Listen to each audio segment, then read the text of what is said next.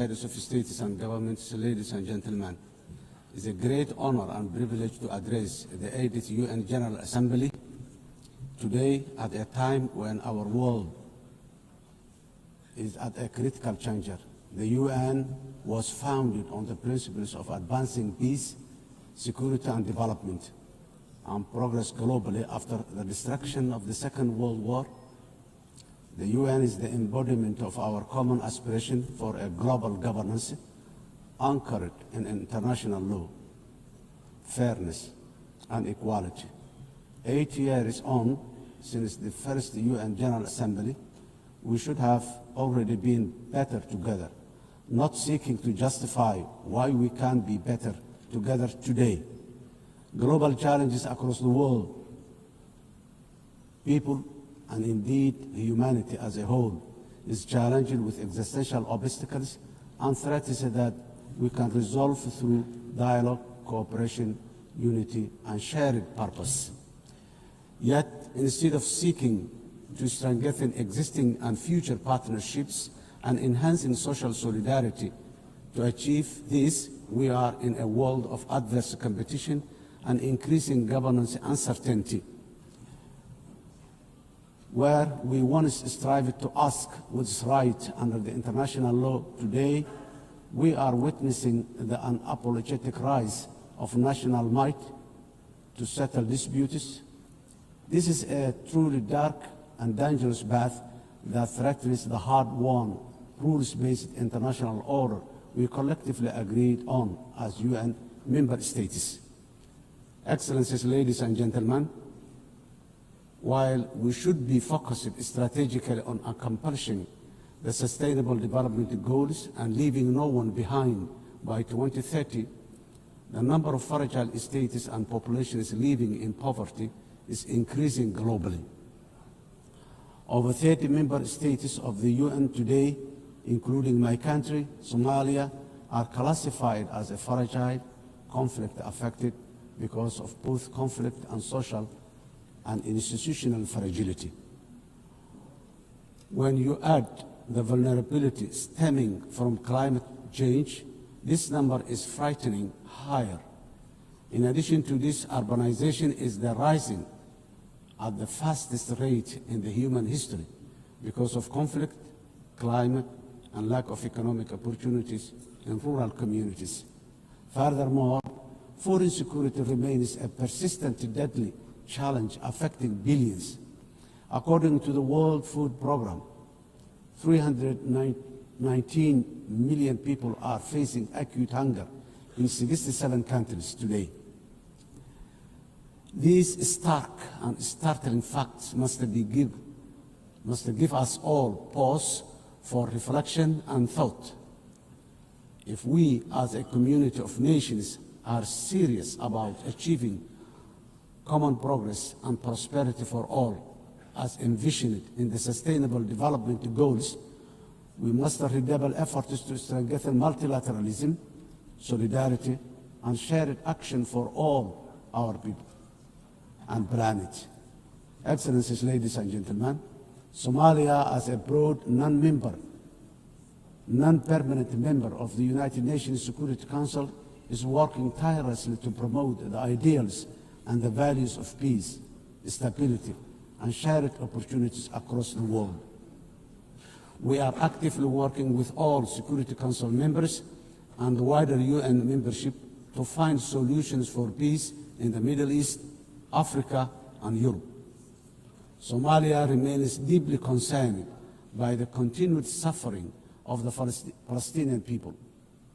The ongoing violence, displacement, and deprivation faced in the occupied territories, including Gaza, demand our collective conscience and urgent action. We call for an immediate and lasting ceasefire, unhindered humanitarian access, and renewed commitment towards the two-state solution as the only viable path for a just and lasting peace in the Middle East today. Somalia Security Council, Excellencies, ladies and gentlemen, Somalia is a unique history of decisively transitioning from conflict to a brighter socio-economic and political and security future. Starting from 2012 is the history of a real national effort supported by truly committed international partners, many of whom are represented in this room today.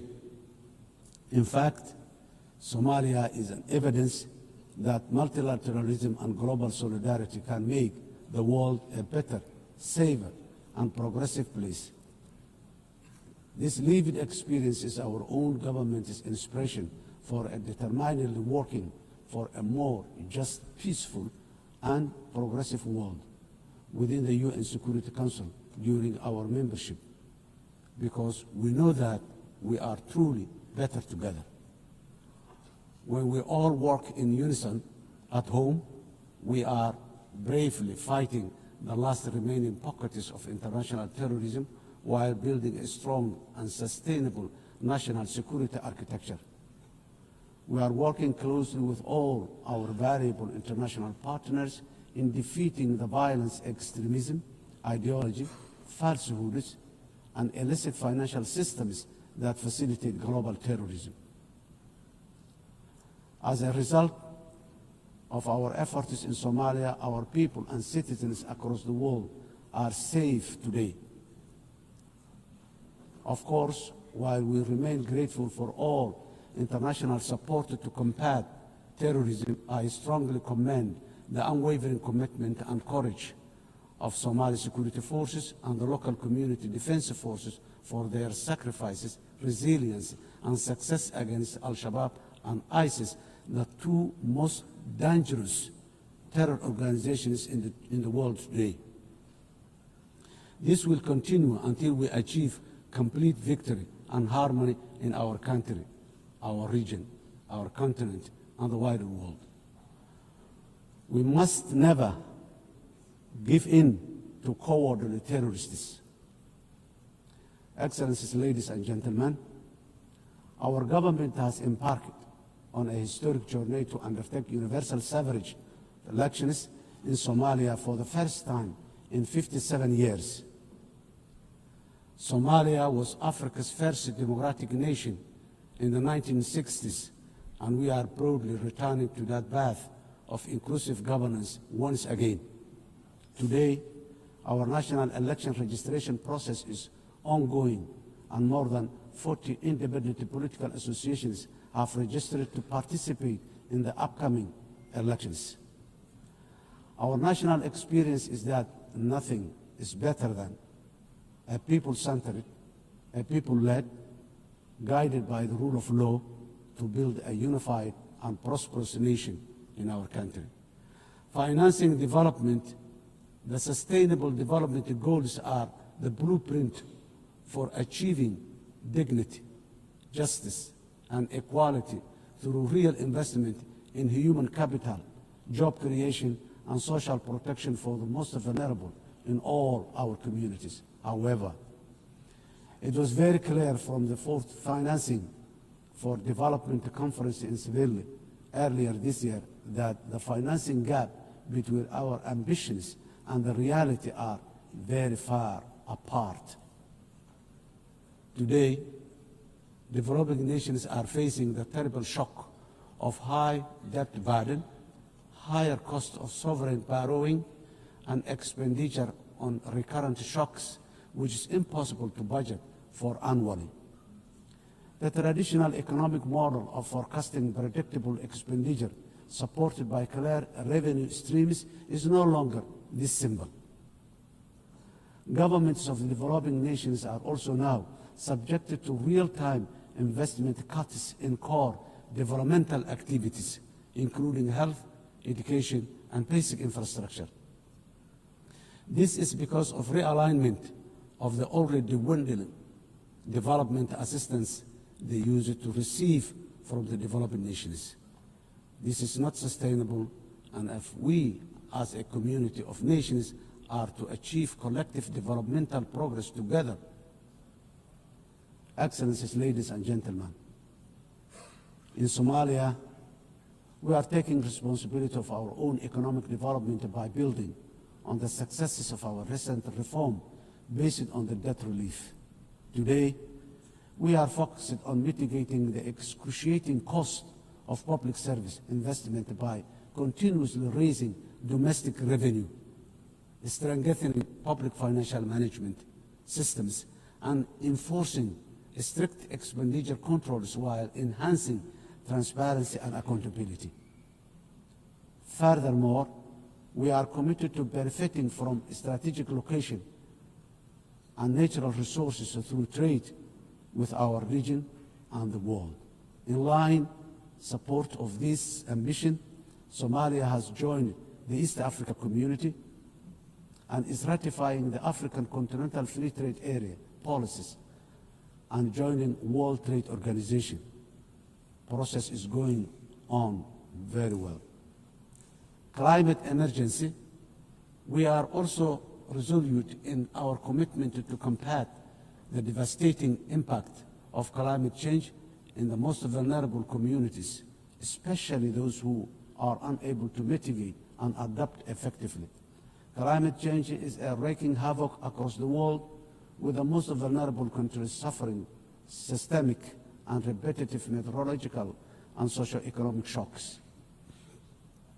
These devastating economies, destroying livelihoods and diverting limited public resources towards mitigating and adaptation responses, which take away from other vital social investment like education and health. The impact of climate change is forcing governments in developing countries, including my own, to make impossible financial trade-offs, which hamper our own aspiration for investing in resilience and development. Around 10% of the developing nations' budgets are diverted to responding to climate change. This needs to be addressed urgently through developed industrialized nations by meeting their financial obligations for climate crisis they continue to exacerbate. The climate crisis that continue to exacerbate. Excellencies, ladies and gentlemen, the resilient Somali people live with the climate crisis every day. For us, climate change is not an abstract. It is a horrible reality of disrupted and destroyed lives. Somalia's contribution contributes almost nothing to global emission, yet we endure some of the harshest consequences.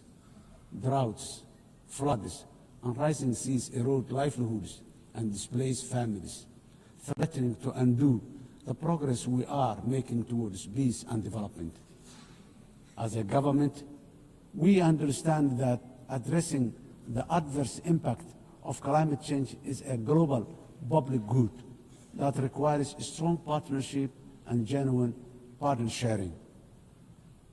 On our part, Somalia has adopted the national climate change policy, updated our national determined contribution, and is preparing its first biennial transparency report.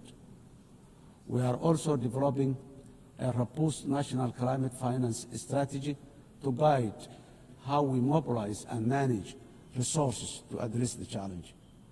To ensure these resources are used effectively, we have established the National Climate Fund, a dedicated institution to channel climate financing transparently and directly to the communities on the ground, to the communities on the ground. We are restoring degraded lands, strengthening water security, and piloting nature-based solutions that protect both people and ecosystems. Despite our efforts, accessing climate finance remains too slow and complex. As our government strengthens its domestic revenue capacity and initiates the process for pre-arranging disaster risk financing, we call for financial support that is accessible, affordable, predictable, and just from the international financing institutions and capital markets. Nations on the front line, like Somalia, cannot be left to face this crisis alone, unsupported by the dominant global financial architecture, which is not fit for the purpose in this age of great challenge. Excellencies, ladies and gentlemen, in conclusion, the 80th anniversary of the UN General Assembly is the best possible opportunity to take stock of our global achievement as far as our common commitments to sustainable development are concerned. We quietly transitioned from the Millennium Development Goals to now the Sustainable Development Goals. Now, I wonder, with the clock rapidly ticking very fast towards 2030, what the next acronyms of our global development aspirations will be. For us, being better together means common ownership, common responsibility, and genuine partner sharing on the global achievement of sustainable development through investment in a resilient and fair future for all. I thank you.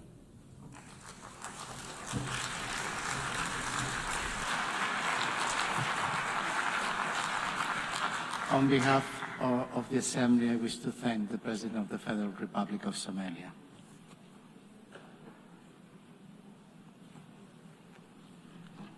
And now the Assembly will hear an address of His Excellency Jakob Mitovic, President of Montenegro. I request protocol to escort His Excellency and invite him to address the Assembly.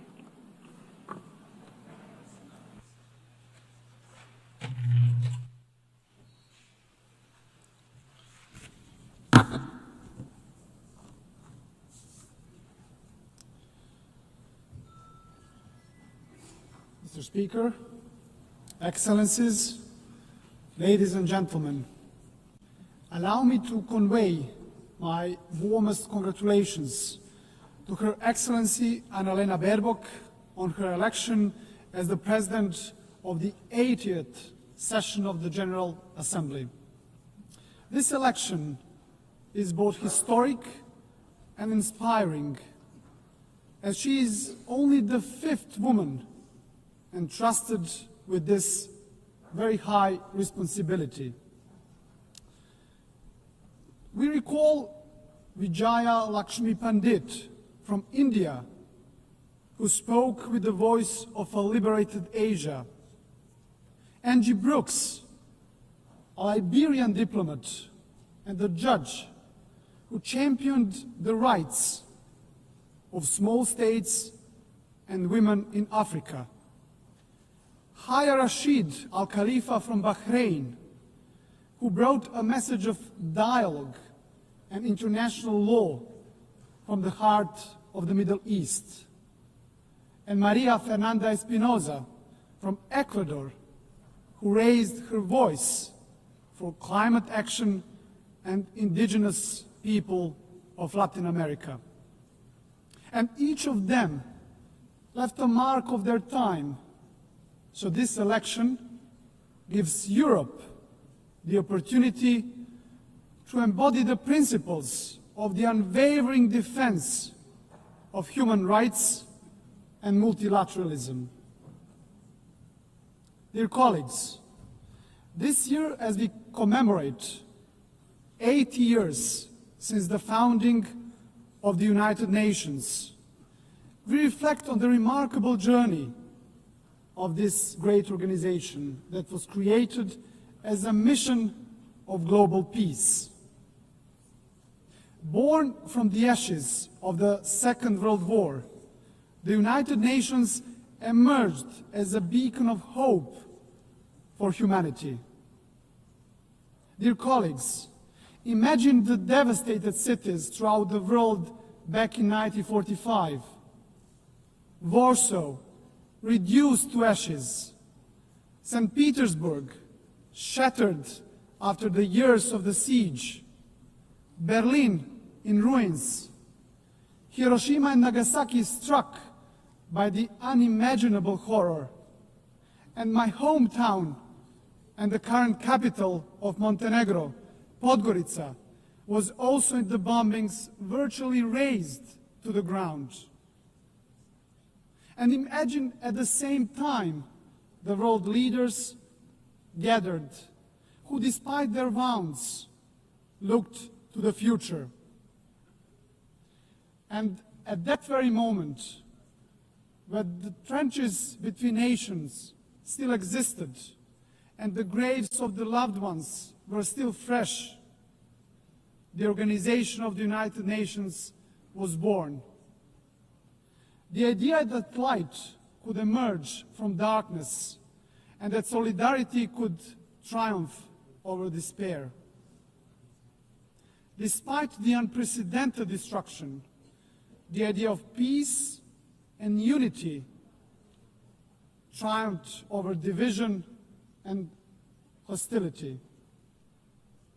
The leaders of that time understood the urgent need for a strong global organization capable of preventing all future wars and fostering cooperation among nations.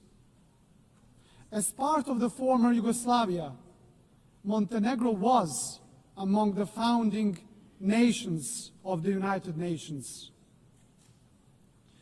We have so far established an international system that promotes peace, upholds rules-based global order, safeguards human rights, and fosters sustainable development.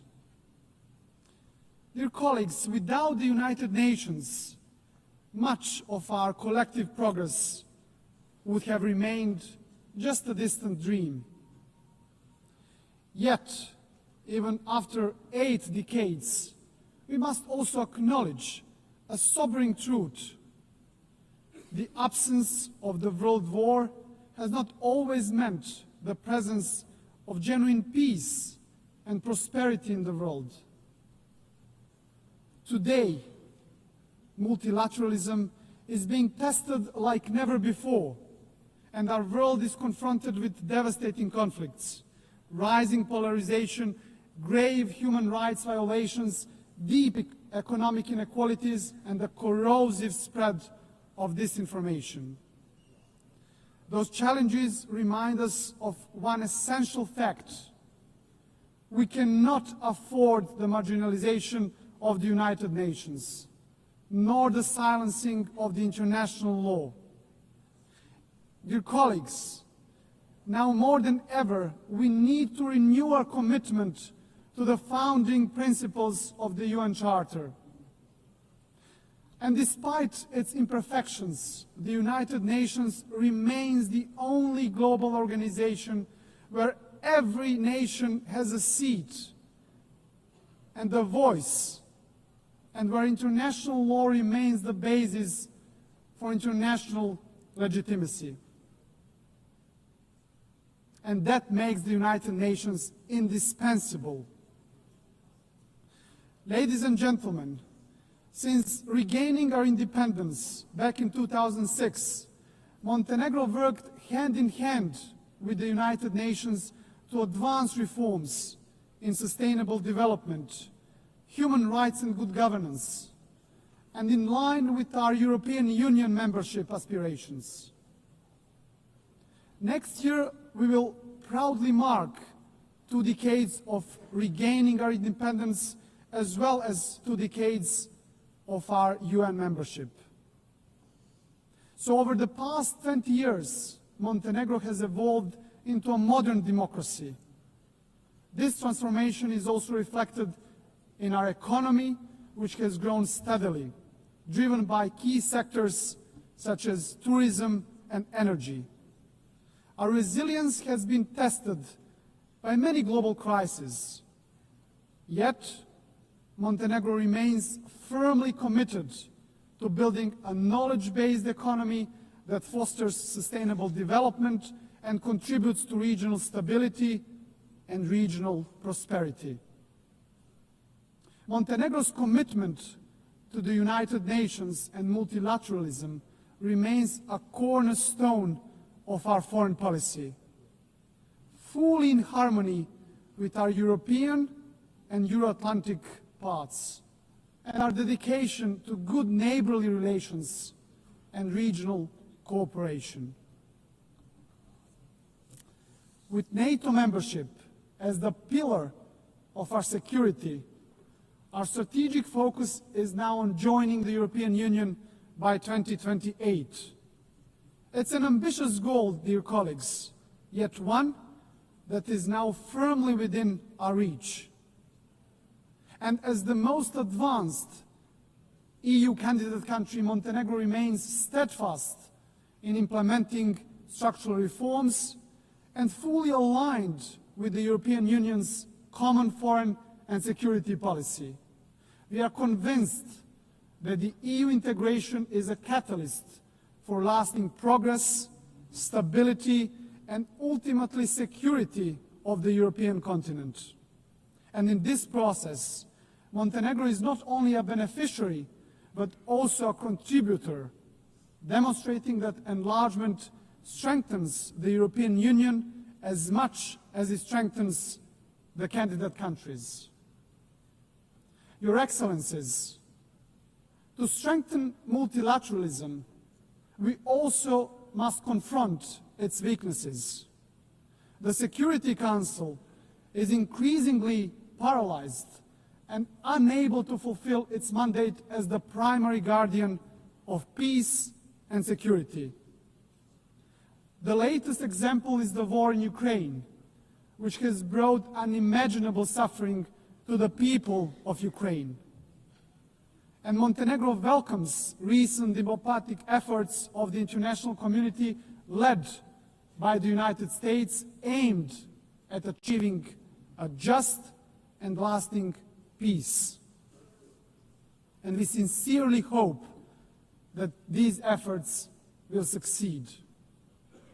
At the same time, Montenegro is deeply concerned about the unfolding humanitarian suffering of the Palestinian people in Gaza.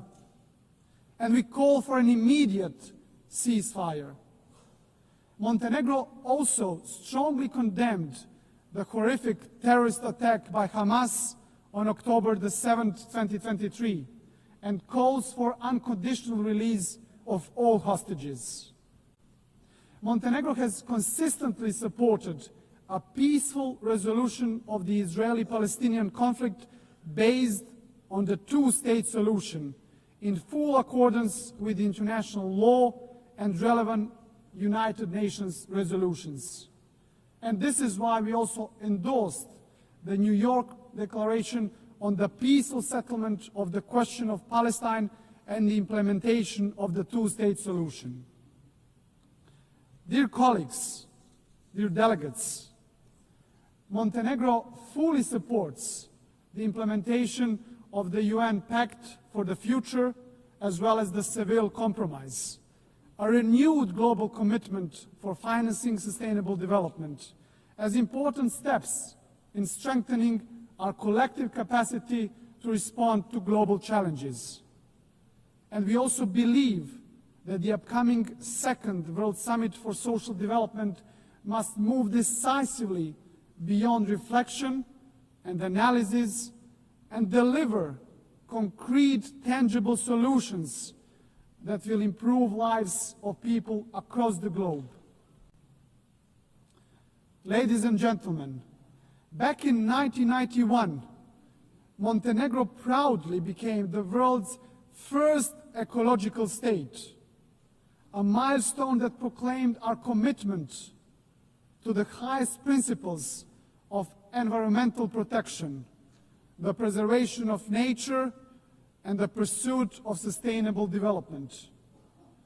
UN Agenda 2030 remains our guiding light for sustainable development, and Montenegro takes pride in being among the first countries in the world to integrate all the SDGs into its national framework almost a decade ago.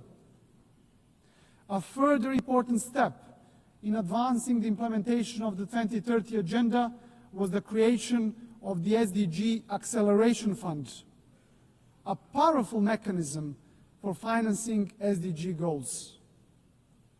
Ladies and gentlemen, for Montenegro, the priority is clear, which is to create conditions that will enable our young people to build their future at home, offering them equal opportunities to thrive. And by insisting on the value of knowledge and ensuring equal access to education, we strive to reduce inequalities and empower our citizens to reach their full potential. Ladies and gentlemen, climate change must be tackled globally and urgently. And it is no longer just warnings from the scientists. It is floods that swallow villages and cities, fires that destroy forests, fields, and homes, and delaying a more decisive action on the international scale means gambling with the lives of those who live today, but also of the future generations. Dear colleagues, rapid technological change, and particularly the rise of the artificial intelligence, must be harnessed in a safe, responsible, and inclusive manner. Technology should be an evolutionary gift to humanity, developed, founded, and guided with social responsibility, serving the greater good.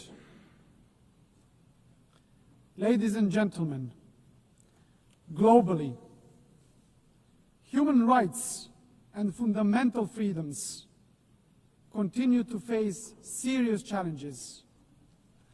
And while significant progress has been achieved in advancing women's rights since the adoption of the Beijing Declaration, much remains to be done. In this regard, Montenegro is fully committed to gender equality. We have harmonized national policies with the best international standards, strengthened our institutions dedicated to the protection of women's rights, and promoted women's leadership in all spheres of our society. Your Excellencies, as we celebrate today 80 years of shared achievements, our collective task is to reform the United Nations and prepare it for the challenges and opportunities of the future. Criticism of the UN reflects not just on the organization itself, but on all of us as member states. For it is we who have created it, who guide it, and who bear responsibility to strengthen it. This is why Montenegro strongly supports the Secretary General's Reform Initiative, UN 80. It must not be seen as a mere bureaucratic exercise, but embraced as a commitment, a solemn commitment that the United Nations of tomorrow will be more agile and more efficient. And at the heart of these efforts must remain the UN's three key pillars: peace and security, sustainable development, and human rights, as the bedrock of all United Nations action. To conclude, dear friends, Montenegro is firm in its conviction that the United Nations must remain the cornerstone of peace, international law must prevail over force, and the rule-based order must be further strengthened. For without these principles, there can be no trust among nations, no true security, and no hope for a just and lasting peace in the world. And let me, at the end, quote the most famous writer from our part of the world and the Nobel Prize laureate, Ivo Andrić, who wrote in his masterpiece, The Bridge on the River Drina, "Of everything that man erects and builds in his urge for living, nothing is, in my eyes, better and more valuable than bridges. They are more important than houses, more sacred than temples, for they belong to all and are equal for everyone. Dear colleagues, this timeless truth reminds us that bridges are not only structures of stone, but structures of peace. It is a dialogue that builds bridges, and it is only through bridges that nations can walk towards peace. So our task is not to be passive heirs of history, but active builders of a better legacy. So let the next 8 years of the United Nations be not years of hesitation, but of courage and solidarity. So guided by these values, Montenegro will continue to build bridges, strengthen dialogue, and work tirelessly towards a future of stability, future of progress, and future of common success, fully aligned with the very spirit and mission of the United Nations. Thank you very much for your attention.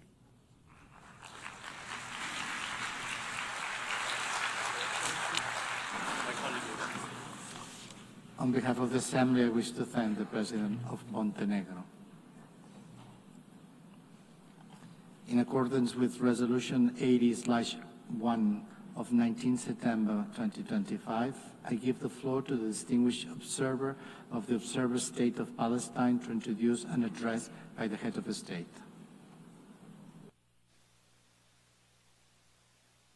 In the name of God, the Merciful, the Compassionate, Her Excellency Annalena Baerbock, President of the General Assembly, His Excellency Antonio Guterres, Secretary General of the United Nations, Your Excellencies, Highnesses, and Heads of Delegations, may the mercy and blessings of God be upon you. I speak to you today after almost 2 years in which our Palestinian people in the Gaza Strip have been facing a war of genocide, destruction, starvation, and displacement waged by the Israeli occupation forces, in which they killed and injured more than 220,000 Palestinians, the majority of whom are unarmed children, women, and the elderly. A war in which they displaced hundreds of thousands and prevented the entry of food and medical supplies and caused the starvation of 2 million Palestinians. They imposed a stifling siege on an entire people and destroyed more than 80% of homes, schools, hospitals, churches, mosques, facilities, and infrastructure. What Israel is carrying out is not merely an aggression. It is a war crime and a crime against humanity that is both documented and monitored, and it will be recorded in history books and the pages of international conscience as one of the most horrific chapters of humanitarian tragedy in the 20th and 21st centuries. In the West Bank, including East Jerusalem, the capital of the State of Palestine, the extremist Israeli government continues to implement its settlement policies through illegal settlement expansion and developing projects for annexing settlements. The latest was the construction plan for E1, which would divide the West Bank into 2 parts and would isolate occupied Jerusalem from its surroundings and would undermine the option of the two-state solution in a blatant violation of international law and relevant Security Council resolutions, specifically Resolution 2334.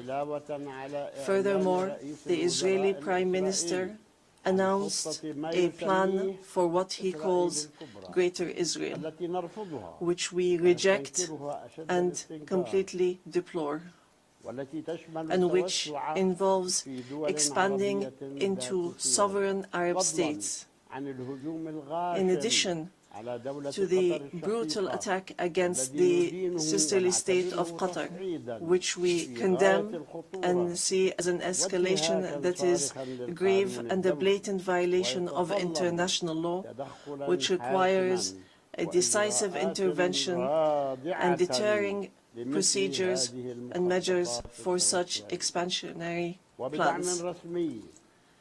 With official support and through increasing facilities, the terrorism of settlers increases. They burn homes and fields, they uproot trees and attack villages and attack unarmed Palestinian civilians. In fact, they killed them in broad daylight under the protection of the Israeli occupation army. Furthermore, the Islamic and Christian religious sites in Jerusalem, Hebron, and Gaza Strip have not been spared the attacks which have damaged the mosques, churches, and cemeteries in a blatant violation of the historic status quo and in a clear violation of the provisions of the international law. Despite all what our people have suffered, we reject what Hamas carried out on the 7th of October. These actions that targeted Israeli civilians and took them hostages, because these actions do not represent the Palestinian people, nor do they represent their just struggle for freedom and independence. We have affirmed and we will continue to affirm that the Gaza Strip is an integral part of the state of Palestine and that we are ready to bear full responsibility for governance and security there. Hamas will not have a role to play in governance. Hamas and other factions will have to hand over their weapons to the Palestinian National Authority as part of a process to build the institutions of one state, one law, and one legal security forces. We reiterate that we do not want an armed state. Ladies and gentlemen, our wounds are deep and our calamity is great. 7 million Palestinians are still living the tragedies of the Nakba and displacement since 1948. Our people in the West Bank, including East Jerusalem and in the Gaza Strip, are still living the tragedies of the Israeli aggression and occupation for decades.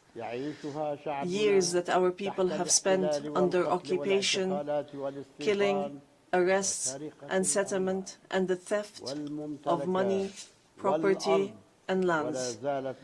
And this still continues without any deterrent or accountability. Years of oppression, deprivation, and the protection for the occupier, and enabling the occupier instead of protecting the people under the occupation, and more violations of the rights of our Palestinian people to self-determination, to freedom, dignity, independence, and sovereignty on the land of the occupied state, on the land of the state of Palestine occupied since 1967, including East Jerusalem. More than 1,000 resolutions at the United Nations, not one of them was implemented. There have been many efforts, many international initiatives without reaching an end to this tragic situation that the Palestinian people are living under the yoke of occupation. In 1993, we signed the Oslo Accords, and we adhered to all its items, and we recognized the state of Israel. Israel, at the time, recognized the Palestine Liberation Organization as the sole legitimate representative of the Palestinian people. Based on that, we restructured our institutions and we amended our national charter, and we rejected violence and terrorism, and we adopted a culture of peace. We made all our efforts to build the institutions of a modern Palestinian state that lives side by side in peace and security with Israel. But Israel did not adhere to the signed agreements and has worked systematically on undermining them. Ladies and gentlemen, just 3 days ago, we met at a high-level international conference in New York under the joint chairmanship of France and the Kingdom of Saudi Arabia, with wide-scale international presence and united positions that expressed a genuine international will to put an end to this historic conflict by recognizing the state of Palestine, ending the occupation, and returning hope to both the Palestinian and Israeli people. And here I would like to, on behalf of the Palestinian people, to express our gratitude and appreciation to all the states that recently recognized the state of Palestine and those that intend to recognize the state of Palestine soon. We urge all the states that have not done so yet to recognize the state of Palestine. We call on supporting Palestine obtaining full membership in the United Nations. It should be noted that we have already recognized Israel's right to exist in 1988 and in 1993. And we still recognize this right. In this regard, we would like to thank France, the UK, Canada, Australia, Belgium, Portugal, Luxembourg, Malta, Monaco, San Marino, Andorra, and Denmark for their recognition of the state of Palestine. We would like to thank all 149 states which had previously recognized the state of Palestine. Our people will not forget this noble position. We would also like to commend the role of the chairmanship of this conference, the Kingdom of Saudi Arabia and France, and also the United Kingdom. We would also like to thank all the states that headed the various working groups and those which participated and continue to participate in the International Alliance for Peace. We would also like to thank the states that are supporting our efforts to stop the genocide and the occupation and achieve peace.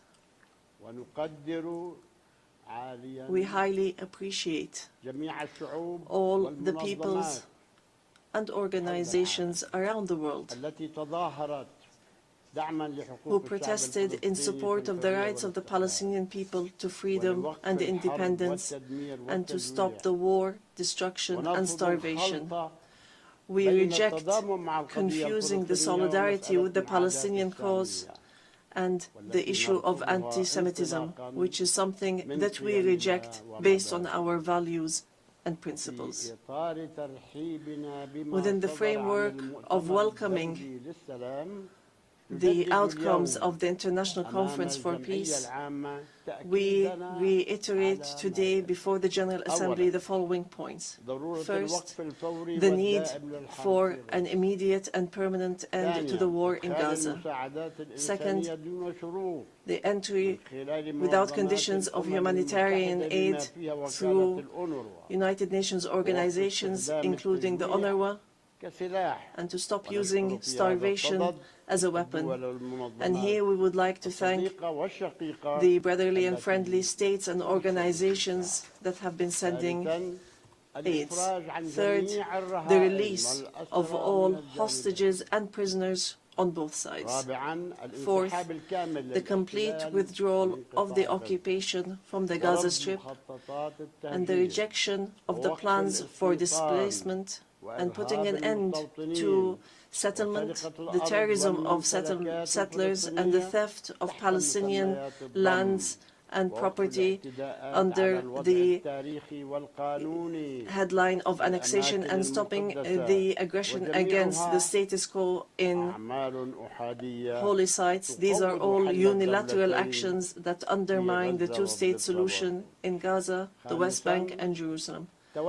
Fifth, the state of Palestine should take their full responsibility, starting with the Administrative Committee for the Gaza Strip, which is chaired by a minister in the Palestinian government, to manage the affairs of the Gaza Strip for a temporary period, and then to connect that with the West Bank, all through Arab and international support, and with Arab and international presence to protect civilians in Gaza and support the Palestinian forces under the umbrella of the United Nations, rather than being a replacement.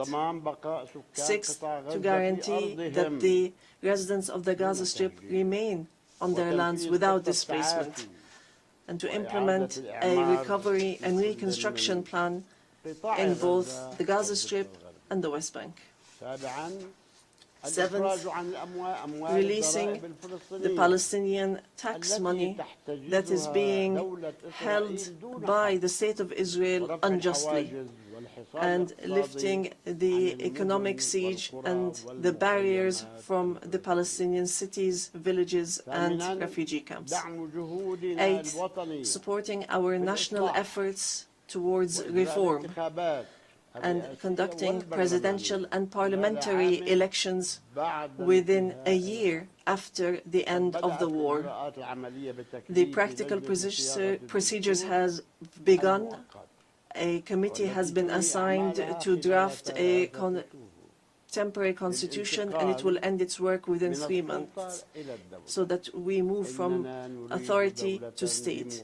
We want a modern and democratic state that abides by international law, the rule of law, and multilateralism, and the peaceful transition of power.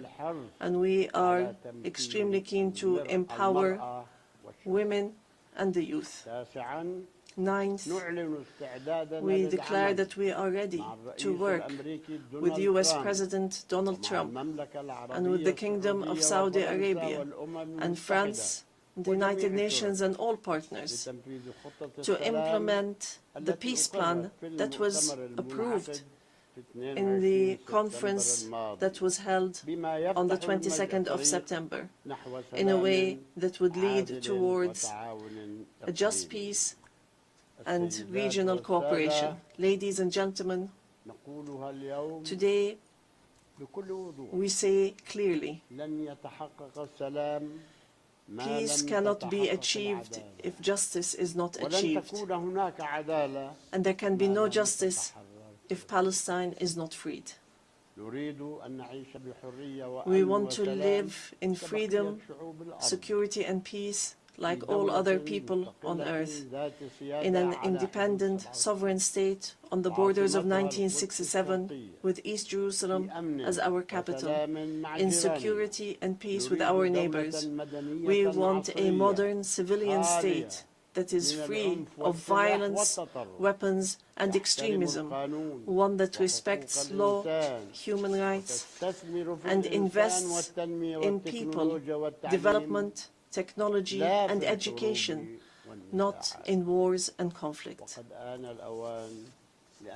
The time has come for the international community to do right by the Palestinian people, so that they may obtain their legitimate rights to be rid of the occupation and to not remain a hostage to the temperament of Israeli politics, which denies our rights and continue in their injustice, oppression, and aggression. We are continuing to move forward, and we will continue our peaceful, legal, and diplomatic fight to obtain our rights.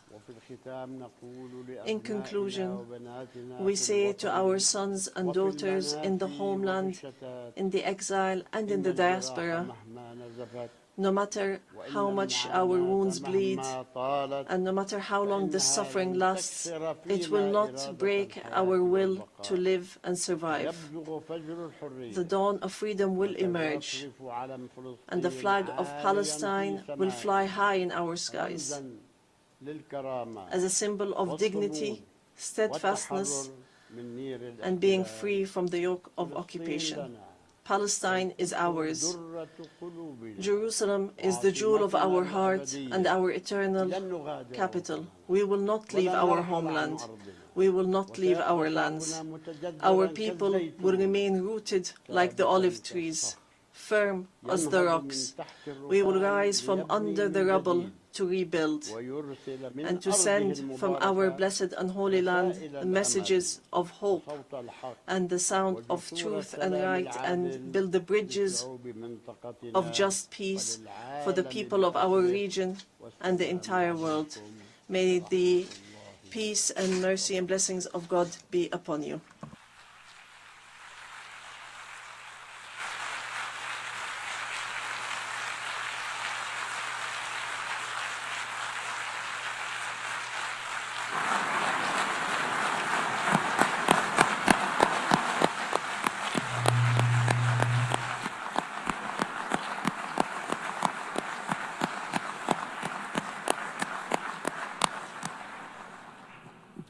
On behalf of the Assembly, I wish to thank His Excellency Mahmoud Abbas, President of the State of Palestine.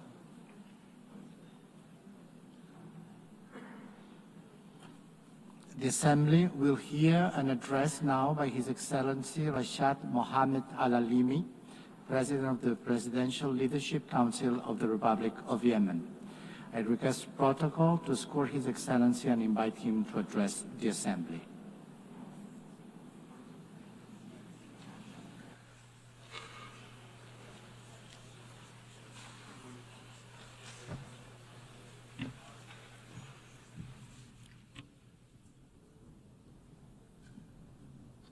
In the name of God, most gracious, most merciful.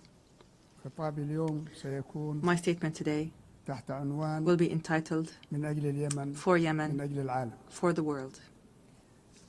Your Majesties, Your Excellencies, Your Highnesses, Madam President of the General Assembly of the United Nations, Mr. Secretary General, ladies and gentlemen, distinguished delegates.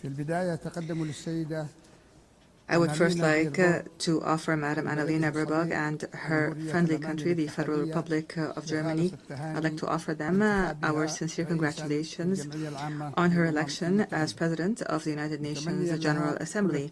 I wish her success in leading this session, which we attach great importance to as under the slogan Better Together for Peace, Development and Human Rights. I would also like to commend the efforts of the Secretary General of the United Nations, Mr. Antonio Guterres.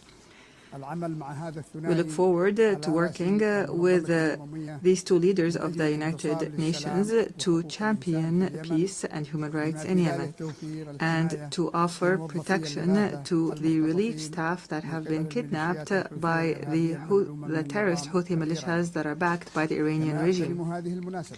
I also take this opportunity to offer our sincere congratulations to our great Yemeni people who tonight are celebrating the anniversary of the overthrow of the racist Imamate regime 63 years ago and the birth of the republic that is based on the principles of liberty, justice, and abolishing differences and class discrimination and encouraging the participation of women and guaranteeing rights and liberties. Ladies and gentlemen, Within this organization, which was built in the aftermath of a horrific war, humanity 8 decades ago pledged that no people would be left alone to face dictatorship or chaos or famine without the backing of the international community. You pledged, and we pledged along, that this organization will safeguard human dignity and the rights of peoples to live in dignity, security, development, and peace. And today, after all these years have passed, we pose to you the same hateful question from the Yemeni people, whether these values and principles continue to exist or not, or else what would it mean for our country to be left hostage to the Iranian regime's expansionist schemes and its militias that use hunger as a weapon, religion as a tool, and maritime passages as a means of blackmail? What does it mean for this country with an ancient history to become one of the most dangerous hotspots of terrorism, cross-border terrorism in the world? Therefore, we are here today not simply to speak of the epic confrontation of the Yemeni people against the most violent and arrogant of terrorist organizations at all. Rather, we are here to build on what was achieved and to call on the world once again to take action and not simply to take note, and to achieve the salvation that we have promised our people, not simply a repetition of statements of the past. Ladies and gentlemen, Yemen today is not simply a domestic crisis. Rather, it is a test of the credibility of the international organization. After a decade has passed to the coup that was orchestrated by the Houthi militias, supported by the Iranian regime, against the national consensus, our people are living one of the gravest humanitarian crises, facing security threats that transcend our borders and spread to the region and the entire world. The Houthi militias are no longer a rebel group in a remote area in the country. Rather, the Houthi militias are an international terrorist organization armed to the teeth with an advanced Iranian arsenal, including ballistic missiles and drones and booby-trapped boats and sea mines and fissile projectiles and other qualitative weapons that are internationally banned. In addition, this outlaw group supports networks that smuggle drugs and utilize new technologies to disrupt communications and guidance systems in an attempt to transform Yemen into a laboratory to experiment with the weapons of its supporters. These are not simply tools of war. Rather, this is a scheme to redraw the map of Iranian influence in the region. And those who are lenient with this group today must imagine how tomorrow will be when the Red Sea and maritime passengers fall prey permanently to this terrorism. Therefore, ladies and gentlemen, the past years have proven that the policy of conflict management, by offering more incentives, has only brought more disaster and destruction. Moreover, the policy of containment has given the Houthi militias the time and the resources to further expand its arsenal. The United Nations was unable to protect its own staff who were kidnapped in Sana'a, unable to protect the oil installations and the commercial ships. It has become clear that the peace we seek cannot be asked for, but must be imposed by force. Ladies and gentlemen, it has become incumbent upon the world today to reconsider its position on the Yemeni situation. On the one side, there is a widespread national front that believes in international legitimacy and adopts the values of partnership and democracy and maintains local diversity and popular participation and works on building the institutions of the state. This is the front that I represent today, myself and my brothers, the members of the Presidential Council and the government, which is a member of the United Nations and represents all Yemenis, men and women alike. In return, we have an exclusionary, sectarian, fascist organization that does not believe in the principles of international legitimacy and which conducts cross-border terrorism and adopts an authoritarian theocracy that is opposed to human rights, which is embodied by the Houthis and their supporters. Unfortunately, the disregard by many of the essence of the Yemeni crisis has encouraged the Houthi militias to go further in threatening peace regionally and internationally and targeting energy sources and maritime passages and even kidnapping and abusing United Nations staff. Ladies and gentlemen, I have spoken to you from this podium in the past. And at the time, I asserted that the government of the Republic of Yemen is always ready to embrace a comprehensive peace, even if that includes making painful concessions, as long as they come in the interest of the Yemeni people. However, and after our efforts to maintain peace have failed, it has become necessary to move collectively and firmly to impose peace. Therefore, I call on you today to form an effective international coalition to restore security and stability to Yemen, a coalition that would rebuild the institutions of the state and would liberate the country from the clutches of the militias and all forms of terrorist groups. Ladies and gentlemen, the United Nations General Assembly, in its 80th session, seems to be in dire need to prove to its members that international law is not simply a myth, and that the rules-based international order is not simply a selective call. Yemen and Gaza, in this context, are the moral testing ground of this important organization. They are the place where we can definitely confirm that the might of right is still able to confront the right of might. And here, the Palestinian cause lies in the heart of this issue as a wound that continues to bleed, and the central cause of the Arab people, which is now also witnessing an important transformation to the overwhelming recognition of an independent state. And here we would like to express our sincere gratitude to our brothers and sisters in the Kingdom of Saudi Arabia for their efforts, along with their French partners, to achieve these unprecedented political gains. We'd also like to confirm here our full support for the Palestinian Authority and the two-state solution in accordance with international legitimacy resolutions and the Arab Peace Initiative, and we call upon the rest of the member states to recognize Palestine and to support the rights of its people and their dignity. And at the same time, we reiterate our rejection of the use by outlaw militias of this just cause that has as a trading card, which has only brought Palestine more isolation and destruction. Your Majesties, Excellencies, and Highnesses, in the midst of this suffering of the Yemeni people that has lasted for 11 years, our brethren have not left us alone, namely the Kingdom of Saudi Arabia, the United Arab Emirates, who have not only worked to protect the Yemeni state from collapse, but for the entire region from falling into the clutches of the Iranian scheme.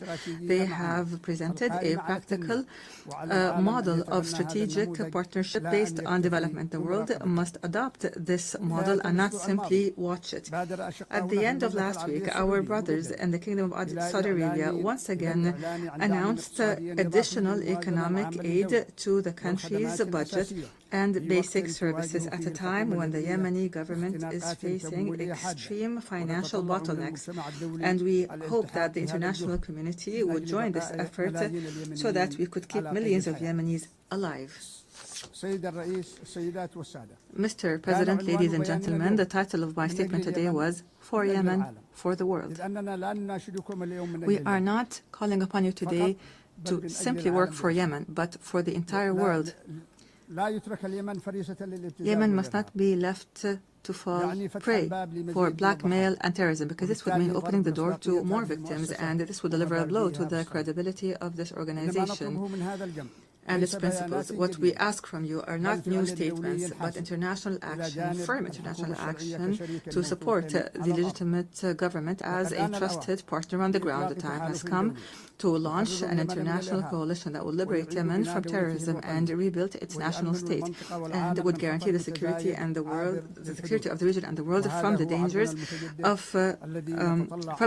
of cross-border terrorism. And this is what we call for, to regain sovereignty in our country and put an end to the chapter of militias once and for all. I thank you, and peace and God's blessings be upon you.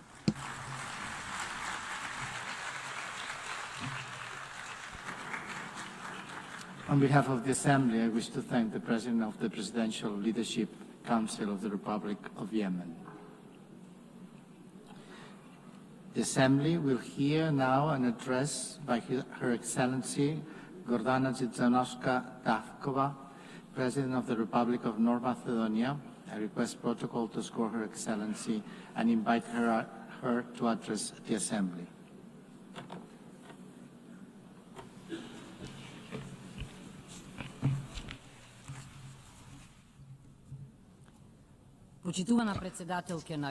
Honorable Member President of the United Nations General Assembly, Annalena Baerbock, Distinguished Secretary General of the United Nations, Mr. Guterres, esteemed Excellencies, ladies and gentlemen.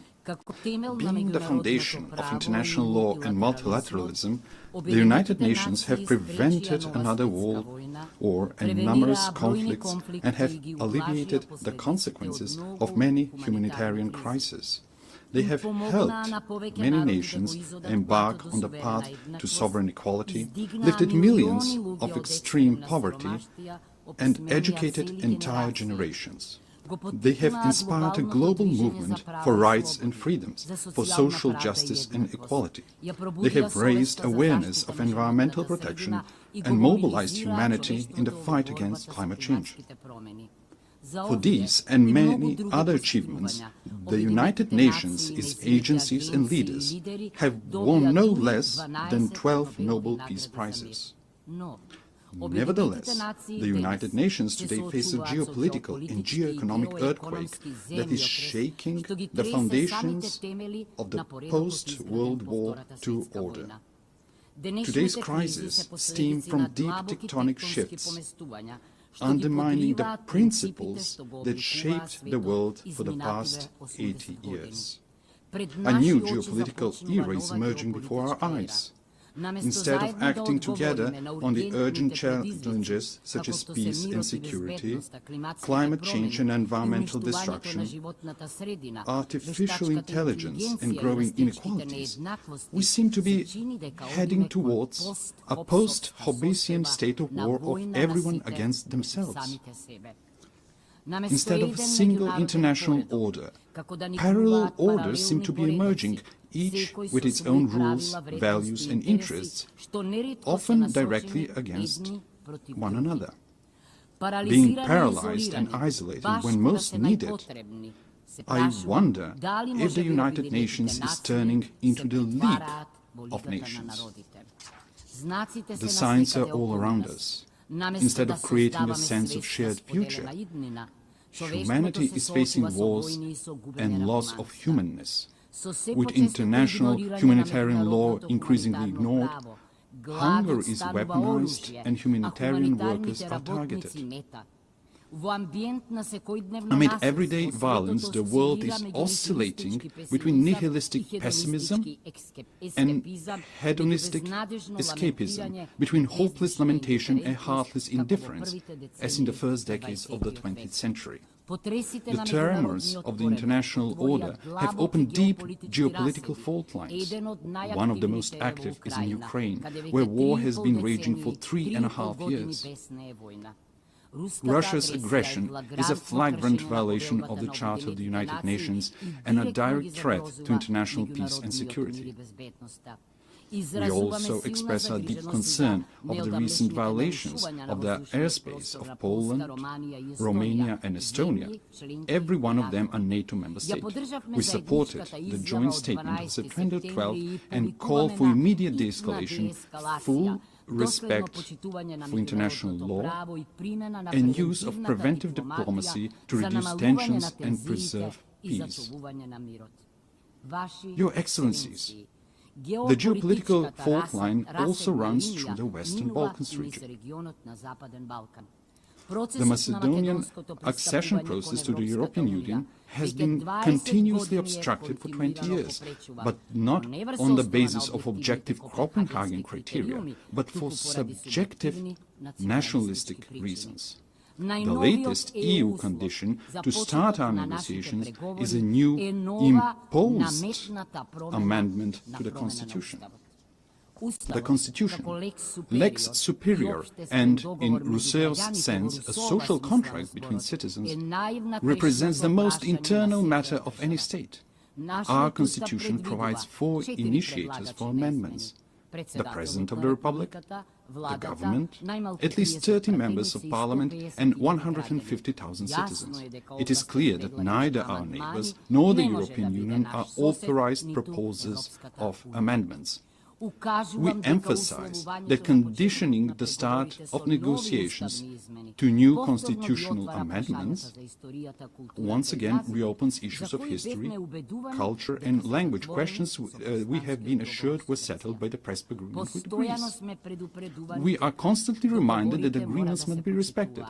Pacta sunt servanda.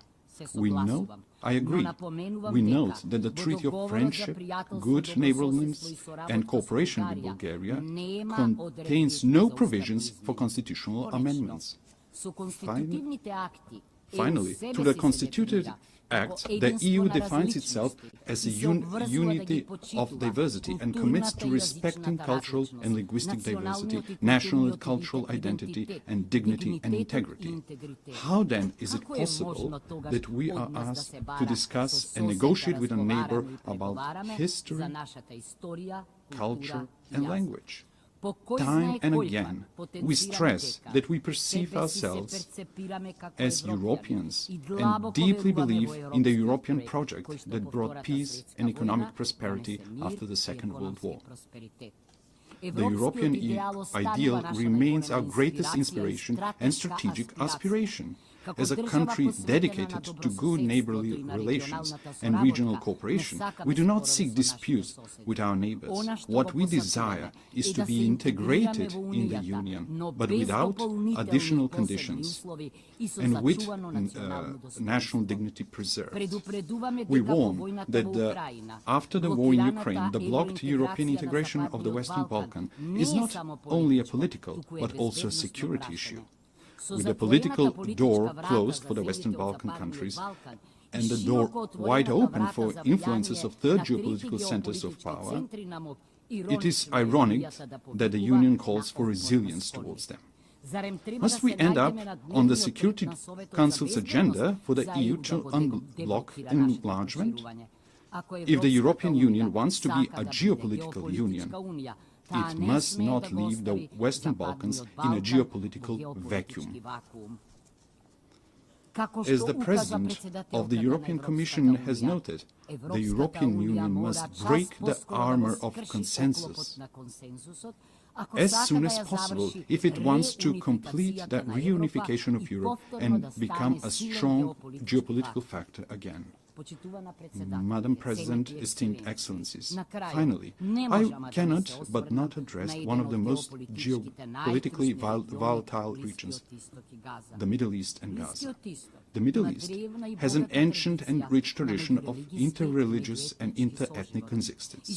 History has shown that diversity, when respected, can be a source of cultural enrichment and long-term peace. But also history teaches that violence, regardless of its origin, deepens divisions, prolongs human suffering, and distances the parties from a just and comprehensive solution. We are convinced that sustainable peace in the Middle East can only be achieved through dialogue and diplomacy, in accord with international law. The inviolability of human life and dignity must be respected, even in times of war, in accord with international humanitarian law. In that spirit, we reaffirm our support for international efforts aimed at de-escalation, inclusive dialogue, and direct negotiations. Esteemed Excellencies, these geopolitical fault lines and tensions point unequivocally to the following. Without multilateral institutions and procedures, without international law and principles that would tame the strong and protect the weak, we will reenact the Thucydides Melian dialogue, with the strong doing what they can and the weak what they must. Consider how repeated violations of the United Nations Charter were tolerated, clearing the path for new ones. Remember the General Assembly resolutions left unenforced, the International Court of Justice's judgments disregarded and its opinions ignored, and the peace initiatives obstructed in the Security Council. Facing with the dysfunction of the current international order, some realists advise forgetting international treaties and conventions as a needless burden and seeking shelter in regional blocs and alliances. For them, the fastest and best way to resolve crisis is outside the United Nations without a Security Council mandate. However, departing from universal principles and mechanisms in favor of pragmatic opportunism and reaching for ad hoc measures pushes us towards an uncertain future of growing geopolitical and geoeconomic competition and even confrontation in the race for resources.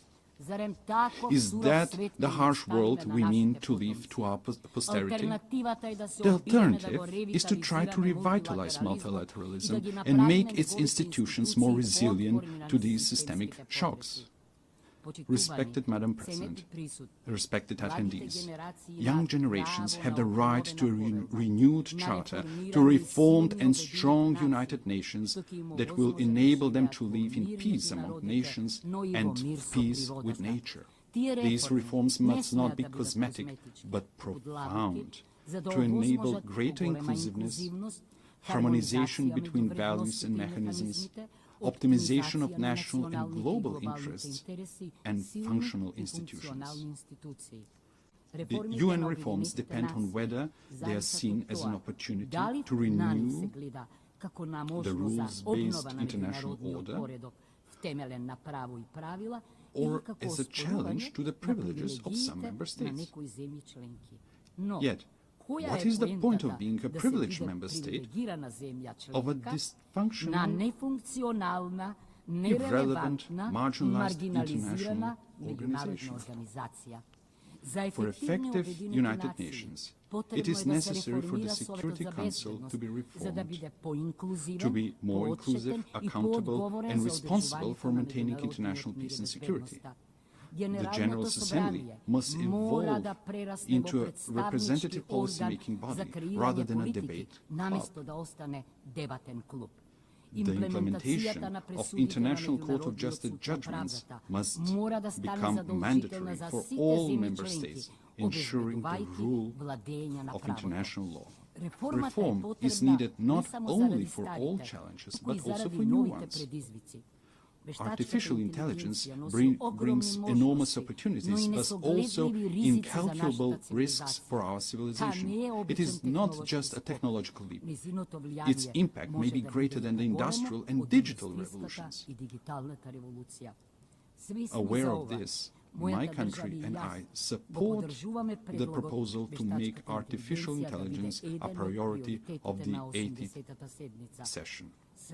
Next year, we will elect a new Secretary General of the United Nations. We need a person with leadership skills, with rich diplomatic experience, and ability to bring differences and build consensus, but also deeply humane and committed to the vulnerable. The next top diplomat of the world must possess knowledge, patience, and tact. After 80 years, it is high time for a woman to be a Secretary General of the United Nations. In a world dominated by strong men, often with weapons, we need strong women with wisdom and empathy. I believe that women, who are, along with their children, are the greatest and most numerous victims of wars, have an inalienable right and obligation to prevent them. The anarchic international order is a threat to all, but especially to small states. It is natural for small and medium-sized states to be the greatest supporters of the United Nations reforms. Distinguished Excellencies, let me share with you what we are doing in this regard. We supported the adoption of the Pact for the Future as a new global social contract. Living in one of the most climate-vulnerable regions in the world, the Mediterranean, Macedonian citizens are already experiencing the consequences of the climate crisis, such as extreme weather conditions. That is why we supported the implementation of the Paris Agreement at COP29 in Baku. We supported the Sevilla commitment on financing for development and integrated the Sustainable Development Goals in our National Development Strategy 2024-2044. At the third UN Ocean Conference in Nice, we committed to strong international ocean governance supporting the action plan. We are making great efforts to promote women's leadership and the implementation of the agenda on women, peace and security. We signed the new 2026-2030 framework for cooperation with the United Nations to ensure inclusive social and human development, sustainable economies and decent work, resilient and green societies and ecosystems, the rule of law and good governance. Esteemed Excellencies, we are standing in front of a great test. Either we will guarantee an international order based on visionary principles, or we will rush towards a catastrophe of unimaginable proportions for humanity. Former Secretary General Dag Hammarskjöld reminded us that the United Nations was not created in order to bring us to heaven, but in order to save us from hell. We should recognize the United Nations for what it is, an admittedly imperfect but indispensable instrument of nations in working for peaceful evolution towards a more just and secure world order. Let's give them that chance. Thank you.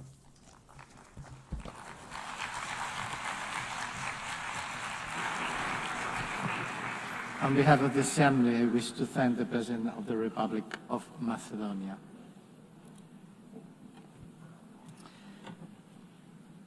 L'Assemblée va entendre l'allocution de son Excellence, Monsieur Anthony Frank Laurent Saint-Cyr, Président du Conseil présidentiel de transition de la République d'Haïti. J'ai pris le protocole de vouloir l'accompagner. His Excellency, and I invite him to speak before the Assembly.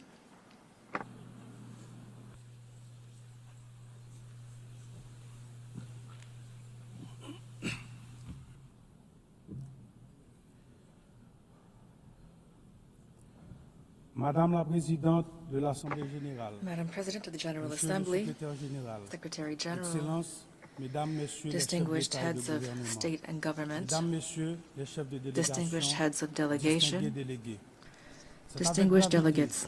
It's with a sense of gravity and a great deal of hope that I convey the voice of Haiti and the greetings of a dignified and resilient people, which, despite hardships, is claiming for itself and for all of humanity three universal promises: development, respect for human dignity, and peace.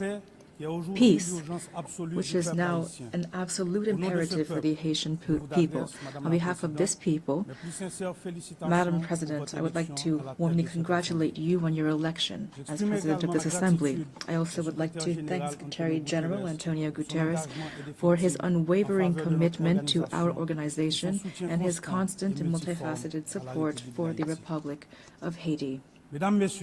Ladies and gentlemen, the theme of this session, Better Together, 80 Years and More for Peace, Development, and Human Rights, honors the outstanding work carried out over the past decades. It also recalls the importance of remaining unified and resilient in the face of the unprecedented crises threatening the future of the planet, as well as international peace and security. Today, hunger is threatening millions of lives. Armed conflicts are multiplying and extreme poverty is deepening, causing forced migrations that jeopardize international stability and that put the solidarity between nations to the test. In addition to these challenges, we also are dealing with climate change, a rise of terrorism, mass atrocities, transnational crime, the erosion of human rights, and disinformation. We cannot turn a blind eye to the urgent need to strengthen our healthcare systems, to ensure just energy transition, and to promote gender equality and youth inclusion.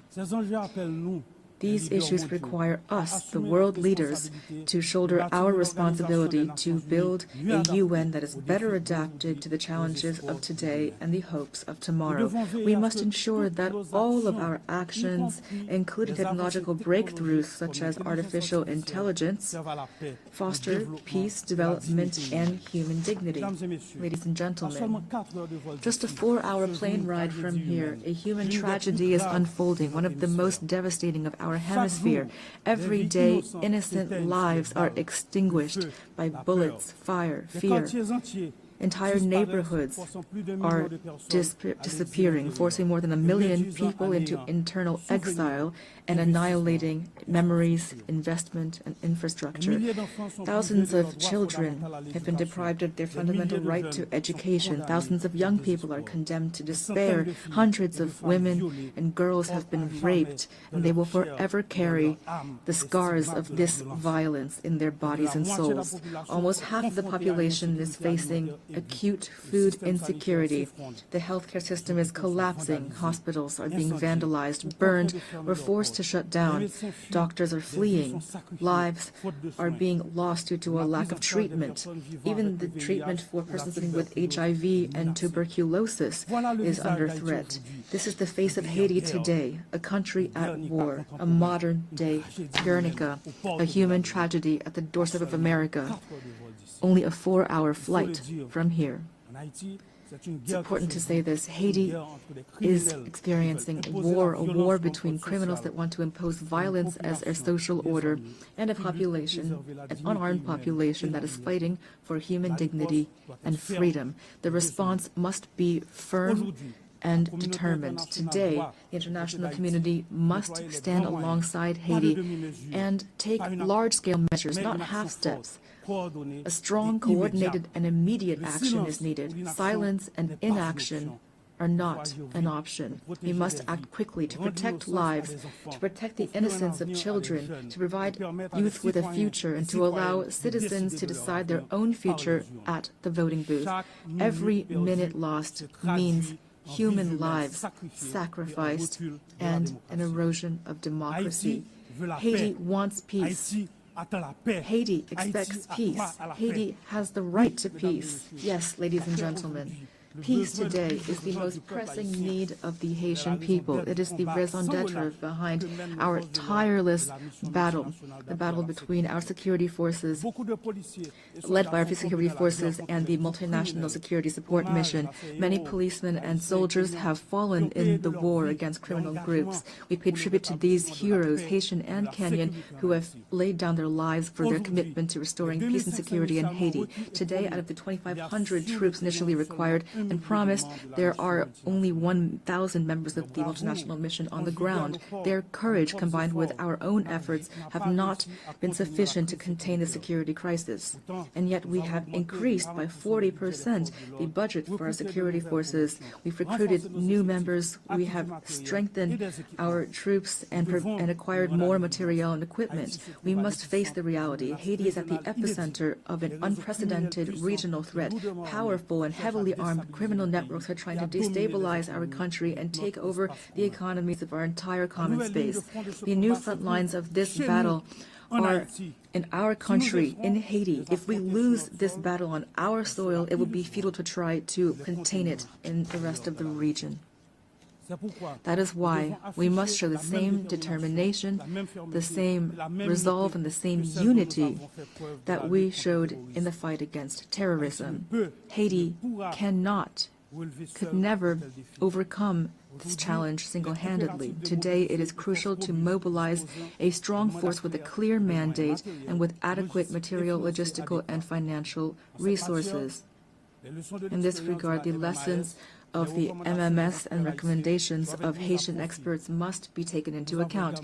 We also need heightened international cooperation based on intelligence sharing and on rigorous border control to curb the flow of arms, ammunition, drugs, and financing toward these gangs. Peace cannot be restored unless our regional partners take concrete measures to ensure their territories do not serve as a starting point or a transit hub for for this kind of trafficking. Approaches that failed yesterday will not save Haiti today. It is critical to listen to the voice of the Haitian people, to try new solutions that are stronger and more adapted to the realities on the ground. In this regard, we fully support the efforts made to transform the multinational security support mission. We also call for solidarity from the entire international community, especially for the commitment of members of the Security Council for a vote in favor of the resolution establishing a gang suppression force. That is why I would like to express on behalf of the Haitian people my profound gratitude to the United States and to Panama for this initiative, the implementation of which will mark a turning point in our fight against insecurity, which is suffocating our nation. I thank the administration of President Trump for the efforts made to provide support and resources in our common fight against the gangs, these enemies that are threatening both Haiti and the entire region. Today, the complexity of the Haitian crisis cannot serve as a pretext for endless talk, for drawn-out negotiations, or for stalemates caused by geopolitical considerations. Every day that we hesitate, criminal groups benefit. We urgently need to be proactive, to transcend divisions, to act together, to promote the values that bring us together, peace and human dignity. Haiti would welcome the holding of a high-level meeting to overcome obstacles and to make tangible progress. In this regard, we welcome the countries of the region and thank them for their constant support, especially through declarations in various regional organizations, including the Organization of American States and CARICOM. We appreciate their support and advocacy with partners in the Security Council for a real solution to the security crisis in Haiti. We also pay tribute to all of those states which during previous crises stood by our side and express the hope to be able to count once again on their commitment. Together, we can and we must resolve this crisis which has lasted for too long already.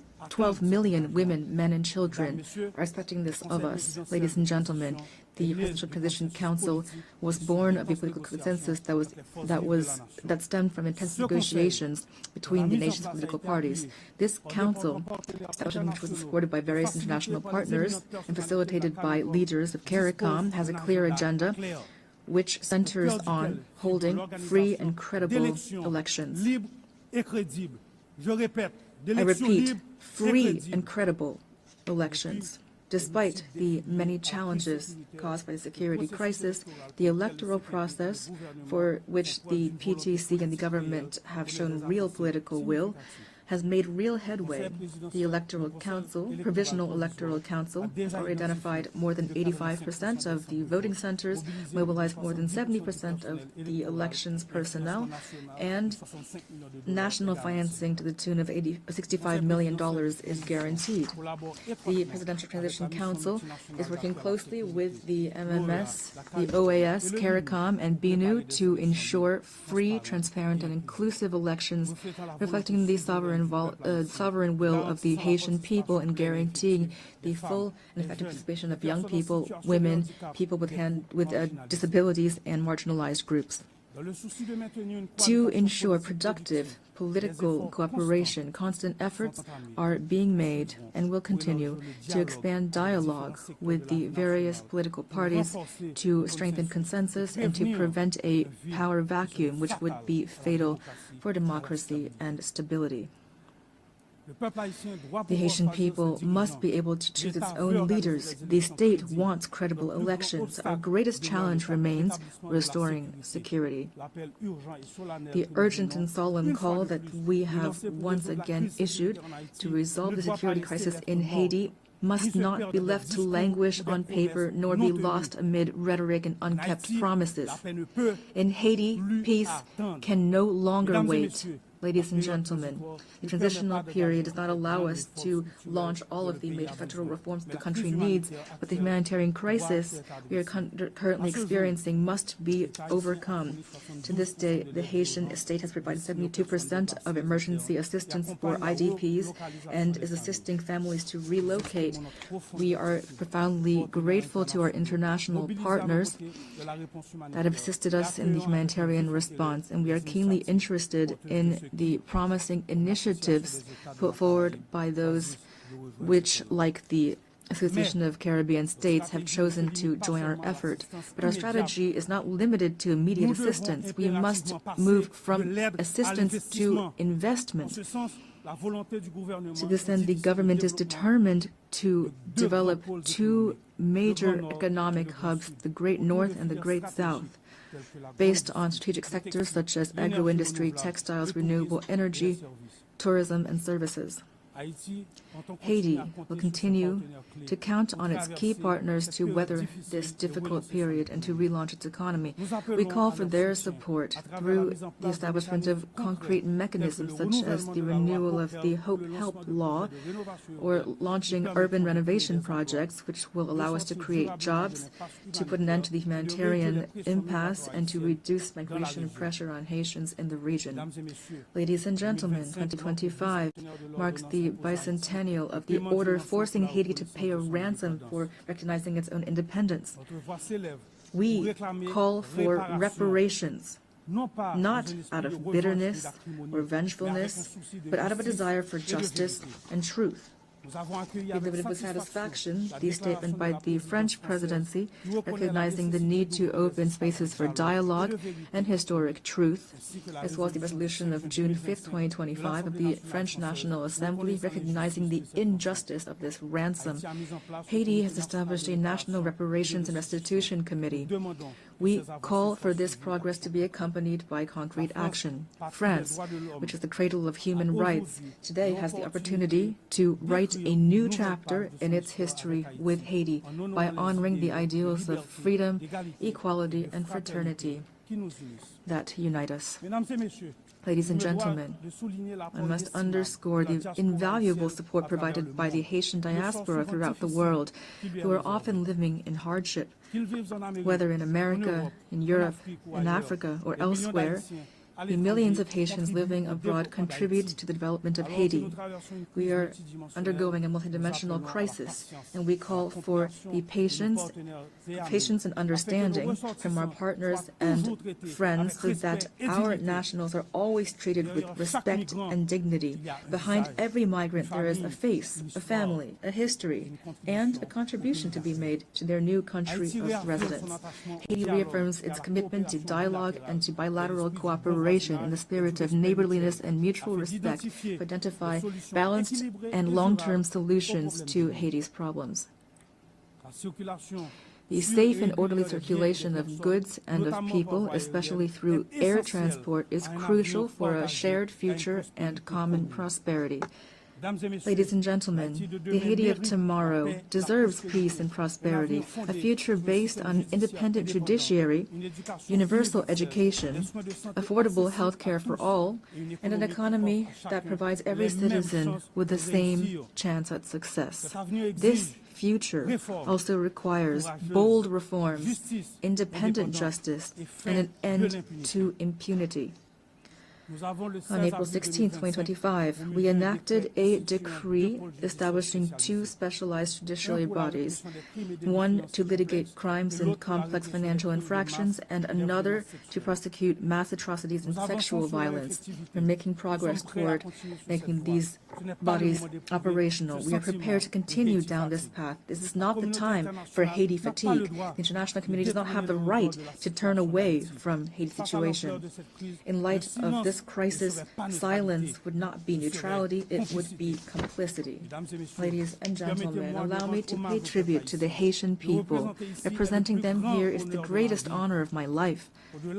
Beyond my functions as president of the Presidential Transition Council of Haiti, I am a real, active Haitian citizen with a profound love for my homeland, a land of freedom and dignity, a land of courage and talent. Haiti is not not a nation that has given up. We are a great people, a people that stands together, men and women who have sacrificed for their homeland and for humanity. Haiti is not a playground for armed criminals. Rather, it is a nation on its feet, comprised of dignified, resilient families who every day, despite terrible adversity, are fighting for a better future. I pay tribute to my fellow countrymen and women who are, without a doubt, among the most resilient people on earth. They deserve better. Giving them new hope is my only mission, and that is why now I call upon you to stand side by side with Haiti. We must build peace in Haiti, for the Caribbean, for the Americas, for all of humanity. Thank you.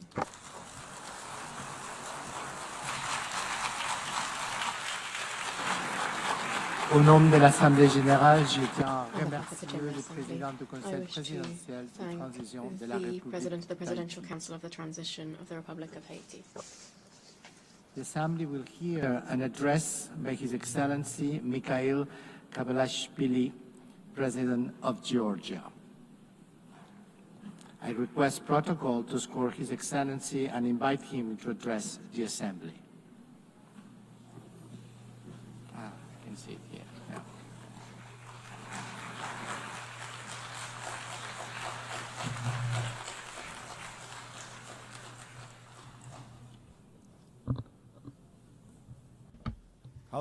Madam President, Mr. Secretary General, distinguished colleagues, ladies and gentlemen, I represent a country with a 3,000-year history, the cradle of one of the world's most ancient civilizations and the brave Georgian people, filled with pride and dignity, a country that possesses a unique alphabet, an ancient language, and 17th century-long Christian traditions. The history of Georgia is a continuous chronicle of our people's struggle for survival against invaders, through which we have miraculously managed to preserve our cultural identity, traditions, and national character. Despite centuries of continuous warfare with invaders, the cultural environment in Georgia has always been distinguished by exceptional humanism, tolerance, and compassion for others. Tolerance, openness to others, harmonious coexistence and diversity form the cornerstone of our ancient culture, which is brilliantly reflected in Georgian polyphony, in our national traditions, and in the world-renowned Georgian epic Shota Rustaveli's The Knight in the Panther's Skin. Georgia is a place where throughout history, no human has ever been oppressed or persecuted on ethnic or religious grounds. Quite the opposite. We have always been known for our profound sense of justice. I represent the Georgian people, who know both the cost of war and the value of freedom and peace, a people who cherish their rich history and traditions, while at the same time facing with resolve the challenges that lie before our country. Amid a rapidly changing geopolitical landscape and unprecedented global challenges, such as ongoing conflicts, climate change, ideological polarization, cultural alienation, and war-driven humanitarian crisis, Georgia stands firmly as a guardian of dialogue, peace, stability, and sustainable development. Despite the many challenges surrounding us, we have managed to ensure the security of our people. The fundamental philosophy of the Georgian government remains to preserve peace, and no matter the cost, to spare our people from war. For the fourth year now, a horrific, bloody war has been raging in Ukraine, bringing catastrophic consequences and immense human suffering. Drawing on the bitter experience of the 2008 war, whose wounds have not yet healed for the Georgian people, we understand better than many the pain that the Ukrainian nation endures today. Now as before, Georgia expresses its firm and unwavering support for the Ukrainian people. As we deeply understand the importance of peace, Georgia contributes to the transformation of the South Caucasus and strives to turn it from a zone of conflicts into a space of dialogue among civilizations and economic prosperity. We welcome President Donald Trump's peace initiative between Armenia and Azerbaijan, as well as his efforts to bring the bloody war between Russia and Ukraine to an end soon. Georgia has always supported and actively strived to establish sustainable and long-term peace in the South Caucasus, as well as to deepen trust and cooperation amongst its neighbors. For centuries, our country has been at crossroads of civilization and a space for dialogue among diverse cultures. Today, Georgia is reclaiming its historical role. Close relations with the countries of the South Caucasus and Central Asia, existing agreements with the European Union, and the Georgia's key position in the Middle Corridor all give our country a special significance, both within the region and across the Eurasian continent. Georgia is the shortest connecting route and natural bridge between Europe and Asia, the West and the East. Thanks to our geographical location and pragmatic foreign policy, Georgia is emerging as a multidimensional and multifunctional regional hub, both in terms of trade and energy transit. Georgia makes a significant contribution to the development of the Middle Corridor strategic route and does everything to ensure that the corridor becomes the fastest, most reliable, and most stable connecting route between East and West. We are actively working with international investors, developing infrastructure and facilitating the creation of new energy transit routes, all of which ultimately enhance the connectivity between Asian and European markets. Within the framework of the Middle Corridor and its development, Georgia has launched strategically significant projects aimed at increasing the volume and intensity of rail, sea, and air transportation. Among them, the railway modernization project has already been completed, while work is actively underway on the deep sea port in Anaklia, the new international airport in Tbilisi, and the Black Sea submarine cable project.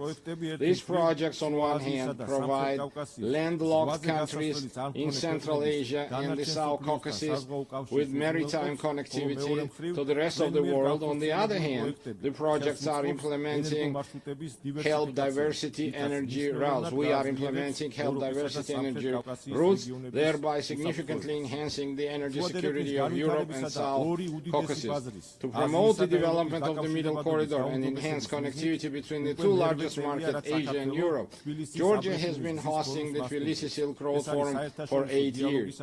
It is an international platform for dialogue and new opportunities, attended up to 2,000 delegates from 60 countries. Our goal is to develop constructive relations based on mutual respect and shared benefits with major economies such as the United States, China, European Union, and others.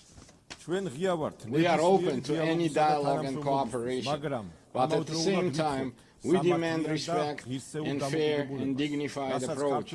What the Georgian people will never accept is being spoken to in the language of ultimatums, blackmail, or intimidation. Georgia is a faithful adherent to the fundamental principles and values of the United Nations and a dignified, responsible member of the international community, as evidenced by the considerable efforts by the current government of Georgia to improve the protection of human rights.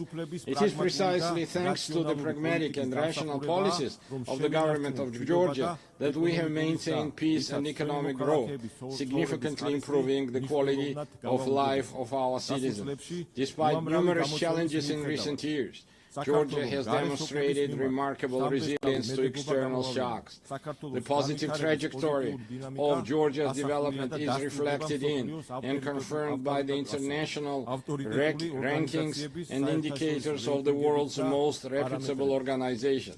Despite 20% of Georgia's territory remaining under occupation, we continue to pursue development and progress with great energy and determination. We are entrusted with the mission that our children may live in a stronger, dignified Georgia and peaceful world. And now I want to address our Abbas and Ossetian brothers and sisters on the other side of the occupation line. For centuries, we have written Georgia's history together, a history filled with the heroism of our ancestors, through our shared struggle for survival of our nation and the love for our motherland. We have never been a large empire imposing its rules on the others. We have always been a country proud of its diversity. Georgia is a place where civilizations have met, blended and balanced each other for centuries. Our culture is the very product of this complex and enduring synthesis. My Abkhaz and Ossetian brothers and sisters, our cultural code has not changed. For us, diversity is not a problem. It remains an essential formula for our existence, which is why we always meet our compatriots from the other side of the occupation line with open hearts and outstretched hands. It's our duty, through joint efforts, to overcome artificially created obstacles, rebuild broken bridges, and leave past grievances to history. As a people of exceptional patience and resilience, I believe that one day we will, together with our children, we will live with our children in a united, happy, and developed Georgia, where nothing will stand in the way of our harmonious coexistence. Herewith, I would like to express my gratitude to the international community for its unwavering support of Georgia's sovereignty and territorial integrity. Georgia, like the entire world, is going through a pivotal moment in modern history. We live in a transitional era where the future of the international order remains uncertain. The United Nations must ensure our planet's transition to a peaceful, stable, and fair, multipolar international order. Georgia is responsible, as a responsible member of international community, is ready to support the United Nations in becoming the inevitable alternative to war and the principal guarantor of peace. I would like to reiterate that we are prepared and open, taking into account our national interests, to engage in dialogue with all parties on issues of global and regional significance. The current reality requires us to face difficult issues and initiate an open, pragmatic, and result-oriented dialogue. I believe that only in this way we can overcome common global challenges and unlock new opportunities for the benefit of our countries, peoples, and future generations.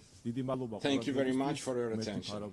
May God bless humanity. On behalf of the Assembly, I wish to thank the President of Georgia.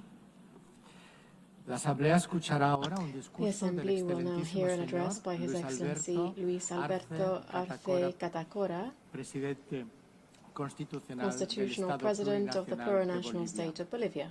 I request protocol to escort His Excellency and invite him to address the Assembly.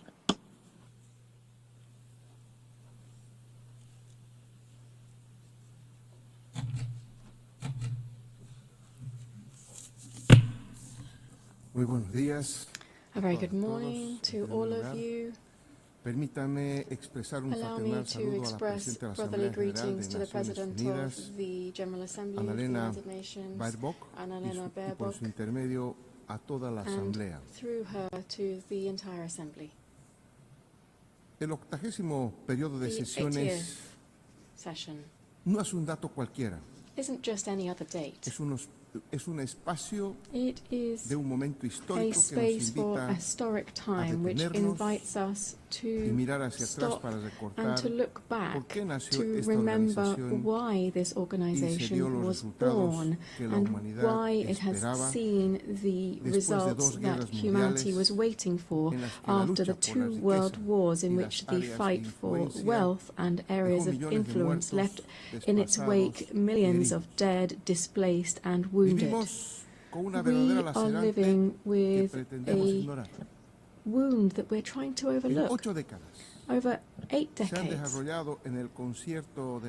in the Concert of Nations, we have seen the development of narratives that, using the skill of the great powers with long-standing experience in the international community, have camouflaged deep wounds and the devastating memories of humanity.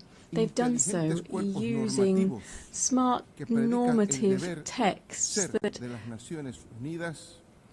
pretend to be the duty of the United Nations through audiovisuals and others that are not very effective in facing flagrant problems such as neocolonialism in all of its expressions, territorial occupation, economic, political and cultural interference, racism, discrimination, the arms race and violence which is implicit in all of this without taking into account other aspects such as hunger, climate change, the food crisis and the increasingly frequent economic crises. The effects of these realities are clear to all.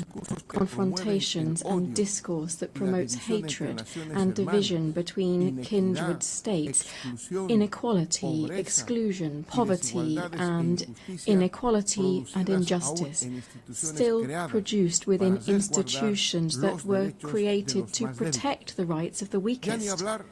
And we're not even talking about economic, social and the cultural rights of people, and even more if you look at the rights of indigenous peoples. A sincere assessment leads us to confirm that in 80 years we have not met the expected results. Consequently, we are not in a good position. The world remains divided and confronted against itself more than 80 years ago. Today in the world there is greater inequality in the distribution of wealth than there was 80 years ago. The poverty figures, inequality and injustice, rather than being curbed, is on the increase. The risk that any remaining peace should disappear and the Third World War would overtake the entire planet is very close if we don't react in time. The danger here is that the unstoppable force of capitalism with the misuse of artificial intelligence would increase the climate change, would liquidate the planet and would convert the immense majority of the population into unnecessary beings is also something that we can't completely rule out. We're not in a good place.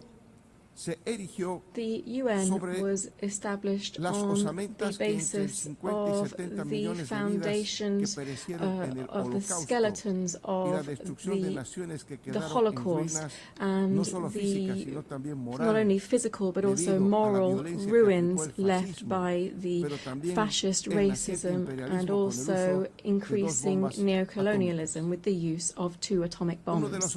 One of the goals that gave rise to the United Nations was to not repeat the barbarity of war. Today we hear the echoes of the drums of war on all continents.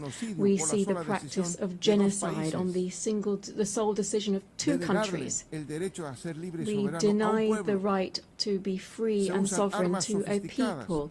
Sovereign, sophisticated weapons are used against a sovereign country, and increasing militarization is being promoted within a region with double standards in combating the war on drugs. And at the same time, we maintain a criminal blockade against its people and the state for the sole crime of having claimed its own independence more than 6 decades ago. Wars are not the same as we had 80 years ago. Wars now are multidimensional. They use economic, financial, media, information, cyber warfare, without even taking into account military warfare, which now encompasses biological warfare, war from space, and other technologies that continue to be developed with impunity on the basis of technology of war. It would be nothing new to have climate wars that would have an impact on sovereignty and food security, jeopardizing strategic resources such as water. We are putting at risk the very survival of the human race on Earth and of life itself on the planet. Just taking off the mask from all of these tragedies, we can see that the cause of all of this is the wild capitalist system that places the greed of the few over the rights and lives of the majority on the planet. The cause of this is the current capitalist development, which tries to resolve its own crisis and ends up returning to the original forms of accumulation and increasing rates of profit. Capitalism and its imperialist face is once again using the deployment of violence, plundering natural resources from sovereign states, and the bloodletting to lead to the political and economic power and take that away from another. Added to that, we have a third cause of the current wars, which is more immediate. That is the obsessive zeal of the new Trump administration to give the United States back its position as a hegemonic power at the cost of the liberal system, free trade, globalization, and to cause pain and death. Why? For what? To take ownership over natural resources, to take control over commodities for the benefit of an imperialist system, and to subordinate the majority of countries for their insatiable thirst for privilege and wealth, and to try to maintain a unipolar order at any cost. The recent publication of the U.S. Strategic Defense Policy sets out a redeployment of its troops around the world to in its areas of influence, Canada, Central and South America, among others. The recent history with our neighbors has made us realize this is nothing else but a new way of implementing Monroeism, which was a doctrine which said that America is for the North Americans, generating conditions for a new era of neocolonialism. Madam President, distinguished heads of state and government, from the indigenous name for Latin America and the Caribbean, we can say that we are a zone of peace, and we did so at the second summit of CELAC in Havana in 2014. The nations in our region are complying with this mandate that we set ourselves, still bearing in mind our political and ideological differences on various topics and with regard to border and territorial occupation-based disputes that remain ongoing. We can say when we invert the equation of the Pentagon that it is peace rather than war that guides our international relations. In hearing this statement, in 2022, in this same place, I came to appeal to the United Nations for a General Assembly to declare to the world that it would be an entire territory of peace. And 11 years have passed since that historic declaration of CELAC, and 3 years since I made that statement in this assembly. Not only have we not declared the world as a zone of peace, rather we are facing the harsh reality of seeing how death is becoming increasingly normalized in international relations. We also feel the threat of fascism in all of its variants to try to exploit and dominate peoples at the current time. The threat of death has made is covering Latin America and the Caribbean. We are seeing a bellicose potential which would even go so far as to use missiles, submarines, helicopters, using the pretext that this maritime space is being used against the national security of the United States through the illegal introduction of cocaine through illegal gangs belonging to drug cartels. Beyond violations of international law, this provocative action of imperialism has two intentions. First, to intervene into our kindred Bolivarian Republic of Venezuela that since 1999 has been raising high the flags of the freedom of its people and the sovereignty of its state, and which possesses considerable natural resources, particularly in oil, which the North wishes to appropriate and claim. Secondly, to try to reconquer the Latin America and the Caribbean on the basis of undermining liberal democracy, to impose militarization and to use other colonialist practices that we should call out.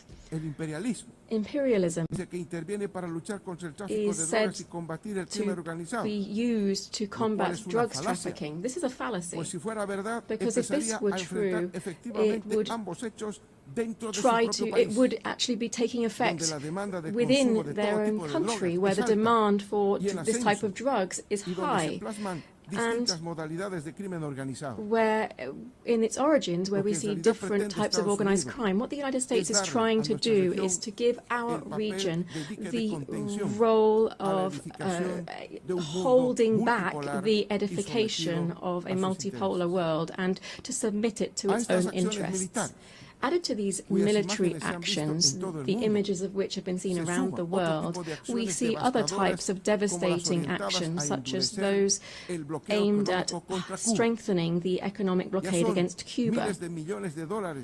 Billions of dollars are owed by the United States to the Cuban state due to these unilateral coercive measures, which are explained on the basis of rejecting the first communist revolution, which will never be destroyed.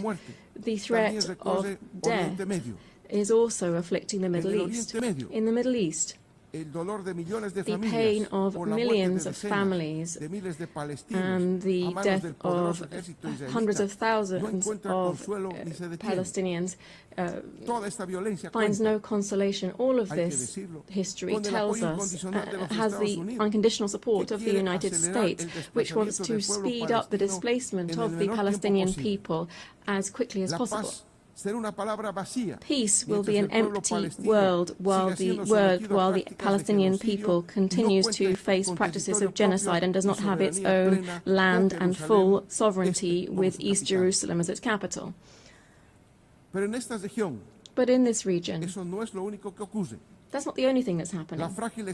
The fragile political and geopolitical stability is threatened by preventive attacks against the Islamic Republic of Iran and against the small nation of Yemen, very similarly to what is happening, what was done by ex-President George Bush. The threat of death is also clear in Eurasia. In Eurasia, despite the intermittent attempts to achieve a political outcome, the expansionist ambitions of NATO, which is nothing else than the military arm of concentrated capital, is trying to protract the military conflict by using Ukraine as a launch pad against the Russian Federation. The threat of death also hangs over Asia. the East China Sea, which is an area of great geostrategic and economic importance, is facing two problems that could have an impact not only on the region but also the entire world.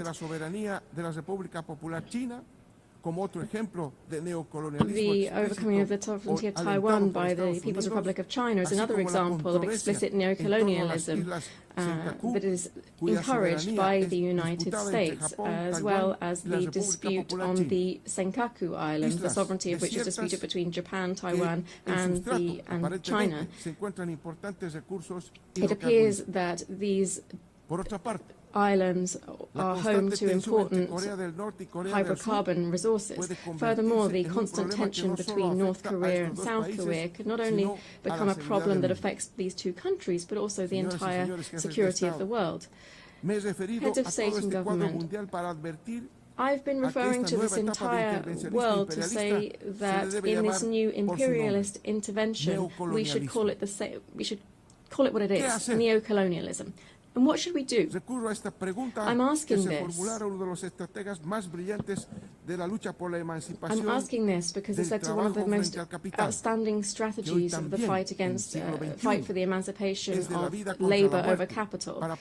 This is also the fight of life over death. I wish to propose that we firstly establish a commission for reparations following slavery, apartheid, genocide and colonialism in the countries of the Global South.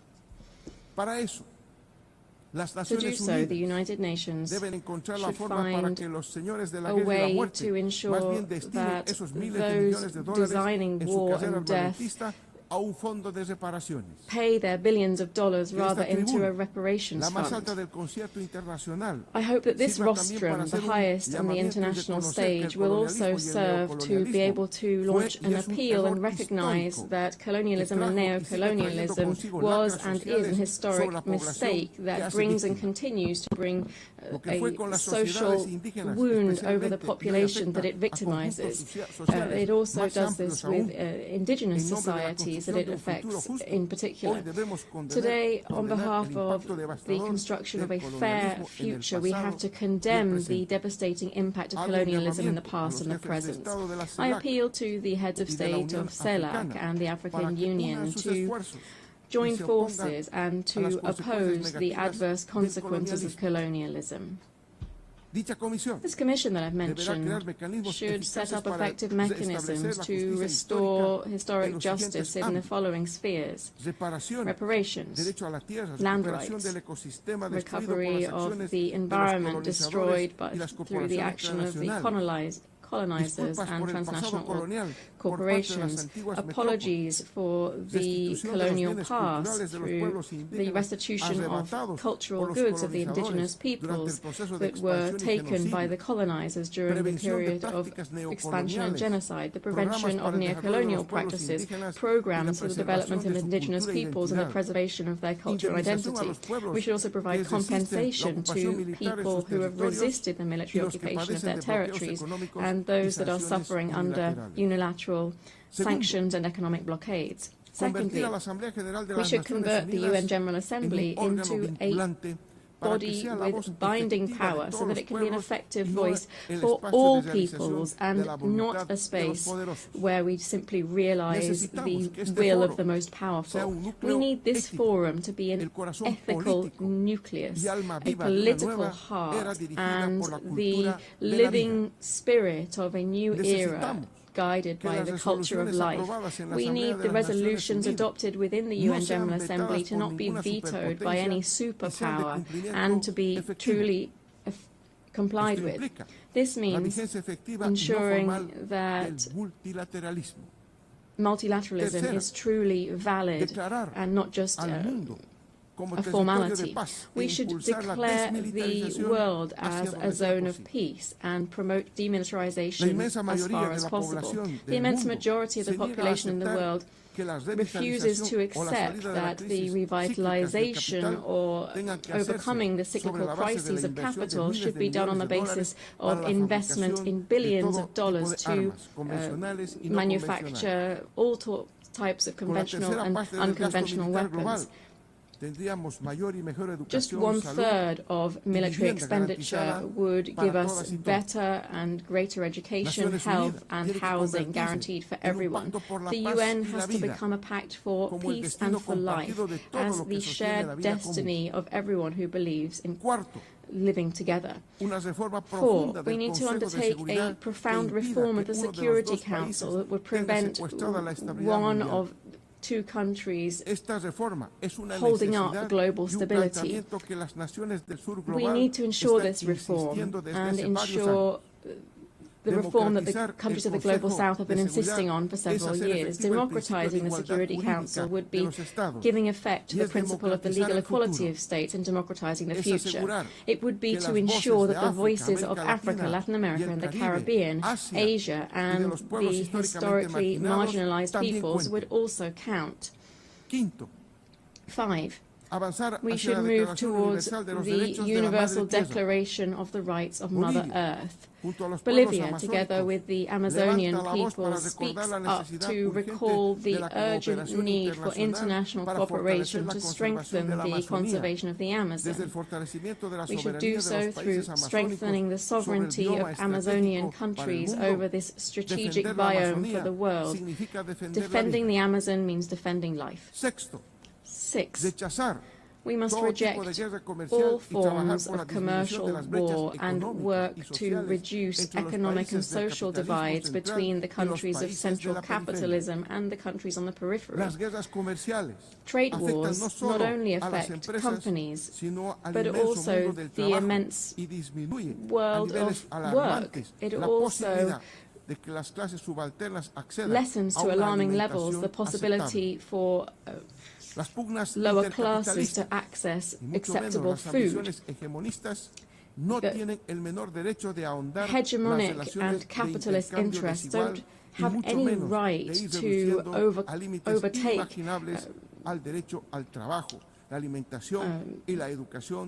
rights of trade and reduce the right to employment, food and education for the working classes.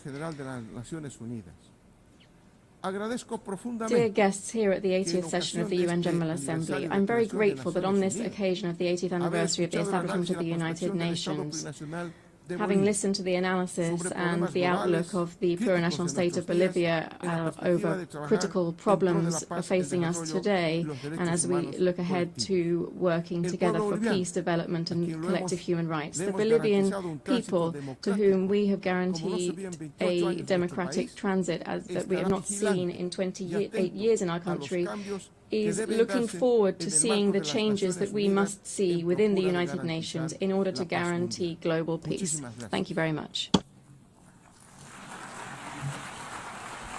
Gracias. On behalf of the Assembly, I wish to thank the Constitutional President of the Plurinational State of Bolivia. The Assembly will hear an address by His Excellency Brice Clotaire Oligui Nguema, President of the Gabonese Republic, Head of State and Head of Government. I request protocol to escort His Excellency and invite him to address the Assembly.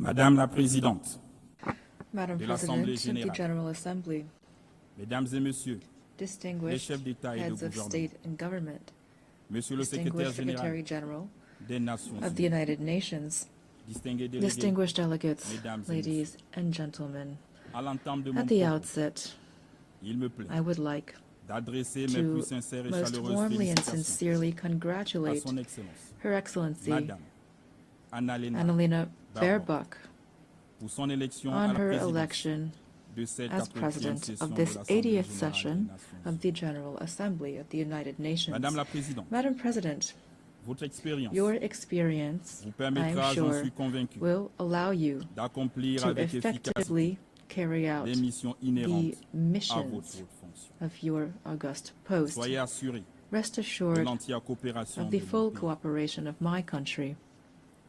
À son Excellence, To His Monsieur Philemon Excellency Yang, votre Philemon prédécesseur, Yang, your j'adresse predecessor, mes compliments pour le I remarquable travail pay accompli tribute to the durant son outstanding work carried out during his Enfin, term. je voudrais saluer à nouveau And lastly, I would like l'action de to son once Excellence, again commend Monsieur His Antonio Excellency Guterres, Antonio Secrétaire Guterres, général de notre Secretary organisation, General of tous les our efforts organization, for qu'il ne all cesse de of déployer the efforts that depuis sa he prise has de constantly made since he took up his Le office. Gabon, Gabon, my mon pays, country, est particulièrement is attentif keenly à interested l'initiative in ONU the 80 UN 80 qui initiative, vise which l'efficacité aims at opérationnelle ensuring operational face aux défis efficiency in the et face à of la global rationalisation challenges, des mandats as well au sein as du to système des optimize Nations Unies. mandates within the UN system. Madame la Présidente, Madam President, il y a un an, 1 year ago, devant before cette auguste this assemblée, prestigious assembly, en qualité as de the président de President la of the transition de la République transition of the gabonaise, Republic of je Gabon, présentais le I processus presented the politique political entamé dans mon process pays begun depuis in le coup de la my country libération after opéré the le 30 août liberation 2000. coup which took place on August 30th, 2023.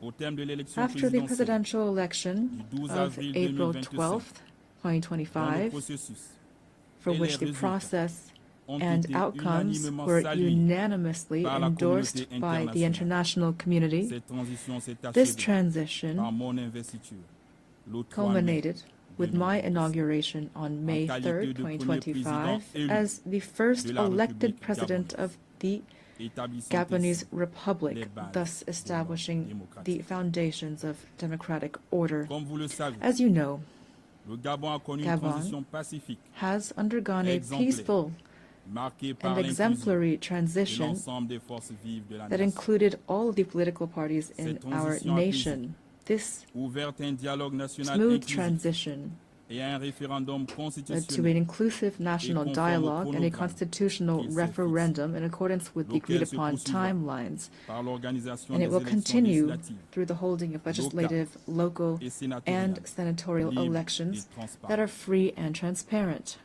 Pour ce faire, To this end, le premier the et le first second tour and des élections second jumelées round législatives of et combined locales legislative se tiendront and local le 27 elections will take septembre place on et le September 11 octobre 27th and 2025. October 11th, En ce 2025. qui concerne With regard to the l'élection election des of sénateurs, senators, celle-ci aura lieu this will take place le 8 on novembre November et le 8th, second and the tour est second fixé round is scheduled au for 29 November novembre 29th, 2026, 2025, en vue d'un with a retour view toward définitif a definitive à l'ordre restoration constitutionnel of dès constitutional janvier order 2026. by January 2026.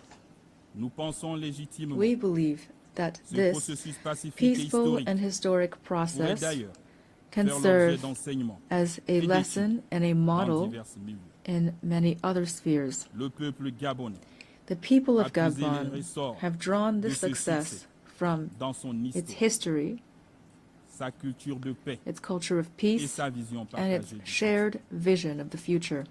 C'est l'occasion pour moi Here I would d'exprimer like au nom du peuple to gabonais express et au on mien behalf of the Gabonese nos people sincères and on my remerciements own à behalf l'Organisation des our Nations sincere Unies gratitude pour son to the United accompagnement Nations multiple. for its multifaceted Je sais assistance. également I pouvoir compter know sur that l'appui de I l'ONU can count on the dans le support cadre de la mise of en the œuvre UN du plan de as we croissance et implement développement du our Gabon. national growth and development plan. Ce plan met This l'accent plan focuses sur l'augmentation de nos on capacités bolstering our énergétiques, energy capacity, le renforcement on des strengthening infrastructures, infrastructure, le développement du developing numérique digital sector, et and l'employabilité on des jeunes. enhancing youth employment. Mesdames et messieurs, Ladies and gentlemen, le Gabon revient Gabon devant vous. is standing before you Avec un again message with a clair. clear message. Notre pays Our country a changé. has changed. Après des décennies After de tensions decades of et de tensions dérives and political and politiques economic le missteps, peuple gabonais the Gabonese a people choisi has chosen the la path voie de la of reconciliation et and du renouveau. renewal, devenant thus ainsi becoming le the symbole et la symbol preuve of qu'il est possible de and transformer testament l'épreuve to the en transformation espérance, of la dépendance hardship en into unité, hope, la of division dependency into en unité, dignity, of l'autre division into sans unity, effusion de sang. and all without bloodshed. Aujourd'hui, le Today, Gabon n'est plus un pays Gabon en is no suspens. longer a country in Il est de limbo. retour aux côtés des autres It has États, returned to stand alongside debout, other states, digne et upright, prêt à dignified, assumer and toute sa ready place to take up its rightful place in the community of nations. The new Gabon, the exemplary Gabon that my compatriots are calling for, also means that the state in Gabon must serve its people from now on. But our national rebirth would be futile without a change in the international order. It is no longer acceptable for African nations to remain relegated to the role of providers of raw materials for which others set the price and from which others profit.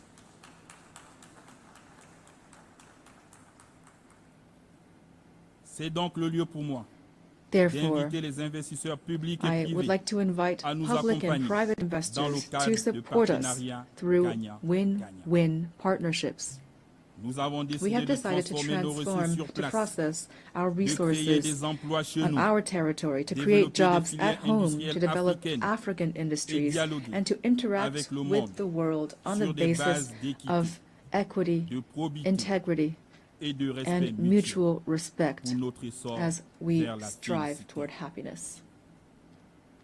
In its path toward development, Gabon, a country of peace and opportunity, will continue to welcome all those who commit to upholding our laws, our Republican values, and to contributing positively to our national rise.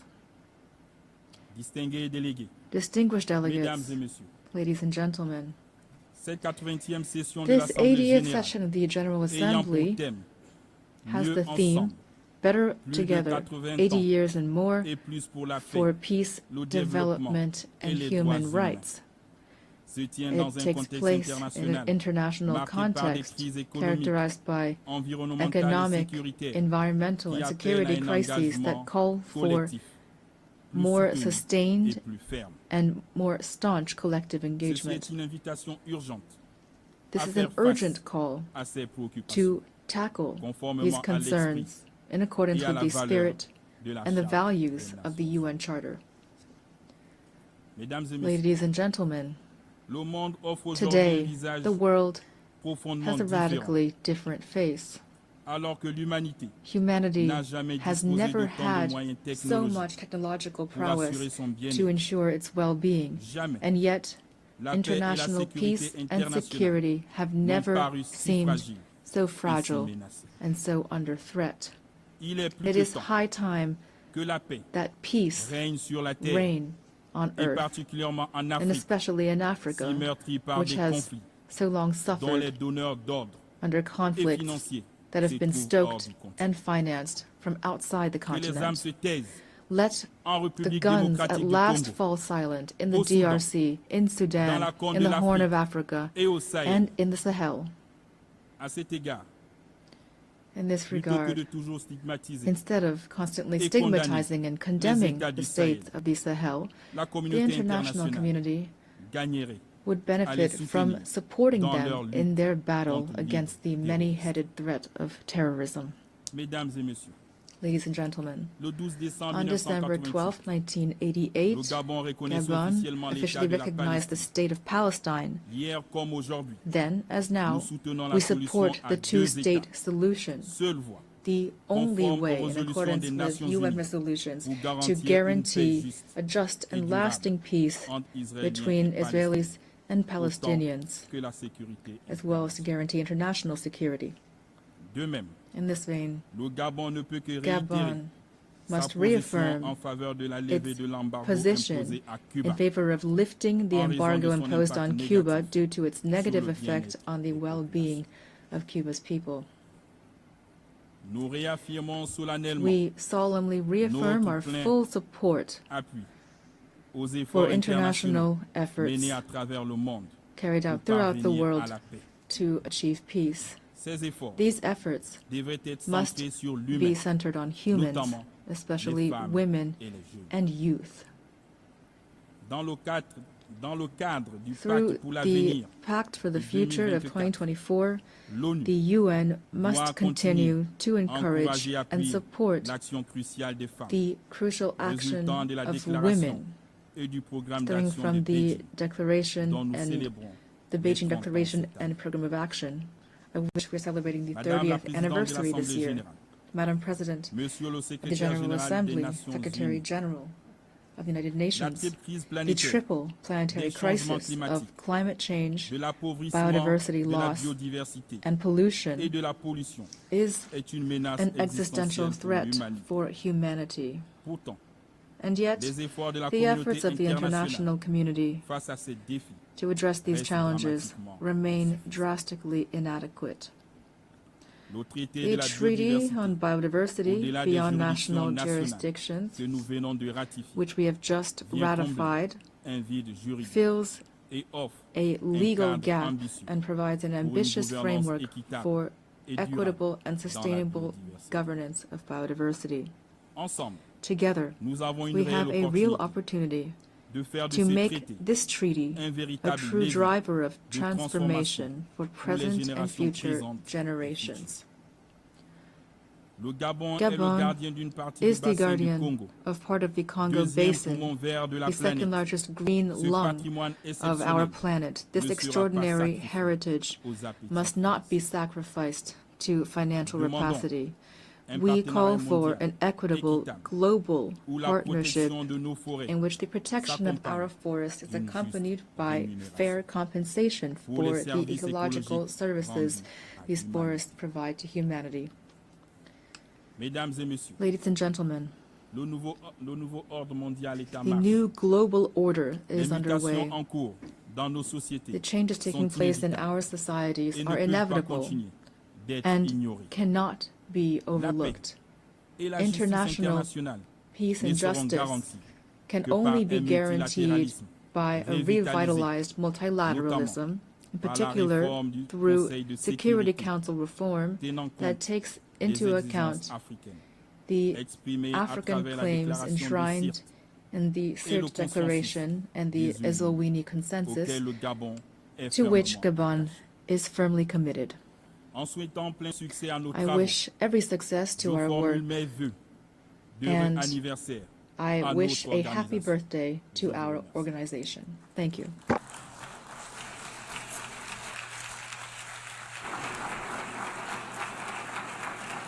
I thank you and happy birthday to all of us. On behalf of the Assembly, I wish to thank the President of the Gabonese Republic, Head of State and Head of Government. The Assembly will hear an address by His Excellency John Dramani Mahama, President of the Republic of Ghana. I request protocol to escort His Excellency and invite him to address the Assembly.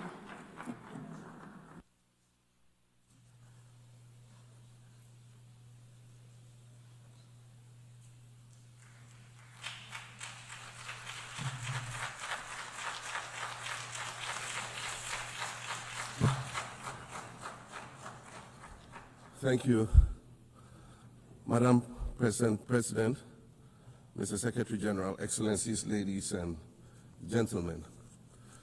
At this 80th session of the United Nations General Assembly, I'd like to speak about Africa's role in the future of this organization. However, it's impossible to do that without first considering the collective role that Africa played in its founding, which was small and relatively insignificant.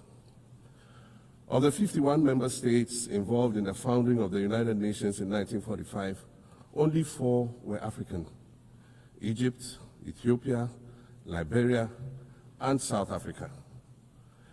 It is important to point out that the United Nations came into being in the aftermath of World War II because of the inability of its predecessor, the League of Nations, to avert a large-scale global conflict, which had been its guiding purpose when it was founded in 1920 at the end of the First World War. Out of the 42 founding member states of the League of Nations, only 3 were African: Liberia, the Union of South Africa, and Ethiopia. Egypt was to join later in 1937. Africa's overall participation in the organization's founding was minimal and relatively unimportant. That's because before all the other talks and meetings, representatives from a group of 40 nations gathered in Berlin for a series of discussions that began in 1884 and which led to the partitioning and formal colonization of the African continent, which is also called the Scramble for Africa. It has famously been written that past is prologue. Well, in the past, the majority of the 54 nations that now comprise Africa were never offered a seat at the table where plans for a new world order were being drawn. But, Madam President, as fate would have it, the tables are turning, and Africa's role in the authorship of whatever is yet to come for this world is going to be huge, and it will be consequential. According to this organization's own projections, by the year 2050, more than 25% of the world's population is expected to come from the African continent. Additionally, by 2050, 1/3 of all young people aged between 15 to 24 will be residing on the African continent. So you see, the future of this world is African. Allow me to say this once again a little louder for those of you in the back. The future is African.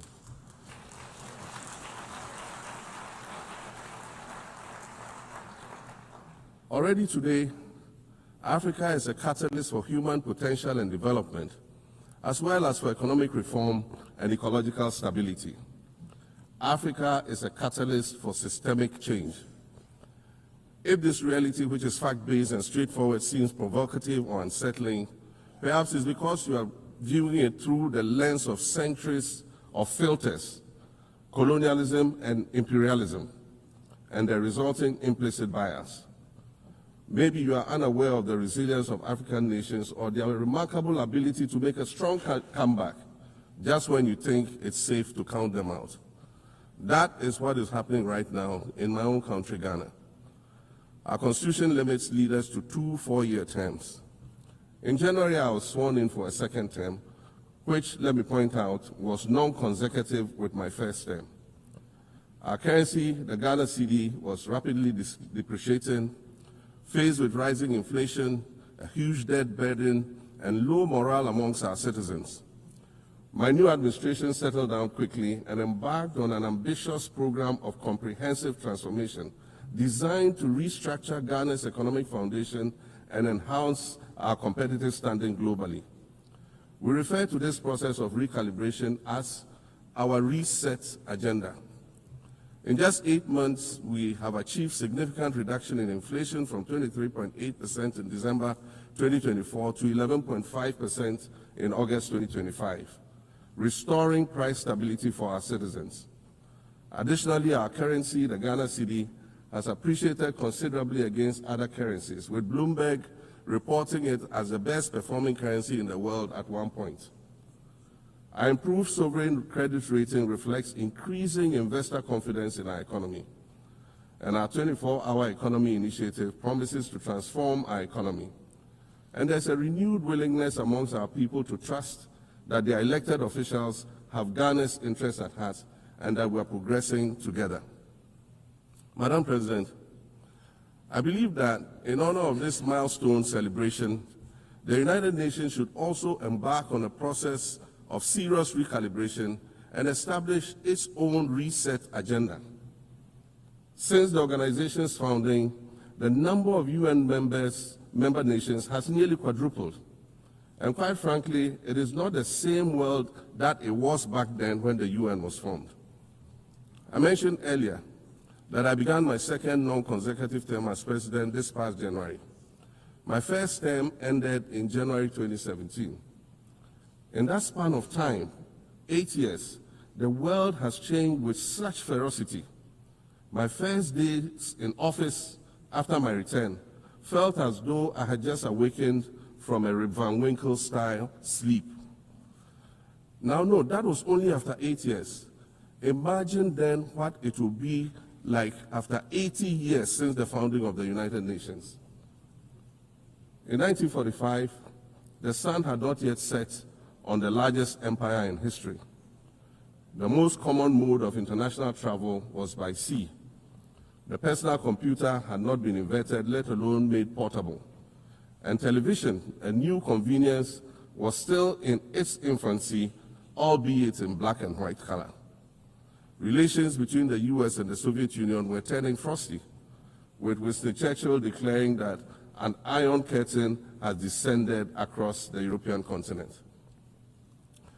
Fast track 80 years on, in today's world, hundreds of thousands of commercial flights take off and land every day.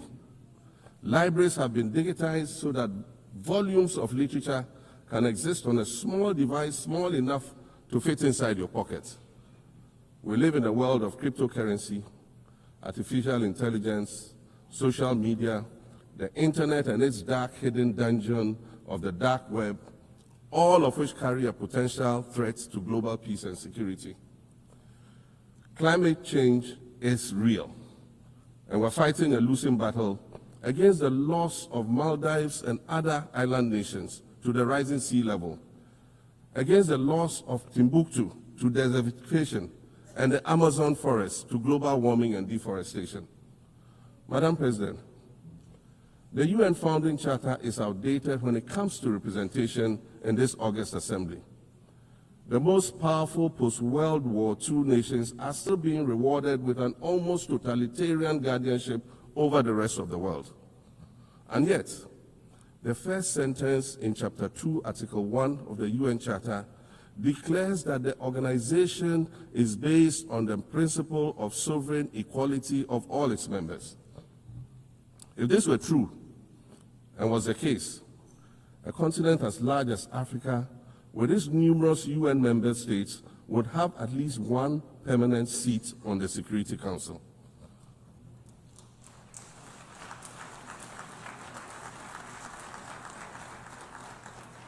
Furthermore, we believe that veto power should not be restricted to only 5 nations, nor should it be absolute. There must be a mechanism in this House for the General Assembly to challenge a veto. No single nation should be able to exercise an absolute veto to serve its own interests in a dispute. In 1995, during the 50th anniversary of the United Nations, Nelson Mandela stood in this very spot, and he said, "The United Nations has to reassess its role, redefine its profile, and reshape its structures. It should truly reflect the diversity of our universe and ensure equity among the nations in the exercise of power within the system of international relations in general, and the Security Council in particular." I close quotations. 30 years later, we African leaders are still making the same simple request for a permanent seat on the Security Council with the power of a veto. So today, Madam President, I stand here in this exact spot and ask the world, if not now, then when?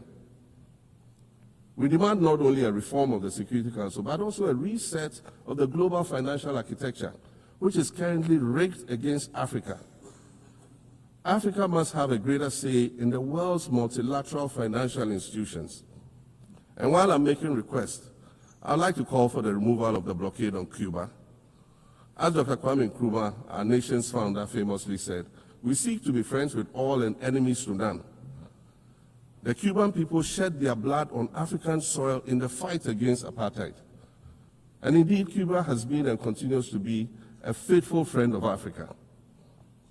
You see, the very fact that I can stand here and ask these things and say these things, and the fact that all nations can ostensibly gather here to address critical global issues, air our grievances, and express our concerns, that is what makes the survival of this organization so important. In every old city or village, you will find a town square, or a courtyard, or a plaza that once served as a gathering space for the citizens of the community and their leaders. Meetings and celebrations were held there, as were trials and elections. And these were spaces that brought people together and held them together as a community. Sadly, time and technology have eroded these spaces. Madam President, in many ways, the United Nations is the proverbial town square of our modern global village. And it has never been more critical for us to protect this one space that brings and holds the world nations together as a community. The internet, social media platforms, and artificial intelligence offer us the illusion of connectivity, when in fact what they do is reinforce isolation by using algorithms that ensure that we do not receive new ideas and perspectives, but rather more of the same content. We are served alternative facts and manipulated images, making it easy to disseminate disinformation and sow seeds of division amongst communities. Madam President, these are dangerous times. Our world is currently experiencing a rise in nationalism and economic instability. There's a general breakdown of multilateralism. Various acts of aggression have been committed against the sovereignty of others, and nations are attempting to circumvent the very safeguards that were put in place to prevent large-scale global conflict. These conditions are all too similar to the ones that led to the League of Nations' failure in fulfilling its mandate. The denial of visas to President Abbas and the Palestinian delegation sets a bad precedent and should be deeply worrying to all member nations of the United Nations. Ghana recognized the state of Palestine in 1988 and supported a two-state solution to the conflict since then. And I say, contrary to the claims of some, a two-state solution would not be a reward for Hamas. It would rather be a reprieve for the hundreds of thousands of innocent women and children and people who are facing collective punishment and forced starvation for no reason other than the fact that they are Palestinian. For nearly 2 years and for the fear of reprisals, we here in this General Assembly have been playing hide and seek with language to find the right words to help us avoid or excuse what we all know is taking place in Gaza. But here's the thing, it doesn't matter what you call it. If it looks like a duck, it swims like a duck, and quacks like a duck, well, then it must be a duck. The crimes in Gaza must stop.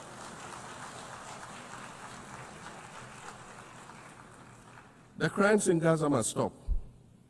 Madam President, I also want to draw particular attention to the conflict in Sudan, which this body has described as the world's largest humanitarian crisis. 12 million people have had to flee their homes. And when we speak of migration, we refer to the 12 million new Sudanese refugees, whom we as a global community should be willing to assist in much the same way that many member nations readily assisted new refugees coming out of Ukraine. Let's dispense with the euphemisms and dog whistles and speak frankly. It is not a mystery that when leaders of Western nations complain of their migration problems, they are often referring to immigrants from the global south. But many of those immigrants are climate refugees. And interestingly, the global north emits 75% more greenhouse gases than the global south. However, the effects of climate change are more severe in the global south because we lack the resources to address them effectively.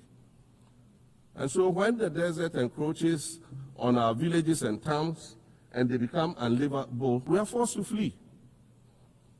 Wasan Shire, a Somali-born prophet, a Somali-British poet born in Kenya to Somalian refugee parents, was London's first youth poet laureate. She writes in her poem titled Home. And it says, you have to understand that no one puts their children in a boat unless the water is safer than the land. No one bends their palms under trains beneath carriages. No one spends days and nights in the stomach of a truck feeding on newspaper unless the miles traveled mean something more than just a journey. Madam President, we cannot normalize cruelty. We cannot normalize hatred. We cannot normalize xenophobia and racism. If we're going to tell a story, let's not tell it slant. Let's tell all the truth. When we speak of migrants, we speak of Mami Ewusi Mensah Frimpong, a judge on the U.S. District Court for the Central District of California. She's the first black female judge on any of California's 4 federal district courts. She was born here in America to immigrant parents from Ghana. We speak of Peter Bosman, a medical doctor in Ghana who moved to the town of Piran in Slovenia in the 1980s and later became the first black mayor of Piran, the first black mayor in Slovenia and in the whole of Eastern Europe. We speak of T. Michael, the iconic Ghanaian Norwegian artist and designer. And of course, we speak of the late Kofi Annan, former United Nations Secretary General.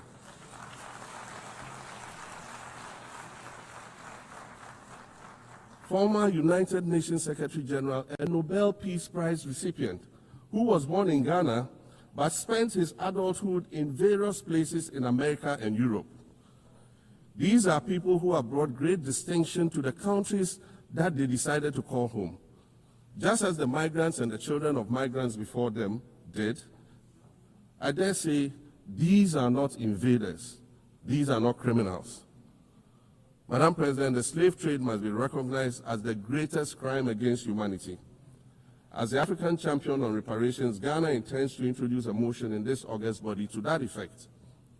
More than 12.5 million Africans were forcibly taken against their will and transported to create wealth for the powerful Western nations.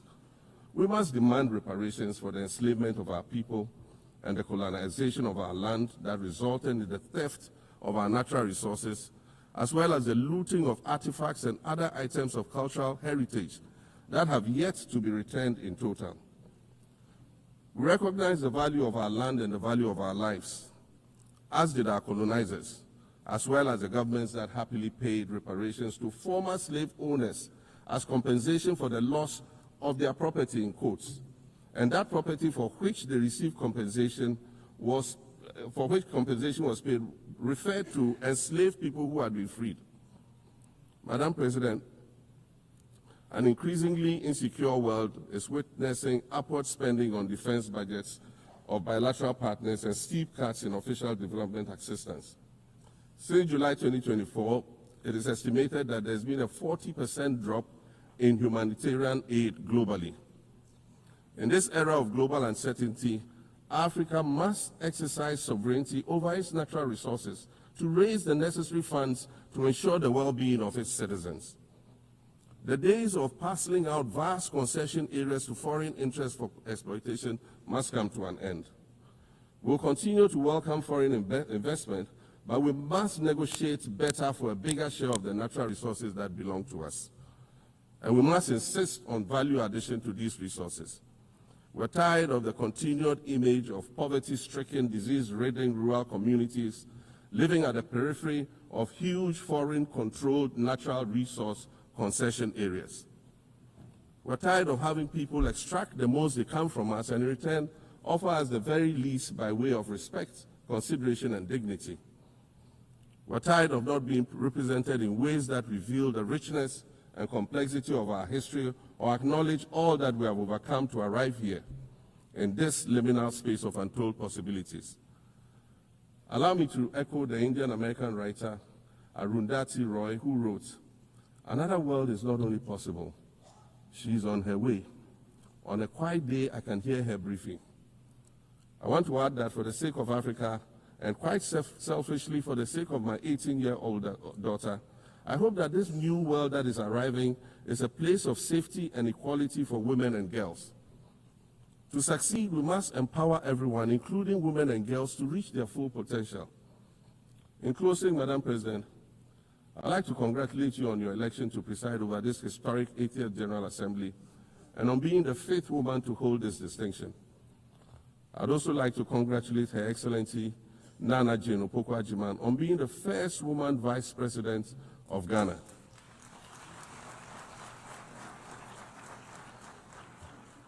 Now every Ghanaian girl knows the heights to which she can ascend. Words matter, but issues of representation matter even more, which is why Ghana looks forward to the appointment of a woman as Secretary General of this organization in the near future.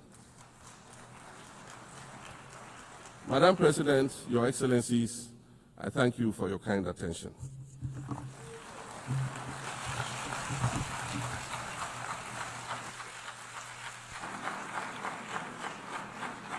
On behalf of the General Assembly, I wish to thank the President of the Republic of Ghana.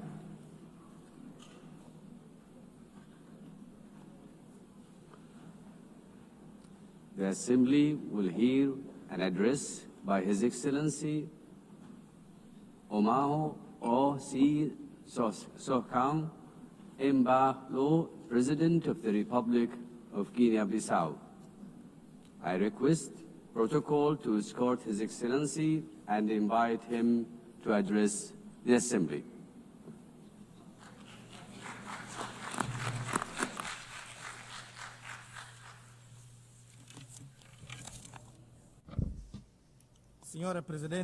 Madam President, distinguished heads of state and government, Mr. Secretary General,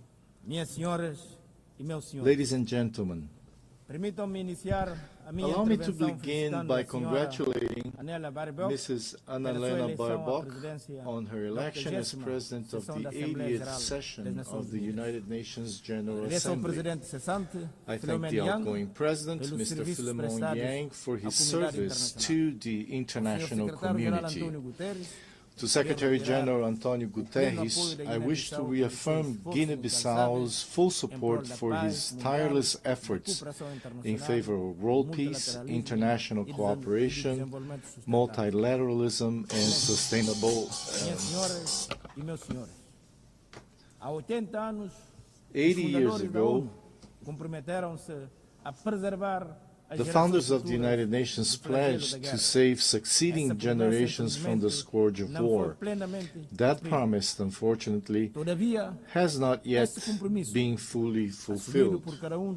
Yet this commitment, undertaken by each member state upon joining the UN Charter, remains valid and continues to be honored through the dedication of every UN peacekeeper and every humanitarian worker who often make the difference between life and death in conflict zones or following natural disasters.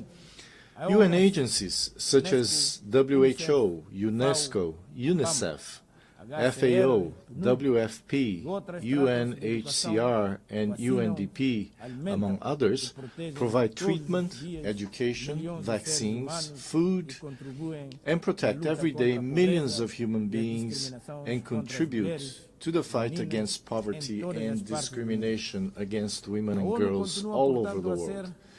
The United Nations remains relevant, especially in these times of deep global uncertainty and crisis. It continues to be the only forum where all nations, large and small, have a seat and a voice. Excellencies, ladies and gentlemen, we live in a world confronted by multiple crises. We are witnessing what Secretary General António Guterres has called polycrisis. Conflicts in Ukraine, Gaza, Sudan, and other regions persist. Socioeconomic inequalities, environmental shocks, political instability, and humanitarian emergencies disproportionately affect developing countries, with the greatest impact on small island developing states. Progress towards the Sustainable Development Goals has slowed significantly or even stalled. The sovereign debt burden of poor countries is increasing, while development assistance is declining. Guinea-Bissau welcomes the UN80 initiative, and we hope it will contribute to strengthening the organization, especially in promoting peace, international security, and the achievement of the SDGs. The Pact for the Future offers a roadmap and an action plan that must not remain on paper. Madam President, Excellencies, ladies and gentlemen, last July, Guinea-Bissau hosted the 15th Conference of Heads of State and Government of the Community of Portuguese-Speaking Countries, CPLP. I have taken on the presidency of the CPLP for the 2025-2027 term. The CPLP places high importance on its cooperation with the United Nations and its specialized agencies. During our term, we will continue to work with all partners and multilateral organizations toward the implementation of global commitments, especially concerning the Paris Agreement on Climate Change, the third UN Ocean Conference, and the fourth UN Conference on Financing for Development, held last June-July in Seville. We are convinced that two major international meetings scheduled for November, namely COP30 in Belém, Brazil, and the second World Summit for Social Development in Doha, Qatar, will serve as key platforms and opportunities to strengthen our cooperation and to advance our shared goals. Madam President, Excellencies, ladies and gentlemen, Guinea-Bissau is scheduled to hold presidential and legislative elections on the 23rd of November this year. All necessary conditions are being put in place to ensure that these elections are held peacefully, freely, transparently, and credibly. Over the past 5 years, I have prioritized dialogue, inclusion, political stability, and the consolidation of the democratic rule of law. I am confident that these upcoming elections will reaffirm the irreversible nature of citizenship and democratic values in Guinea-Bissau. Madam President, Excellencies, ladies and gentlemen, allow me to conclude by saying that in an increasingly interdependent world, we need, now more than ever, a world order grounded in the principles enshrined in the United Nations Charter, in respect for international law and in peaceful coexistence. In this regard, Guinea-Bissau reiterates our call for an end to the economic, commercial, and financial embargo and other forms of restrictions imposed on Cuba. 80 years after the creation of the United Nations, the world has changed. We are no longer just the 51 countries who signed the UN Charter in 1945. Today, the United Nations is all of us, the 193 member states, plus observer states, NGOs, civil society organizations, and other actors represented in this great assembly hall. To meet the challenges of the 21st century, the UN must undertake urgent reforms, reforms that reflect today's geopolitical realities and global power balances, reforms that expand and democratize the Security Council, reforms that provide a place and a voice to the Global South, reforms that restore confidence in the multilateralism and international cooperation. The UN continues to be a unique multilateral space where dialogue is still possible, even when diplomacy and good offices fail elsewhere and in other circumstances. The legitimacy, strength, and future of the UN lie in the inclusion and full participation of all of us in deliberations and decision-making. Its core details, peace, dignity, equality, poverty eradication, cooperation, and peaceful resolution of conflicts remain alive and continue to inspire the purposes of the international community and the march of humanity. Thank you very much.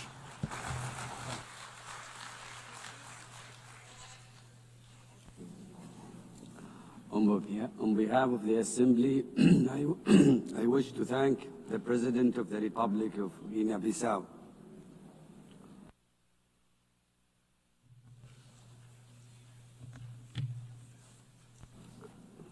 The Assembly will hear an address by His Majesty King Mosawati III, Head of the State of the Kingdom of Eswatini. I request protocol to escort His Majesty and invite him to address the Assembly.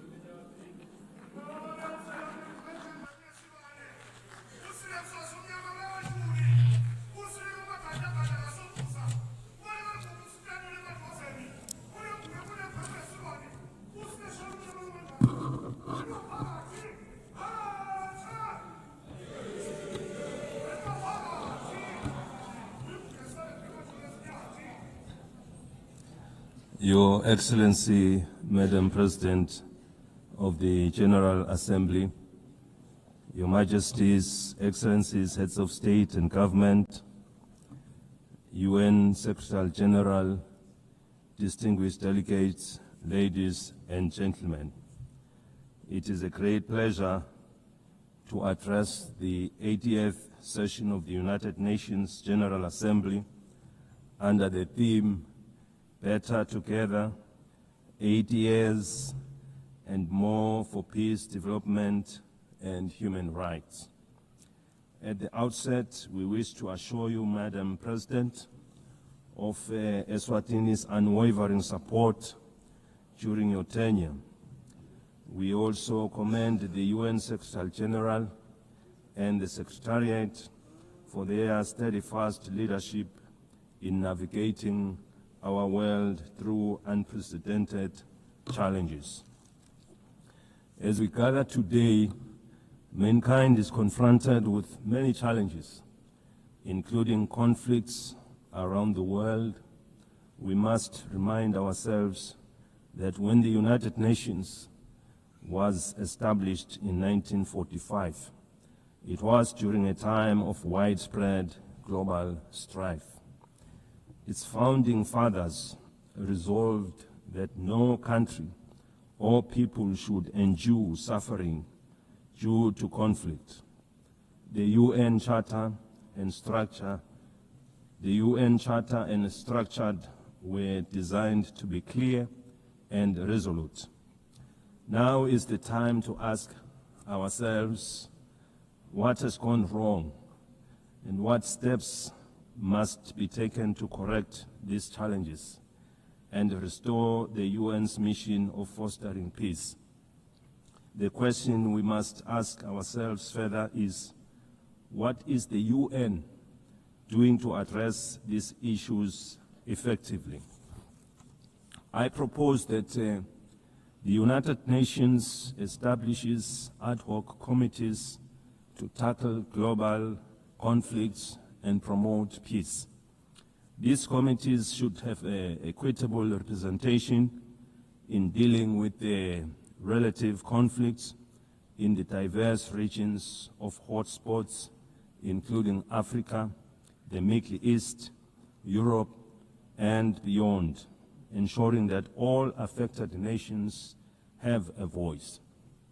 Supported by the Secretariat of the United Nations, these ad hoc committees would visit conflict zones, engage with local communities, and work towards peaceful resolutions.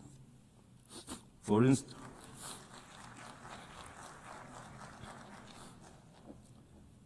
instance, in Africa, the conflicts in Sudan, South Sudan, Somalia, the Sahel, and the Great Lakes need the intervention of these ad hoc committees. In the Middle East, they should facilitate dialogue with all parties involved. The team could ask the Palestinians what it will take to release the hostages, given the fact that the Israelis would remain aggrieved as long as their loved ones are not with them. Similarly, the ad hoc committee should engage the Israelis to ascertain what it will also take for them to stop the bombardment, to avoid loss of more innocent lives, widespread destruction of property, and a growing refugee crisis. By engaging directly with the affected communities, these communities could help broker solutions that address the concerns of all sides to reduce tensions, suffering, and foster stability. In the conflict between Russia and Ukraine, these ad hoc committees could mediate discussions to identify pathways to peace. Their role would be to engage in meaningful dialogue and report back to the United Nations with actionable recommendations on what it would take to end the war. In Eswatini, we encourage that yield positive outcomes proving that dialogue is the cornerstone in nation building. We thank those countries already making means in finding solutions. This suggested approach is not meant to undermine their efforts, but it would complement them as they are already working towards peaceful resolutions. We must avoid actions that could escalate tensions further and instead focus on saving innocent lives. Millions of lives have already been lost during the COVID-19 pandemic. We therefore cannot afford to lose any more to conflict.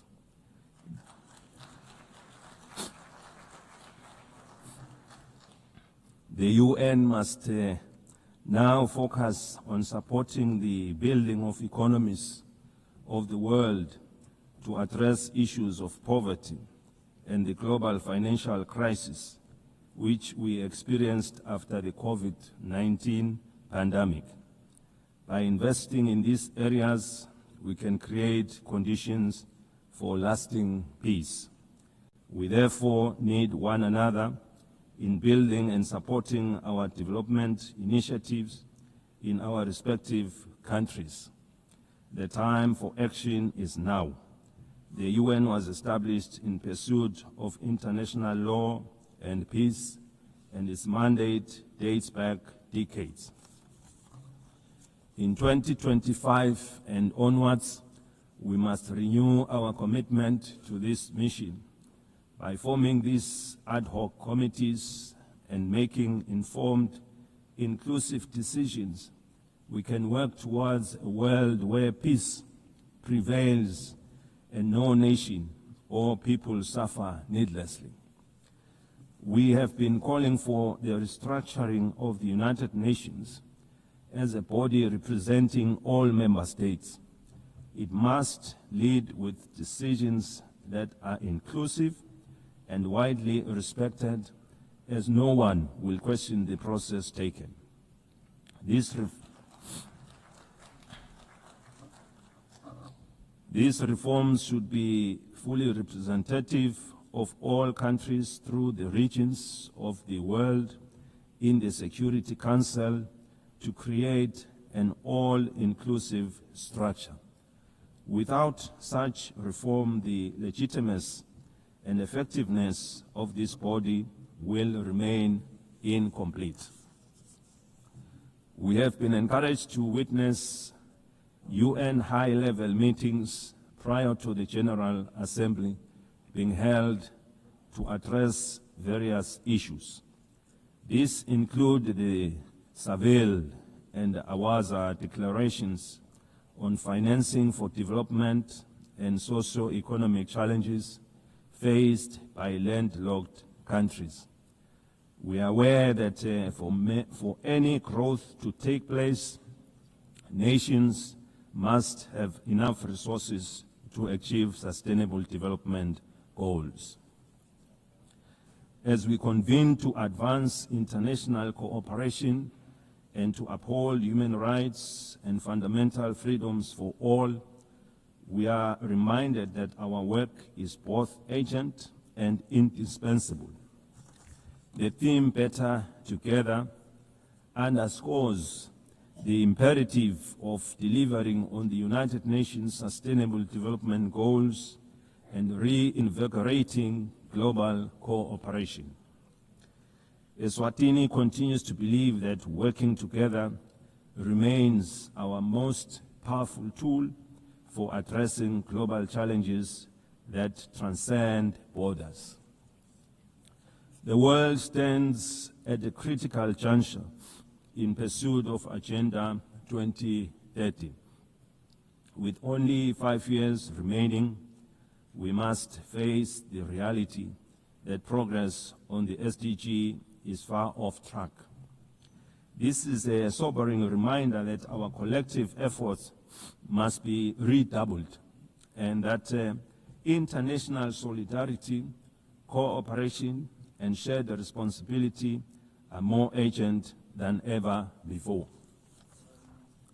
Through my national call to all Eswatini, to all Emaswati of Ngwe, for a greater sense of agency in the pursuit of sustainable development, the Kingdom has made important strides in advancing Agenda 2030, particularly in the areas of the economy, in various sectors, health, education, and gender equality, to mention a few. Furthermore, the country's literacy rates have improved, reflecting our investments in education, while the nation continues to be empowered through targeted programs that strengthen their role in our society and economy.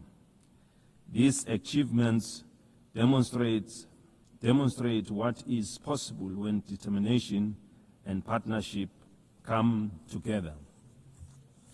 While we have witnessed the GDP growth of our economy, we remain with a number of challenges to address, and we count on the UN for support to become one of the advanced economies of the world.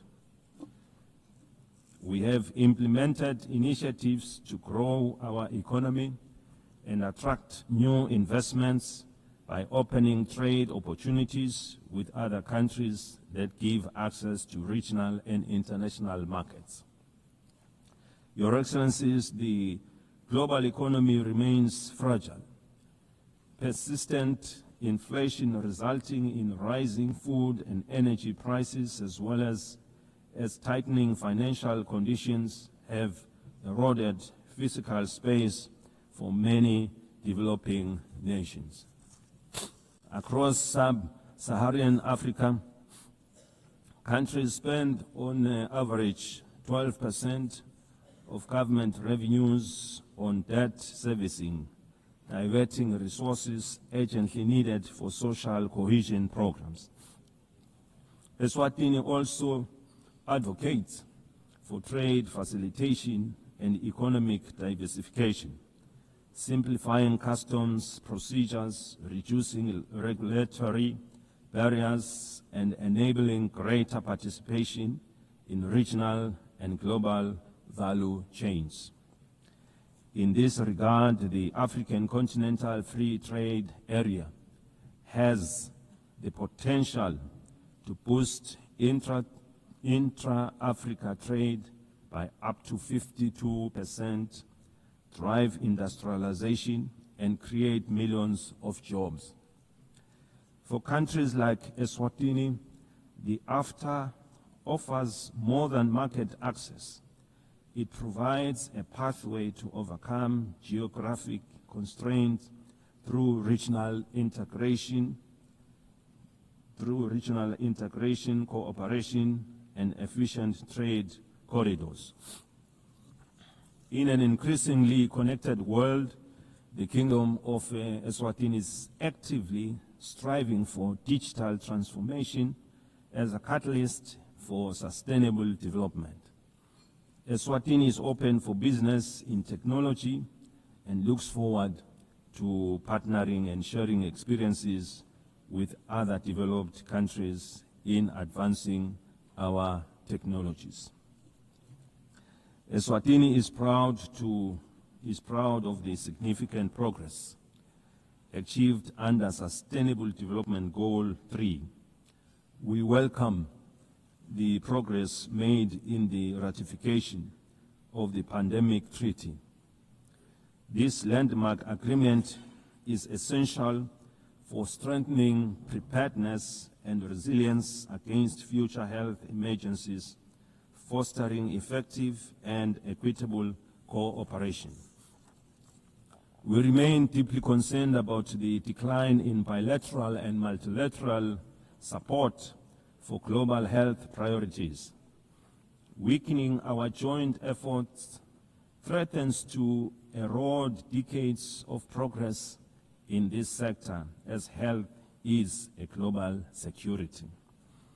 The Kingdom of Eswatini recognizes that the increasing frequencies and intensity of natural disasters, emergencies, and protracted crises highlight the urgent need for integrated responses that bridge humanitarian relief, long-term development, and peace building. We urgently need to strengthen disaster preparedness, build resilient communities, and integrate emergency responses with sustainable development.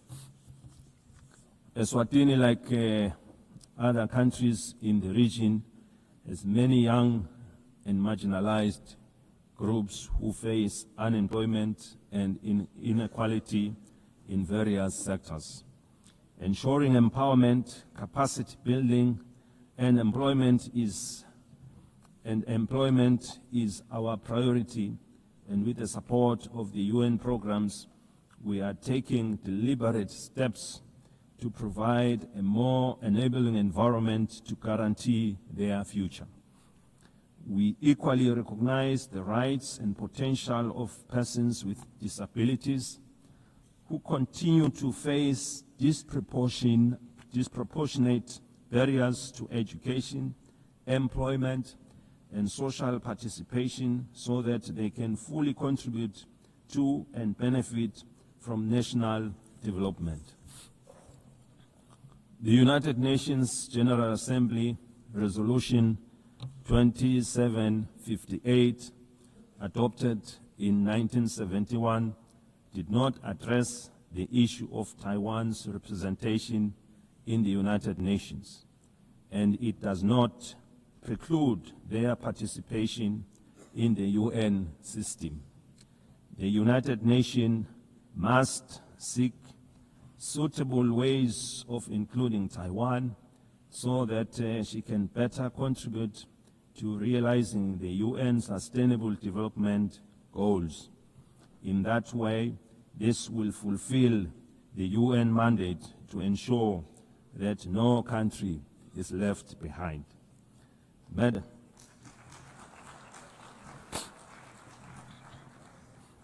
Madam President, in conclusion, we are entrusted with the hopes of our people and the future of our children. Let us not leave this assembly without reaffirming our commitment to justice, peace, and sustainable progress for all. The Kingdom of Eswatini stands ready to play its part. The international community must remain united in addressing shared global challenges, from hunger and malnutrition to climate change, under the guiding spirit of better together. I thank you. May Almighty God bless us all.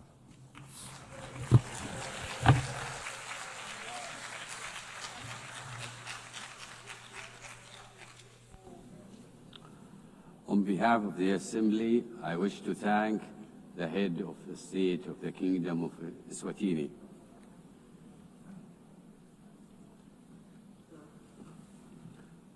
The Assembly will hear an address by His Excellency Sonang Jilwet, President of the Republic of Palau. I request protocol to escort His Excellency and invite him to address the Assembly.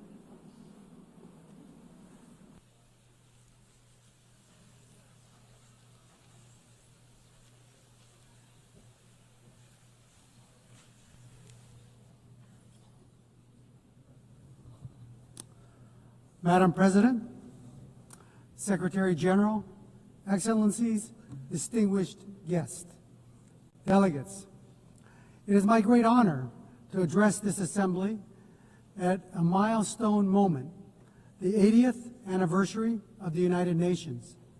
80 years ago, nations scarred by war came together to say, never again. They built this organization on the belief that cooperation, not conflict, could guide humanity forward. Today, as we reflect on that founding vision, let us remember the United Nations was not built for the powerful, but for all nations, large and small. In Palau, we have a saying,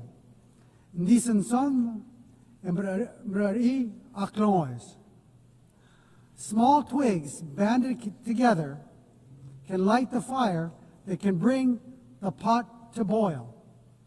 This wisdom reminds us that even the smallest among us, when united and determined, can drive meaningful change.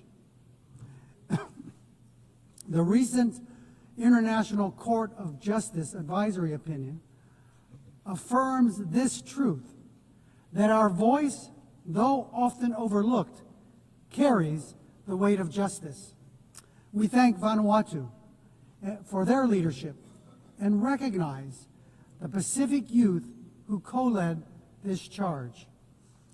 The advisory opinion confirmed that what we have always known, 1.5 degrees is not optional. It is now the benchmark for international law. Let us defend this limit as the political, moral, and legal anchor of the Paris Agreement. The world is at war. Defense spending is at an all-time high, approaching $3 trillion annually. We have many problems. And now more than ever, we need to come together. We are also at war. Our shores are being invaded by seawater. Our homes are being blown away by storms. Our roads are being washed away by torrential rains. Our reefs are overheating. Our fish are disappearing. And our land is on fire. This is our daily battle. And ahead of COP30 in Belém, we must see new nationally determined contributions submitted without delay, particularly from major emitters. And they must be aligned with the 1.5 degree trajectory. We applaud Australia's leadership in setting incredibly ambitious and achievable 2035 emissions reduction targets and developing clear strategies to reach its net zero emissions pathway by 2050. Australia leads the way in supporting Pacific Islands in accelerating the energy transition. This is a testament to the kind of leadership needed to defend and ensure a safe and prosperous future for all. However, ambition without implementation is an empty promise. For SIDS, the fight depends on climate finance. Too often, our countries are trapped in systems that are overly complex, slow, inaccessible. Finance must be predictable and adequate. It should not create new debt. It should free us to implement our NDCs, adapt to climate change impacts, and address loss and damage.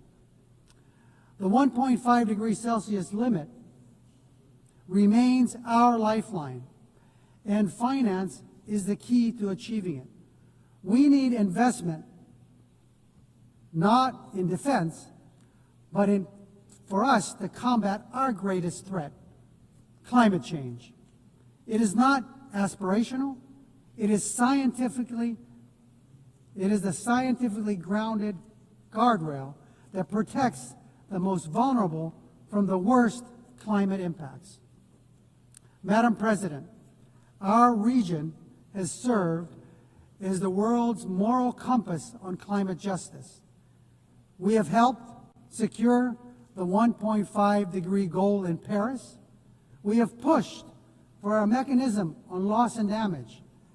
If the world is serious about 1.5, we urge you to come to our region, to see with your own eyes what the Pacific is facing, and be moved to act. That is why COP31 must be a Pacific COP, hosted by Australia, shaped in partnership with the Pacific. Madam President, on the issue of climate solutions, deep-sea mining has been incorrectly promoted as a silver bullet for the climate crisis. If we rush forward without understanding the consequences, we risk inflicting irreparable harm. The loss of biodiversity, the release of carbon, damage to our water column, and the destruction of fisheries that sustain our people is unfathomable. At UNOC 3, 38 countries, including Palau, came together to support a moratorium, and our message is clear. We must let science guide before we exploit the deep sea. The historic BBNJ agreement enters into force in January. And while Palau is proud to be the first ratifier, we couldn't have lit this fire alone. Like the Palauan proverb of the twigs, crossing the collective effort of over 60 countries demonstrates that we are better together. While we celebrate this achievement, we need even more nations to join this commitment to truly safeguard our ocean's future. Colleagues, the BBNJ agreement presents an unprecedented opportunity to design new ocean governance institutions where SIDS have a voice from the start. We are big ocean states, and we call on our partners, including the EU, to support a SIDS seat in the BBNJ governance structure. Excellencies, the stakes for SIDS could not be higher. Our economies are small, our vulnerabilities are acute, and our physical space is painfully narrow. The Antigua and Barbuda agenda for SIDS gives us a blueprint for resilient prosperity, but it cannot stand without tools. That is why the Seville commitment matters. The world has finally recognized that the financial system cannot be fair if it measures only income and ignores vulnerability. Multilateralism is our only shield, yet too often it is sidelined, blacklisted, and cut off from finance and boxed in by rules we did not write. We demand a seat not as bystanders, but as equal architects of our shared future. We call for the full and immediate integration of the multi-dimensional vulnerability index into the policies and frameworks of international financial institutions, multilateral development banks, and international organizations. It is time that we move the MDI from theory to practice. As we commemorate 80 years of this United Nations, we must look honestly at the strengths and its shortcomings. We welcome the Secretary General's UN 80 initiative, but let me be clear, reform cannot be cosmetic. This UN must be more responsive, more equitable, and more focused on delivery. Madam President, Palau knows too well the heavy cost of war, having endured the devastation of World War II on our islands. That history reminds us not only of the suffering left in the wake of conflict, but also the sacred value of peace. Palau has always stood for dignity of every human life and for the peaceful resolution of disputes through dialogue and respect for international law. Our positions, whether in support or restraint, are always guided by a deeper purpose, the pursuit of peace that is just, lasting, and stable. We believe that a durable solution, one that envisions two peoples, Israelis and Palestinians, living in two democratic states, side by side, in peace and in dignity and security, within mutually recognized borders, is essential for lasting peace. Russia's unprovoked war against Ukraine is a stark reminder that when international law is disregarded, peace everywhere is placed at risk. It is only through respect for the rules-based order that all nations, large and small, can live securely. Continuing in that spirit of respect for life and stability, I must raise an important issue of principle. Years ago, China wrongly interpreted UNGA Resolution 2758. And today, it continues to claim that Taiwan is a part of the People's Republic.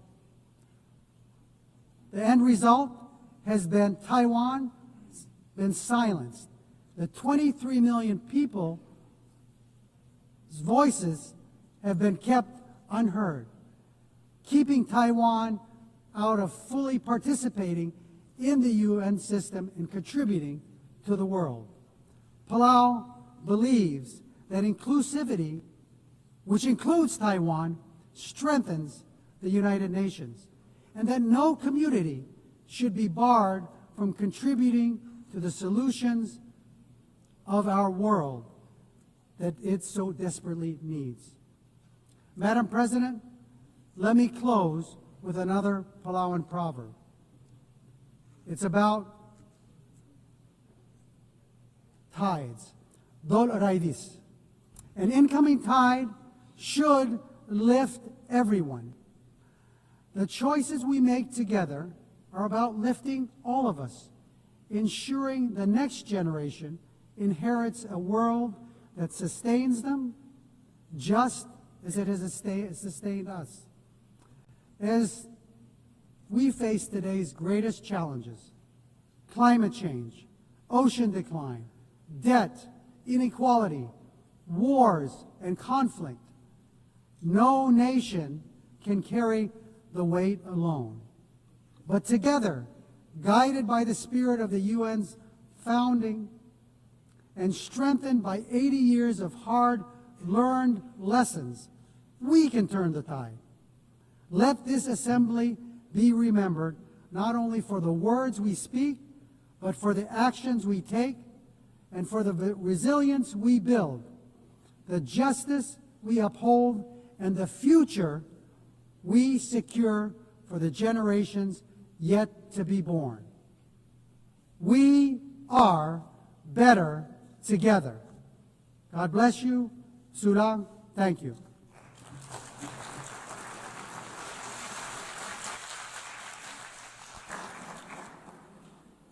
On behalf of the Assembly, I wish to thank the President of the Republic of Palau.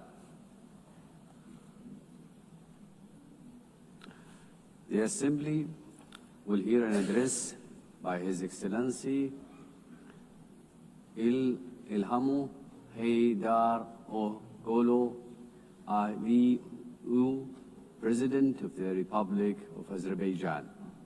I request protocol to escort His Excellency and invite him to address the Assembly.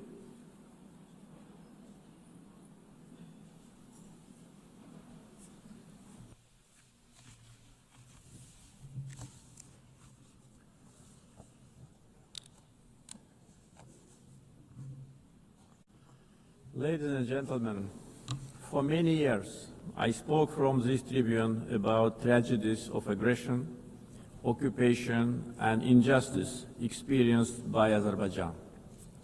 Today, I will speak about our long road to victory and peace, and a new era in Azerbaijan's history, about how we managed to end the occupation through a liberation war and how we won peace by political means. For nearly 3 decades, almost 20% of Azerbaijan's sovereign territory remained under military occupation by Armenia. 1 million of Azerbaijanis were expelled from their homes as a result of the policy of ethnic cleansing and war crimes conducted by Armenia. Their fundamental human rights were grossly violated. 4 United Nations Security Council resolutions adopted in 1993 demanded immediate, complete, and unconditional withdrawal of Armenian armed forces from the occupied territories. Sadly, these resolutions were never implemented. Armenia demonstratively ignored them because no sanctions were imposed on it by international community. The OSCE Minsk Group, established in 1992 to facilitate a settlement, has failed in its mission. Instead of enforcing the norms and principles of international law, its co-chairs sought to preserve the status quo and keep the conflict frozen.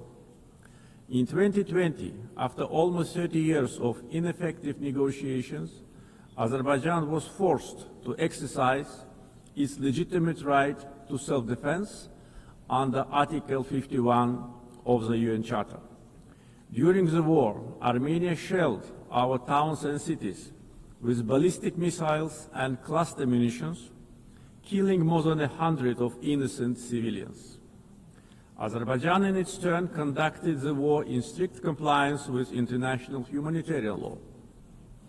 We ensured protection of civilians and refrained from targeting non-military infrastructure.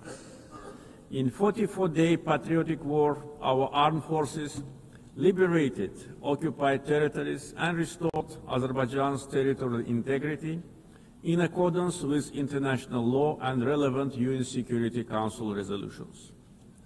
The 10 November 2020 marked the capitulation of Armenia and restoration of Azerbaijan's territorial integrity after nearly 30 years of occupation.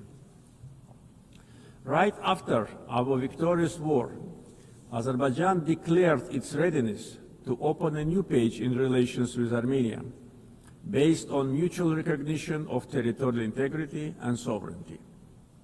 We proposed 5 basic principles rooted in international law. We tabled the proposal for a peace treaty. Then we initiated a negotiation process on its draft text, which lasted from October 2022 to summer 2025. Despite several attempts to derail the process, the negotiations produced positive results as they were conducted on a strict bilateral basis, free from any kind of external interference. On August 8 this year, the foreign ministers of Azerbaijan and Armenia in Washington, in the White House, in presence of the leaders of the United States, Azerbaijan and Armenia, initialed the text of peace agreement. The same day, the President of Azerbaijan and the Prime Minister of Armenia signed the joint declaration. President of the United States, Donald Trump, also signed it as a witness. Moreover, Azerbaijan and Armenia jointly appealed for the closure of the OSCE Minsk Group and related structures as an obsolete mechanism no longer relevant to the peace process. Accordingly, on 1 September, the OSCE adopted a decision to permanently close these structures. Regional connectivity has been at the core of our vision for lasting peace. Another key outcome of the Washington summit is the Trump Route for International Peace and Prosperity, TRIP, which will ensure unimpeded access through the Zheng corridor and foster regional connectivity. The recent Washington summit has also signaled a new phase in Azerbaijan-US relationship. Together with President Trump, we signed the Memorandum of Understanding between the two governments regarding the establishment of a strategic working group to develop a charter on strategic partnership between Azerbaijan and the United States. It opens new horizons for partnership in political, economic, energy, regional connectivity, defense, security, and other fields. The waiver by President Trump of the sanctions imposed on Azerbaijan in 1992 in the form of the Section 907 of the Freedom Support Act is a historic step as well. The permanent removal of Section 907 by the US Congress would eliminate a legacy of double standards and help strengthen trust and cooperation at a time when Azerbaijan is contributing to global security and stability.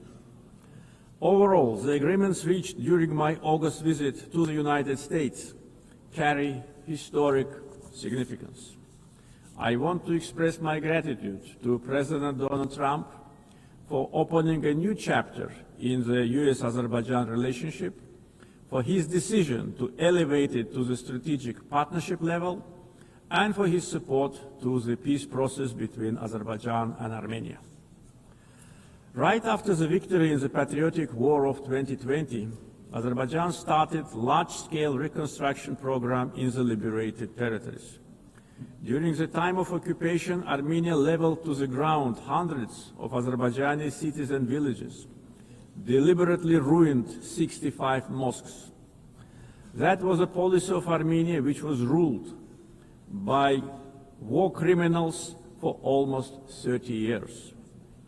We are rebuilding villages and cities razed to the ground. Under the Great Return Program, already more than 50,000 people live, work, and study in the liberated territories. One of the gravest humanitarian challenges facing Azerbaijan in the post-conflict period is landmine contamination during the time of Armenian occupation. Since November 2020, more than 400 Azerbaijani civilians and military personnel were killed or seriously injured by landmine explosions. This massive contamination obstructs the safe return of displaced persons and delays reconstruction projects. Similarly, the tragic fate of nearly 4,000 Azerbaijanis who went missing during the Armenian aggression and occupation since the early 90s continue to require close attention and action. Ladies and gentlemen, coming to the global challenges we are facing, we believe that response must be inclusive, fair, and universal. Through its many initiatives, Azerbaijan has shown its clear commitment to advancing sustainable solutions. Azerbaijan is proud to have hosted COP29 last year, where we achieved important outcomes in advancing climate action, the green transition, and equitable access to financing. As a host of COP29, we guided negotiations towards ambitious and balanced outcomes, ensuring that all voices, particularly those of the developing world, were heard. The adoption of the new collective quantified goal at COP29, also known as Baku Finance Goal, is a historic milestone in global climate finance. This commitment brings previous $100 billion annual climate finance goal to at least $300 billion per year through 2035 from public sources in developed countries to developing countries. Azerbaijan also successfully finalized the long-awaited framework for carbon markets under Article 6 of the Paris Agreement, making the Paris Agreement fully operational 9 years after its adoption. Several key agreements were signed at COP29 to make the Loss and Damage Fund fully operational, providing critical support for vulnerable communities impacted by climate change. Being strongly committed to the green transition, we at the same time should not put unrealistic targets in front of us. The world cannot live without fossil fuels today and in foreseeable future. Energy security is closely linked to peace, regional connectivity, and economic development. Azerbaijan continues to play a proactive role in advancing these objectives globally. Azerbaijan has established itself as a reliable and indispensable partner in providing energy security to many countries. We play a strategic role connecting the Caspian region with international markets through diversified oil and gas pipeline systems. As of today, we are supplying natural gas to 14 countries. This ranks Azerbaijan as a top country in the world in terms of number of countries it supplies with pipeline gas. This reflects our strategic role in enhancing energy security and diversifying supply routes across Europe and beyond. Moreover, Azerbaijan and Syria have recently strengthened their bilateral partnership, focusing on energy supply, infrastructure development, and post-conflict reconstruction. Since August this year, Azerbaijan started to supply Syria with natural gas via Turkey, significantly reducing its electricity shortages. Azerbaijan also attracts large investments in renewable energy sources, like solar, wind, and hydropower.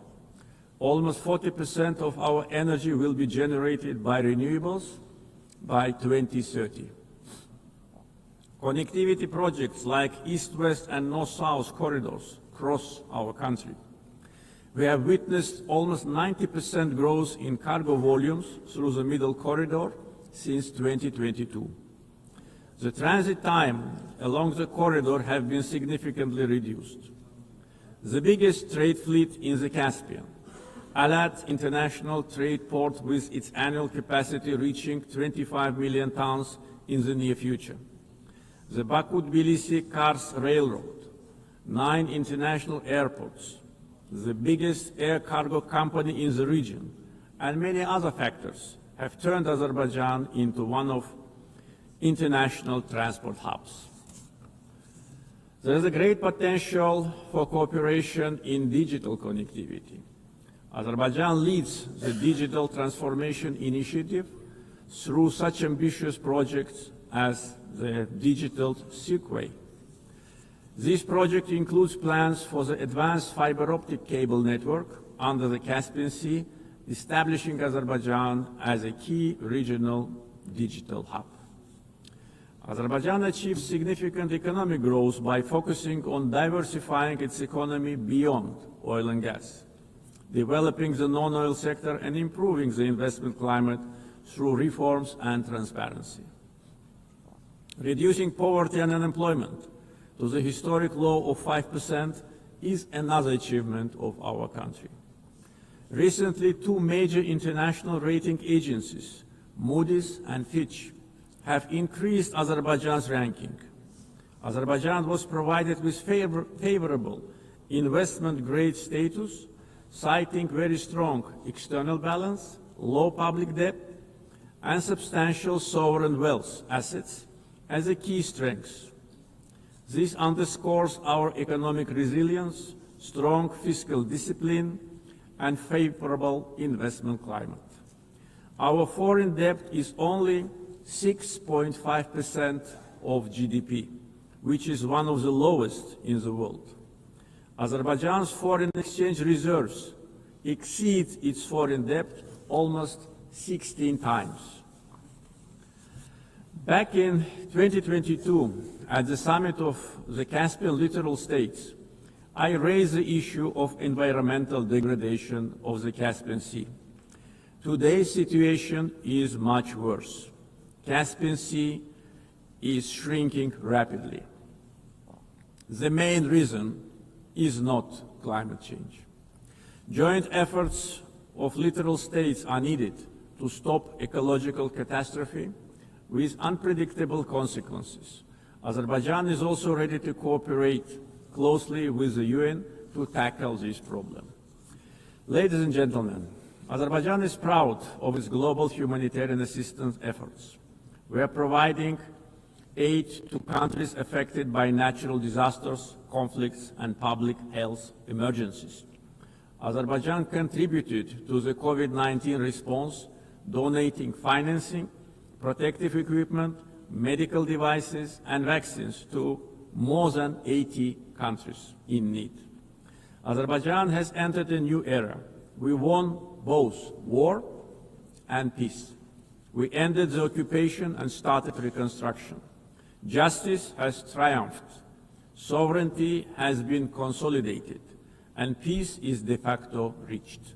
We stand prepared to share our positive experience. The achievements of the recent years are not only a victory and success of Azerbaijan, they are also a demonstration that international law must ultimately prevail. Our vision is clear: peace and development based upon international law, non-interference in internal affairs of states, mutual respect and cooperation. Let us together build a world without double standards, where justice is not selective, the rule of law is respected, and peace is achieved not through words alone, but through actions. Thank you.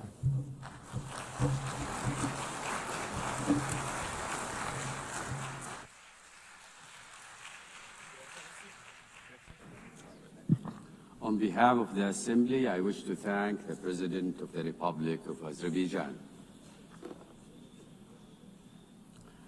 The Assembly will hear an address by His Excellency Zheng, Chairman of the Presidency of Bosnia and Herzegovina. I request protocol to escort His Excellency and invite him to address the Assembly.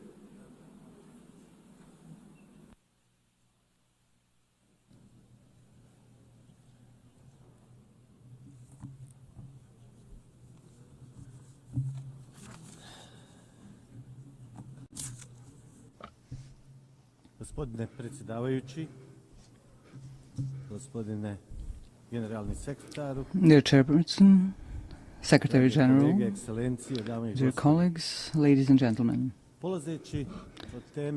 To start with the theme of this year's session of the United Nations General Assembly, Better Together, 80 years and more for peace, development and human rights, allow me to express my congratulations to the United Nations from this important place on behalf of Bosnia and Herzegovina and all its citizens.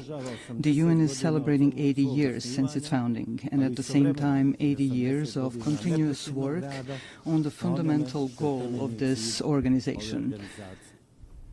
That goal is to secure and maintain peace in the world. History will give the final judgment on how successful the UN has been in the past, as well as on the results of the work and participation of several generations in the United Nations itself, its bodies and organizations. At the same time, I believe it is important to clearly express our common position today. Peace in every part of the world has no alternative. We must continue to work together persistently on this. I would like to believe that we all share the same positive opinion, that we must protect peace in every part of the world. However, reality and what is happening today in different parts of our planet clearly show us that world peace is often not in the interest of certain geopolitical actors. For them, conflict or war is a means to realize their own political and economic interests. These interests largely diverge from the goals set out in the United Nations Charter. If we add to this the fact that attempts are being made to change the borders of state around the world by means of armed force in a manner that is contrary to the United Nations Charter, we can draw a simple conclusion. International law is not applied equally to all states that are subject of that very international law. We have been witnessing that in the past period, certain armed conflicts have been deliberately provoked. What follows is the use of significant armed force, which a state with a smaller or weaker armed forces simply cannot resist. After that, the attacked state is required to sit at the negotiating table and sign a waiver of parts of its territory, ostensibly in the name of peace, but in reality in the name of force. I believe that all of us in this room know that the United Nations Charter allows for the changing of state borders. However, this can only be done by voluntary agreement between states. Armed forces or political pressure backed by armed forces cannot be used. However, if armed force is used to force the other side to agree to an imposed agreement in which it loses part of its territory, then there is no good and sincere will. Only coercion is present, which is contrary to several acts of international law. In this particular case, I'm speaking of Ukraine and the pressures it is under as a sovereign state. These pressures require Ukraine to give up parts of its territory in order to achieve a supposedly lasting and sustainable peace. Are we, in this particular case, participants in a change in the world order? In such an order, peace is not set as the ultimate goal. On the contrary, war and armed force appear as a legitimate means to achieve the political goals of major geopolitical actors. Changing international borders through the use of armed force creates political pressure to force a state to give up parts of its territory. This creates a dangerous precedent in international law, which can easily become the rule. Ultimately, it means living in an unstable world in which peace no longer has value.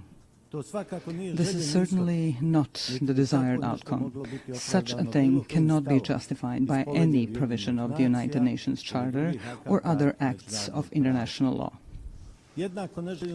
Today we have an equally unwanted situation in the Gaza Strip. There, such violence is perpetrated against the local population, which in its form indicates the existence of several elements of genocide, as established in the Convention on the Prevention and Punishment of the Crime of Genocide.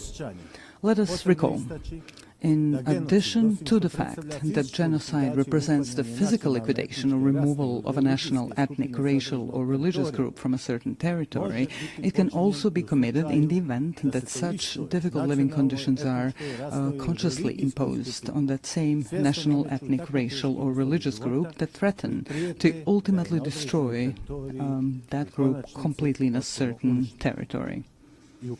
Ultimately, such an aggressive genocidal approach is used as a means to forcibly occupy and take over territory. Under international law, these territories cannot belong to those who initiate and produce aggression.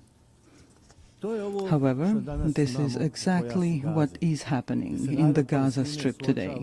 In Gaza, the people of Palestine face these two elements of genocide prescribed by the aforementioned Convention on the Prevention and Punishment of Genocide.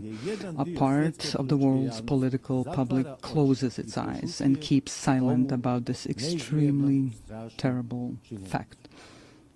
There is no political interest or even economic interest motivated by the intention to exploit natural resources, such as oil or natural gas in that part of the Mediterranean, which could justify such a high level of genocidal violence against the local Palestinian population. Such violence is unjustified and unacceptable. Equally unacceptable is the silence and occasional approval that comes from various political circles around the world. What kind of peace, development, or protection of human rights can we even talk about if this kind of violence is allowed? Violence with forms of genocide against the Palestinian people. Does something like that mean that the political interests of individual countries or the interests of corporate capital are stronger and more important than our common obligation to protect peace in every part of the world and the human rights of every individual in the world? This obligation is a prerequisite for the development and self-sustainability of various societies. This is a major challenge that we are facing today, and we cannot run away from that challenge. We must not continuously silence this interest for the sake of some higher opportunistic interests. Let us just remember the phrase, silence is actually an expression of either cowardice or approval of cowardice. Dear sir, allow me to briefly say something about my country, Bosnia and Herzegovina. A little more than 30 years ago, Bosnia and Herzegovina was faced with aggression coming from neighboring countries. At that time, the United Nations formed a peacekeeping military force called UNPROFOR, with the participation of countries that expressed interest in such endeavor. The role of UNPROFOR was such that they were, to a large extent, mere observers of a series of war crimes, ethnic cleansing, and ultimately genocide committed by the aggressors of Bosnia and Herzegovina. Of course, there were also positive examples of UNPROFOR's activities, which should certainly not be forgotten, and we are sincerely grateful for that. Unfortunately, a stain remains on that United Nations mission. Certain UNPROFOR commanders did not want to activate airstrikes in order to prevent ethnic cleansing, especially the genocide committed in Srebrenica in July 1995. Unfortunately, genocide was committed in Srebrenica. Hundreds of thousands of citizens throughout Bosnia and Herzegovina lost their lives during the aggression. Many more were injured, and more than 1 million citizens of Bosnia and Herzegovina were displaced around the world. I would like to briefly remind you that the International Criminal Court in The Hague, established by these very United Nations, has found the guilt of several individuals for committing genocide, as well as the existence of a series of joint criminal endeavors. They all had the same goal, ethnic cleansing with the creation of ethnically pure parts of the territory in Bosnia and Herzegovina, in order to separate these parts from Bosnia and Herzegovina and annex them to neighboring states. A little over a year ago, here at the United Nations, we worked together on the adoption of the resolution on the genocide committed in Srebrenica. I consider that a major step forward and an important document, not only for Bosnia and Herzegovina, but also more widely.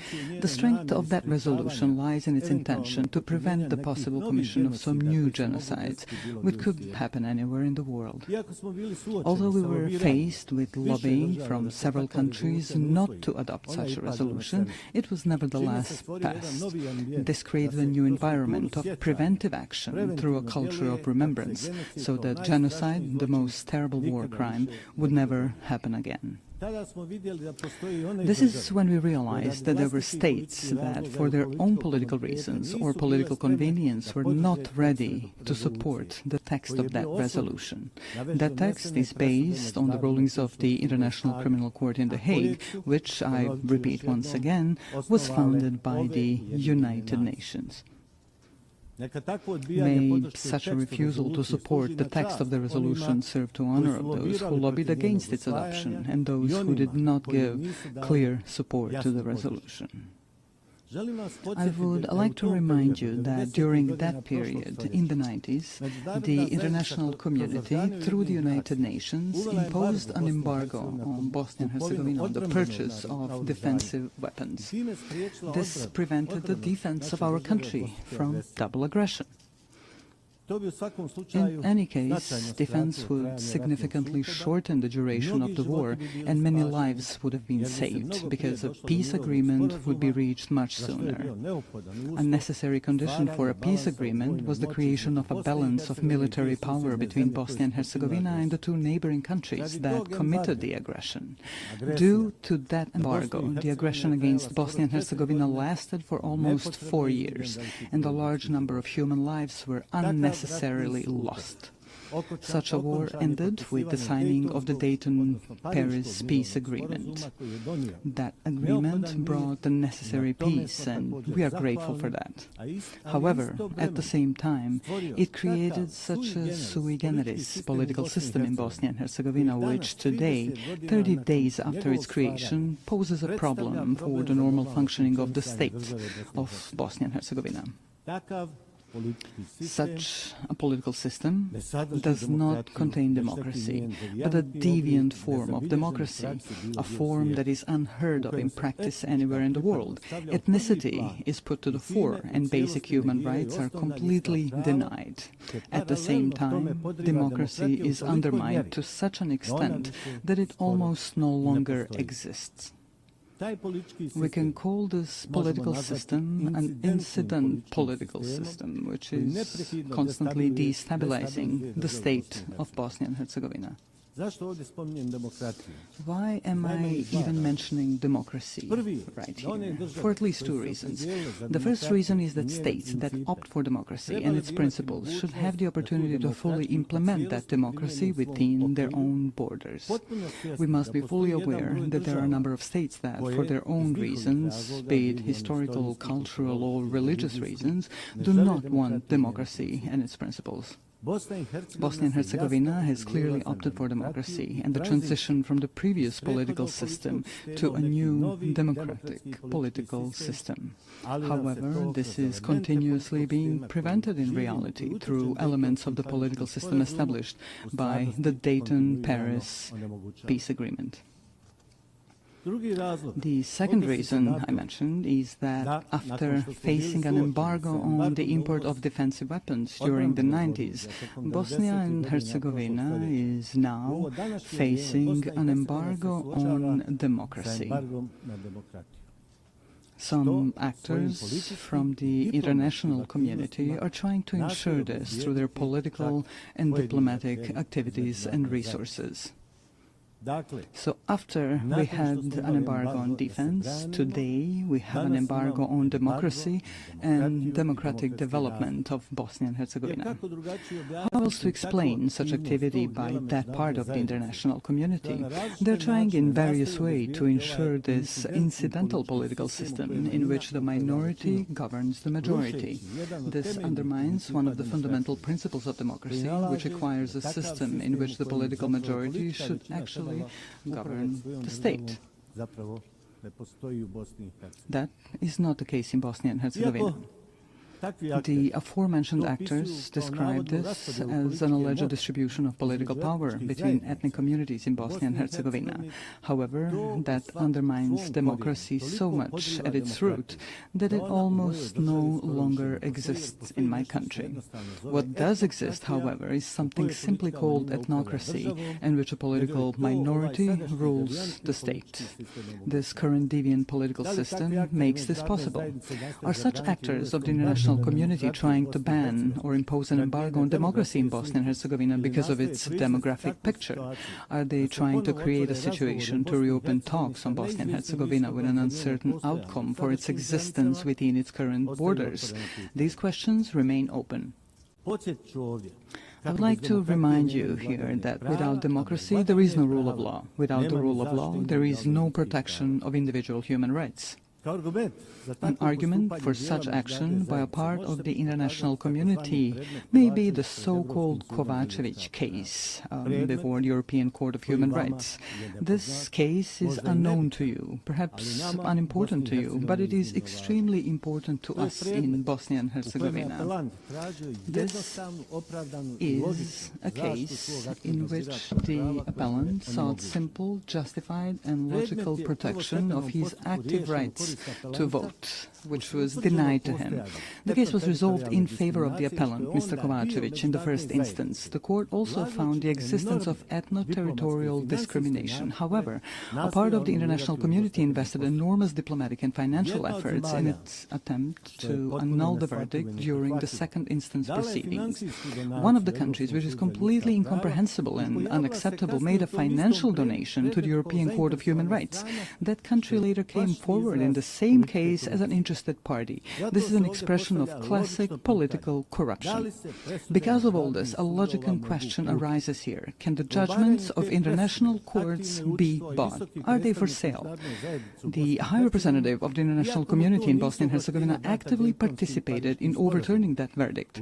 Also, he was not given such powers by the Dayton Peace Agreement.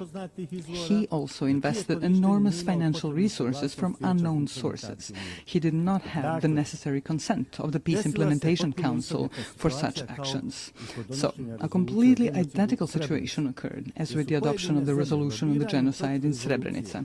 Some countries tried to negate the judgment of the International Criminal Court in The Hague by lobbying against the resolution.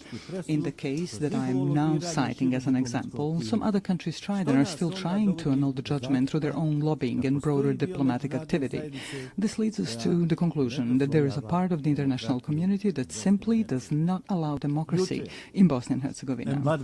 Yesterday, we faced an embargo on weapons necessary for the defense of our country. Today, we have an embargo on democracy and human rights. Therefore, I would like to briefly remind you of another United Nations document called the International Covenant on Civil and Political Rights.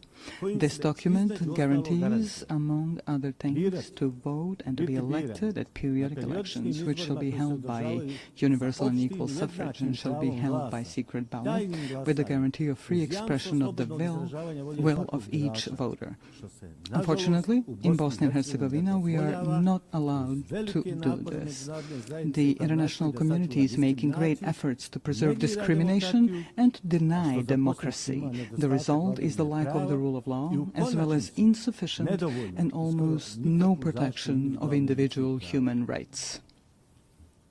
The logical conclusion that arises is the following. Democracy, as well as the right to defend the country, are privileges whose application is determined and enabled by political elites from larger and richer countries.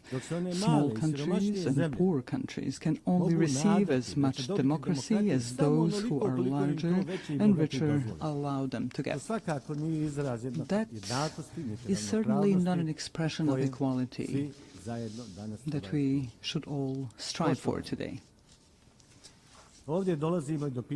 Here we come to the issue of human rights. To be more precise, I am referring to the equality of every individual in their own country and beyond. This particularly concerns the right of every person to participate equally and as they wish in every aspect of social life in their country. We have a whole series of documents of acts of international law that guarantee such rights. This, therefore, raises an open question. Are we prepared to be consistent or persistent in protecting individual human rights in any part of the world, using the tools that the aforementioned international documents provide us with? Every issue of human rights protection begins with the fight against discrimination or any form of inequality of individuals in all their rights guaranteed to them by international law.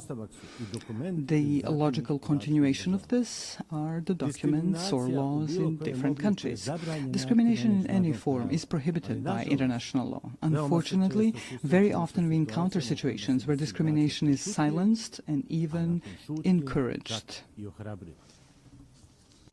Speaking from the perspective of Bosnia and Herzegovina, we have 5 judgments of the European Court of Human Rights that establish the existence of discrimination against citizens of Bosnia and Herzegovina based on their ethnic origin or place of residence. Some of the political elites in Bosnia and Herzegovina, as well as part of the international community present in Bosnia and Herzegovina, do not want to accept these verdicts or implement them through constitutional amendments. Therefore, the 5 aforementioned judgments of the European Court of Human Rights have not been implemented. The aforementioned 6th judgment in the case seeking the rejection of ethno-territorial discrimination was overturned thanks to pressure, donations and similar actions by certain countries. The person who was authorized by the peace agreement to implement that very peace agreement and to protect all aspects of that agreement also participated in this. This includes all acts of international law that speak of human rights. All of this leads us to difficult questions and even more difficult answers. Are human rights and the protection of the same privileges of the larger and wealthier societies and states, while those that are smaller and poorer are consciously and internationally bypassed in the protection of human rights? It starts from the right to life all the way to the right to equality and democracy. Finally, let me emphasize that we can only respond to all 3 open questions which are the subject of this session of the United Nations General Assembly through consistency and principled insistence on the protection of peace.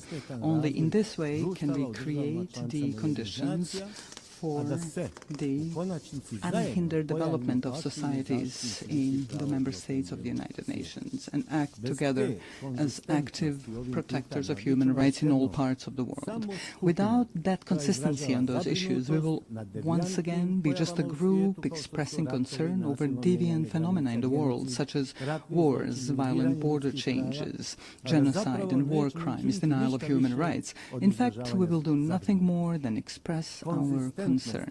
The consistency I'm referring to means complete determination to confront various deviant phenomena in the world through the tools provided to us by international law. We must be resolute and unwavering in our intentions to protect the fundamental values of the United Nations without making any distinction between states as subjects of international law. Within this determination, I call upon you to do the following. Let us not differentiate between ourselves, dividing us into large and small countries, rich and poor. Together, as an organization, let us actively seek and facilitate solutions to all the outstanding issues that arise in the world. Peace is not a privilege. Peace is an obligation of all of us, which we must ensure at all times and in all places. Likewise, human rights are not a privilege. Human rights are a permanent civilizational obligation, which we must continuously fulfill. This is certainly an ongoing challenge, one that generations before us have faced and that generations after us will keep facing. Our mission is to leave them a better world than the one we live in now. Such a goal requires persistent and continuous active work.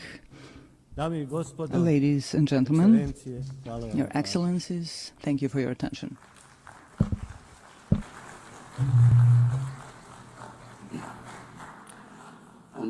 On behalf of the Assembly, I wish to thank the Chairman of the Presidency of Bosnia and Herzegovina. We shall now continue the general debate. The Assembly will hear an address by His Excellency Teodoro Ngoma Obiang Mangui, Vice President in charge of National Defense of State Security of the Republic of Equatorial Guinea. I request protocol to escort His Excellency and invite him to address the Assembly.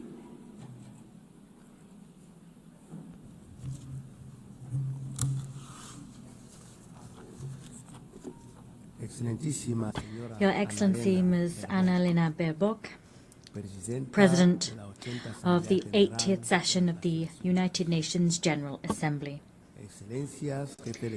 Heads of State and Government, Heads of Delegations, Excellencies, Your Excellency Mr. Antonio Guterres, Secretary General of the United Nations, ladies and gentlemen, I'm honored to take the floor on behalf of His Excellency Obiang Mbaso, President of the Republic of Equatorial Guinea, to share with you my country's most dearly held convictions at this 80th session of the General Assembly, being held at a time in which the world is calling for a fairer, more equitable and effective international system.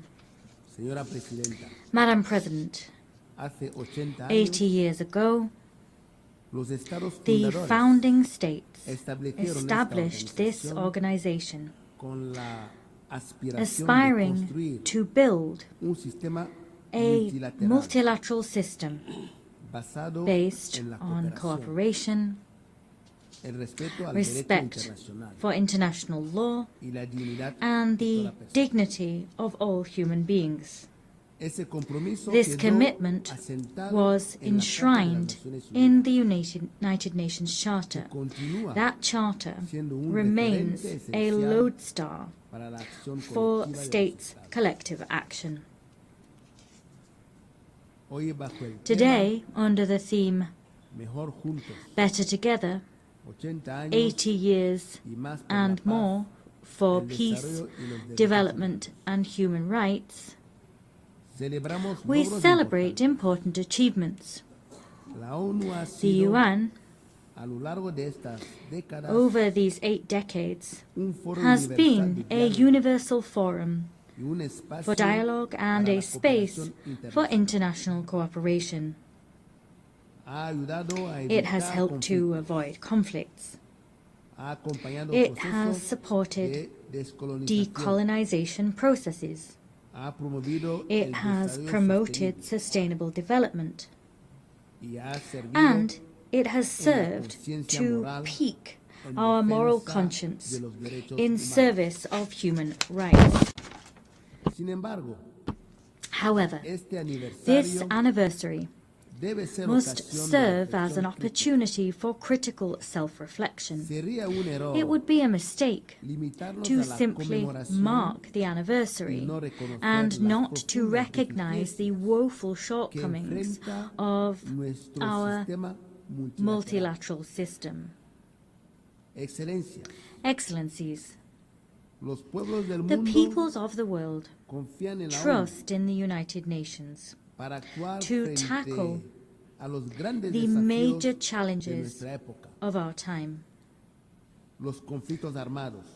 armed conflict, violence, climate change, growing inequalities, migration crises, cyber threats, and the lack of technological transfer are all some of these challenges. However, all too often, the response provided to those challenges has fallen short. The United Nations has been brought to a standstill by individual interests and straitjacketed by an institutional platform which no longer reflects the reality of today's world. Talking about leaving no one behind becomes meaningless if millions remain marginalized in systems of dependency and exclusion. The Security Council, the body responsible for upholding international peace and security, is perhaps the clearest example of the extent to which the United Nations is out of step.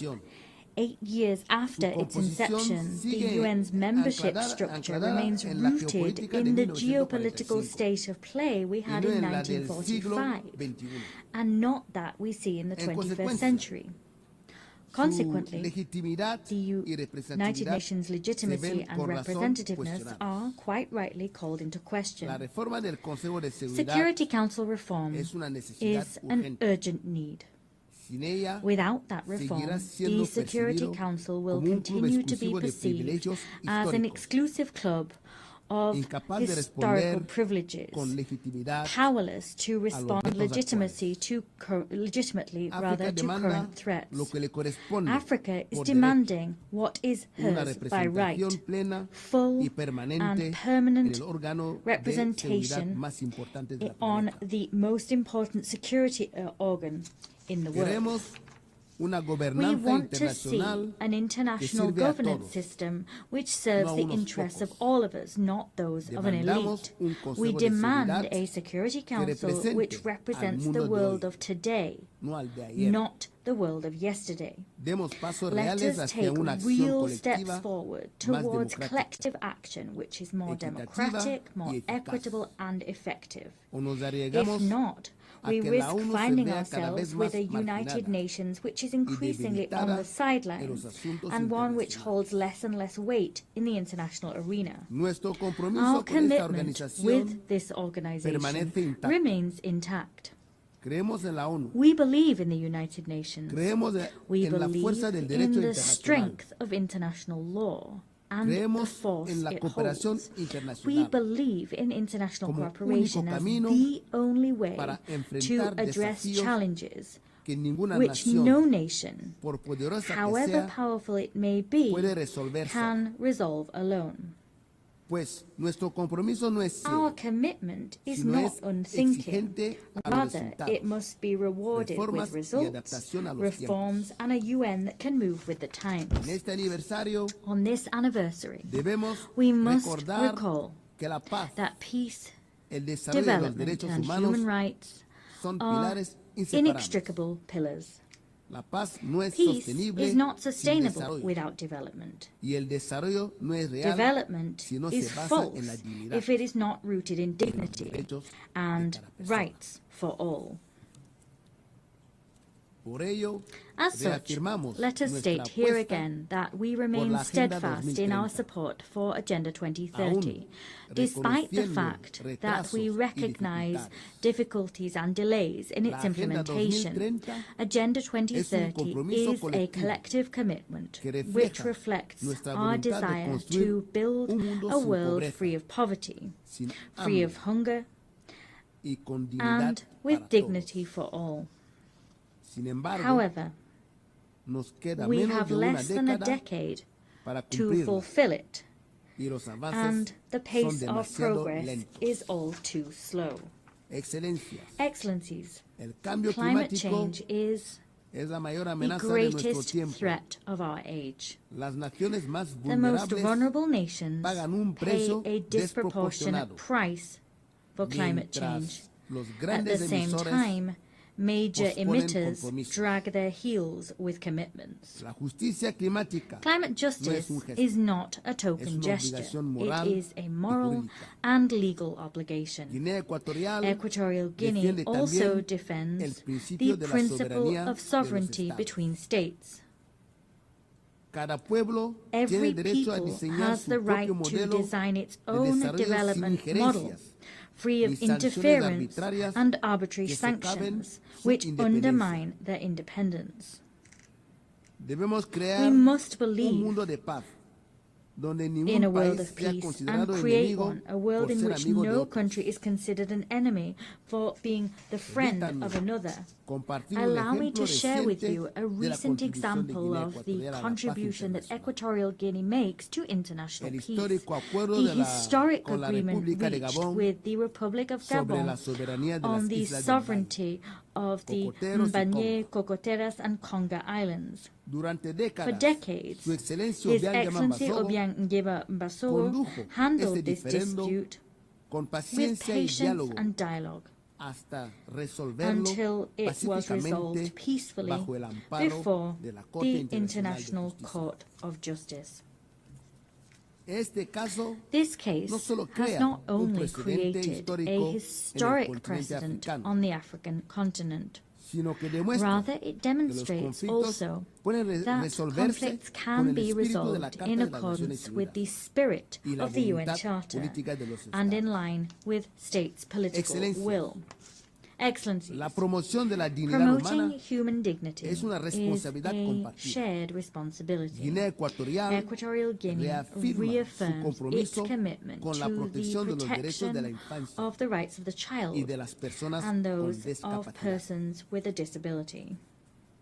Los derechos de la seguridad alimenticia, Rights to a food la security, housing, al agua potable drinking water, y a la and explotación the soberana de los sovereign recursos exploitation naturales of natural forman parte resources inseparable are de los an derechos humanos. inextricable part of human rights as a whole. Sin dignidad material, Without la dignity libertad that comes es un through ideal material vacío. comfort, freedom is an empty Fieles a ideal. los principios de una Faithful comunidad to the internacional principles inclusiva, of an inclusive en que se international levante community, el embargo we económico, insist comercial that the y economic, financiero commercial and impuesto financial contra la embargo República de imposed on the Republic of Cuba be Mantener este lifted. tipo de medidas Keeping such measures no in solo place afecta not only gravemente el desarrollo de una gravely nación affects soberana, the development of a sino sovereign que nation, también contradice it also los runs principios counter to the fundamentales fundamental de la Carta de principles las Naciones enshrined in the United Nations Charter. Excelencias, Excellencies, para terminar, to conclude, quisiera dirigirme allow me también also a los hombres y to mujeres address de negocios businessmen and para women. invitarles a I wish to descubrir Guinea invite them to Ecuatorial come and discover como un Equatorial destino Guinea seguro y as atractivo a safe para la inversión. destination and one which is very Nuestro attractive for país investment. ofrece un Our marco de country offers a estabilidad climate of política, political stability, ventajas fiscal fiscales incentives, y una visión and clara a del clear futuro a vision través of de the nuestra future agenda al desarrollo through Horizonte our 2035. 2035 development Les agenda. animamos We a encourage you acompañarnos to en este accompany camino, us on this journey, que no solo a journey which will generará not only beneficios compartidos, generate sino shared que dividends, but which will consolidará also un consolidate desarrollo the inclusivo inclusive y and sostenible sustainable en development nuestra nación. of our Muchas nation. gracias. I thank you.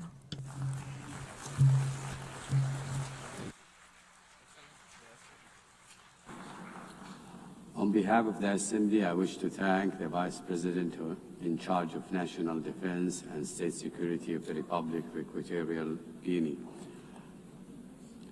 The Assembly will hear an address by Her Excellency Josephine Joseph Lago, Vice President of the Republic of South Sudan. I request protocol to escort Her Excellency and invite her to address the Assembly.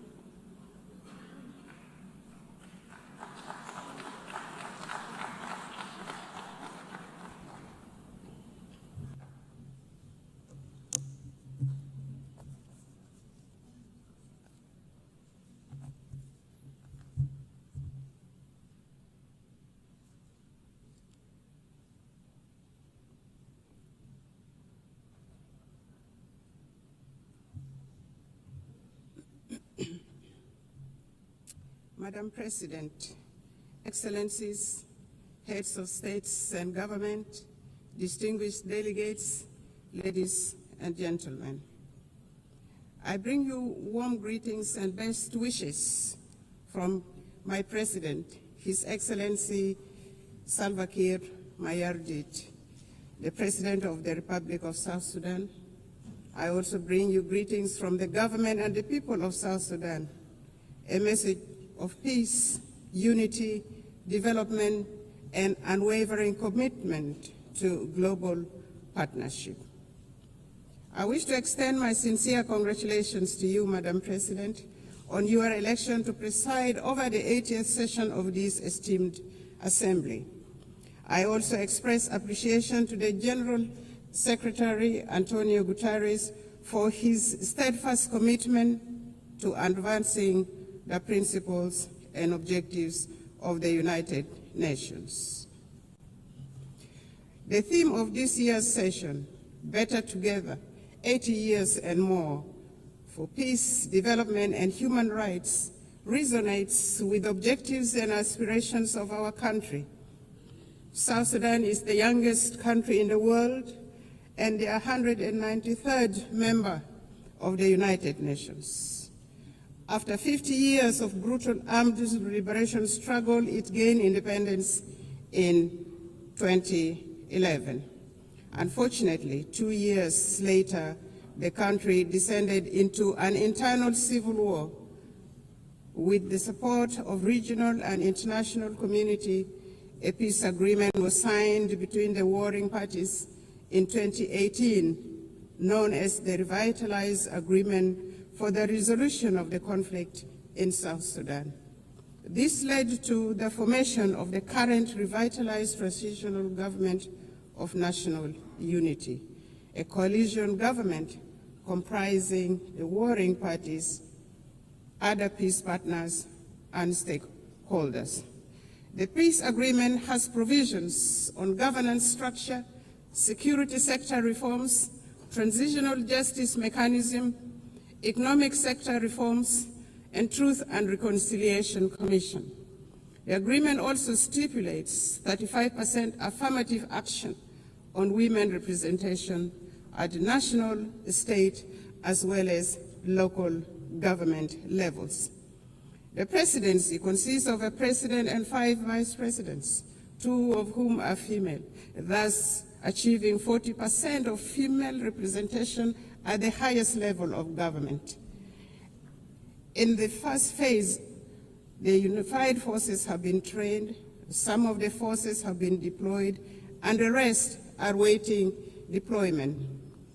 The second phase of the security sector reforms is due to start imminently this October 2025. This will complete the second phase of the second protocol of the agreement. Other protocols, including public finance management reforms, are ongoing. Transitional justice mechanisms are in progress, and the Truth and Reconciliation Commission will be established under the auspices of the African Union. Although the implementation of the peace agreement has been slower than we would have wanted due to financial constraints, some of the members of the international community have been contributing in kind. On the whole, the implementation of the peace agreement is about 60% executed. The agreement has held for 7 years, and a relative peace has been attained, thus giving hope to our people. Many South Sudanese have returned from the neighboring countries and the diaspora and are rebuilding their lives and contributing to national development. Work is ongoing, including preparations for general elections in December 2026. Until recently, the permanent cessation of hostilities was observed and relative peace attained throughout the country. Climate change and environmental sustainability. South Sudan is one of the countries adversely affected by the impact of climate change, despite contributing minimally to global emissions. For the last 5 years, our country has suffered recurrent floods on the one hand and prolonged droughts on the other, thus contributing to crop failures, biodiversity loss, and mass displacement. These challenges intensify food insecurity, undermine livelihood support, and threaten social stability. In this regard, the government of the Republic of South Sudan calls on equitable and predictable climate financing to strengthen adaptation and resilience. The Paris Agreement and subsequent COP summits made commitments which must be honored. South Sudan requires support in technology transfer, capacity building, and foreign direct investment in national frameworks such as the South Sudan Development Plan, nationally determined contribution, and national adaptation plan. This support is essential to address the intertwined challenges of development and environmental stability. The global community cannot afford to ignore climate injustice. Collective action is imperative for these challenges which transcend national borders to be addressed effectively. South Sudan has embarked on planting of 100 million trees by 2030, expanding renewable energy generation and strengthening water infrastructure with women, youth, and people with disabilities at the center of these efforts. Our commitments to sustainable development goals. At independence, South Sudan inherited rudimentary state structures and hardly any infrastructures such as roads, electricity. We inherited poor health care, inadequate educational infrastructure, abject poverty, and food insecurity. The SDGs are aligned to our national priorities. For example, each vice president is in charge of a cluster which includes governance cluster, economic cluster, service delivery cluster, infrastructure cluster, and gender, youth, and humanitarian cluster. Madam President, the 2030 Agenda remains a vital framework for peace and prosperity. South Sudan has made some remarkable progress in agricultural transformation, including commercialization and value addition, which will create jobs for women and youth, including in crop production, livestock, and fisheries. This will enable people to produce their own food rather than relying on imported foods. Our policy is, let us produce what we eat. And as a consequence, some states in our country now are self-sufficient in food production, which contributes eminently to reduction of poverty, thus the attainment of SDG 1 and SDG 2. In collaboration with our development partners, government is providing health care, building health care infrastructure, improving maternal and child care, raising awareness about communicable diseases, and providing vaccinations for diseases such as cholera, mpox, and malaria. Access to clean water and sanitation is being improved. As part of the health sector transformation program, we aim to attain universal health care for all in South Sudan. The recent pandemic outbreaks around the world revealed the urgencies of strengthening health systems and equitable vaccine access. South Sudan advocates for global health framework that prioritizes preparedness for pandemics and embraces health as a universal human right. In his latest statement to Parliament in June 2025, His Excellency President Salva Kiir Mayardit identified education as a key priority area for the government. There is improved enrollment in primary schools and secondary schools, and many young people are aspiring now to go to universities and colleges. Enrollment has risen from 300,000 to 2.1 million children, with gender parity in primary schools nearly achieved. This is a remarkable national achievement. There is focus on teacher education to improve the overall quality of education. Despite these efforts and achievements, 2.8 million of our children are still out of school.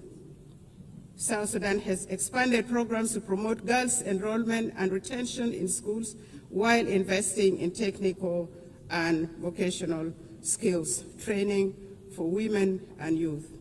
Our government would like to take this opportunity to appreciate all those countries that have offered scholarships for our young people to study in their countries, and those supporting girls' education in particular and vocational training to provide employable skills for our young people.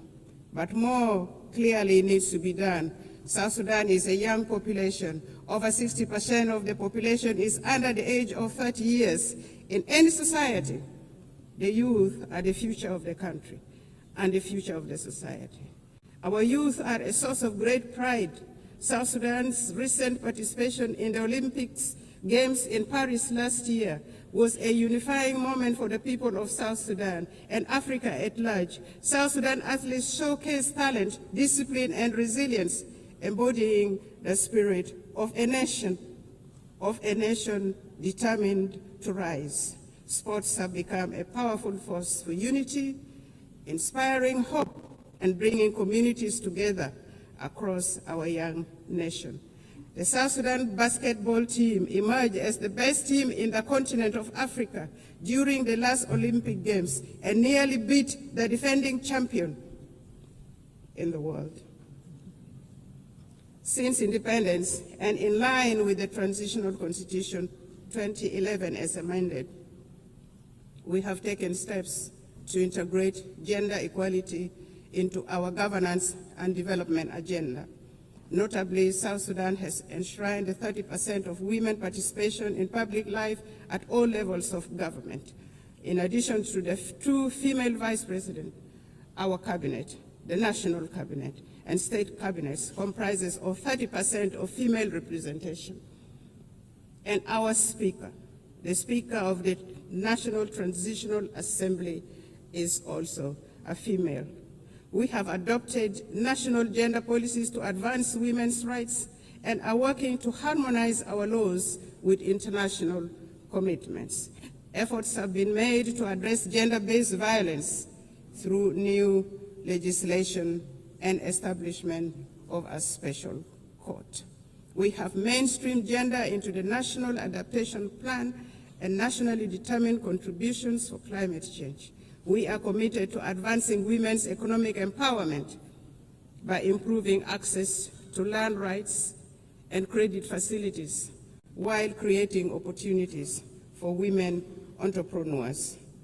To achieve the SDGs, we must shift from commitments to action, emphasizing multilateral cooperation, fair trade, debt relief, and tailored support for fragile and conflict-affected states.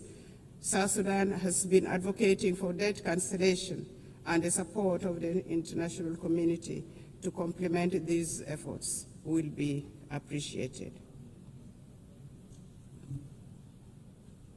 Financing for development. Transforming aspiration into results require adequate financing. We urge developed nations to scale up contributions to the International Development Association, which plays a central role in protecting vulnerable populations, reducing poverty, and financing sustainable development in fragile states. South Sudan supports reforms of international financial institutions to enhance the representation of developing nations, ensuring that financing mechanisms align with objectives of development priorities. Together, we can build a more inclusive and just global financial system. Internal peace and security. We acknowledge the delays in implementation of the revitalized peace agreement. However, the government has renewed its political will and is accelerating key benchmarks, including the deployment of the unified forces, electoral legislation, and launching of national civic education campaigns.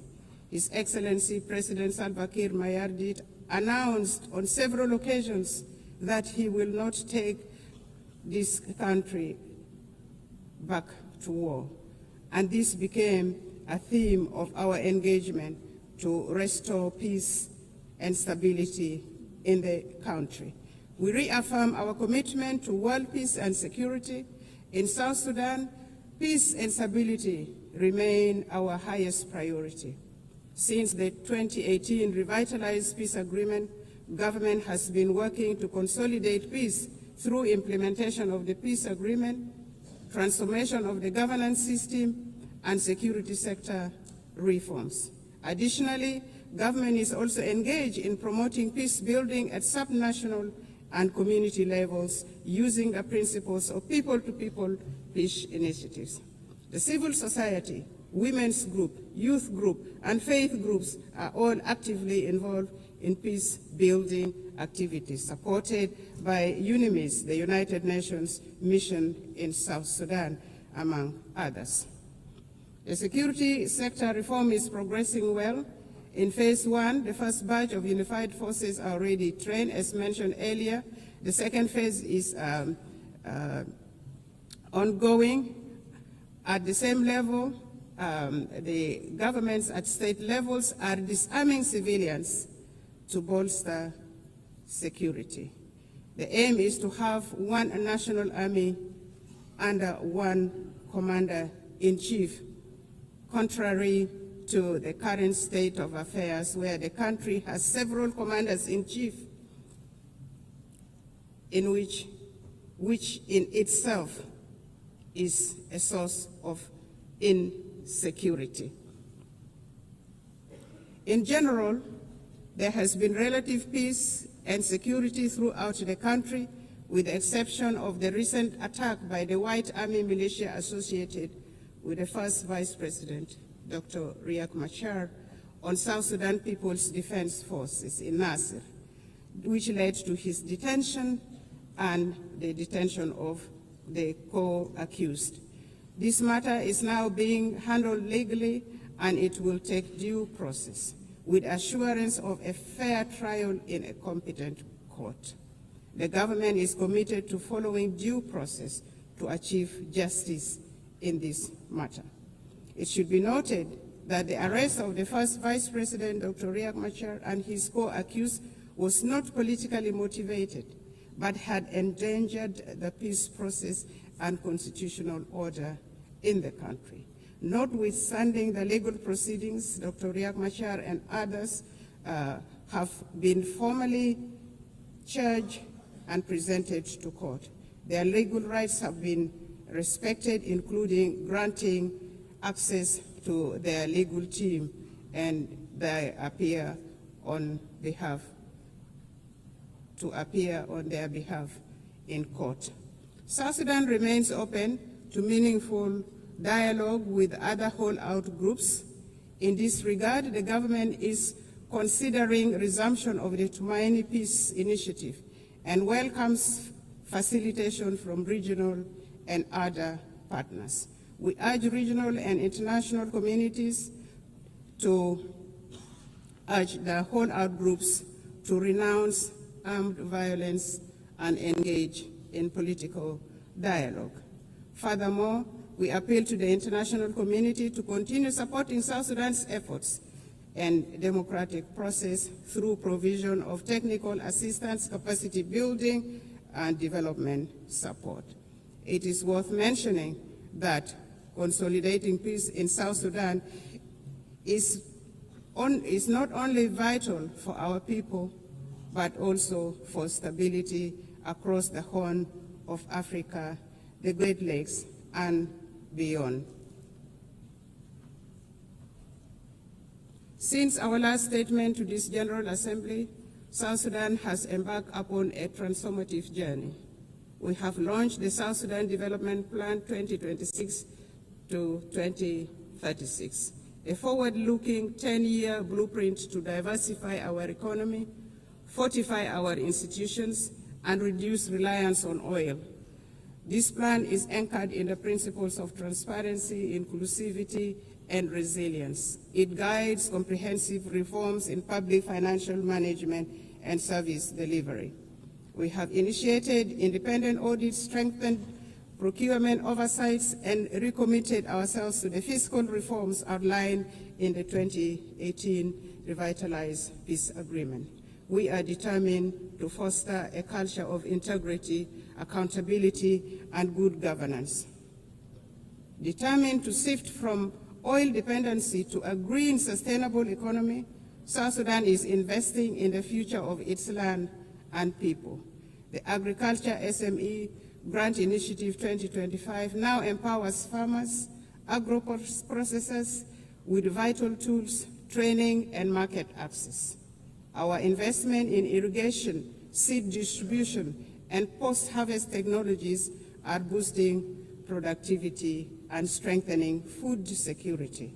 We have successfully established effective governance structures both at the national and local level, including establishment of relevant commissions such as the Constitutional Review Commission, the Judicial Review Commission, among others. The constitutional making process is in progress. Civic education and voter rights training have commenced and are progressing well. The National Bureau of Statistics will advise on options available for elections. The Political Parties Council has been established and has started registering political parties intended to contest in elections. Therefore, with these positive developments, the government of the Republic of South Sudan appeals for the removal of targeted individual sanctions and the arms embargo on South Sudan. Elections. According to the peace agreement, the transitional period must end with the conduct of general elections currently scheduled for December 2026. This will enable the people of South Sudan to democratically elect their leaders for the first time in the history of this young nation. His Excellency President Salva Kiir has reaffirmed the government's determination to deliver credible, inclusive, and peaceful elections. The establishment of electoral institutions, namely the National Election Commission, the Political Parties Council for registration of political parties, and voters' right education have been established. The Bureau of Statistics has been restructured to deal with the issues of census. The restructured Permanent Constitution Review Commission has been actively working to ensure that the country has a new permanent constitution by the time of the general election in December 2026.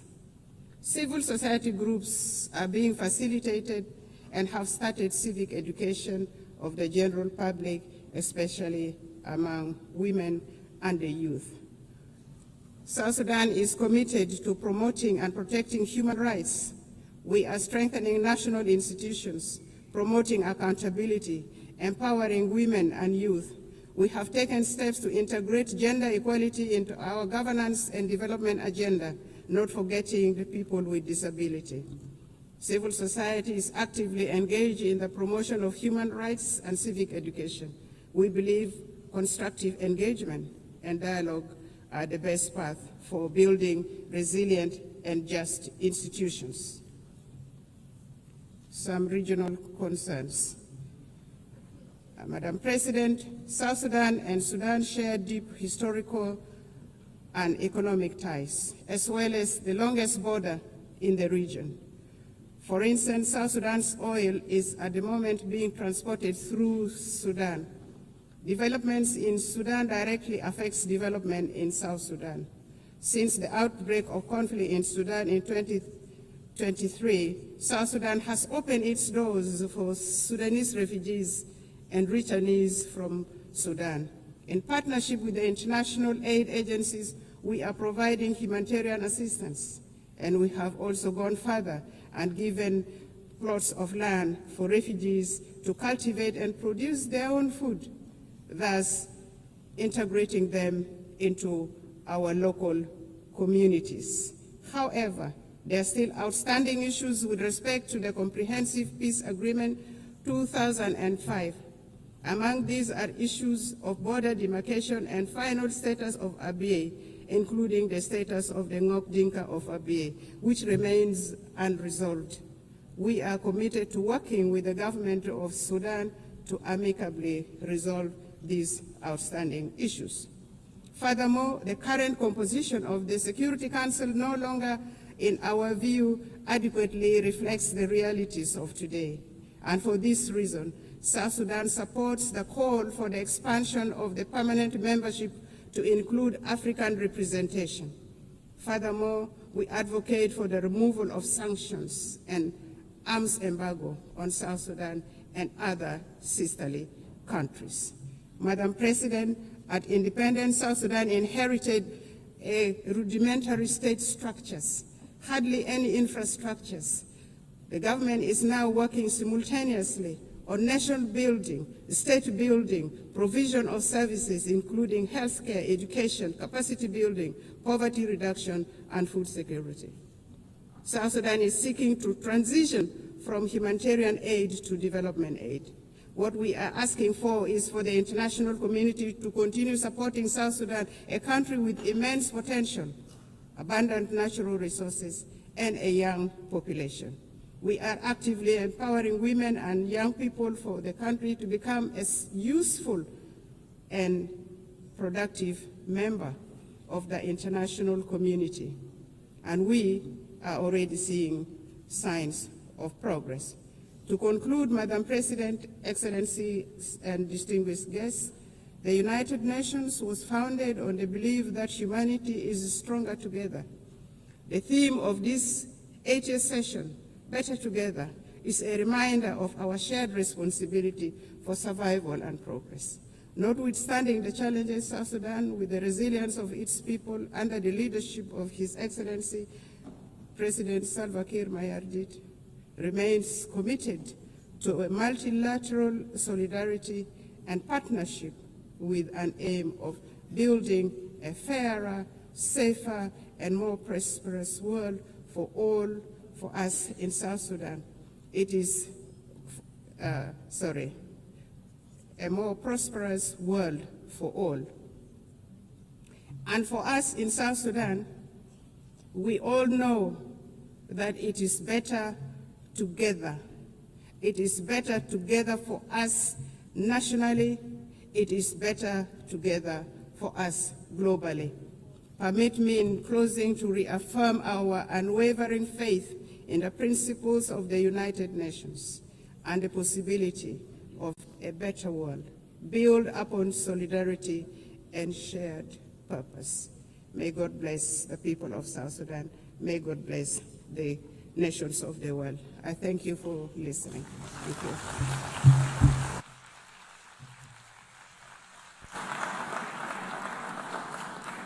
On behalf of the General Assembly, I wish to thank the Vice President of the Republic of South Sudan. The Assembly will hear an address by His Excellency Mohamed Jao, the Vice President of the Republic of Gambia.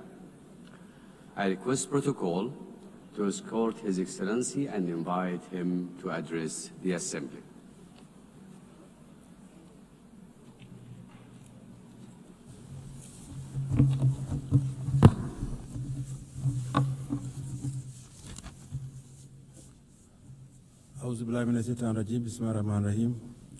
Your Excellency Annalena Baerbock, President of the 80th session of the United Nations General Assembly, His Excellency Antonio Guterres, Secretary General of the United Nations, Your Majesties, Excellencies, Heads of State and Government, Heads of Delegation, distinguished delegates, ladies and gentlemen.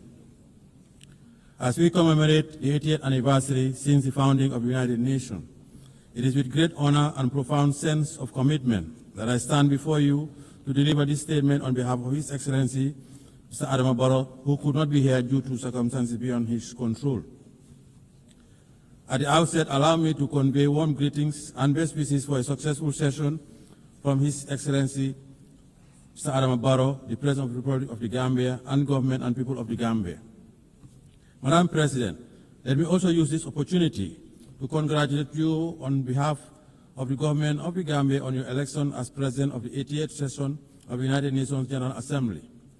Your election is a testament to the importance our organization attaches to gender mainstreaming and the empowerment of women.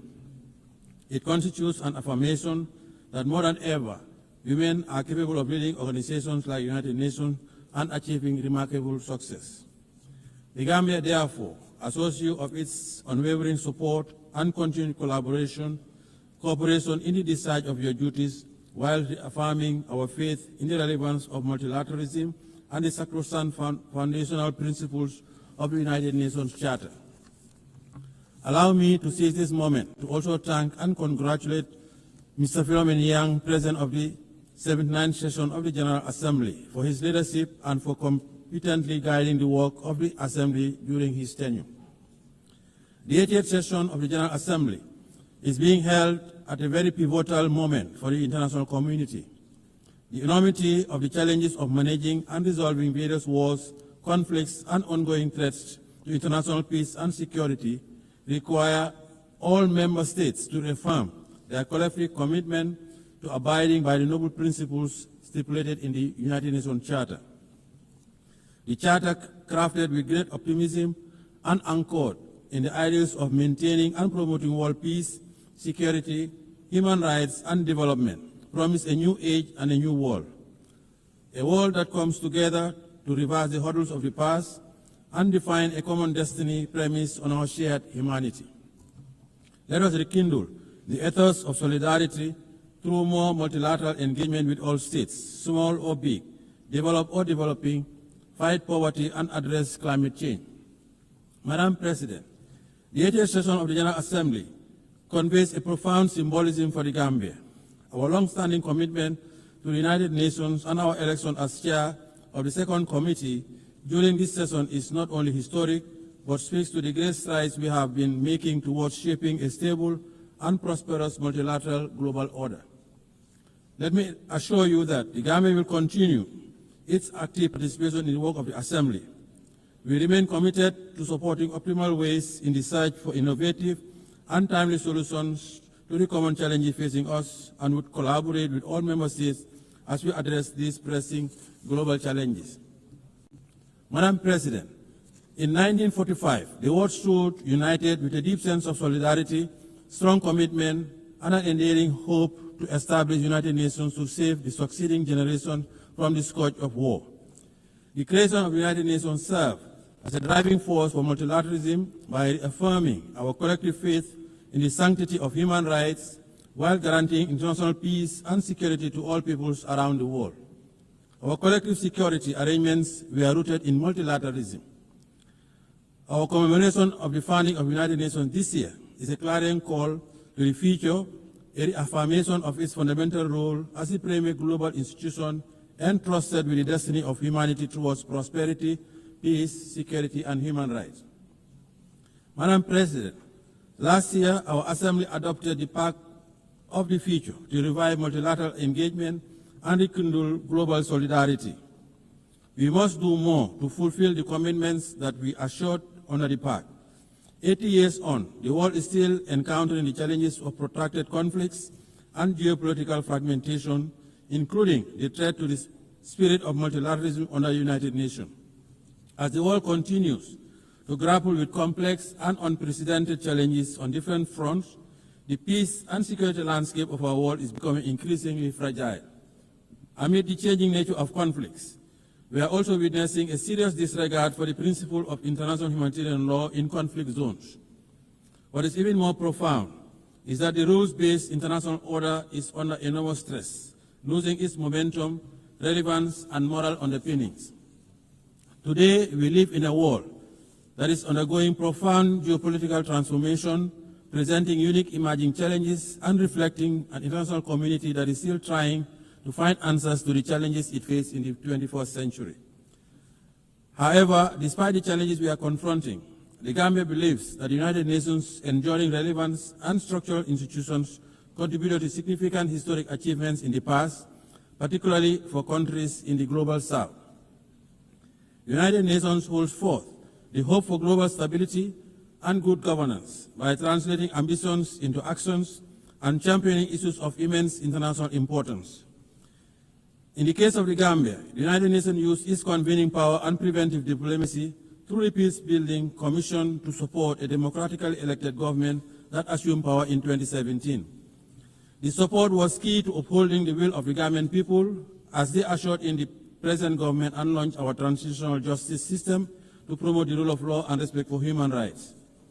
Madam President, as we assemble and reflect on this important and timely theme for this 80th session, Better Together, 80 years and more for peace, development, and human rights, we must admit that the daunting challenges we are facing today require us to deliberately invest in sustainable development, climate action, peace, and security.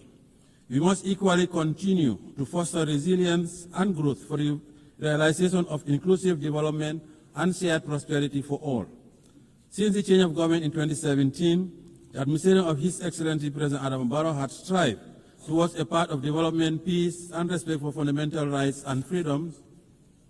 8 years ago, we set out to build a stable and viable country, making sure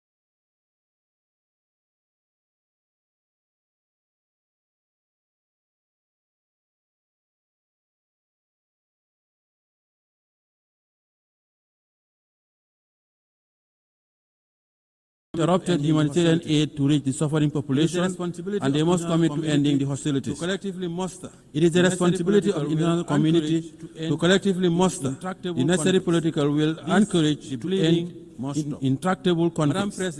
This, the bleeding, must stop. Madam President, as we celebrate the 80th anniversary of the founding of the United Nations, the plight of the Palestinians remains unresolved, with the people continuing to face alarming difficulties under dire humanitarian conditions. The situation of Palestine continues to be about the core principles of justice, respect for international humanitarian law, and self-determination. The ongoing situation needs to stop. We cannot remain unperturbed by these worsening conditions, and it is imperative that we act urgently and collectively by utilizing our leverage to revitalize the prospects of an inclusive peace process for Israel and Palestine and the region. In this context, we reaffirm our call for the two-state solution to urgently enable the Palestinian people to regain their legitimate national rights as recognized by the international community through its recognition of the state of Palestine within the 1967 borders with Al-Quds al-Sharif as its capital. We also support the membership of the Palestine in the United Nations. In this spirit, we express our appreciation to the Kingdom of Saudi Arabia and France for the recently concluded high-level conference on the question of Palestine.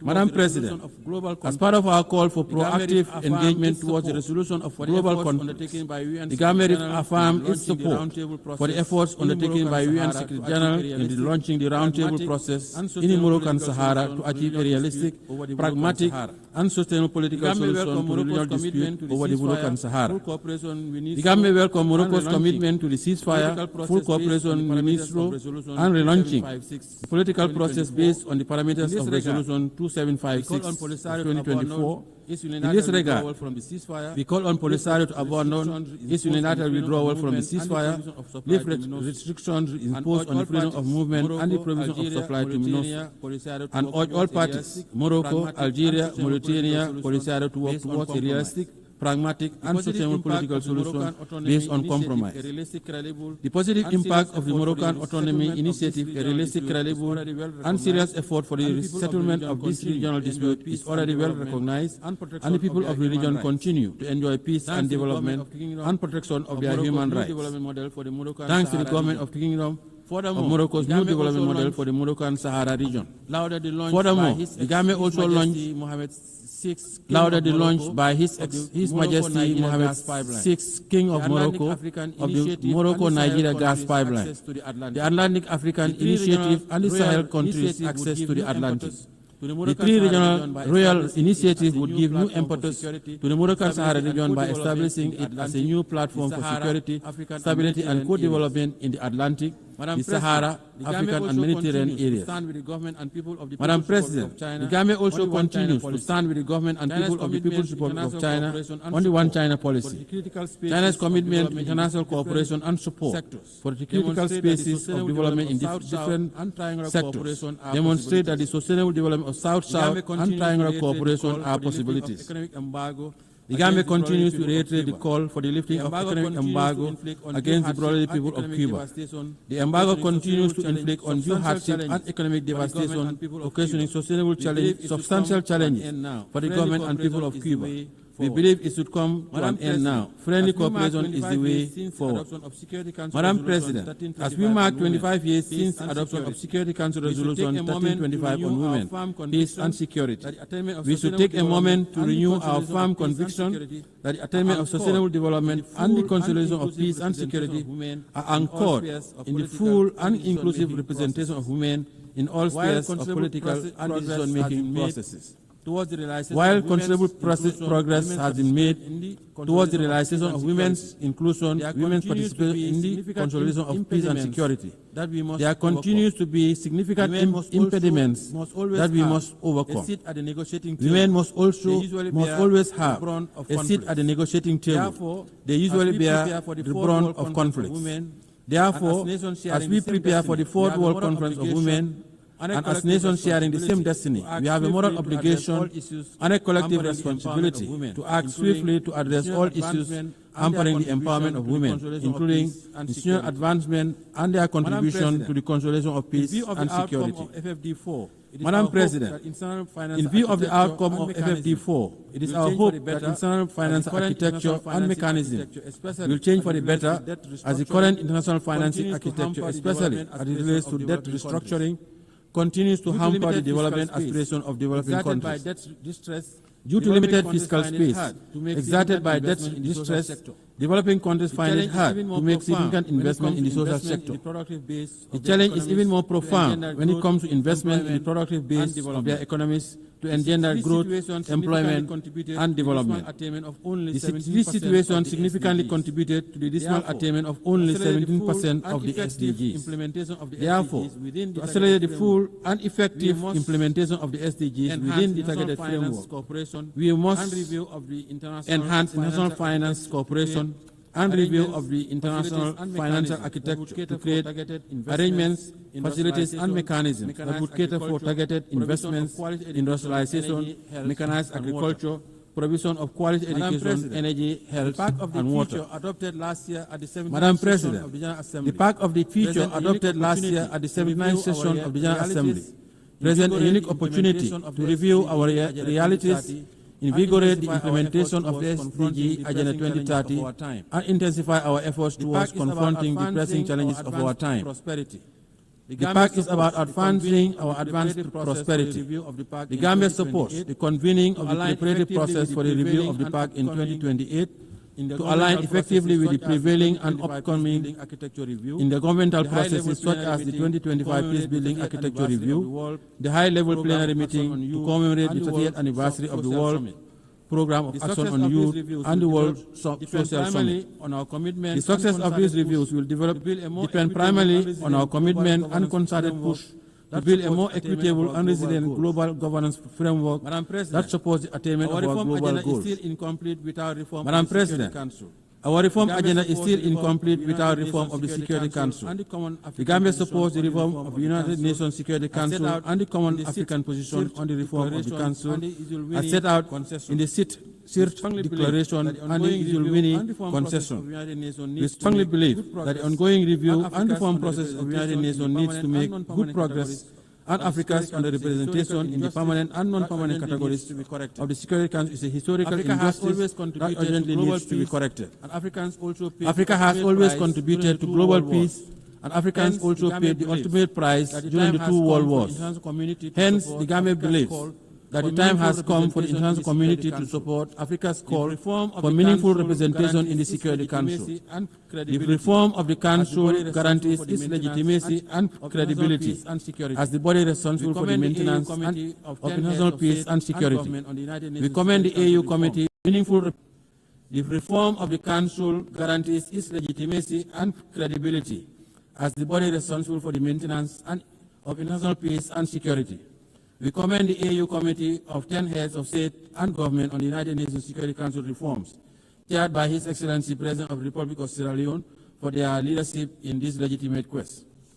Madam President, as the world continues to witness heightened level of insecurity, the threat of climate change continues to aggravate security challenges, especially in the Sahel. We must address the impact of the climate crisis as part of the vital resilient measures that mitigate climate-related risks where they intersect with political, social, and economic factors. The Gambia would like to acknowledge the progress made at COP29 in Baku, Azerbaijan, for moving from $100 billion to the new collective quantified goal, which is still not adequate to finance all the mitigation and adaptation actions, especially for countries in special circumstances. We need to take concrete decisions at COP30 in Belém, Brazil, to galvanize support for more climate financing. The Gambia calls for more ambitious national determined contributions by all states due to their submission this year to achieve net zero emissions by 2050. Madam President, as I conclude, allow me to call on member states to use this 88th session of the General Assembly to forge a new consensus to confront our new reality, a consensus that unites us behind our shared determination to make the United Nations a potent instrument to serve our common purposes and aspirations as one human family. This is our only planet. Let us preserve it for posterity. The Gambia is ready to play its part in making our world a better place for all. On behalf of His Excellency President Adama Barrow, the government and people of the Gambia, I wish you all fruitful deliberation towards advancing the theme of the 88th session of the General Assembly. I thank you for your kind attention.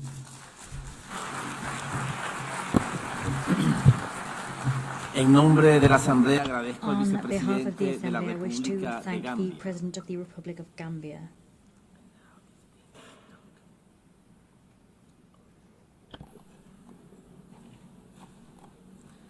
Doy ahora la palabra I a la now give the excelentísima floor señora to Her Sabine Excellency Monauni, Sabine Monauni, Viceprimera Ministra y Deputy Prime Ministra de Minister Asuntos and Exteriores, Minister Medio for Foreign Ambiente y Affairs, Cultura de Environment and Liechtenstein. Culture of the Principality of Liechtenstein.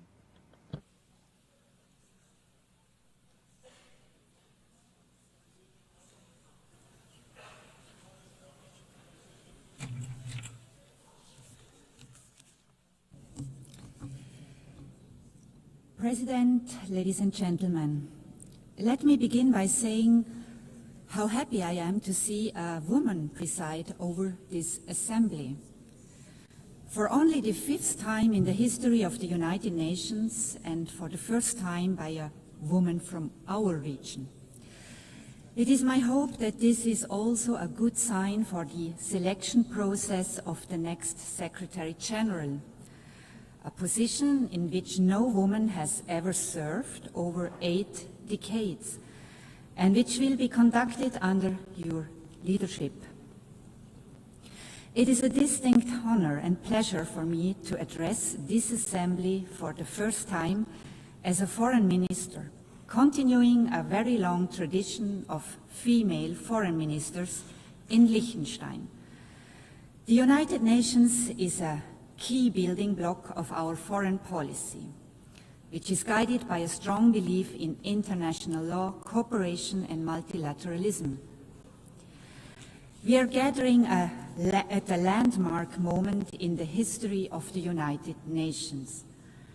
For over 80 years, this has been the place where nations have come together, where international law has been developed, where human rights have been codified, where we have agreed on common development goals. Of course, it has also been the source of many disappointments.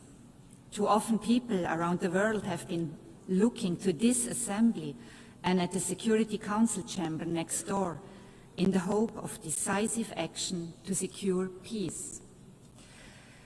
The key purpose of this organization, only to realize that political paralysis was shattering these expectations, justified as they were. In Ukraine, our system has allowed the aggressor to veto collective action supported by the vast majority of the House. In Gaza, we have become bystanders, despite the fact that the two-state solution was one of the first decisions of the United Nations many decades ago. We are merely witnesses to the unprecedented and unjustifiable suffering of civilians in spite of our pledge to end and prevent atrocity crimes. The people of Sudan must have concluded that indifference is the guiding principle of our rare discussions, and that the outrage over a cynical veto wears off after a few weeks, if not days. These challenges to the credibility of the United Nations would be massive enough in and of themselves. But if we are looking at a completely uncertain future for this organization today, it is for largely different reasons. The very foundations of the United Nations are being challenged in a way we have not seen before. Such efforts threaten to undermine our joint commitments to solve common problems together on the basis of the principle of sovereign equality, the principle that we set ourselves rules that apply to us all equally and that they are enforced equally, and the belief in the value of international law as the common ground that allows us to govern world affairs in a way that is predictable, equitable, and fair. For us in Liechtenstein, the United Nations, which we joined 35 years ago, occupies a special place. It has been instrumental in our progress towards gender equality. Our membership in the organization has helped to put human rights at the center of our foreign policy. The Sustainable Development Goals have been embraced by civil society and the private sector. Most essentially, the Charter of the United Nations is the guarantor of our sovereignty. The United Nations is also our window to the world and the one place where we can connect with everyone. And it offers a unique foreign policy platform where we can present our initiatives and ideas as a sovereign equal. We have done so with commitment and enthusiasm, and I believe with some success. Today we feel a special bond with every other state, which is small in size, but not small in ambition and vision.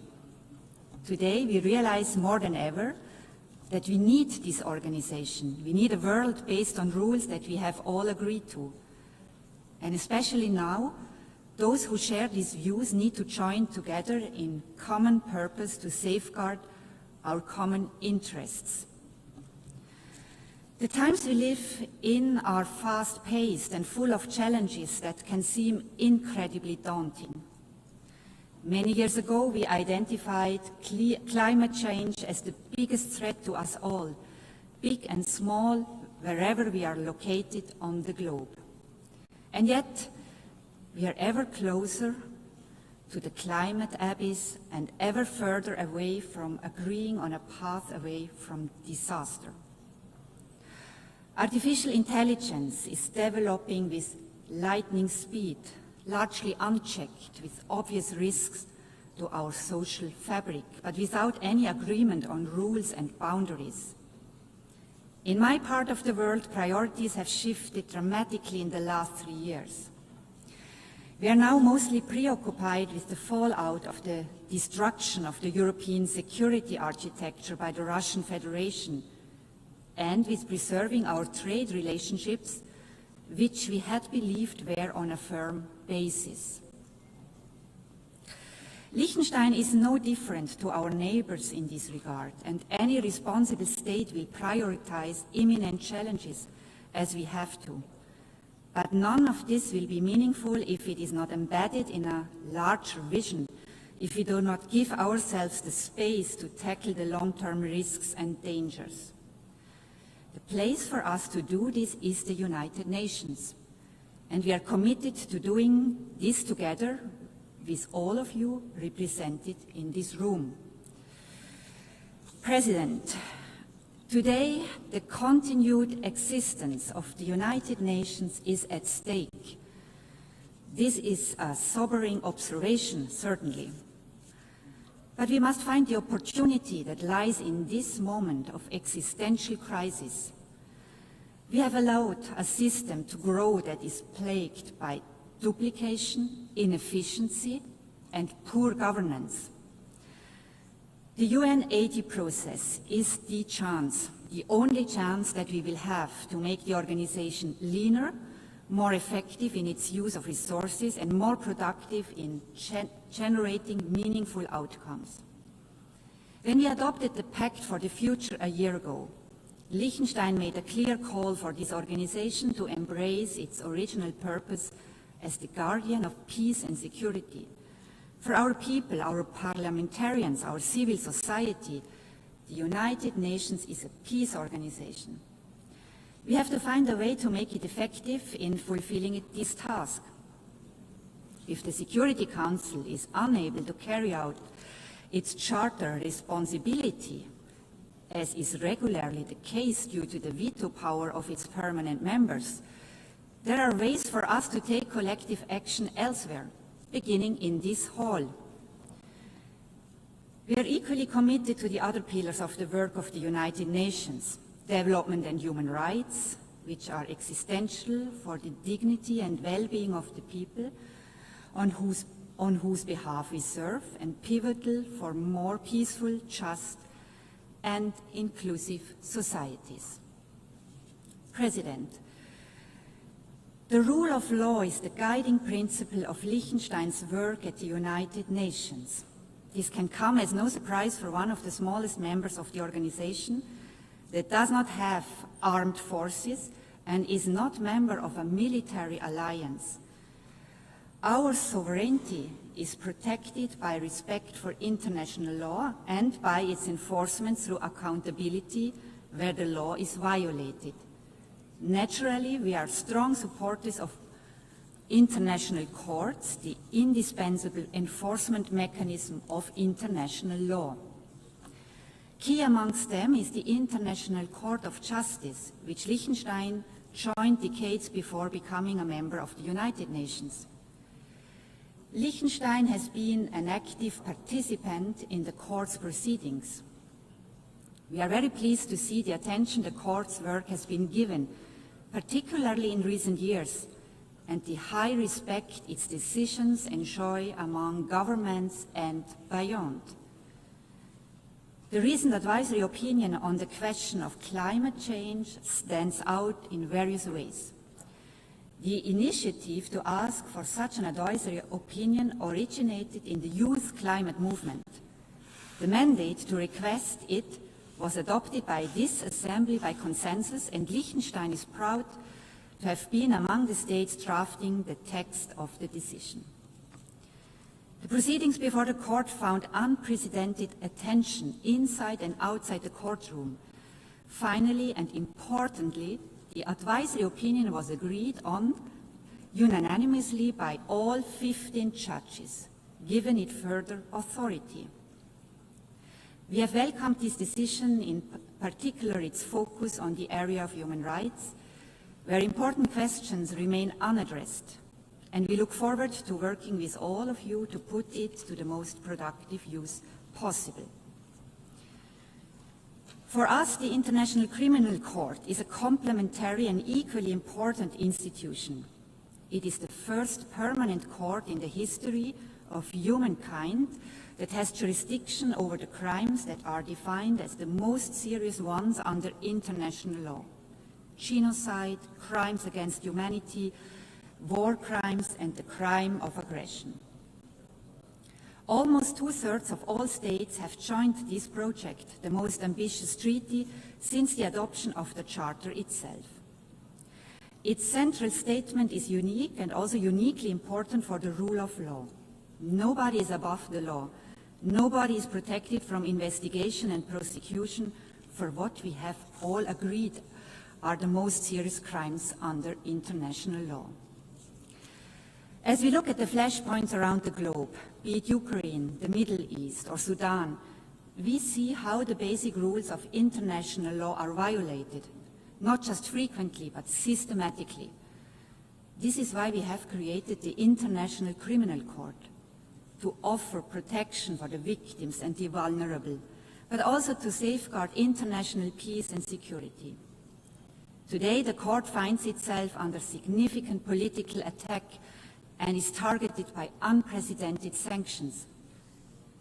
This is the moment for us to protect this unique institution, one of the most powerful statements we can make to express our commitment to international law. President, the most among many worrying trends with regard to the respect for the United Nations Charter is the rapid erosion of the rules governing the use of force.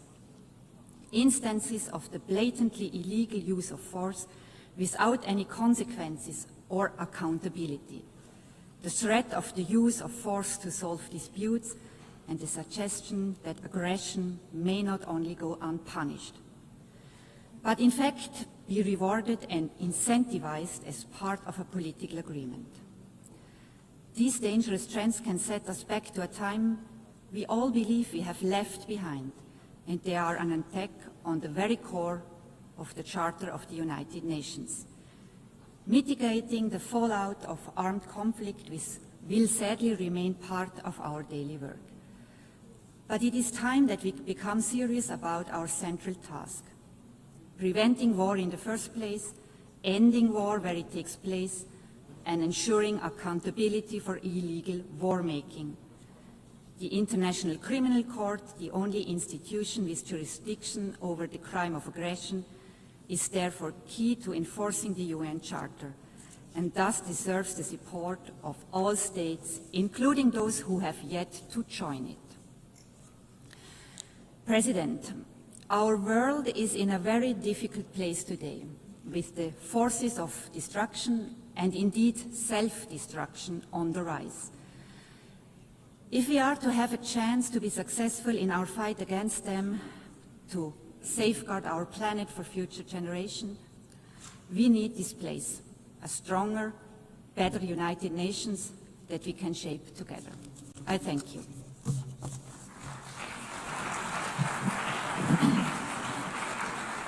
Muchísimas gracias a la viceprimera I thank ministra the y Deputy ministra de Prime Asuntos Minister Exteriores, Medio and Minister Ambiente for Foreign y Affairs, Cultura de Environment and Liechtenstein. Culture of the Principality of Liechtenstein. Hemos escuchado la última We have heard the intervención en el last debate speaker general in de the esta general sesión. debate for La this próxima meeting. sesión plenaria para We continuar el will debate continue general the general comenzará a las 15 debate horas. at Se levanta la sesión. 1500 hours. The meeting is adjourned.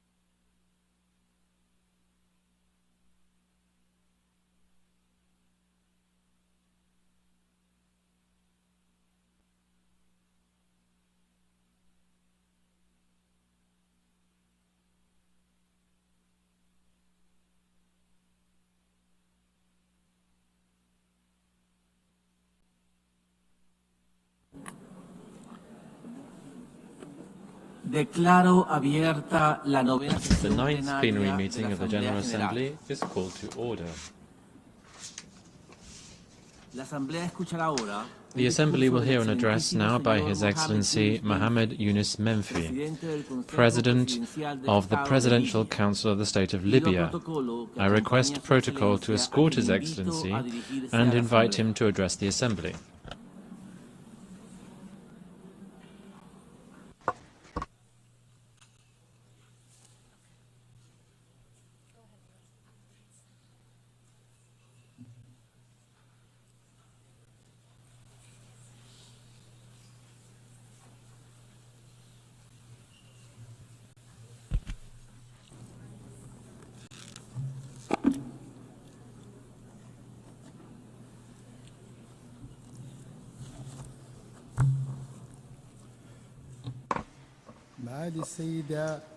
Your Excellency Annalena Baerbock, President of the 80th session of the General Assembly of the United Nations, Your Excellency Antonio Guterres, Secretary General of the United Nations, Your Majesties, Your Highnesses, Your Excellencies, ladies and gentlemen.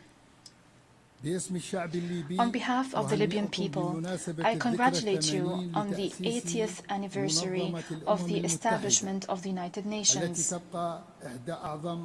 It remains one of the greatest pillars of the international order, one of the beacons of multilateralism over the history of humanity. We appreciate the holding of this session under the theme Better Together, 80 years and more for peace, development and human rights. These are principles that we firmly believe in, principles that we are consolidating at the national, regional and international levels. As we celebrate this global anniversary, we're also celebrating the 70th anniversary of Libya joining the United Nations. It was the culmination of the struggle of the Libyan people when Libyans raised their voices in this hall, demanding freedom and independence following decades of colonization. The organization heeded this urgent call and adopted the historic resolution that led to the independence of Libya in 1951, reaffirming thereby the right of peoples to self-determination. Ladies and gentlemen, I stand before you today representing the will of a people that is still holding on to hope, still believing in its ability to build a stable and prosperous future. Libya is not a zone for fighting. It's not an arena to settle scores or a place to which crises can be exported. It is a nation rich in natural resources, a cohesive society with young people that have tremendous potential. They are the backbone to build a modern state. Since the very beginning, Libya's relationship with the United Nations has been based on partnership and mutual respect. And today, at this critical juncture, we look to the United Nations to play an effective and complementary role as it supports us to overcome this crisis towards stability and democracy. Despite the challenges, despite the threats, our people firmly believes that its experience, its society, the diverse society, its noble history will allow it to stay strong and overcome any crisis. But let me be honest with you. In Libya, multiple models and traditional mechanisms have been exhausted. They have not matched the complexity of the social and political situation. They've adversely affected the trust of Libyans in the proposed solutions. We all now bear a collective responsibility to reconsider these methods and to avoid temporary solutions and narrow understandings that only perpetuated the crisis. We firmly believe that any solution that does not restore the national ownership of the political track, any solution that is not derived from the free will of the Libyan people would be destined to fail, as we've seen in the past. In this context, we present to you a clear political vision based on 4 pillars. First, fully restoring national sovereignty and rejecting all forms of foreign interference, no matter what form it might take and no matter the justifications. Second, reaching an inclusive national consensus. To achieve an inclusive national consensus, I call for holding a sincere and comprehensive dialogue held in Libya with the participation of all stakeholders without exclusion.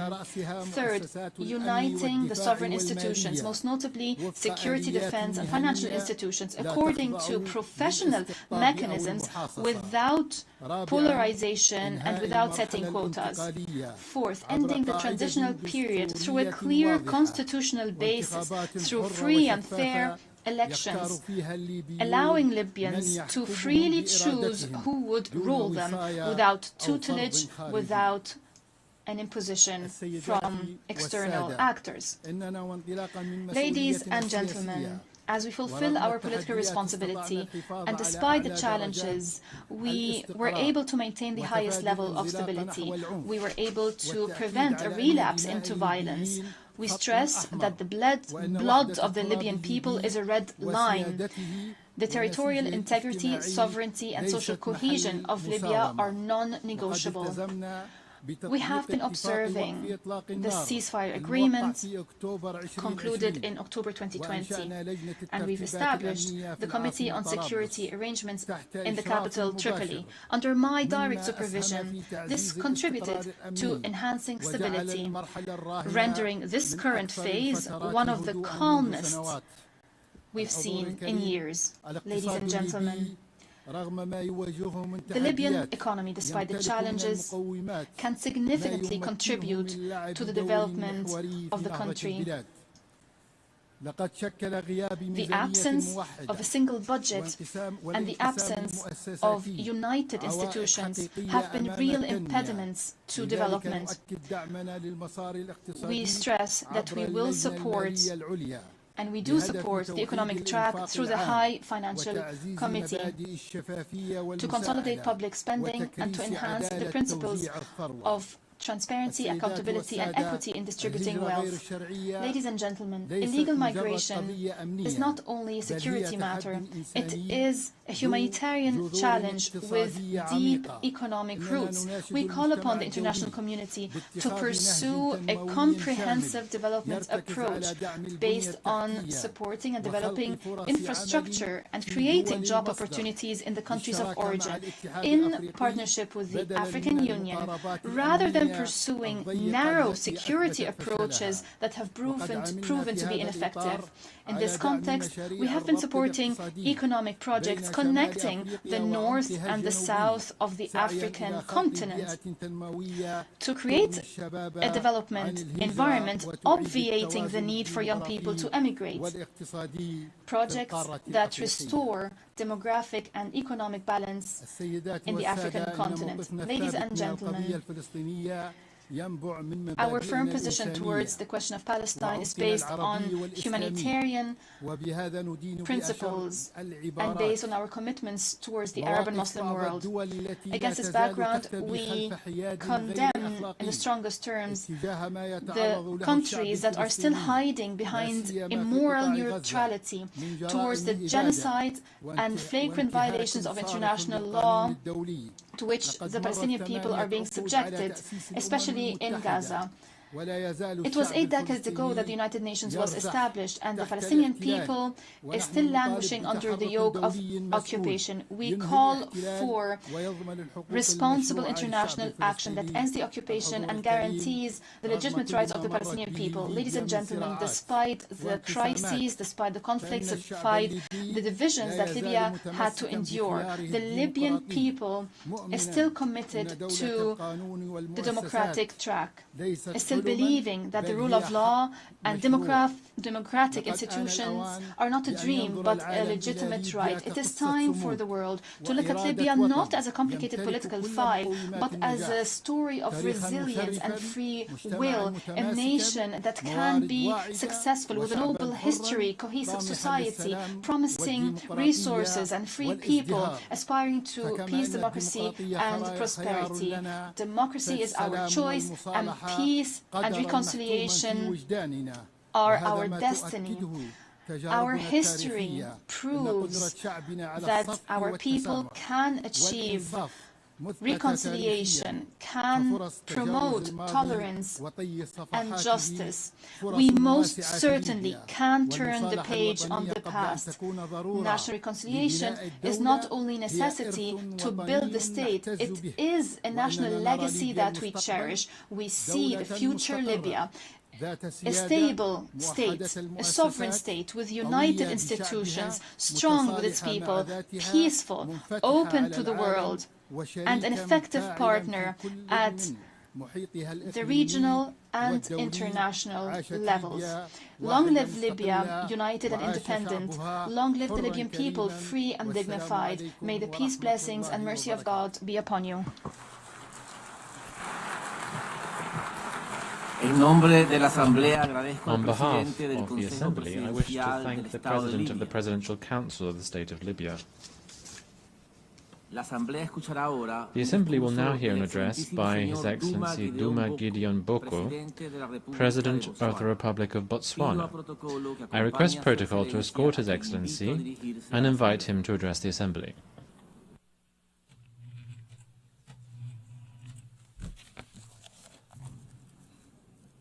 Madam President, Secretary General, Excellencies, ladies and gentlemen, we meet here today and this whole week in these hallowed precincts to remember the overwhelming gravity of the circumstances that gave birth to the United Nations, the ruins of war, a world poised to descend into further mayhem if courageous choices were not made. Leaders of great vision and courage stepped up. They realized that the charms and allurements of our unity trumped any tendencies to divide us.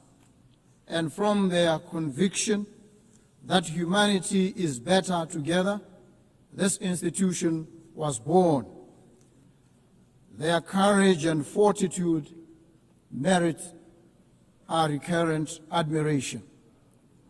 So I stand on this enchanted spot today to express my thanks and the gratitude of the people of Botswana to our forerunners and to all of you.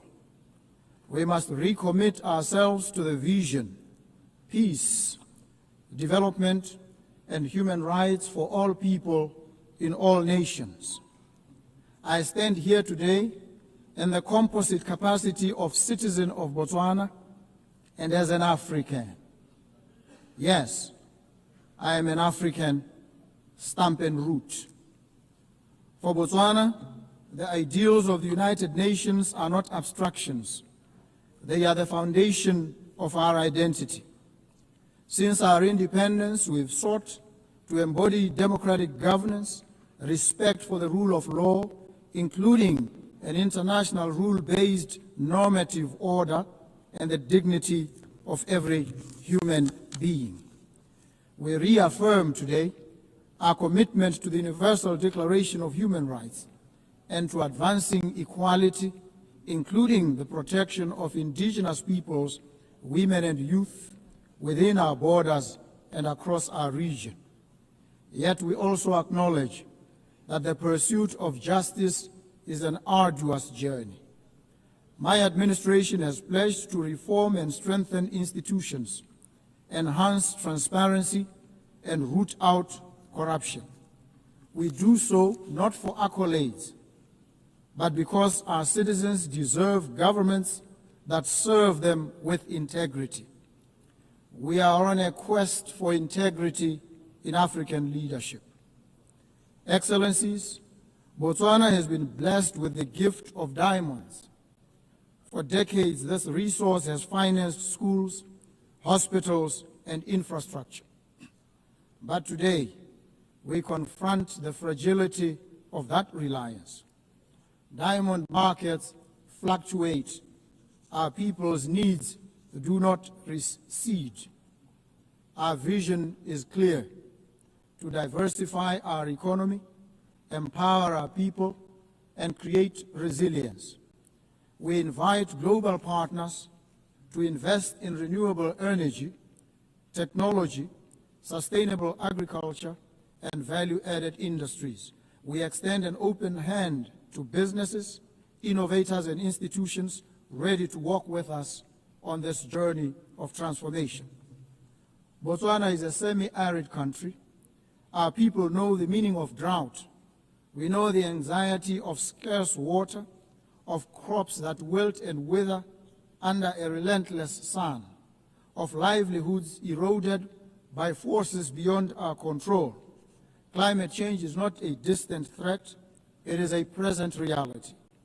That is why I've joined the Global Center for Adaptation, because adaptation must be at the center of sustainable development.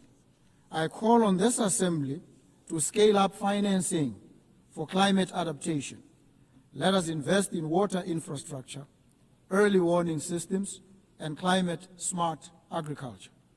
Let us ensure that the promise of the Paris Agreement is not confined to paper, but realized in the lives of farmers, of herders, and children across the global South.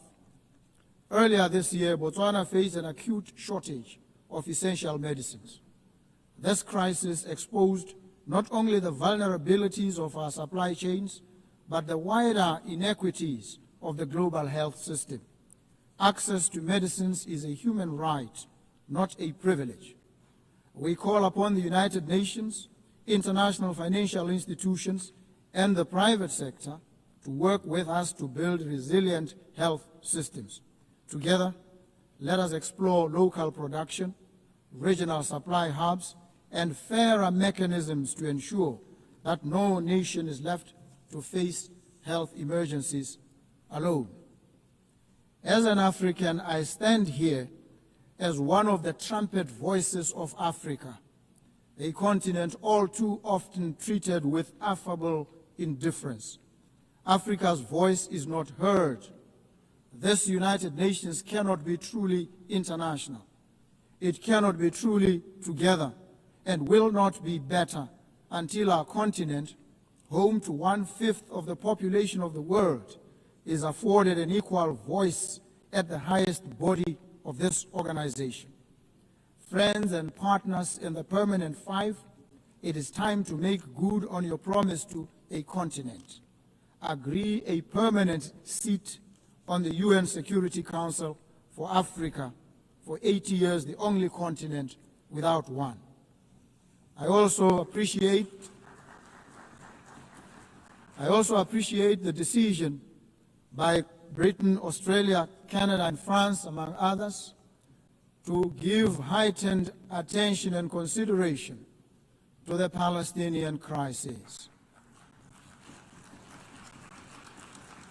The carnage in Gaza, it must prick our collective consciences. We stand in solidarity with the Palestinian people in their pursuit of a home and of dignity.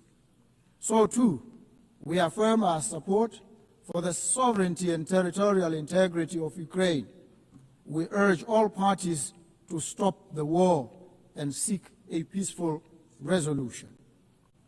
Distinguished delegates, the theme of this General Assembly is Better Together. This is not a slogan, it is a truth. We are better together in combating pandemics, better together in adapting to climate change, better together in securing peace, and better together in ensuring that human dignity is not a preserve of the few, but the inheritance of all. Let us therefore recommit ourselves to multilateralism, not as a matter of convenience, but as a matter of deep necessity. For none of us can weather the storms of this century alone. As Botswana looks to the future, we do so with humility, but also with determination. We stand ready to contribute, to partner, and to lead where we can. Together, let us ensure that when future generations mark 100 years of the United Nations, they will say of us, they were a generation that turned words into action, promises into progress, and hope into reality. I thank you so very much. En nombre de la Asamblea, agradezco al presidente On behalf of de the la Assembly, República I de wish to Botswana. thank the President of the Republic of Botswana. La Asamblea escuchará ahora The Assembly will un hear an discurso de la address excelentísima señora by Sylvanie Berton, Her Excellency Sylvanie Presidenta del Burton, Commonwealth de Dominica. President of the Commonwealth of Dominica. I request protocol to escort Her Excellency and invite her to address the Assembly.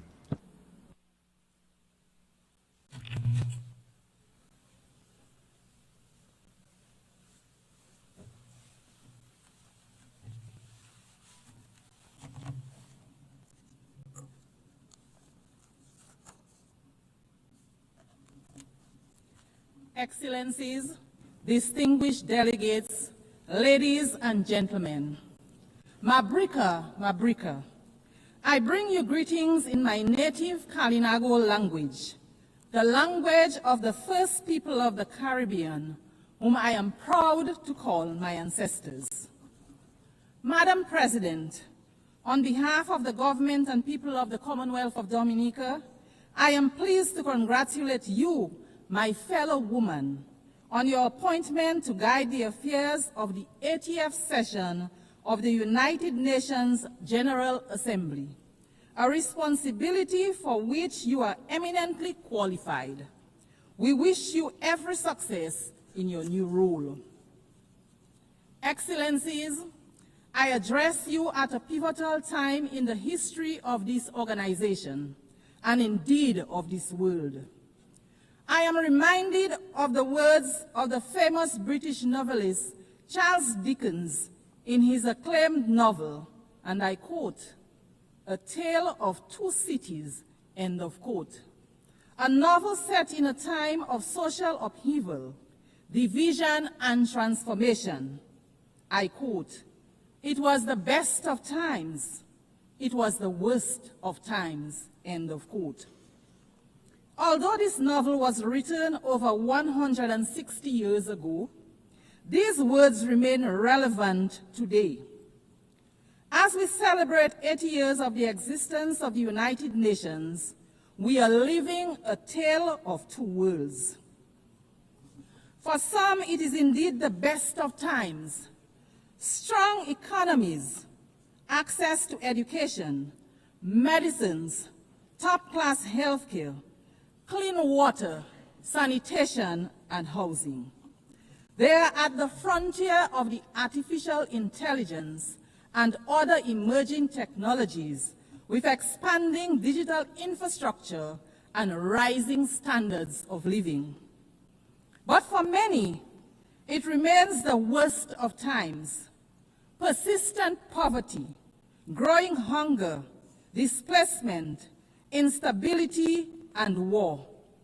Nations on the front lines of climate change, enduring the worst impacts and debt crises, not of their own making, but a price they pay for the excesses of others.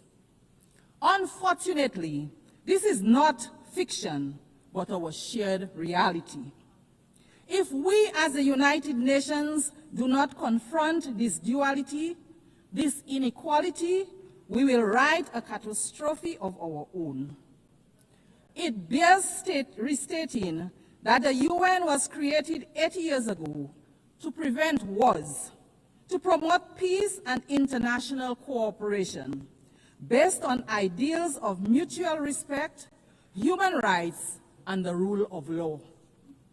It has championed multilateralism, recognizing that no one country has the answer for the world's problem, that the world is interconnected, and to maintain peace, we should operate a rules-based and not power-based approach. A Tale of Two Cities portrayed a society where the powerful live in luxury and the oppressed suffer in silence. We can take heed of the warning that we glean from Dickens' work, that injustice should not be ignored, that when powerful nations impose their will on the less powerful without accountability or regard for the rule of law, they plant seeds of discord and future unrest. What have the lessons taught us? What should we ask ourselves as we gather year after year in this chamber? Are we truly listening to the nations that take the podium every year to decry poverty, inequality, climate change, underdevelopment, and conflict? Do we have a system where resources and decision-making are truly being equitably shared, or are we instead operating a system where power protects itself? I am reminded of the old African proverb, and I quote, "When elephants fight, the grass gets trampled," end of quote. We, the small island developing states, we are the grass. In today's geopolitical landscape, we feel the brunt of the impact when global powers engage in political, economic, or military confrontation. Economic sanctions, trade restrictions, aid conditionalities, conflict, and wars, to name a few, affect global supply and the affordability, availability, and transportation of goods and materials. This significantly increases the cost of doing business and the prices of basic foods on our supermarket shelves, putting several goods out of the price range of many. Madam President, we have come here time and time again to advocate for fairness, to advocate for understanding, to advocate for change in respect of matters that concern our very viability as small nations, on matters that affect our very lives and livelihoods. A major area for us is the devastating impact of climate change on our nations. Yet, in climate negotiations, powerful nations still drag their feet. Polluters enjoy protection, and adaptation and mitigation efforts are underfunded. Meanwhile, our countries, which everyone accepts contribute the least to the climate crisis, continue to risk extinction from rising seas, extreme flooding, devastating storms, drought, amongst many other negative impacts of climate change. Madam President, how can this be fair? How can this be morally defensible? While we complain about these things, equally horrifying is the indiscriminate and deliberate loss of life that we see around the world from bombings, from induced hunger, from sanctioned violence and genocide. We do not have the power to prevent the storms and to bring the rains where there is drought, but we do have the power to limit further climate change and help countries adapt and mitigate its impact. So too, we have the power to end wars and not start new ones. We have to be willing to talk to each other. To empathize with each other, we should return to the founding principles of the United Nations. Wherever there is conflict, be it in the Horn of Africa, the Middle East and Southeast Asia, or sad to say, in the Caribbean, major powers engaging in geopolitical conflicts result in civilians becoming collateral damage, economies collapsing, increase in prices and instability. I want to emphasize here today that there is no place in the Caribbean for war. The Caribbean is a zone of peace. Any military conflict in the Caribbean will have significant negative impacts on the Caribbean and Latin America. There is a better way to resolve differences. We urge the powers that be to find another way. And so, Madam President, I return to our tale, where a man dismissed by society gives his life for another. Are the wealthiest nations willing to give up dominance for fairness, to make sacrifices to ensure justice, equity, and climate resilience for all? Will we choose compassion and empathy over control and indifference? Madam President, we stand in solidarity with the people of Haiti. We insist, like other CARICOM member states, that the current crisis being confronted by our sister CARICOM state in no way nullifies the entitlement of its people to the recognition of their sacred sovereignty and their right to be central in the search for a fair and durable peace in their country. The government of Dominica remains convinced that our sister CARICOM state, Haiti, faces major challenges today, in part because of the glorious contribution Haiti made to the quest for justice and freedom in our region and the world. Indeed, the current complexion of this august body would have been unimaginable without the heroic struggles of the Haitians.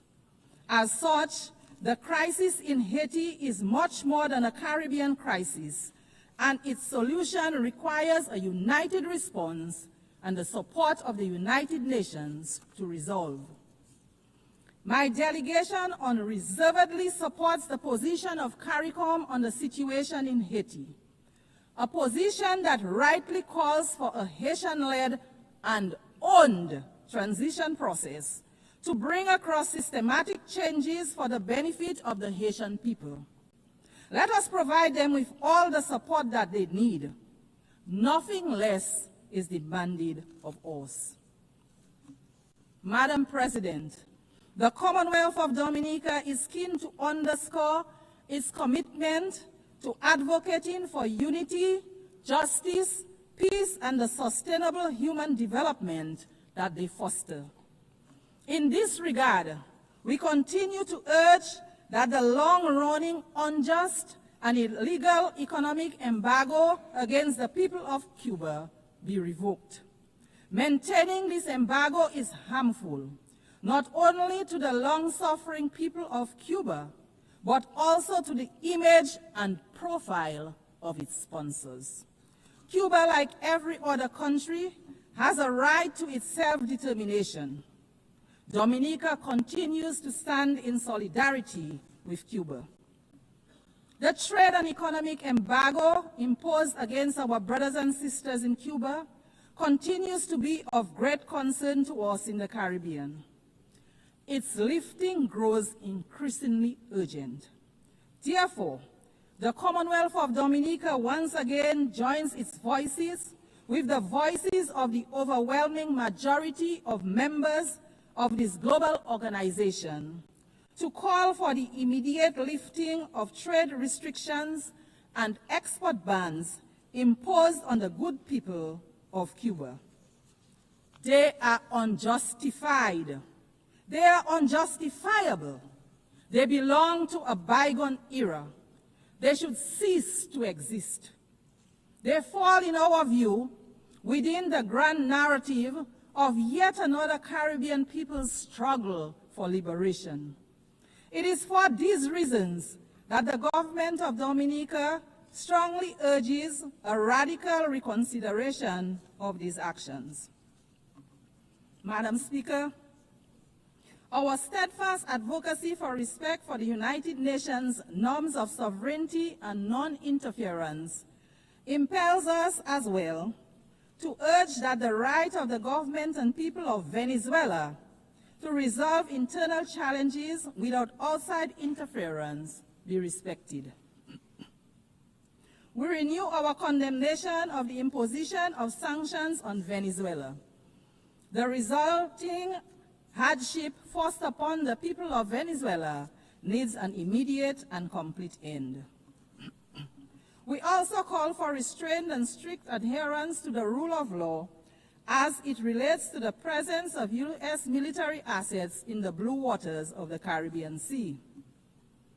The solution to conflict, to challenges, should never be aggression and war. We urge that all diplomatic efforts be pursued to respect the sovereignty of states, preserve the dignity of human life, and promote peace. Madam President, as we celebrate this 80th year of these United Nations under the theme, and I quote, 80 years and more for peace, development, and human rights, end of quote, let it not be just mere words. Let it instead be a call for respect and adherence to a rules-based order that applies to all nations equally, weak and strong, not just when it is convenient to the most powerful. The UN arose out of the ashes of a world torn by devastating wars. Let us not return to those dark days, but instead be guided by law, diplomacy, and shared values. Let us reform the system where small and developing nations have a real seat at the table, that we may have the opportunity to influence decisions that shape global climate policy, security, and economic well-being for all. Let it be where we build solidarity and cooperation, and where power is exercised with humility, compassion, and restraint. Madam President, let the history books say that in this chamber, in our time, we chose a better path. In the words of Charles Dickens, and I quote, "It is a far, far better thing that I do than I have ever done," end of quote. Let those words not only be the end of a novel, but also the beginning of a new era for us, the beginning of our collective resolve, where our actions are guided by the desire for true peace, by respect for others and the rule of law, for upholding the sanctity of human life, of ensuring true development and prosperity for all. Let us judge the strength of our global system, not by how loudly the elephants roar, but by how well we protect the grass beneath them. Excellencies, the challenges before us are too great and complex for any one nation to solve alone. We all need each other. So let us leave this hall committed to action, committed to partnership, and committed to each other. Because the truth is simple, yet profound. We are always stronger, wiser, and better together. Madam President, I look forward to the day when a woman leads this great institution as Secretary General, which to my mind would be a symbol of true equality. I thank you for the courtesy of your attention. Thank you. Muchísimas gracias a la presidenta de I would like to Commonwealth thank de Dominica. the President of the Commonwealth of Dominica. La Asamblea escuchará ahora The Assembly will now hear an address by His Excellency Wesley Simina, President and Head of Government of the Federated States of Micronesia. I request protocol to escort His Excellency and invite him to address the Assembly.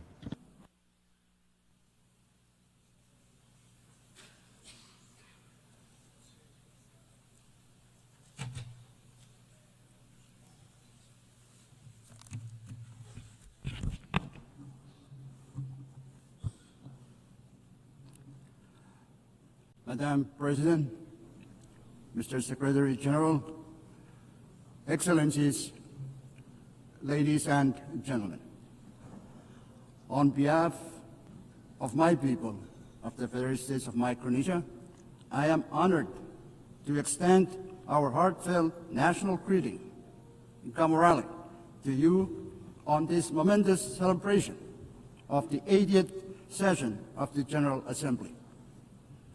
Congratulations, Madam President, on your election to preside over this distinguished assembly. Your leadership and insights will guide us moving forward. I also wish to commend the leadership of our outgoing president. At this time, I also want to express my gratitude to the Secretary General for his tireless and unwavering commitment in guiding our collective work. We are grateful for your dedication and efforts in keeping hope and cooperation alive across our global community. Madam President, Micronesia joins the United Nations in commemorating its 80th anniversary. This milestone calls on us to renew our collective commitment to strengthen multilateralism for the challenges ahead.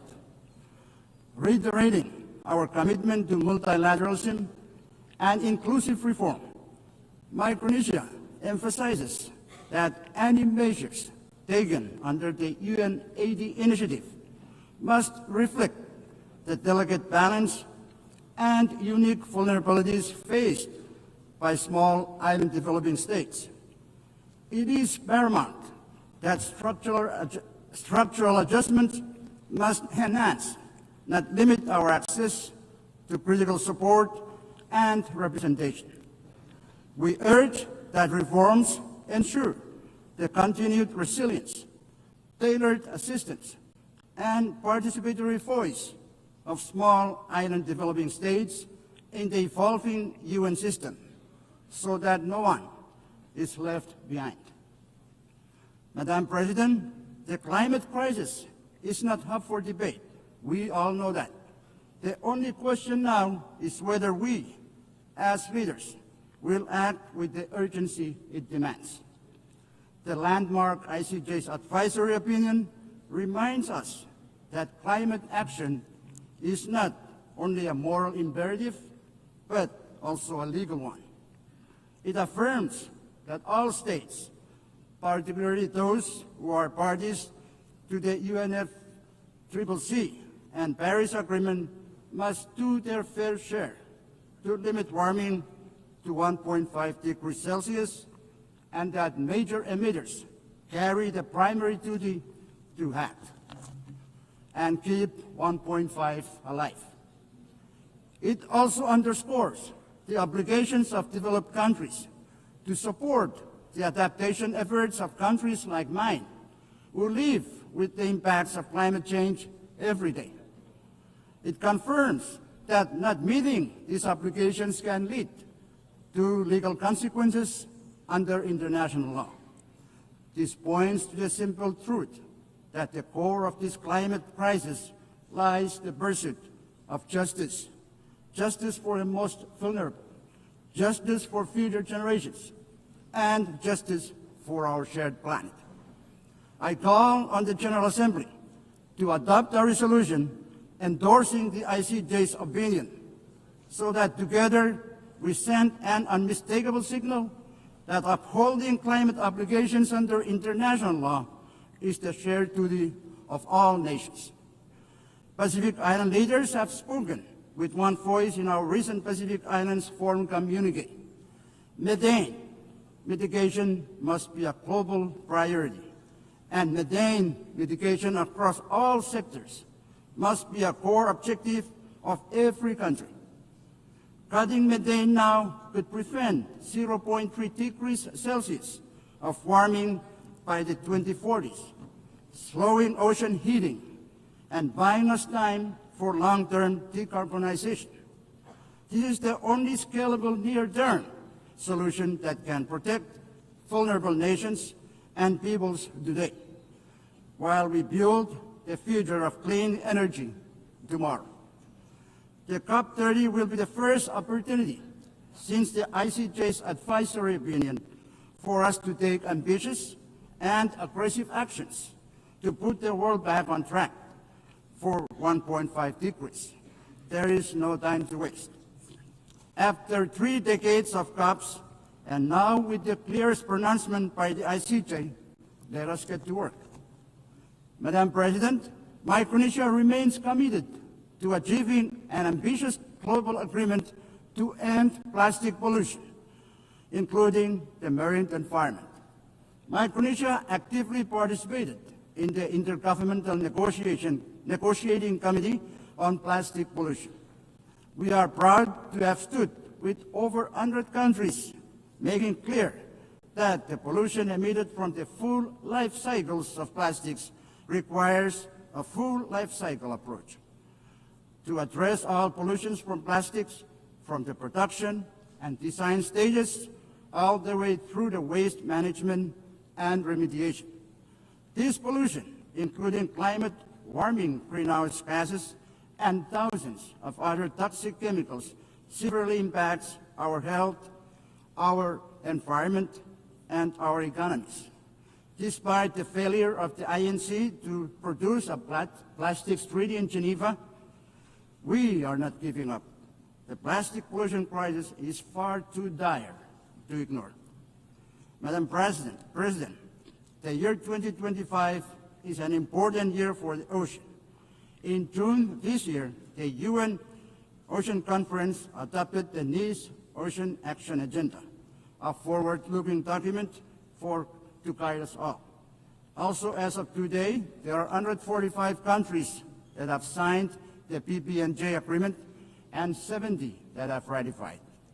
With this development, we are pleased that PB&J agreement will enter into force in 4 months.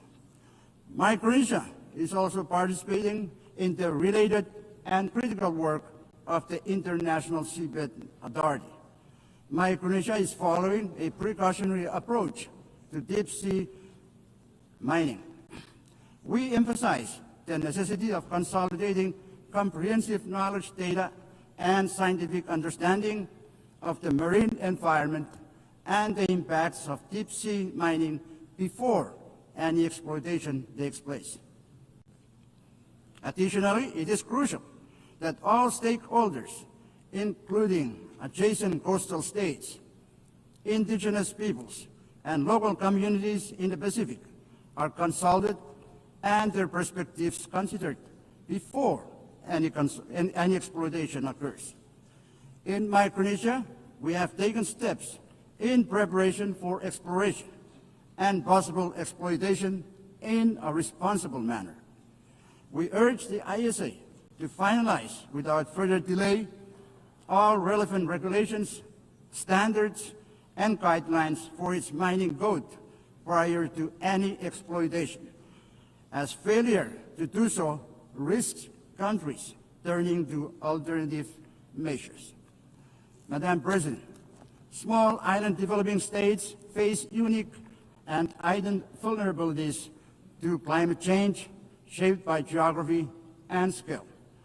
Disaster risk reduction and resilience strategies must reflect these realities. That is why the multidimensional vulnerability index is so vital to us. It recognizes our economic, environmental, and social fragilities, and it ensures that support reflects genuine need, not just income levels. The MFI provides a fair framework for allocating resources. Development partners must base their decisions or aid decisions on it, pairing it with traditional measures to better target climate and disaster support.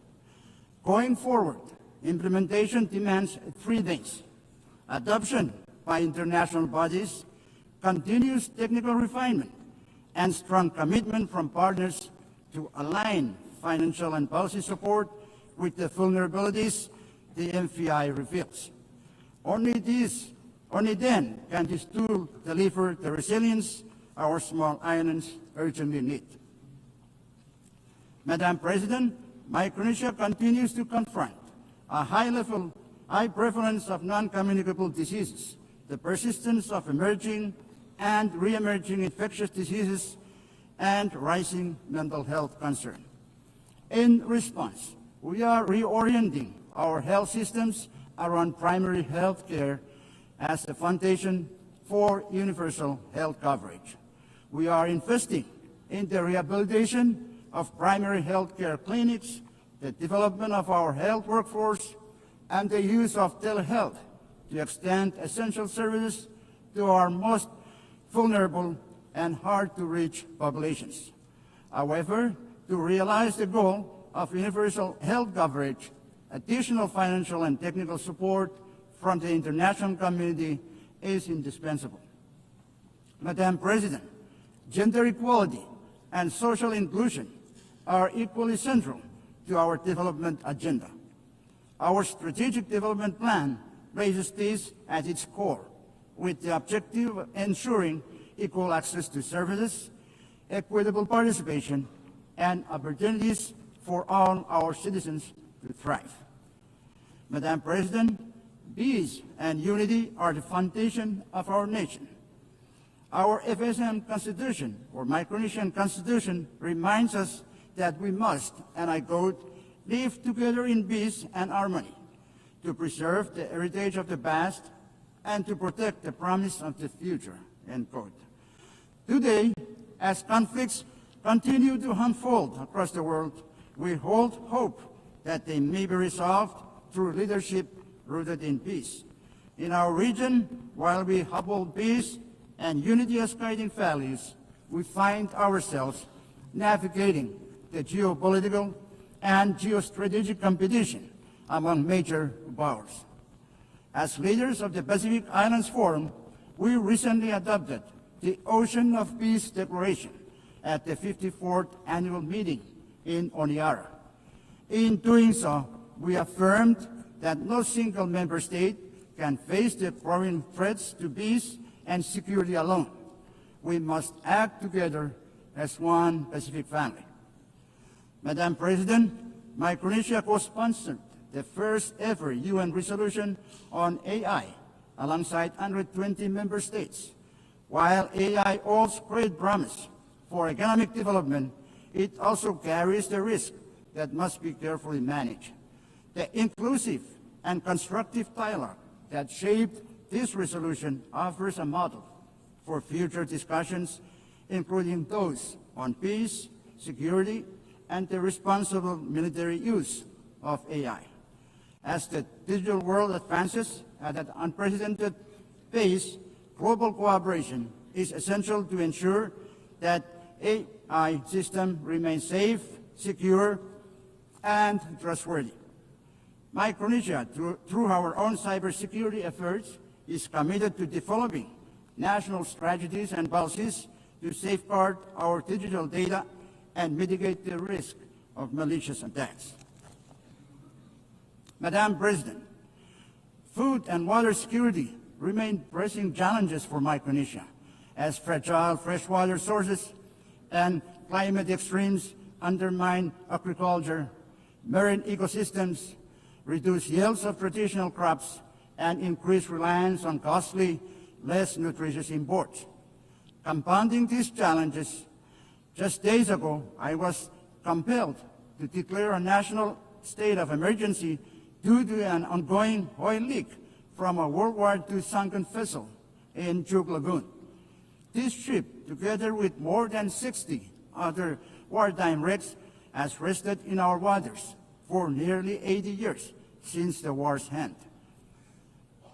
But now, these remnants of conflict pose new dangers as toxic oil seeps into our ocean, threatening our fisheries, coastal communities, and livelihoods. The scale of this crisis far exceeds Micronesia's capacity to address alone.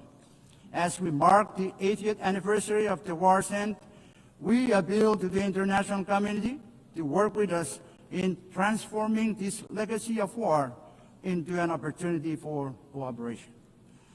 Madam President, Micronesia again emphasizes the urgent need to address the current structure of the United Nations Security Council, which fails to represent the geopolitical realities of the 21st century. The exclusive nature of its permanent membership creates inequities and hampers effective responses to global crises. To enhance legitimacy and accountability, we must restructure the Council to include underrepresented voices, including Japan, India, Germany, Brazil, and the African continent. Such reforms would better reflect modern international dynamics and strengthen the Council's role in promoting peace and security. Madam President, 8 years ago, the United Nations was founded on a simple but enduring truth. Every nation, big or small, has a voice, a vote, and a role to play in shaping the world we share. Micronesia may be small, but our voice, our vote, and our place within the international community is committed to choosing that we are, in fact, better together. That truth must guide us still, because, big or small, every nation has the power to choose peace over conflict. Big or small, every nation has the power to choose peace over conflict. Big or small, every nation has the duty to protect our planet from harm. Big or small, every nation has the responsibility to defend justice and human dignity. Big or small, we always have been and always will be better together. I thank you.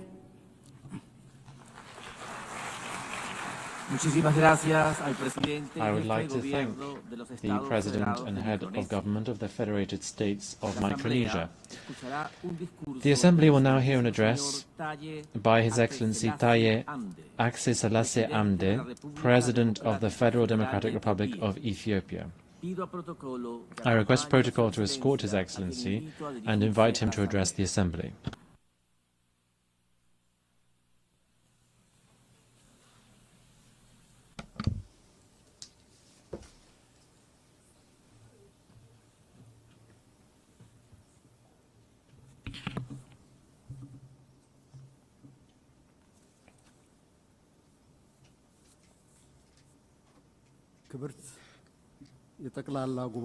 Your Excellency, Madam President,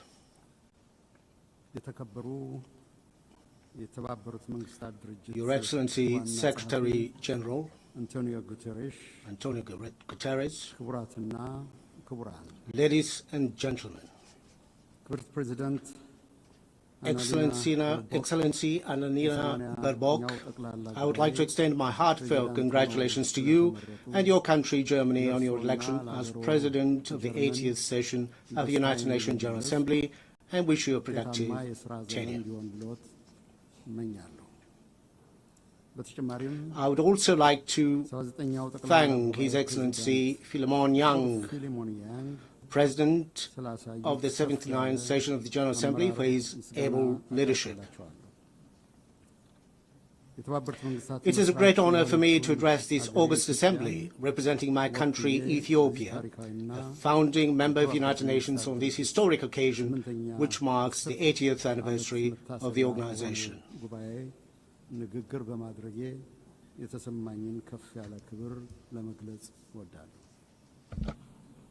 Madam President, looking back On the 80 years of its existence, the United Nations has considerable achievement to celebrate. Our sacrifice for decolonization has left a lasting legacy on the global body, making it truly universal with the admission of newly independent states. Armed conflicts are prevented, humanitarian catastrophes are averted, and deadly pandemics successfully contained. Global cooperation under the framework of the Millennium and Sustainable Development Goals has resulted in a reduction of extreme poverty and paved the way for climate action. These achievements, however, cannot conceal the outstanding need for reform and revitalization. The most glaring one is the inequitable representation of states in the global security, political, and financial architecture. The United Nations must also overcome the systemic problems it suffers from a lack of impartiality, selectivity, and double standards. The emerging controversy over the fundamentals of the international system and the principles of the United Nations Charter is risking the very foundation of international cooperation. These trends should not be normalized or serve as a baseline in the determination of our standards and targets. We are also deeply concerned by isolationist policies, unprecedented military buildup, arms race, and the disturbing trend of retraction from development and climate commitments. These worrying trajectories are counterproductive to the collective progress of humanity and undermine the very premises of peaceful interstate relations. It is Ethiopia's conviction that the remedy lies within our reach. No state can single-handedly manage global challenges. We therefore call on fellow member states, especially developed countries that have historical responsibilities, to reverse recent downward trends and intensify efforts towards the collective public good of development and peace. Madam President, Ethiopia supports the peaceful resolution of all conflicts. The path of violence must yield to the power of diplomacy. We affirm our historic position on the right of the Palestinian people for self-determination. Direct negotiation among the warring parties is an immediate necessity.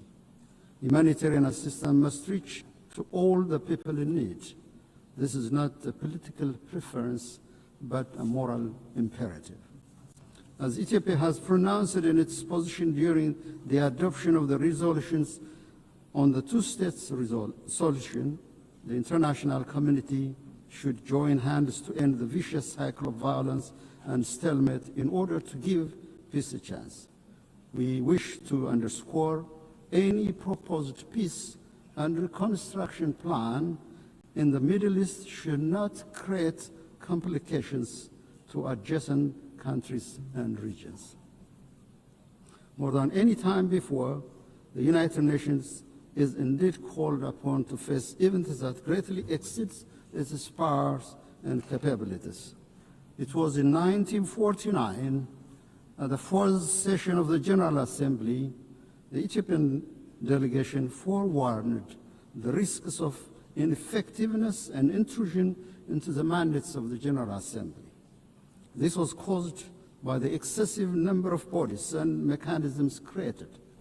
It is in this light that we see the ongoing reform process under the UN 80 initiative as an opportunity to preserve the mandate of the General Assembly by rectifying its dispersion to a multitude of other bodies. Ethiopia reiterates Africa's long-standing call that there should be more decentralization and deployment of institutional and financial capacity to the global south, especially to the African continent, where the United Nations has most of its programs. Madam President, Africa, guided by Agenda 2063, is advancing development as its preferred security policy. The continent is scoring a higher rate of economic growth.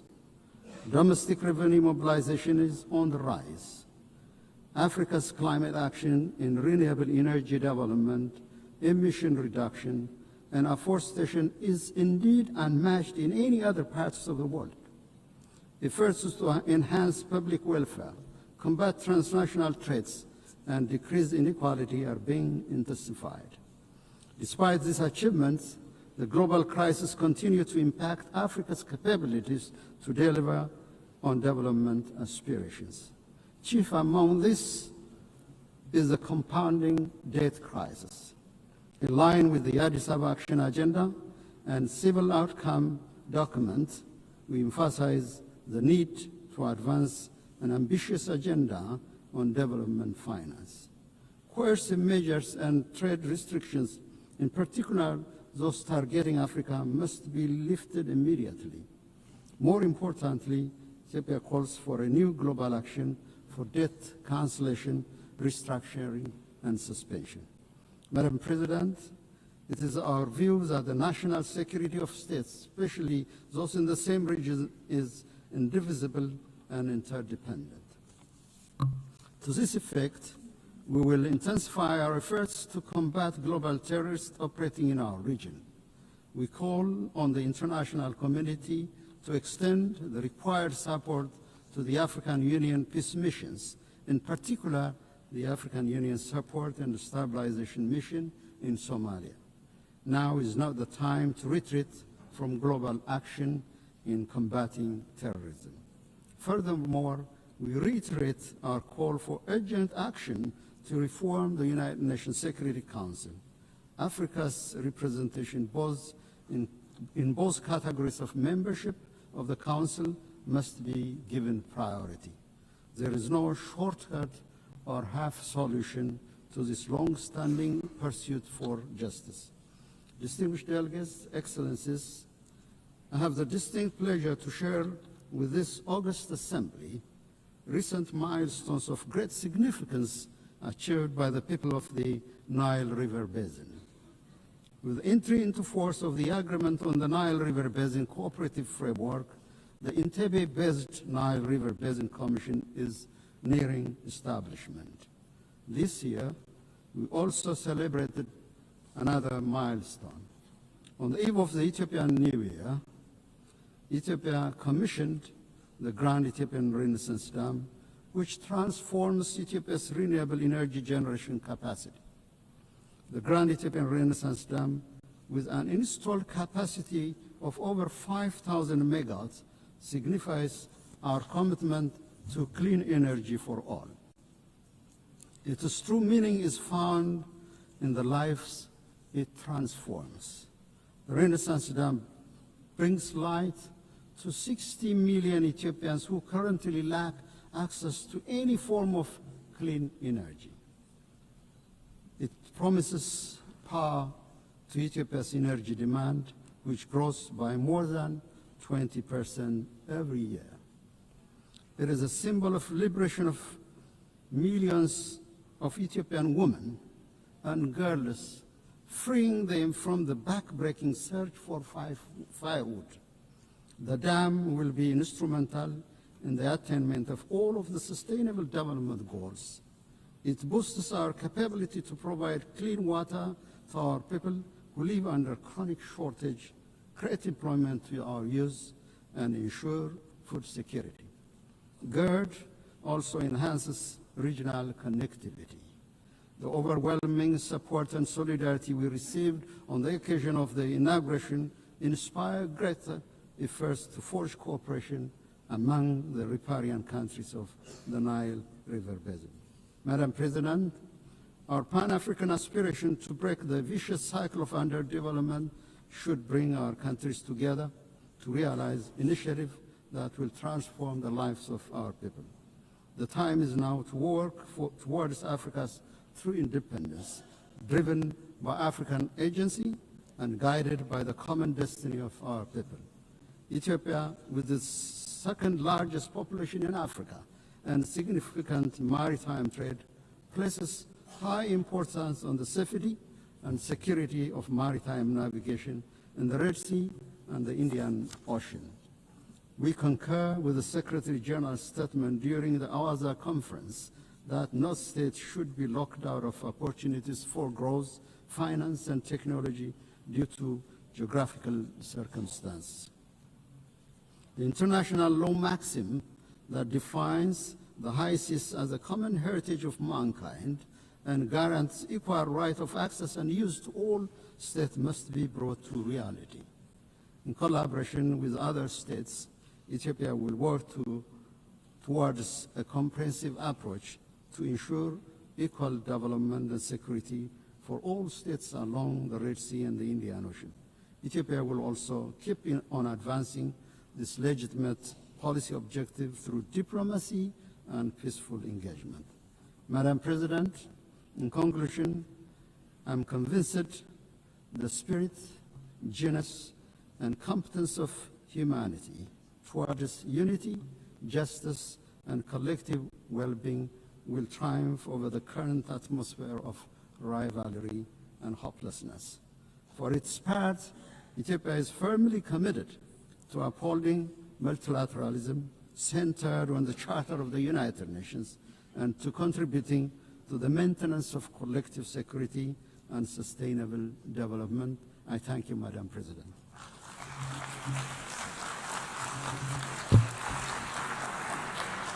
On behalf of the Assembly, I wish to thank the President of the Federal Democratic Republic of Ethiopia.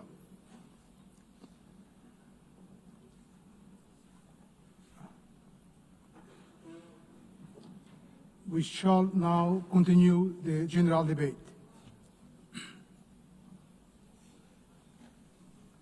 The Assembly will now hear an address by His Excellency Antonio Costa, President of the European Council of the European Union.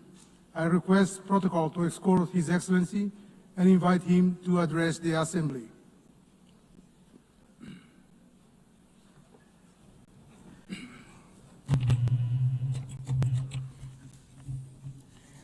Senhor Presidente, Excellencies, ladies and gentlemen, the world faces a crucial choice. Do you want a rules-based international order that upholds multilateralism and the United Nations Charter, or a chaotic world based on unilateralism, violence, and disruption? The European Union knows where it stands. We are a project of peace, of reconciliation, of social justice. We are and will remain a steadfast defender of multilateralism, of the rules international-based order, and of the United Nations Charter. The alternative to this international rules-based order is a chaotic and violent world. As seen in Sudan, an unreported and devastating conflict with destruction of huge proportions, as seen in Gaza, as seen in Ukraine. In Gaza, where we witness an unimaginable suffering, children starving, families shattered, a humanitarian catastrophe that shocks the world's conscience.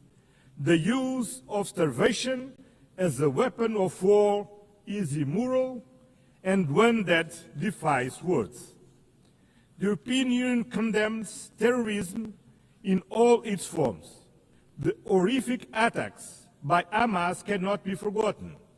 And we stand with Israel's right to security. Every country, every people have the right to live in security. The hostage must be released immediately. The Palestinian people have also the same right to security and to live in a viable state. A negotiated two-state solution is the only path to peace. Security for both peoples, dignity for both peoples, this is the solution we seek. The European Union has been an indispensable partner in the region. We are the largest provider of humanitarian aid to Palestinians. European funding has kept hospitals, schools, and institutions running. We have been, over the years, the largest supporter of the Palestinian Authority, supporting them in their reform agenda and in their efforts to ensure effective control of all the territory of Palestine. Dear friends, the European Union fully assumes its responsibilities, but we alone cannot stop this humanitarian catastrophe. Peace in the Middle East requires a collective response, and we need everyone to assume their responsibilities. We must act together and demand the unconditional release of all hostages, an immediate ceasefire, full and unimpeded humanitarian access, an end to illegal settlements, a renewed, credible commitment to a two-state solution. This was the strong message from the two-state conference hosted on Monday by France and Saudi Arabia, to which the European Union is fully committed. In Ukraine, a sovereign nation was brutally attacked by a permanent member of the Security Council, in clear violation of the United Nations Charter, a clear violation of sovereignty, territorial integrity, the respect of internationally recognized borders, and the right to choose its own destiny. Principles that bind all the members of the United Nations. This aggression threatens not only Ukraine, it threatens every nation in this assembly. If we accept Russia's invasion of Ukraine, no country will ever be safe. There is only one root cause to this war: Russia's refusal to accept Ukraine's right to choose its own destiny. For over 3 years, this war has claimed innocent lives, destroyed cities, and fueled global insecurity. Our collective security is tied to Ukraine's resilience. The European Union stands firm in supporting Ukraine in their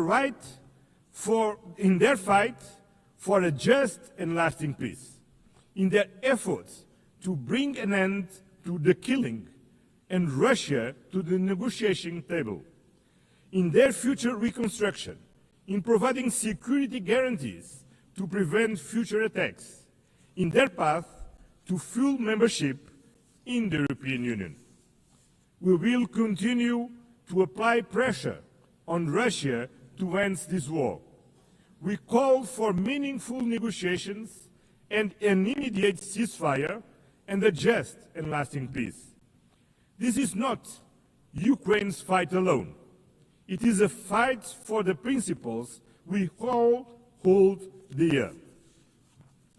Excellence, Your Excellencies, the European Union is determined to build a world founded on the fundamental values that we share with the United Nations: peace, human rights, and sustainable development.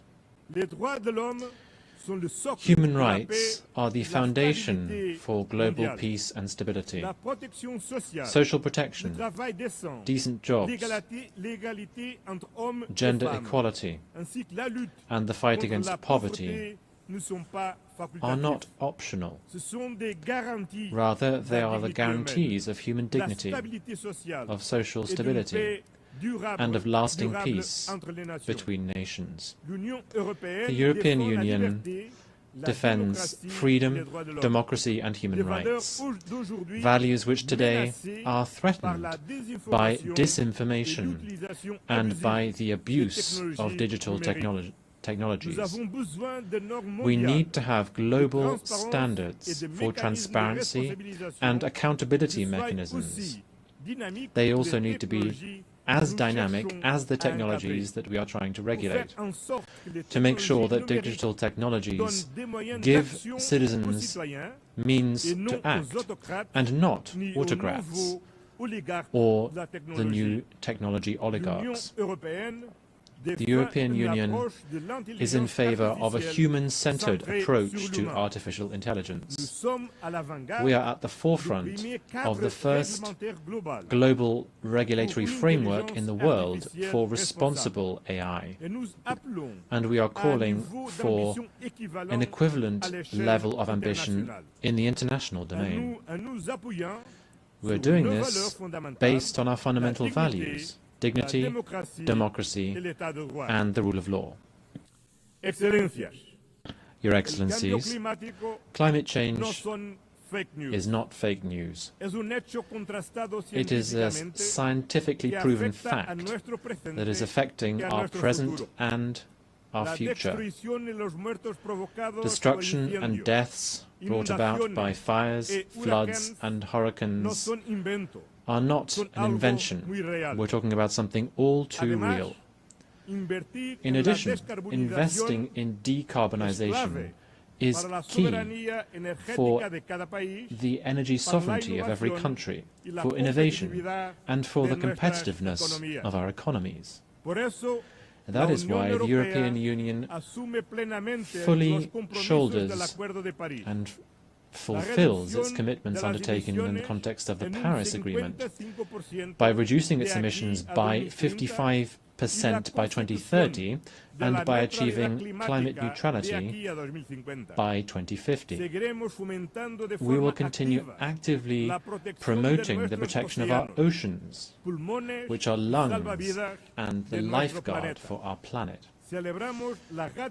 We welcome the ratification of the UN Treaty on the High Seas to safeguard biodiversity beyond national jurisdiction. Sustainable development also means building alliances, not dependencies. We are at the forefront of the fight against climate change. Through the European Union's Global Gateway Programme, some 300 billion euros are being mobilized by 2027 in sustainable investments and connectivity throughout the world. This is a decisive contribution to help attain the Sustainable Development Goals. In addition, the European Union, together with its member states, accounts for some 42% of global development assistance. We are the main donors to the World Health Organization, UNICEF, and the United Nations Development Programme. We lead and we will continue to lead global solidarity, even at these times of major budgetary restrictions affecting the United Nations system. Lastly, we need to make headway in reforming the international financial architecture and in the management of debt.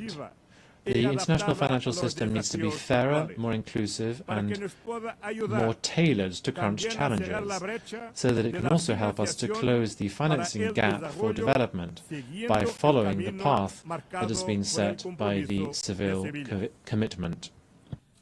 Excellencies, the European Union is a global partner. The European Union and its member states are staunch political supporters and the largest collective donors to the United Nations. As the pillar of the multilateral system, we are working closely with other regional partners. That is why we are building stronger trade and industrial partnerships across the globe. We are advancing deals with Mercosur, Mexico, India, Indonesia, the Philippines, and Thailand, not just to boost trade, but to increase global predictability and resilience. The trade and investment agenda, based on fairness, sustainability, digital innovation, labor rights, and climate alignment. Because trade deals, not tariffs, deliver real benefits for all countries, companies, and citizens. In the multipolar world, we are building a powerful global network of partnerships with Africa, Latin America, and the Caribbean, United States and Canada, the Arab world, Asia, and the Pacific, as well with our European neighbors. In today's multipolar world, there is no global south or global north. Both are plural. And the European Union will continue to work with all partners in the spirit of global solidarity and meaningful partnership, because multipolarity needs an effective multilateral system, a rules-based international order under the United Nations Charter. And this commitment stems from our own history. Europe rebuilt itself from the ashes of World War II through peace, through reconciliation, and through integration. We know these principles work because they worked for us. At a time when international cooperation is being tested, the value of reliable partnerships has never been greater. The European Union is a reliable and predictable partner and stands firmly with the United Nations. We will defend its principles, support the reforms of the United Nations Secretary General Antonio Guterres, work to make the United Nations more inclusive, more representative, and more effective, with the UN 80 reform initiative and the implementation of the Pact for the Future. At a time when multilateralism is under threat, let me leave you with one simple promise.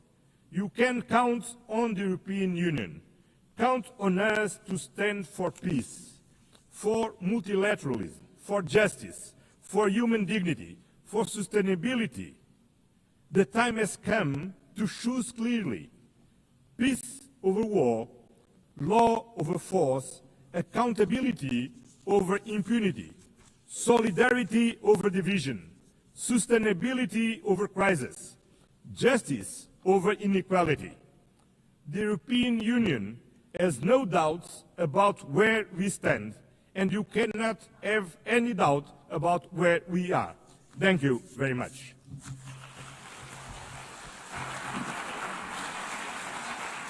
On behalf of the Assembly, I wish to thank the President of the European Council of the European Union.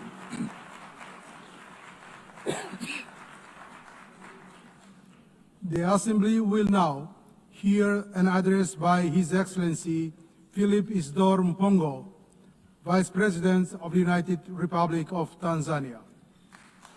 I request protocol to escort His Excellency and invite him to address the Assembly.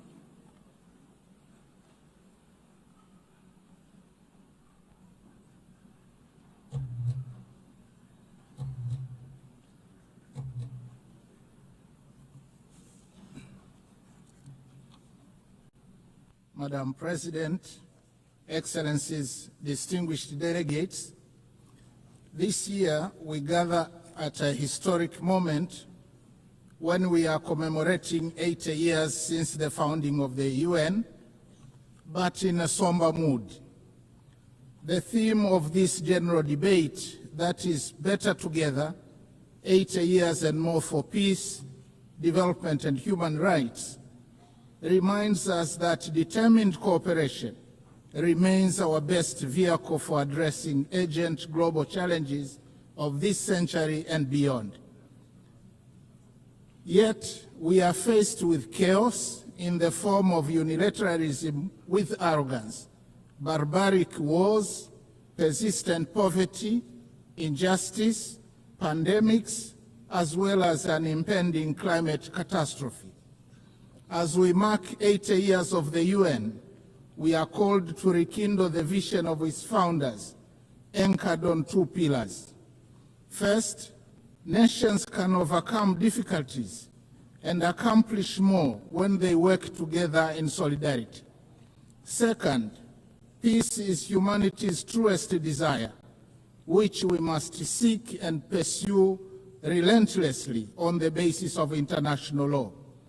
By contrast, war is undesirable. It is a senseless path to resolving conflicts on which everybody loses, and its bitter fruits include unspeakable loss of innocent lives, too many orphans, widows, and refugees, as well as wanton destruction. Yet the United Nations Charter has guided us through many challenges over the past 80 years, reminding us to uphold peace, justice, cooperation, and dialogue to resolve conflicts. Today, as the world faces new tests, we must therefore hold firmly to these same principles, for it is only by respecting and living by the Charter that we can honor the past and build a safer and better future for all of us. Excellencies, the past 8 decades also remind us that change is the only constant in our world. The challenges of today are not the same as those of yesterday, nor will they be the same tomorrow. Thus, for the UN to remain relevant and is true to its noble mission, it must embrace change. Tanzania welcomes the UN 80 reform initiative unveiled in March this year, which seeks to enhance efficiency across the UN system and strengthening effectiveness. My country stresses the importance of upholding the principles of transparency, equity, and objectivity in the process, so as to renew trust and foster inclusive global governance. We thank the Secretary General for engaging member states in this endeavor. Nevertheless, Tanzania reiterates Africa's position on redressing the continent's underrepresentation in the Security Council and calls for admission of at least 2 permanent seats for Africa with veto power, as articulated by the Zuluini Consensus. Tanzania also joined other countries of the Global South in demanding urgent and comprehensive reform of the global financial system. While we support the outcomes of the 4th International Conference on Financing for Development held in Seville, Spain this year, we renew the call for scaling up long-term concessional financing, revising sovereign credit rating frameworks, and rethinking debt sustainability assessments in order to unlock capital for investment in infrastructure, education, health, and climate adaptation. We reiterate our demand for increased voice and representation of Africa in the governance structures of the IMF and the World Bank. These noble demands have gone unheeded for a very long time and must be addressed now. Excellencies, SDGs remain our common plan for a better world. Yet, with only 5 years left before 2030, it has been established that over 80% of the targets are off track, with progress on more than half of the goals being weak and insufficient. The big elephant in the room, suffocating progress, is an estimated financing gap of $4 trillion per annum. Nevertheless, Tanzania remains committed and has made strides in implementing the 2030 agenda, with overall performance estimated at 60%. Examples include SDG 3, where maternal mortality declined from 750 deaths per 1,000 live births in 2000 to 104 in 2022. For SDG 6, access to clean and safe water increased in both rural and urban areas from 32 and 55% in 2000 to 79.9 and 94% respectively by 2024. On affordable clean energy, SDG 7, the number of villages connected to electricity increased from 8,587 in 2000 to 12,318 in 2024. Only 15 villages remain without electricity. However, significant challenges remain, especially on environmental sustainability, that is SDGs 13, 14, and 15. Going forward, we urge the international community to strengthen collective response to climate change, seizing the opportunity presented by COP30 in Belém, Brazil, prioritizing delivery on the pledges for climate action, including capitalization of the Loss and Damage Fund. We call for increased long-term concessional financing, technology transfer, and fairer trade terms to complement our zeal in domestic revenue mobilization, reversing capital flight, and pursuit of win-win partnerships in the exploitation of our natural resources. I am glad to inform the Assembly that in June 2025, we launched the Tanzania Vision 2050 that articulates our long-term development aspirations and dovetails quite well with the SDGs agenda. Excellencies, peace is not a bonus. It is a prerequisite for socio-economic development. We must therefore seek and pursue peace tirelessly. We commend the efforts of the UN Secretary General, world leaders and organizations that are active in conflict mediation and resolution in countries and regions such as Eastern DRC, Sudan, Russia, Ukraine, and the Middle East. As we commemorate the Beijing Plus 30 and celebrate the progress made in promoting gender equality and the empowerment of women, we call for full involvement of women in the quest for peace. In this regard, I must say Her Excellency Dr. Samia Suluhu Hassan, the first woman president of Tanzania, has shown the way in articulating policies and actions that strengthen the role of women across all sectors of our society. Regionally and internationally, she has been a champion of peace, justice, security, and clean cooking. Tanzania, as a member of the African Union Peace and Security Council, and in our then role as chair of the SADC organ on politics, defense, and security cooperation over the past year, actively contributed to peace initiatives and supported measures to prevent and resolve conflicts.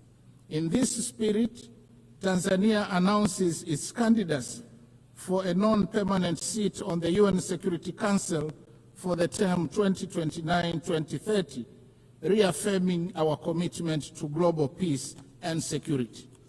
Excellencies, Tanzania opposes the continued imposition and proliferation of unilateral coercive measures which undermine the principles of sovereign equality and peaceful coexistence enshrined in the UN Charter.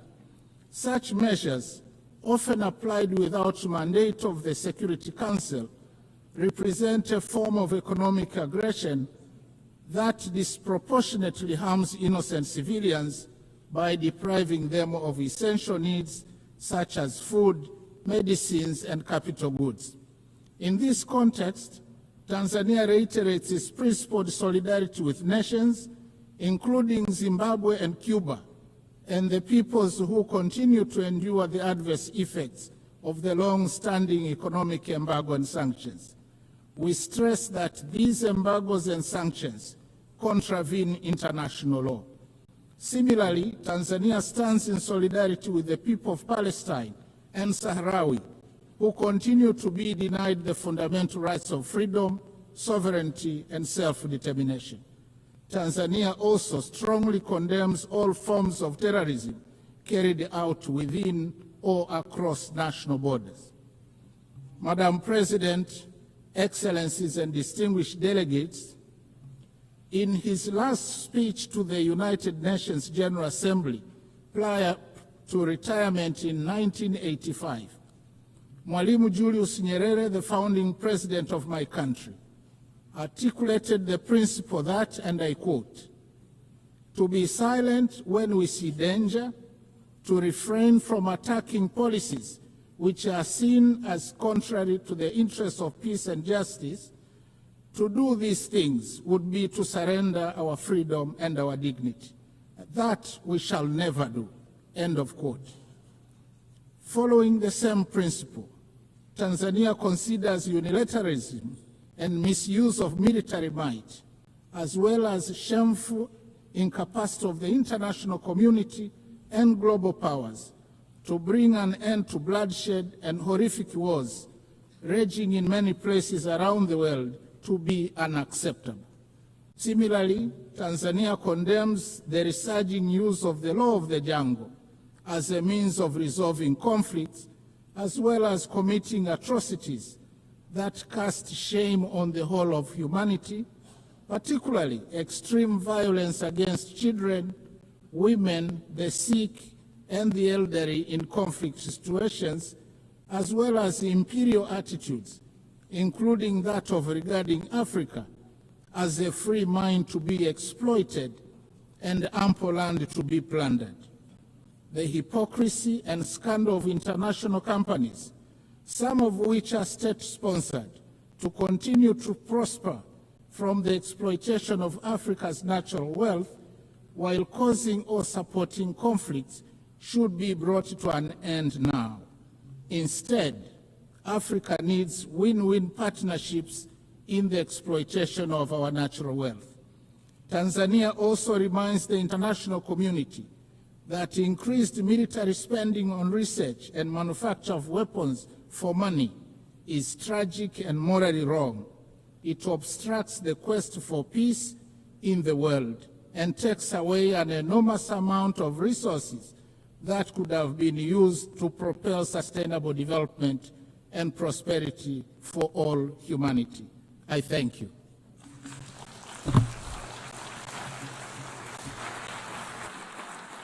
On behalf of the Assembly, I wish to thank the Vice President of the United Republic of Tanzania. The Assembly will now hear an address by Her Excellency Jessica Rose Epelalupo, Vice President of the Republic of Uganda. I request protocol to escort Her Excellency and invite her to address the Assembly.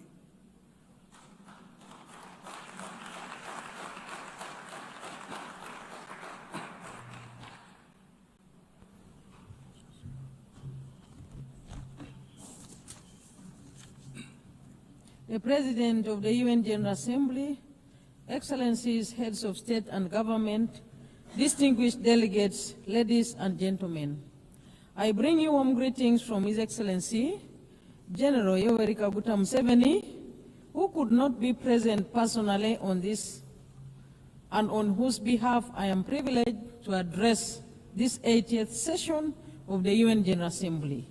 Madam President, let me begin by warmly congratulating you on your election as the President of the 80th session of the UN General Assembly. Uganda assures you of its full support throughout your tenure, and I also extend our appreciation to His Excellency Philomen Yang for his capable leadership during the 79th session. We commend the Secretary General, His Excellency Antonio Guterres, for his continued commitment to the roles and responsibilities of the United Nations. This year marks 80 years since the founding of the United Nations, born out of the devastation of the Second World War, with the aim of preventing future wars and promoting global cooperation. This anniversary is timely and is a reminder of our shared responsibility to uphold multilateralism and strengthen global solidarity in addressing common challenges.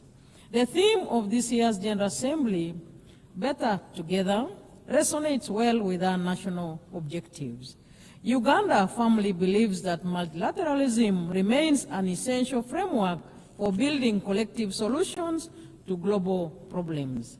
We reaffirm our commitment to the Charter of the United Nations as the cornerstone of multilateralism, international diplomacy, and cooperation with the global mechanisms to promote and support the intertwined values of humanity, namely peace and security, human rights, and shared prosperity.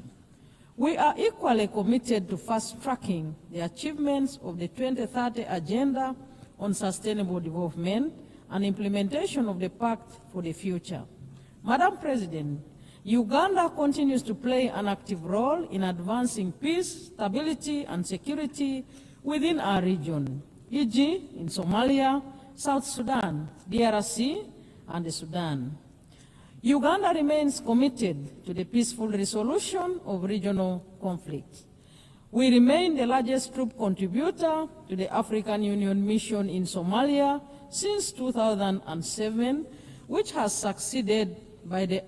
been succeeded by the African Union Transition Mission in Somalia, and now the African Support and Stabilization Mission in Somalia.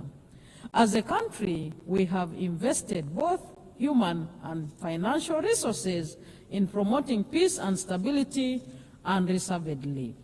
These efforts require reliable and predictable funding. We therefore call on the international community to commit adequate resources for peace-building and peacekeeping missions to ensure that their sustainability, effectiveness, and success becomes a reality. In South Sudan, Uganda continues to support the peace process as one of the guarantors of the Comprehensive Peace Agreement, contributing to efforts aimed at restoring stability and unity in the country.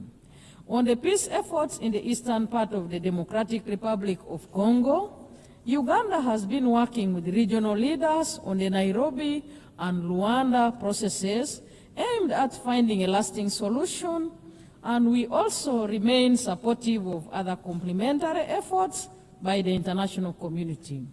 Madam President, we urge greater international support for regionally led peace-building and stabilization initiatives, recognizing them as vital foundations for inclusive and sustainable development. We also call for enhanced global cooperation in tackling the root causes of conflict, including inequality, climate change, pandemics, new technologies, transnational crime, and terrorism. Madam President, Uganda calls for the comprehensive reform of the United Nations Security Council to address the imbalance in its current configuration and make it more equitable, just, and democratic. We demand for Africa's representation on the Council as a special case, as a matter of urgency in both the permanent and non-permanent categories, in line with the common African position enshrined in the Eswatini Consensus and SATE Declaration. Africa must have 2 seats in the permanent category with all rights and privileges, and 2 additional seats in the non-permanent category. On the question of Palestine, we urge the international community to give renewed priority to the realization of the internationally endorsed 2-state solution. We appeal to the United Nations Security Council to play a decisive and just role in resolving the Palestinian issue, which is crucial for lasting peace in the Middle East and central to global peace and security. We join the international community in the long-lasting call to end the embargo on Cuba that has been tightened recently with unfair designation as a state sponsor of terrorism. Uganda is recognized globally for its progressive refugee policies. Madam President, we host the largest number of refugees in Africa, currently standing at 1.9 million. Uganda allocates land to refugees and integrates them into our national systems, sharing public services such as education and healthcare, etc. However, this model is under serious pressure due to declining international support amidst rising global geopolitical tensions. The drop in partner funding has strained our already limited resources, affecting both host communities and our ability to meet national development targets, including SDGs. Uganda remains committed to upholding its obligations, but we cannot do this alone, as it diverts vital resources from our national development needs. Madam President, we therefore urge the international community to meet its obligation and support host countries like Uganda. Refugee hosting should not become a debt burden. Uganda should not be expected to borrow money to care for displaced population fleeing conflict. Madam President, with just 5 years remaining to achieve the 2030 Agenda for Sustainable Development, progress in many developing countries remains far off track. Bridging the estimated $4 trillion annual financing gap is crucial. The failure to mobilize adequate resources highlights the shortcomings of current international financial cooperation. We call on the international community to fully implement existing commitments, including the Seville Commitment, the 2015 Addis Ababa Action Agenda, the 208 Doha Declaration, and the 202 Monetary Consensus. These agreements provide a framework for enabling developing countries to expand their physical and policy space and drive balanced and inclusive development. Accelerating the SDGs requires renewed commitment to multilateralism, global solidarity, and the strengthening of international cooperation mechanisms to ensure that no one is left behind. Madam President, Uganda's commitment to the promotion and protection of human rights remains central to our national development agenda.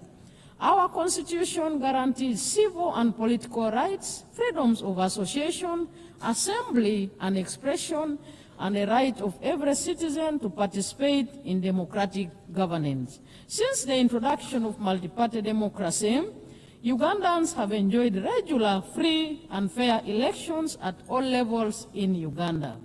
Madam President, Uganda was the first country in the sub-Saharan Africa to introduce universal free primary education in 1987 and universal free secondary education in 2007, an endeavor which has enabled our children to attain basic education and has improved the literacy and numeracy levels in our country, and all the associated benefits and multiplier effects.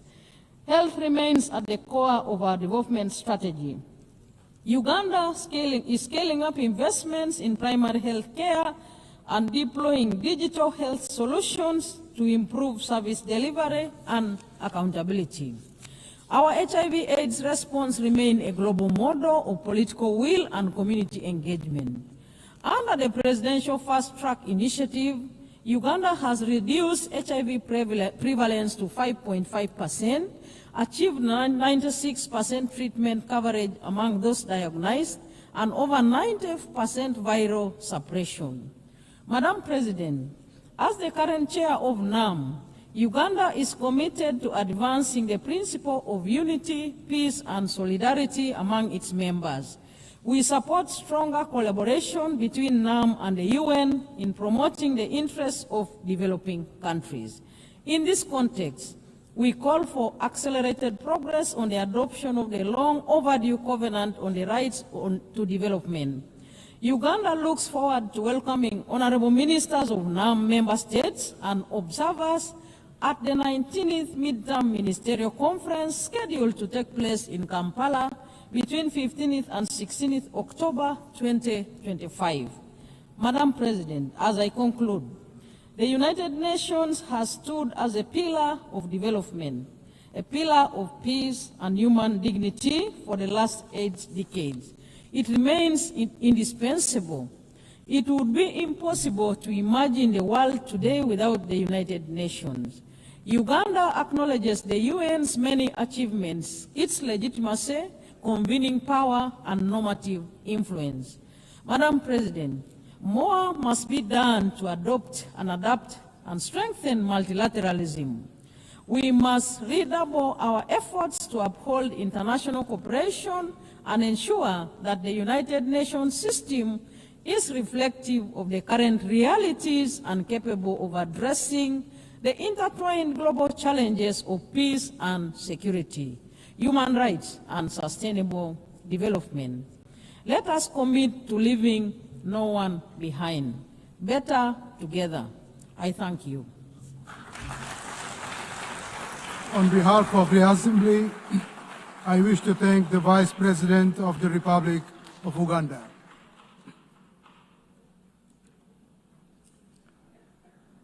The Assembly will now hear an address by His Excellency Dick Schoof, Prime Minister of the Kingdom of the Netherlands. I request protocol to escort His Excellency and invite him to address the Assembly.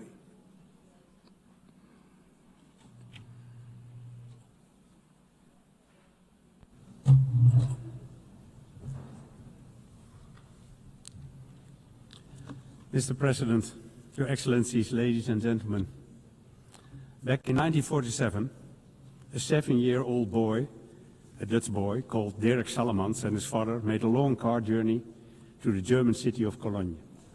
When they arrived, Dirk couldn't believe his eyes.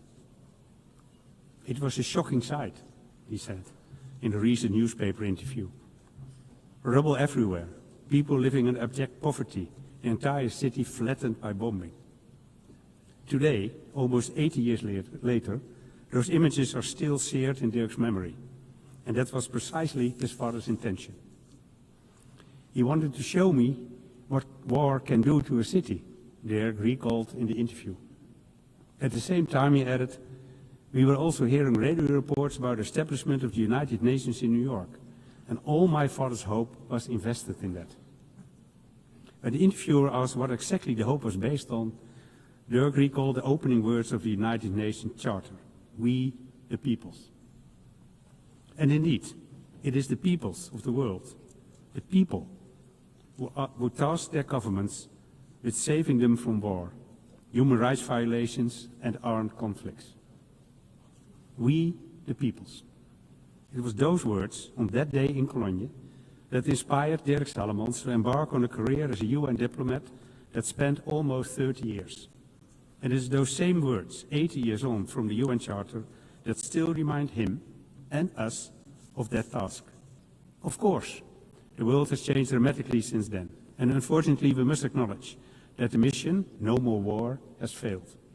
In fact, this year, even as we celebrate the United Nations 80th anniversary, we have heard it said that the UN can no longer justify its existence. Anyone who says that, however, has forgotten where we came from. Without the UN, there will be no disarmament treaties, no International Court of Justice, no climate agreements on sustainable development goals. Without the UN, which is often the only organization capable of supplying aid in the toughest places on the earth, millions of people will be deprived of food, clean water, and medical aid. Over the past 80 years, we've taken the UN's achievement for granted. We've neglected to look back on where we've come from and all the milestones we have achieved along the way. And although the situation right now might be especially difficult, I know this too. It has never been easy. Every achievement was preceded by the lengthy confrontations. Countries were often at loggerheads, and sometimes they were tempting to throw in the towel. But that never happened. And the reason can only be that, despite our many differences, we all understand what's at stake. That's the context in which I view the increasingly frank debate on the UN future. Yes, the world has changed. Yes, international relations have changed. And yes, The way we work together has changed. But I believe that this can lead us to only one conclusion, that we must change with times. And that's exactly what we're doing through initiatives like UN80, which aims to enhance the UN's impact on the ground, simplify its structure, and forge stronger partnerships with other bodies, like international financial institutions, the private sector, and philanthropic organizations. Changing with the times also means making the most of today's opportunities. Earlier this week, I spoke with several UN youth representatives. They are growing up in a different time to you and me, with new concerns, but also new opportunities. We need their insights, not only because our decisions will affect their future, but above all, because they are the future. So if we are to move forward, we must work together by using AI and other technologies wherever possible. And the Kingdom of the Netherlands has already taken the lead on this by teaming up with donors and partners to explore new ways of boosting the efficiency and effectiveness of multilateral institutions. New ways, but not new principles. Because the guiding principles, as laid down in the UN Charter 80 years ago, remain unchanged. And today I'd like to reflect with you on the most important one of all, the protection of the international legal order. Back then, that inspired everything we stand for today, leading to a multilateral system of agreements and providing a powerful counterweight to the idea that might is right. In my part of the world, as well for a long time, but now we know that this is not a given. We've seen that in Ukraine, whose people have been suffering under Russian attacks for 3.5 years now. As Ukrainian troops continue fighting every day to protect their country, their families and their right to self-determination, people in the areas occupied by Russia are enduring systematic oppression and grave human rights violations on a daily basis. We've seen several initiatives aimed at bringing peace closer since spring, such as the talks in Saudi Arabia, Turkey and the US. But peace still seems like a very distant prospect. Ukraine has adopted a constructive stand, but so far Russia has shown no real willingness to accept the US proposals. And in the meantime, the war of aggression and the suffering continue unabated.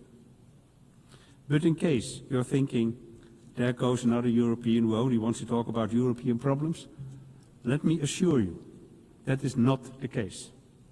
If the UN 80 years have taught us anything, it's that all the big issues are closely interlinked. As a kingdom of different countries in different parts of the world, we know that better than anyone. Take food security. In the European part of our kingdom, we are approaching the limits of what the earth can sustain, while the Caribbean part of the kingdom has seen how vulnerable people are when they're dependent on others for their food security. And there are those other matters that we hear far too little about, even though they give cause for grave concern. Just look at what's happening in Sudan. Since April 23, more than 150,000 people have been killed, and 40 million more have had to flee their homes. All trade routes and aid corridors have been cut off, so for the past year, humanitarian organizations have been unable to provide more aid. As a result, half the Sudanese population is living with the reality of food insecurity. And in parts of Darfur and Kordofan, a famine has been declared. This has to stop. The Netherlands, together with the EU and donor countries, is therefore calling on all the warring parties to respect international law and allow humanitarian aid to reach those who need it.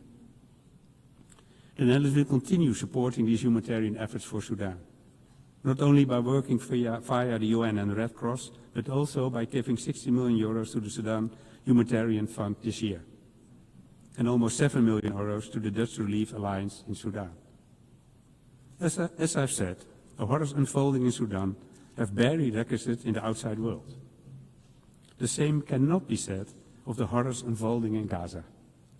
Every day we see more heartbreaking images emerging from the region. Images we scarcely thought possible. Images that defy our understanding and even our faith in humanity. And there is only one appropriate response. This war, this suffering, must end now. That starts with the safe, independent and unlimited access of humanitarian aid for the suffering people of Gaza, including UN aid. And we will continue, at both national and European level, to urge the Israeli government to drastically change its course. Annexation of the West Bank and Gaza City is unacceptable, and we condemn any move in this direction. In addition, we are supporting the European Commission's proposal to restrict investment in Israeli companies that develop dual-use technologies. And we're also stating clearly that we want to suspend the EU-Israel Association Agreement, refuse goods from illegal settlements, and stop issuing export licenses for arms. At the same time, these actions must not obscure another truth. Hamas is a terrorist organization that must lay down its arms. There is no place for Hamas in the future governance of the Gaza Strip. What's more, the only route to a lasting peace is through negotiations that ultimately lead to a two-state solution.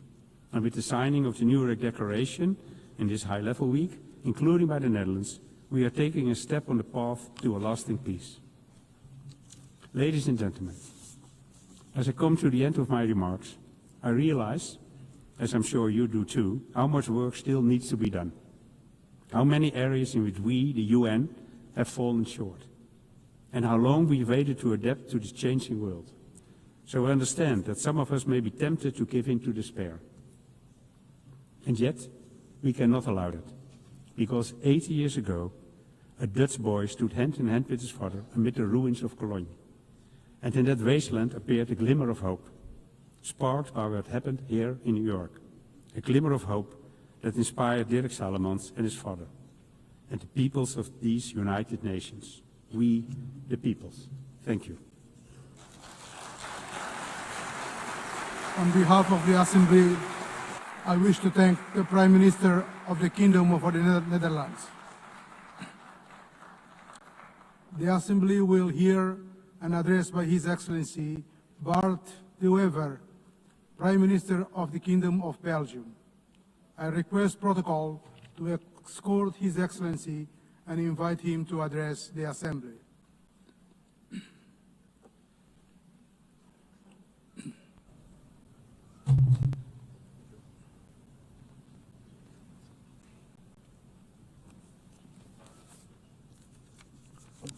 Mr. President, esteemed colleagues, ladies and gentlemen, it is the first time that I stand before you. I am 54 years old, which means that I was a teenager in the 1980s, when Ronald Reagan was president of this great country, a man that I admired and that I still admire. Today, I'm nostalgic of that time, because then I truly believed that the Western world was bound together by shared values and mutual respect. And I also believed that these values would eventually rule the entire world. Today, we are reminded of the Melian dialogue of the Greek historian Thucydides. He described how envoys from Athens forced the small neutral island of Melos to choose sides in the Peloponnesian War. If Melos refused, Athens would destroy it.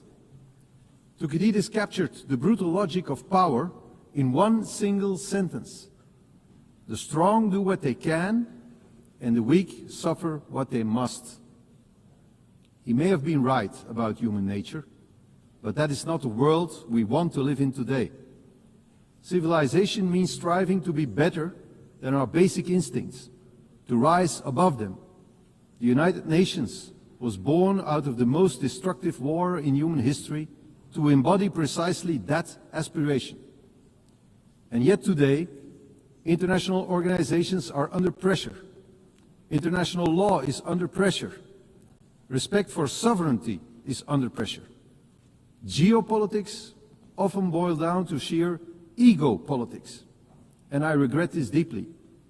That is why I stand before you today to advocate for a world anchored in mutual respect. A world of free and fair trade. A world of strong partnerships, respect and cooperation. A world based on international law. A world that tackles climate change. A world of peace, prosperity and progress. The United Nations remain crucial in pursuing that ambition. The United Nations are far from perfect, and this is why we support the UN 80 reform agenda, because the challenges we face are immense. And I would like to highlight two domains in which we urgently need to move forward: our security and our prosperity. First, security. All who cherish freedom must work to build resilient and vigilant societies. We face new forms of imperialism, new military threats, and violent conflicts that destabilize entire regions. This is not the path we choose, but neither can we afford to be naive. Those who wish for peace must be prepared to defend it. That is why we stand firmly with Ukraine. We must erect a barrier against those who look at us the way the Athenians looked at Melos. Belgium is therefore assuming its full responsibility, investing more in defense. Together with our European partners, we are striving for greater integration of our armed forces and defense industry. At the same time, we must strengthen ties with all countries committed to peace and stability. We must also confront the rise of international organized crime. Criminals know no borders.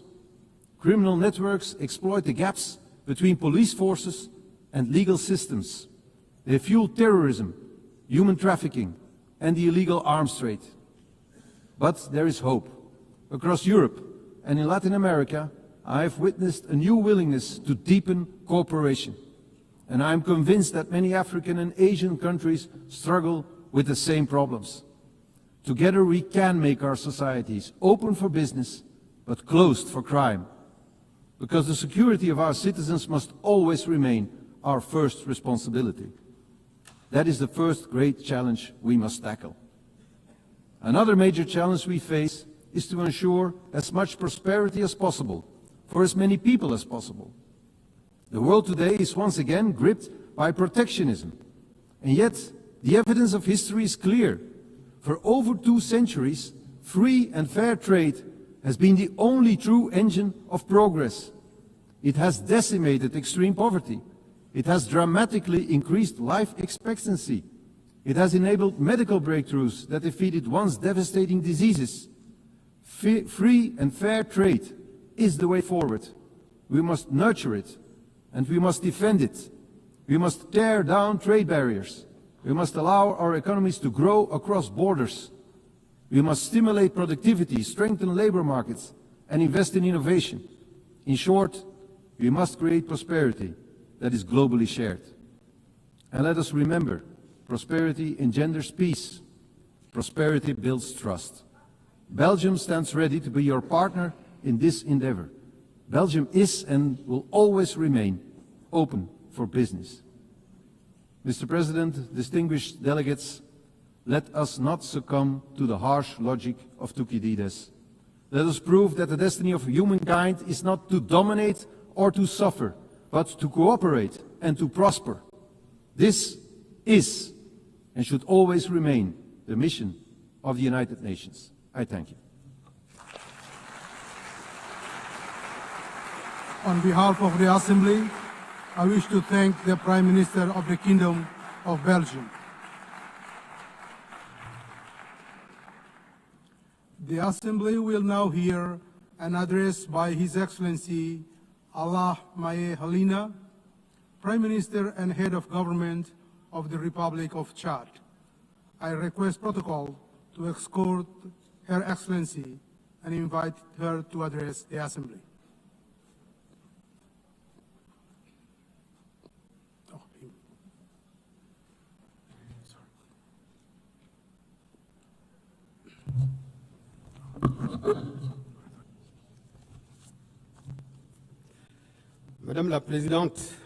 Madam President of the General Assembly, ladies and gentlemen, heads of state and government, Secretary General of the United Nations. Because of constraints linked to his national agenda, Marshal Mahamat Idriss Déby Itno, President of the Republic of Chad, head of state, who wished to be involved in this important meeting at the United Nations, has not been able to come to New York. He would like to convey his sincere regret for not being here and has conferred upon me the task of delivering his message, which reaffirms Chad's commitment to the principles of multilateralism and the sovereignty of peoples. It is therefore for me a great honor to deliver to this august assembly the message of the President of the Republic of Chad, Head of State, and I quote, "Madam President of the General Assembly, ladies and gentlemen, heads of state and government, Secretary General of the United Nations, I would like at the outset to honor God, the all-powerful force of wisdom and strength that enabled us to come here together in a spirit of dialogue to look at the challenges of our time and of our world, primarily the questions of development, but also international peace and security. I would like to convey our congratulations to Madam Annalena Baerbock, President of the 80th session of the General Assembly, on her election, and assure her of the full support of my country in carrying out her mandate. By the same token, I would like to express our sincere thanks to Ambassador Philemon Yang, outgoing President, for his outstanding leadership of the previous session. Thus, I would also like to express our sincere appreciation and our full support to Secretary General Mr. Antonio Guterres for his unfailing efforts to fly the flag of multilateralism high, embodied by the UN, whose mission and even raison d'etre is currently being tried by numerous challenges that are constantly affecting our common bedrock of humanity. Madam President, Your Excellencies, ladies and gentlemen, I am speaking to you before this august assembly with a great weight of history and the force of a sincere conviction. The United Nations, 80 years after it was born, in the pain, so to speak, of wars, must come to life once again in the truth of our hopes. Better Together, 80 years for peace, development, and human rights is more than just a celebration. It is something that strikes us an invitation to re-examine the role, the relevance, and the political and moral legitimacy of our shared organization. It would be wrong to deny the historic merit of the UN. The UN has contributed to preserving global peace. It has helped decolonization. It has fostered human rights and provides a multilateral cooperation framework. Nonetheless, we need to underscore that 80 years after it was established, the UN is still far from having accomplished the aims that were conferred upon it by the Charter. Despite undeniable progress that I have mentioned, we have to note that the UN has never disappointed as much as it is today, in particular because of its inability to stop bloody conflicts that continue to prevail in several areas of the world, in Africa, in Asia, in South America. There is increasing defiance because too often major decisions taken by this organization seem to serve the interests of some great powers to the detriment of the aspirations of the countries of the South, because the Security Council remains a very fixed structure, a legacy of the post-war period, where Africa, the cradle of a fifth of humanity, remains excluded for all major representation, because sanction and intervention mechanisms are often selective, and indignation seems to be conditioned on where it's happening geographically. We need to be bold enough to say here, peacekeeping missions of the UN have often failed in their promises and in their duty, be this in Haiti, in the CAR, in the Democratic Republic of Congo, or in Mali. The blue helmets, in certain cases, have been accused of inaction and even behavior that runs counter to the very principles of the organization that they represent. How can we understand that instead of protecting, some have been complicit in violations? How can we explain that after being there for decades, conflicts still persist and in some cases are worsening? These failures, often tragic, erode the legitimacy of the UN on the ground and in people's hearts.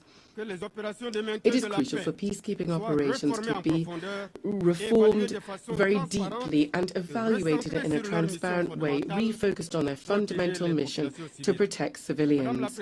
Madam President, ladies and gentlemen, for more than 7 decades, the world is witness powerless to a human and political tragedy. I'm talking to you about the Israeli-Palestinian conflict, the current situation in Gaza with indiscriminate bombing, millions of, thousands rather, of civilian deaths, and the systematic destruction of vital infrastructure is a collective failure of the international community. We're not just talking about a conflict anymore. We're talking about a humanitarian scandal and an unprecedented moral challenge. The latent war between Israel and Iran, regional tensions and the inability of the UN to bring a lasting solution undermines not only stability in the Middle East, but peace throughout the entire world.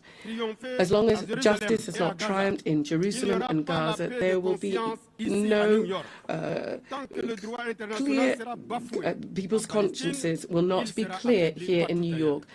As long as international law is flouted in Palestine, it will be weakened elsewhere. We are calling this year, as we do every decade, for the effective recognition of the Palestinian state in the 1967 borders, the immediate end to illegal settlement, and a political solution that guarantees the coexistence of 2 viable, free and secure states. To this end, my country welcomes the adoption by a broad majority of the New York Declaration on Palestine, dated the 12th of September 2025. This is a historic step forward and a major step in the quest for a just, comprehensive and lasting peace in the Middle East.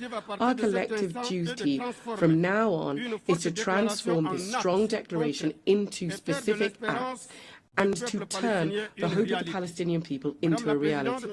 Madam President, ladies and gentlemen, in the area of development, the UN is struggling to make the collective step forward that is needed to ensure the implementation of international agendas, and primarily the 2030 Agenda.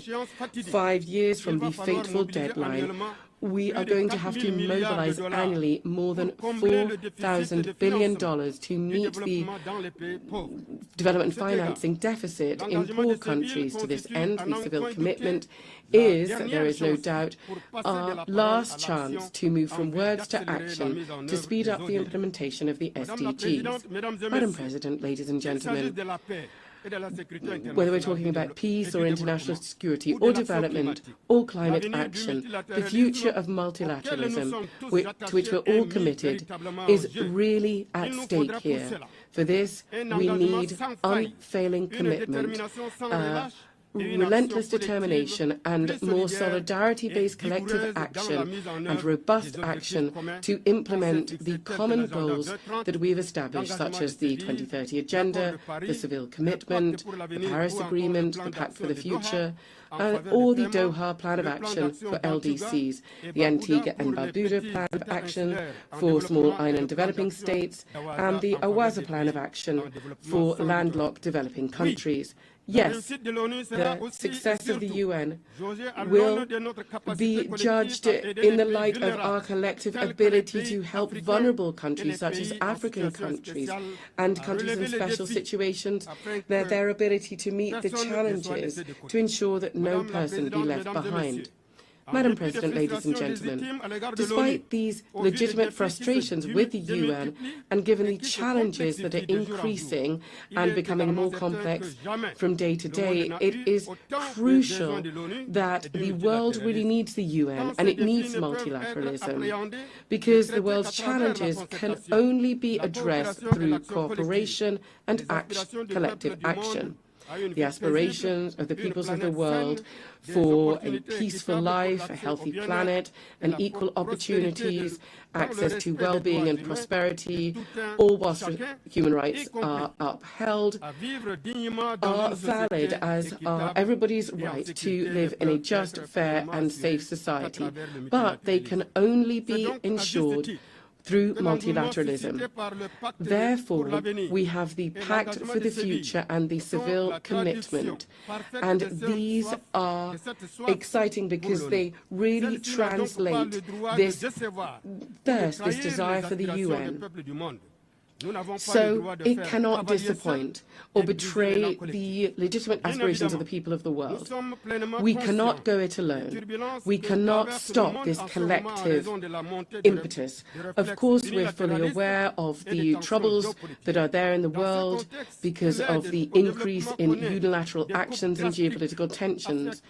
But development aid here is seeing drastic cuts that are having a significant impact on the most vulnerable countries and communities and are really hitting at the heart of the operations of the entire UN system.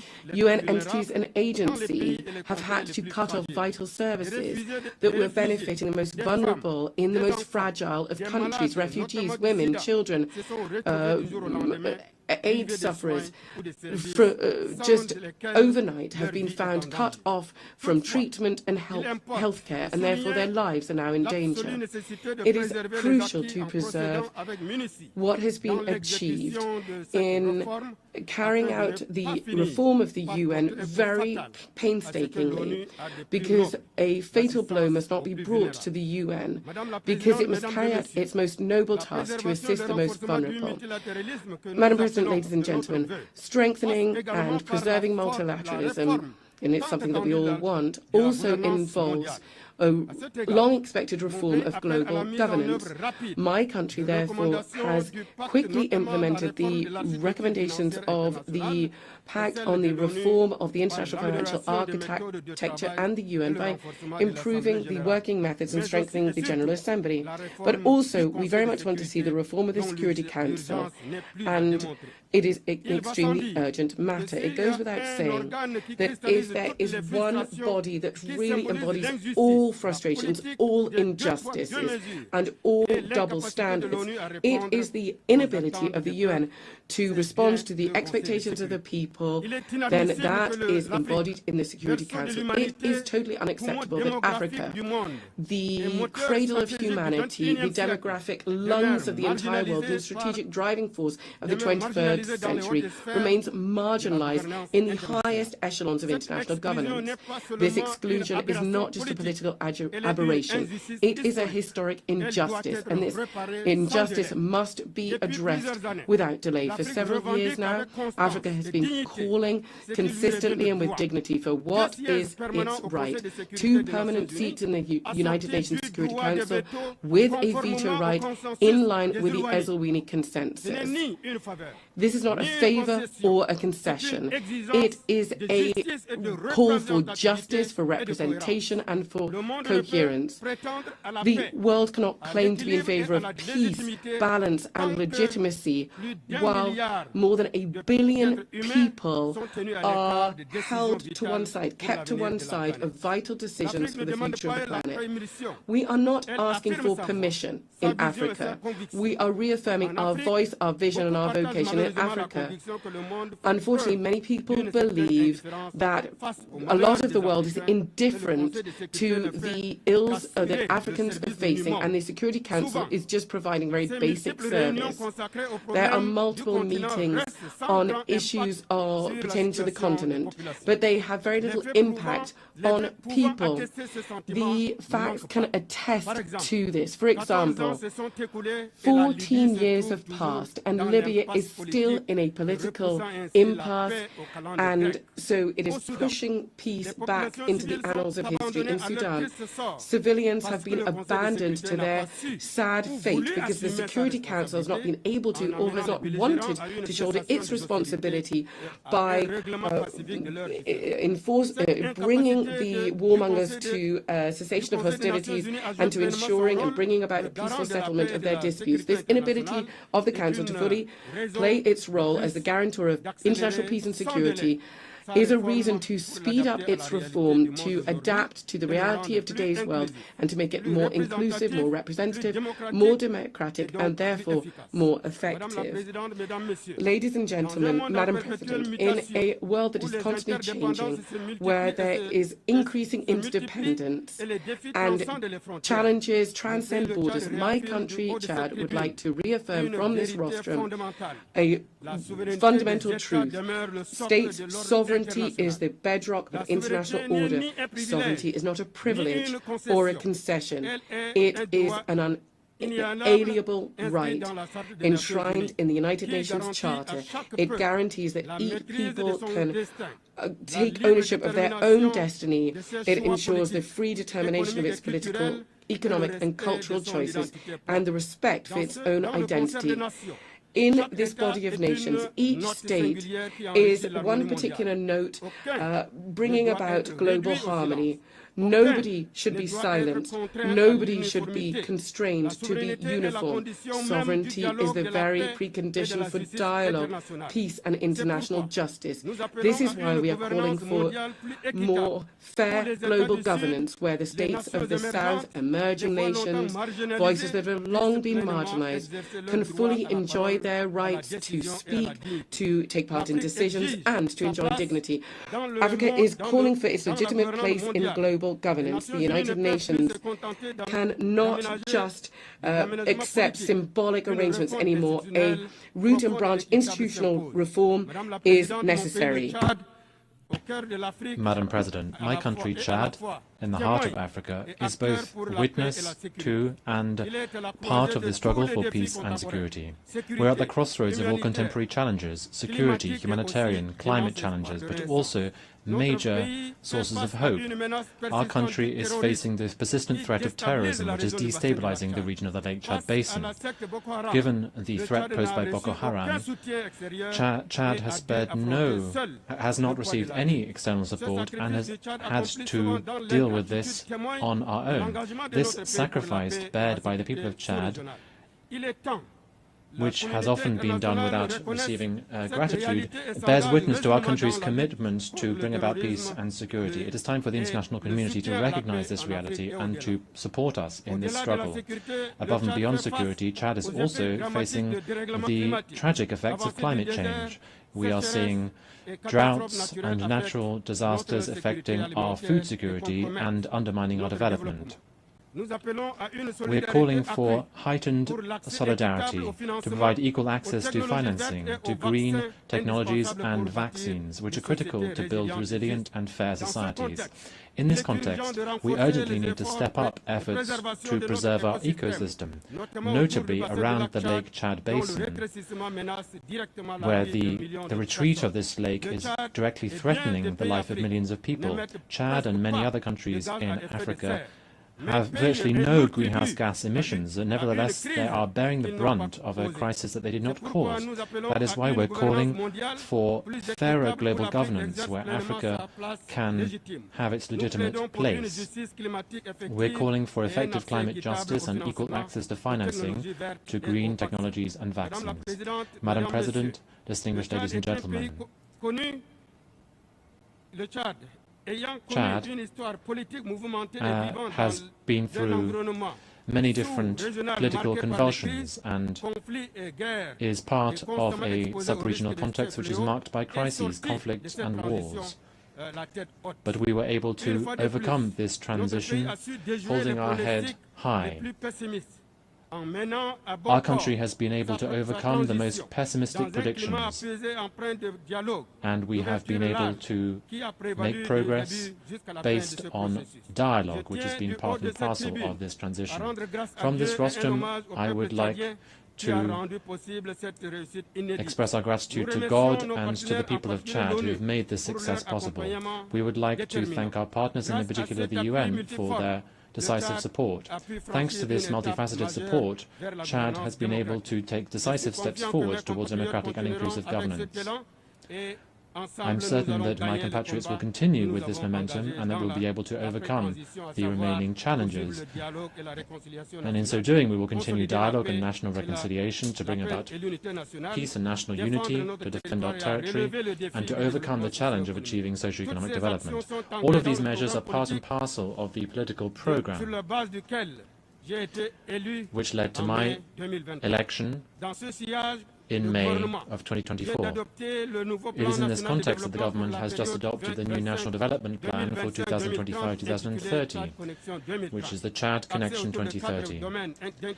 This focuses on 4 key domains, and it aims to carry out significant changes in our economy and in our society. In order to realize this ambitious program, Chad is intending to mobilize $30 billion US, of which 46% are expected to come from the private sector. I'd like to take this opportunity to invite all our partners to the roundtable for the mobilization of resources, which is scheduled for the 7th and 8th of November in Abu Dhabi, in the UAE. As concerns the situation in Sudan, we'd like to express our deep concern about the war which is devastating that country and which is affecting the entire region, with incalculable humanitarian, socio-economic, environmental and security consequences. When it comes to the humanitarian domain, for instance, the situation to the east of Chad is deeply alarming. Ladies and gentlemen, the impact of this crisis on people is also significant. We are seeing that the number of refugees from Sudan into Chad is more than 2 million, of whom 1.5 million have arrived since the 15th of April 2023. In the east, the west and the south, refugees, notably from Sudan, Nigeria and Cameroon, have been coming in significant numbers. We have a sense of humanitarian duty, and we will continue to open our doors to welcome our brothers and sisters, notably from Sudan. But we cannot bear this significant burden for humanitarian assistance alone, and that is why I call upon the international community to help these people and to help Chad to overcome this challenge with support. In the military domain, the continuation of hostilities in Sudan will only extend the suffering of civilians from Sudan and exacerbate the humanitarian situation in combat areas and also in neighboring countries such as Chad, who continue to see the further influx of refugees. Chad regrets the fact that the numerous appeals for a ceasefire have not been heard, and we urge the parties immediately to cease hostilities, to facilitate humanitarian access, and to engage once again in political dialogue. We are convinced that the current crisis in Sudan cannot be resolved through weapons, but rather through peaceful means, through inclusive inter-Sudanese dialogue, so that lasting peace can be achieved. Chad, which has a position of strict neutrality vis-à-vis the conflict in Sudan, and which has always supported efforts to bring about peace in Sudan, reaffirms its commitment to peace in Sudan and its availability to contribute to any initiative that can promote dialogue between the protagonists to end this war, which has lasted too long. On the situation in the Central African Republic, Chad welcomes the positive momentum towards bringing about peace, to achieve national reconciliation and socio-economic progress, which are all still ongoing in that country. We welcome the policy that His Excellency Faustin Archange Touadéra of the CAR has been rolling out. Thanks also to the mediation that Chad has had the honor to be part of. We reaffirm our commitment to the peace and stability of the CAR, and we are willing to further make efforts to support peace and reconciliation in that country. Ladies and gentlemen, beyond our region, Africa as a whole remains a continent that crystallizes all attention, in spite of our marginalization in global governance.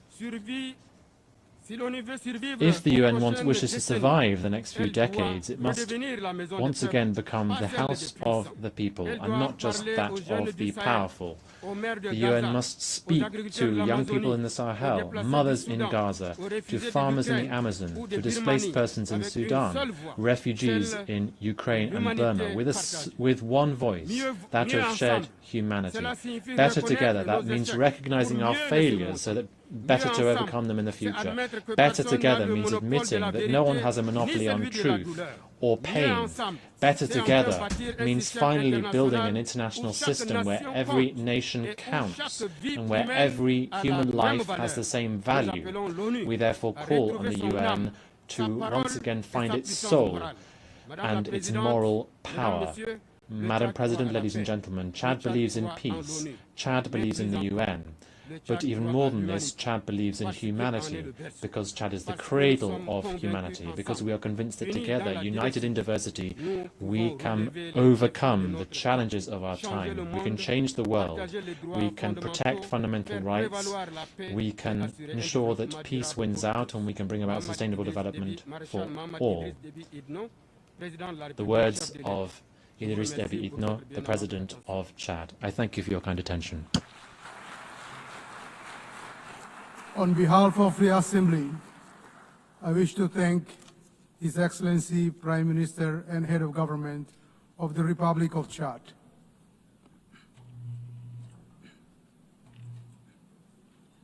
The Assembly will now hear an address by His Excellency Kamil El Tayeb Idris, the Transitional Prime Minister of the Republic of Sudan. I request protocol to escort His Excellency and invite him to address the Assembly.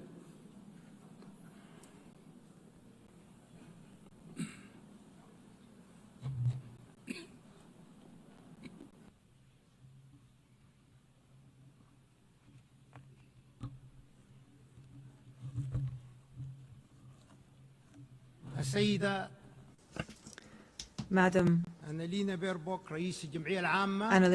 President of the General Assembly, His Excellency Antonio Guterres, Secretary General of the United Nations,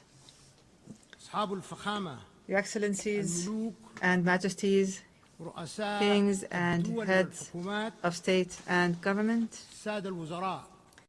Your Excellency, Ministers, ladies and gentlemen, heads of delegations, peace and God's blessings be upon you.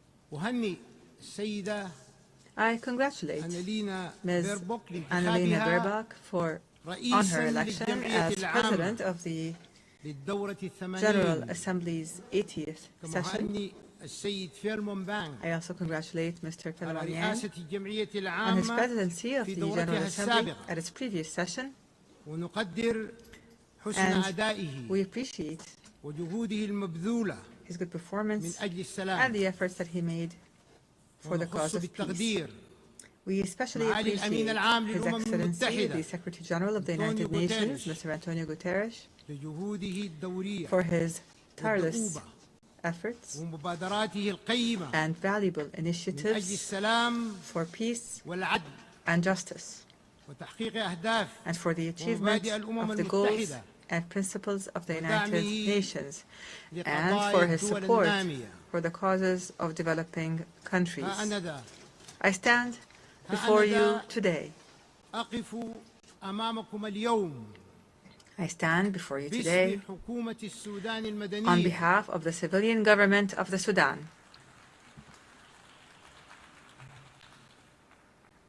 I stand before you today on behalf of the civilian government of the Sudan and on behalf of the proud Sudanese people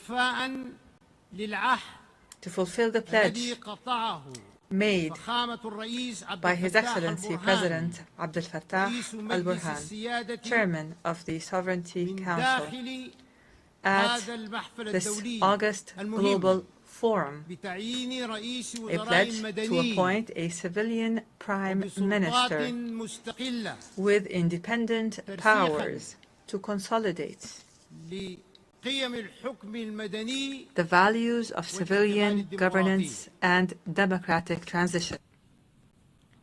I stand before you from the banks of the Nile, from the land where history runs as deep as the river itself, from where the deserts know the footprints of ancient kingdoms, ancient civilizations, and from where, in this present hour, this present hour, the dust still carries the scent of war.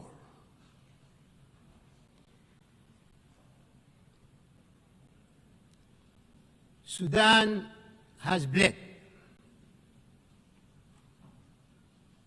Our villages and cities have fallen silent under the shadow of unprecedented war, unprecedented invasion in the history of mankind.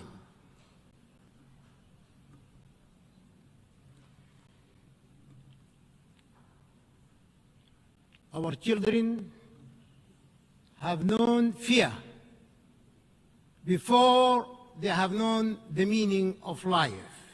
And yet, amid the ashes of war, there is a unique pulse that refuses to die. It beats in the refugee's quiet prayer, in the farmer who plants, though he may never reap, and in the mother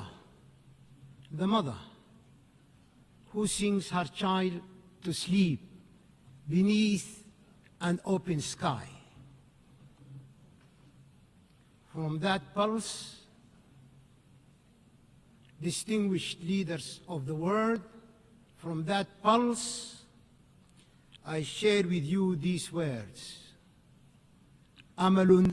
Hope reborn of our unity and strength emanating in our peace.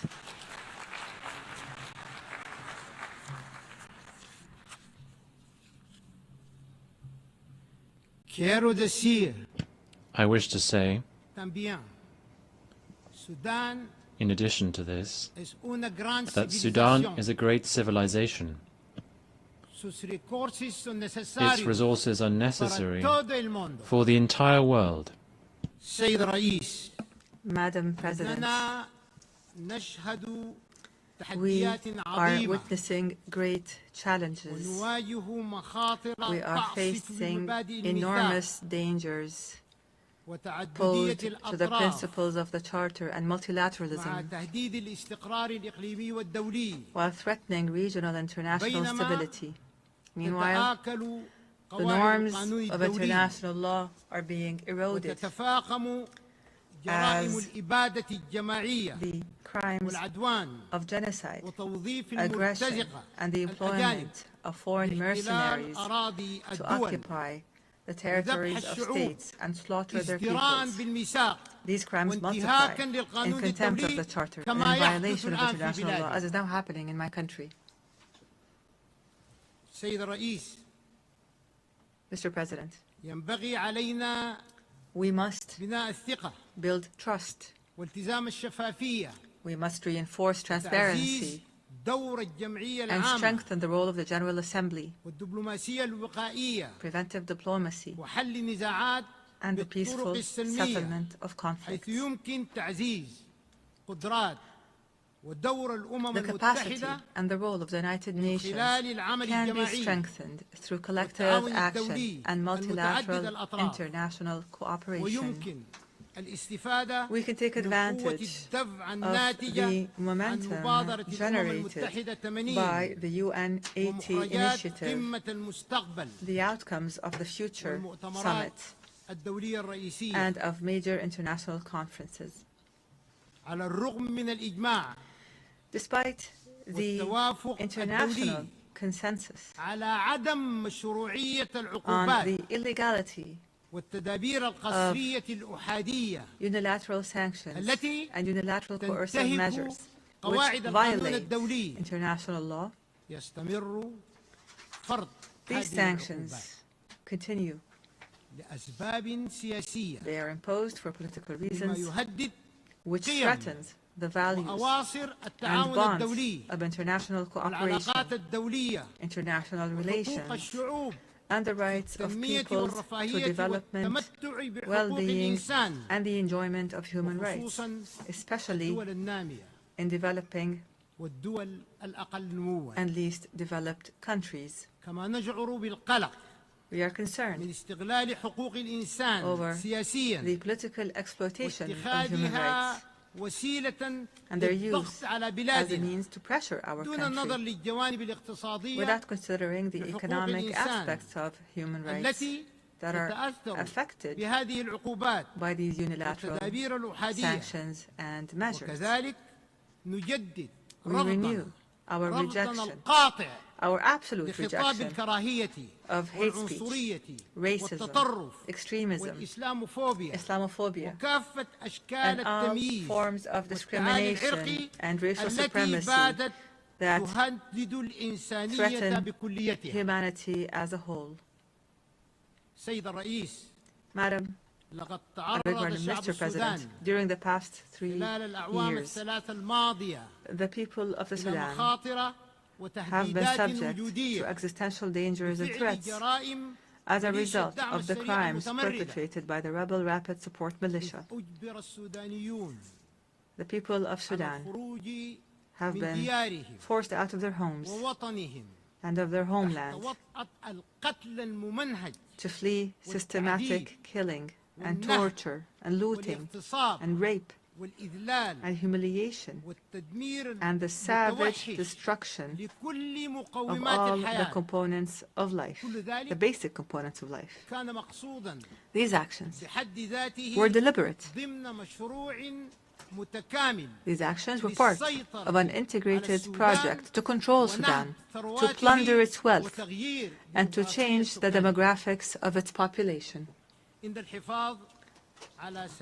Preserving the sovereignty of the state and its well-established national institutions is a top priority.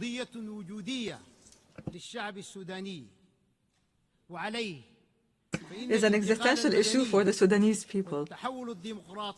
Therefore, the civilian transition and democratic transformation under the leadership of the civilian government of hope and the establishment of peace will not be achieved without ensuring that we have strong national institutions that preserve the sovereignty and territorial integrity of the state. The international community, and you are the leaders of this international community. You are the entire international family. The international community must work to stop the flows of lethal weapons, advanced ones, to the terrorist militia. It must condemn the militia, criminalize it, and classify it as a terrorist group, and must stop the flow of mercenaries.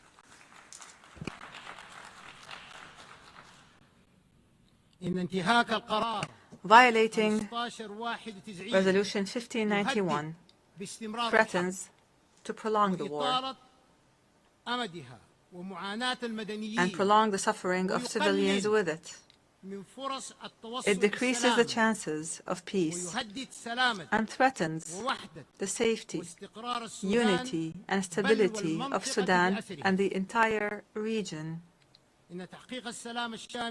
Achieving comprehensive peace in Sudan requires the participation of Sudanese political forces and the different walks of Sudanese society in decision-making and in determining their future, because they are the true stakeholders. There must be no foreign interference or pressure, no hasty partial solutions, and no support for ethnic political extremism that plots to destroy Sudan. We affirm from this podium the commitment of the government of Sudan to the roadmap, which was drawn up by a group of national forces and civil organizations, and which we presented to the United Nations and to the mediators. This roadmap includes a ceasefire accompanied by the withdrawal of the terrorist rapid support militia from the areas and cities it occupies. It includes lifting the siege of the city of Al-Fashir immediately, lifting the siege on the city of Al-Fashir immediately, as well as the city's environs, in implementation of Security Council Resolution 2736, adopted over a year ago. Imagine this. This resolution was adopted by the Security Council over a year ago, and nothing has happened to this very day. Is this plausible? Let us take a moment to reflect. Children are dying. Women are dying. The elderly are dying because of starvation. And the international community is silent.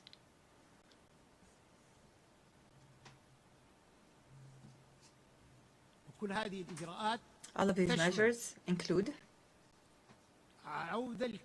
the dignified and safe return of the displaced and of refugees. It includes facilitating humanitarian access to the needy and affected, and continuing with the transitional political process towards democracy.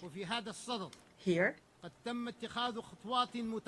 advanced steps, truly advanced ones, have been taken to implement this roadmap.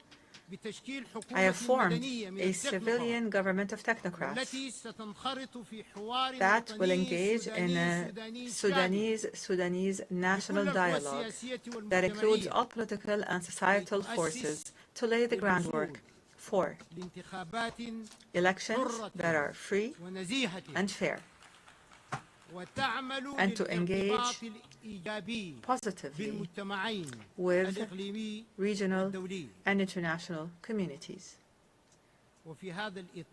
In this context, the government has committed and continues to facilitate all procedures for all Sudanese citizens abroad to return and engage in this important historic dialogue.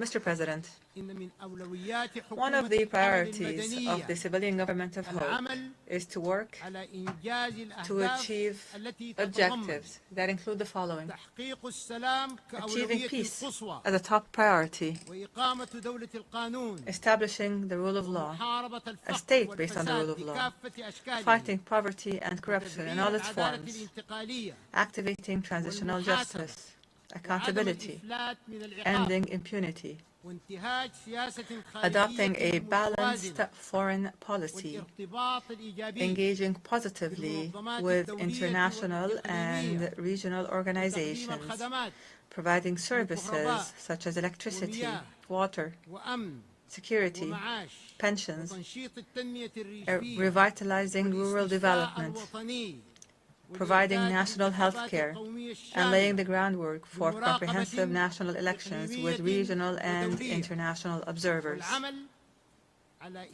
We will work to remove the remnants of war, to return to the capital, the national capital, Khartoum, and start reconstruction efforts, raise the quality of the health sector, and increase the participation of women and youth in the national dialogue for peace. Mr. President, the government of the Sudan affirms its commitment to humanitarian international law. The government of Sudan developed a comprehensive national plan for the protection of civilians that it submitted to the Security Council and the Secretary General of the United Nations. The plan covers all aspects of protection, including the establishment of a national mechanism of protection and a mechanism that facilitates humanitarian access and supports United Nations humanitarian efforts and the rule of law, accountability, and action to halt the proliferation of weapons and combat violence against women and children, This plan addresses issues of displaced persons and the refugees and seeks to achieve a comprehensive peace. Moreover, the government has signed a cooperation framework with the United Nations. And in this regard, the government renews its commitment to facilitate, protect, and secure the passage of humanitarian aid through all the agreed-upon crossings identified by the government of Sudan. The continued international silence on the crimes of the rebel terrorist militia and their siege of the city of Al-Fashir and their bombing of IDP camps and places of worship and educational institutions, their looting of markets and of public and private property, and the destruction of health facilities throughout the country. This silence is tantamount to an encouragement and to giving a green light for these militias to continue with their crimes and their violations. Our doors will remain open. Our doors will remain open to the United Nations and regional and international organizations. We call on the international community to support the choices of the Sudanese people and their civilian government and to support African solutions to conflicts through the will and national ownership and without any tutelage. Mr. President, the dangerous deterioration and escalation and the status quo, what has become of the situation in the Middle East, especially the catastrophic situation in occupied Palestine and the Gaza Strip, warn of serious consequences for the region and its people. And here we renew our conviction that no stability and no security will be achieved in the region without a just and permanent and comprehensive settlement of the Palestinian question. That would allow for the establishment of an independent, sovereign Palestinian state with Al-Quds as its capital on the borders of June 1967 in accordance with international legitimacy resolutions. And here, we condemn the blatant Israeli attack on the sovereignty of the sisterly state of Qatar, which threatens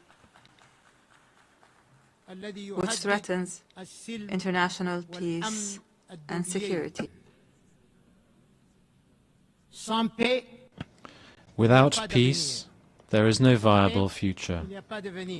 Without peace, there is no viable future. Excellencies, ladies and gentlemen, fully supportive of peace and security, human rights, and sustainable development goals, without which there will be no lasting peace. However, let me say it clearly and openly, our sovereignty and territorial integrity are red lines. We will never give up. I promise you, we will never give up, and I thank you for your attention. Thank you. On behalf of the Assembly, I wish to thank His Excellency, the Transitional Prime Minister of the Republic of Sudan.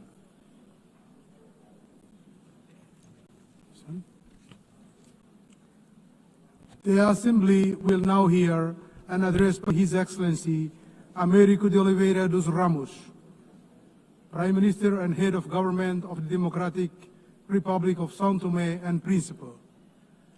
I request protocol to escort His Excellency and invite him to address the Assembly.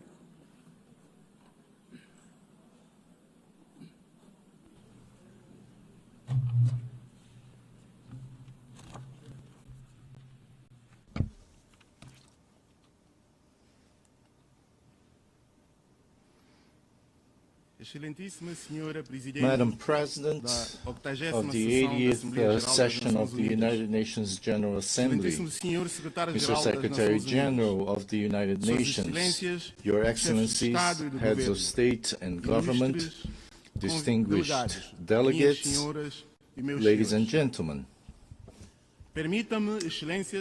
Allow me, Excellencies, to express the profound honor of addressing this distinguished assembly on behalf of the Democratic Republic of São Tomé and Príncipe. At a time when the international community faces challenges of unprecedented complexity, the theme of the 80th session, Better Together, resonates not only as an ideal, but as an imperative necessity for humanity, for collective development and prosperity. On this solemn occasion, we express our solidarity with all nations that, in recent months, have endured natural disasters, conflicts, and humanitarian crises. Here we speak not of mere statistics, but of real human lives, of broken families, of entire communities forced into suffering. Your losses are felt by us all, and your resilience inspires us to redouble our efforts in pursuit of a safer and fairer world. In the same spirit, I take this opportunity to warmly congratulate Your Excellency, Madam President Annalena Baerbock, on your election to preside over this august and historic session. Your vast diplomatic experience and commitment to multilateralism are guarantees of wise and effective leadership. I assure you, Madam President, of the full support of São Tomé and Príncipe in the fulfillment of your mandate. Likewise, I extend warm congratulations to the outgoing President, Philemon Yang, for his very successful leadership of the previous session, which greatly honored the legacy of all those who came before him. I could not fail to pay a well-deserved tribute to the Secretary General Antonio Guterres, whose tireless and persistent voice in defense of peace, human rights, and sustainable development continues to serve as a moral compass for our organization. His visionary leadership has contributed to revitalizing the United Nations and adapting it to the pressing challenges of the 21st century. Madam President, Heads of State and Government, Excellencies, São Tomé and Príncipe comes before this Assembly with a message of hope and a call to action. In recent years, our country has made remarkable progress in consolidating democracy, promoting peace and defending human rights. We are an example that even with limited resources, it is possible to build an open, pluralistic, and tolerant society and to sow the seeds of a better future. The privileged geographical position of São Tomé and Príncipe in the heart of the Gulf of Guinea grants us an added responsibility in promoting regional stability and security. Our country has sought to establish itself as a natural bridge between continental Africa and the Atlantic island communities, facilitating dialogue, cooperation, cultural and economic exchange, combating piracy, and promoting safe trade routes that benefit the entire international community. Our democratic journey, which has become a reference in our sub-region, is marked by the regular holding under existing law of free and transparent elections, by the active participation of political actors and civil society, society and by the guarantee of freedom of the press. We believe that democracy is a fundamental pillar of sustainable development and lasting peace. Domestically, the São Toméan state has responsibly undertaken reform processes in the fiscal, economic, judicial, and public administration sectors, implementing public policies aimed at improving human development indicators. Yet we recognize that the progress achieved remains fragile and constantly under threat. Excellencies, the recent graduation of São Tomé and Príncipe to the category of middle-income country in December 2024, becoming the 8th to achieve such milestone, constitutes without a doubt a significant achievement and a just recognition of the efforts made by our people. This graduation is the fruit of concrete and measurable gains that attest to our progress. Between 2020 and 2022, our gross national per capita income reached $2,271, significantly surpassing the graduation threshold set at $1,306. At the same time, our Human Development Index showed remarkable progress, rising from 59.3 in 2002 to 91.4 in 2024, far above the threshold of 66 points. These indicators reflect advances in fundamental areas such as health, education, and macroeconomic stability. Nevertheless, while this achievement honors us, it also places us before new and demanding challenges that require appropriate responses. It is in this context that we appeal to the international community to ensure that this transition is carried out gradually and harmoniously, accompanied by continuous and transformative support, so that we may advance in the economic and productive sectors, preserve the gains achieved, and prevent our hard-won progress from being undermined.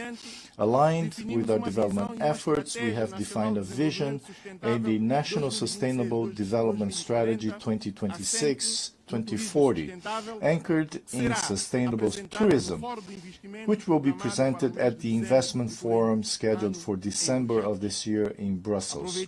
On this occasion, we appeal to and invite our bilateral and multilateral development partners to participate actively in this important event, which represents a unique opportunity to establish lasting strategic partnerships. This forum will provide a privileged platform to present our national priority projects, attract foreign direct investment, and consolidate alliances that will accelerate our transition to a green and resilient economy. The implementation of the SDGs remains our primary priority. Despite challenges, we have made significant progress in areas such as health, education, and access to energy. However, the impacts of the recent global health crisis, coupled with the ensuing global economic crisis and the reduction of development financing, reflecting a decline in solidarity and new donor country priorities, have slowed our progress toward the SDGs. This requires a joint and redoubled effort from our country. São Tomé and Príncipe remains firmly committed to the 2030 agenda. Our current performance places us 112th among 167 countries, with a score of 64, reflecting the significant challenges we still face, notably in Sustainable Development Goal 8, decent work and economic growth. This highlights the urgency of diversifying our economy and creating more opportunities for our youth, the fundamental pillar of our future. We are fully aware that we still have a long road ahead. With satisfaction, we recognized our best performance in Sustainable Development Goal 14, Life Below Water, which constitutes tangible proof of our unwavering commitments to marine protection and the sustainable management of our ocean resources. Excellencies, São Tomé and Príncipe reaffirms its commitment to the biosphere and to the protection of biodiversity, promoting public policies for the preservation and sustainable use of natural resources. We also note the conclusion of our rotating presidency of the Community of Portuguese-speaking countries, exercised under the theme Youth and Sustainability, which reflected our vision of a future built on inclusion, youth empowerment, and collective responsibility for protecting the environment. São Tomé and Príncipe is proud to be a pioneer in global biodiversity conservation, with the island of Príncipe having been recognized by UNESCO in 2010 as a World Biosphere Reserve, an acknowledgement of the exceptional nature of our ecosystems and of our exemplary commitment to environmental preservation. We now look forward with equal anticipation to the conclusion of the ongoing process that will, at the 5th World Congress of Biosphere Reserves, designate the island of São Tomé as a World Biosphere Reserve, along with the creation of 8 marine protected areas. Once completed, these initiatives will make São Tomé and Príncipe the first country in the world with its entire national territory designated as a World Biosphere Reserve, alongside extensive marine biodiversity protection areas. This will represent an unprecedented milestone in global conservation history and position our archipelago as a living laboratory of sustainability and global model for small island developing states. I also highlight the decision of the Economic Community of Central African States to establish in São Tomé and Príncipe the regional headquarters dedicated to the blue economy. This initiative reflects our vision of sustainable development that balances economic growth with the preservation of marine ecosystems, a vital heritage for all humanity. Ladies and gentlemen, as a small island developing state, we face one of the greatest injustices of our time. We are among the main victims of climate change, despite not contributing to this global scourge. Our greenhouse gas emissions are practically negligible on the global scale, yet we suffer from heavy rains, floods, the destruction of infrastructure, displacement of populations, and social problems, all consequences of climate change driven by the irresponsible actions of the world's largest polluters. In light of this reality, we need new approaches to financing mechanisms that incorporate multidimensional vulnerability criteria, integrating environmental, climate, and structural risks that do not focus solely on per capita income. We require financial instruments that are more predictable and accessible, with concessional conditions, lower interest rates, and repayment terms compatible with our real capacity, as well as simplified procedures for accessing multilateral climate funds, namely the Green Climate Fund and the Adaptation Fund, whose current administrative complexity excludes countries with limited institutional capacity. These reforms are essential to ensure that international financing translates into tangible resilience and sustainable development for small island developing states. Excellencies, development requires a context of peace and security. We are deeply concerned by the proliferation of conflicts in various regions of the world, from Ukraine to Sudan, including the Sahel, the Great Lakes, and the Horn of Africa, causing immense human suffering and undermining development efforts in those regions of the continent. In this regard, we advocate for the peaceful resolution of all these conflicts, because only silencing the guns can create an environment in which a better future with peace and development for all peoples can be built. São Tomé and Príncipe strongly condemns all forms of violence and aggression. We stand for full respect of international law and the Charter of the United Nations. We reiterate our call for a peaceful and lasting solution for the Israeli-Palestinian conflict based on the coexistence of two states with secure and internationally recognized borders. We urge the international community to intensify support for African peace and security initiatives, always respecting African leadership and endogenous solutions. São Tomé and Príncipe solemnly reaffirms its unwavering commitment to the fundamental principles of non-interference in the internal affairs of sovereign states and respect for territorial integrity, essential pillars of the international law and the UN Charter. São Tomé and Príncipe also expressed its deep concern regarding the persistent disregard of the international community's appeals for the lifting of economic, financial and commercial restrictions imposed on the Republic of Cuba. We observe that with concern the worsening of these policies through new extraterritorial measures that compromise Cuba's economy and affect its resilient people. Domestically, we remain committed to consolidating peace and stability, essential conditions for our progress. In this regard, a reform of our security and defense system is underway, aimed at institutional modernization, technical capacity building, and the construction of a more effective, transparent, and resilient sector, founded on a preventive approach to conflict. However, this is a demanding process that requires the cooperation of our international partners, both technically and financially, to guarantee its success. Distinguished participants, to control these challenges, we need a revitalized United Nations, more agile and more representative of the diversity of today's world. We support reform of the Security Council so that it reflects 21st century geopolitical realities and includes at least one permanent seat for the African continent.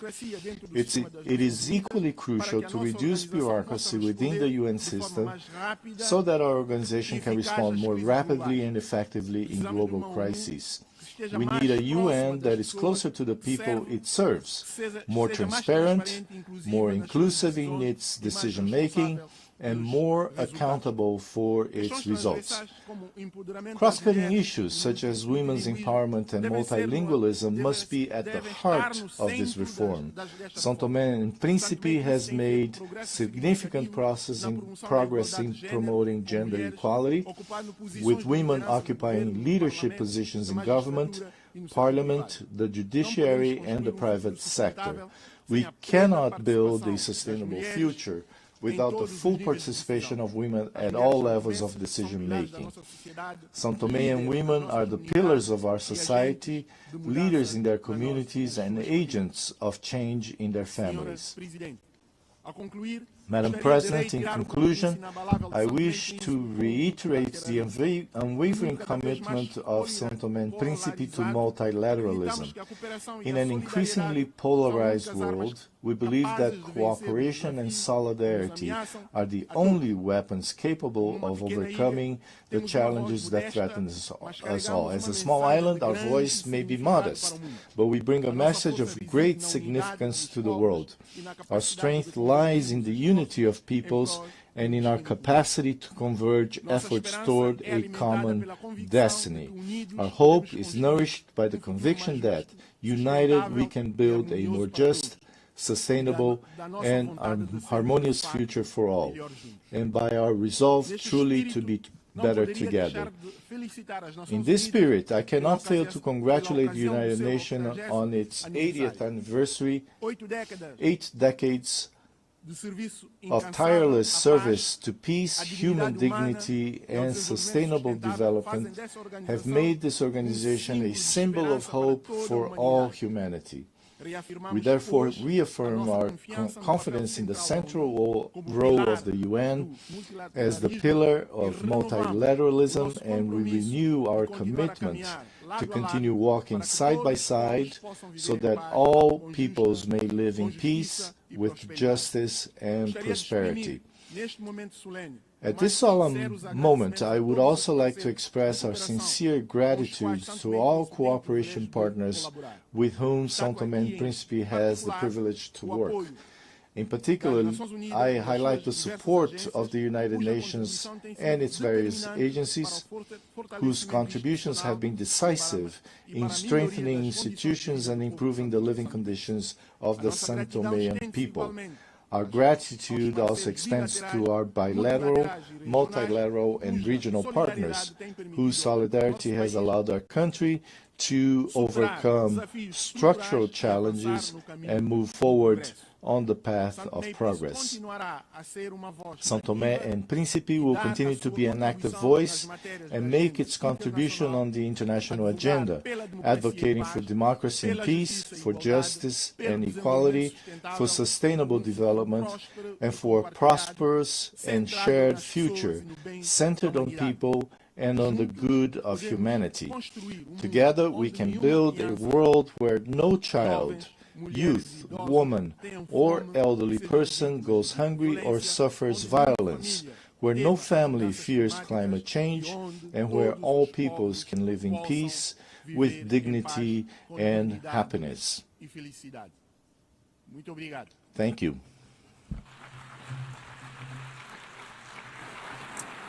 On behalf of the Assembly, I wish to thank the Prime Minister and Head of Government of the Democratic Republic of São Tomé and Príncipe.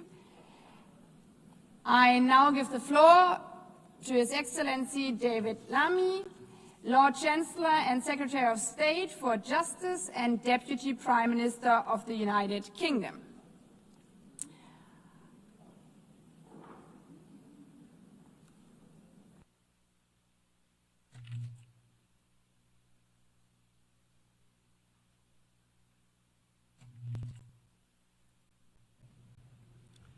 Well, thank you, President, Your Excellencies, colleagues and friends. Having witnessed the United Nations work throughout his life, His Majesty the King has asked me to offer a personal message of his congratulations to the UN on its 80th anniversary. The United Nations is a powerful testament to our collective determination for a better world. The King recalls that on the eve of the first UN General Assembly, His Majesty's grandfather, King George VI, told the delegates gathered in London, "In the long course of our history, no more important meeting has ever taken place within its boundaries. Millions of people across the United Kingdom, the Commonwealth, and the wider international community share the view that the UN's founding principles and the work of its organizations remain essential, particularly as the world must face new and pressing challenges. Let us affirm these principles as the United Nations responds to today's reality and evolves for tomorrow's challenges." My friends, today I echo His Majesty's sentiments, and I join him in celebrating the remarkable institution's proud 80 years as we reaffirm our historic commitment to the United Nations. We must face the challenges of the present.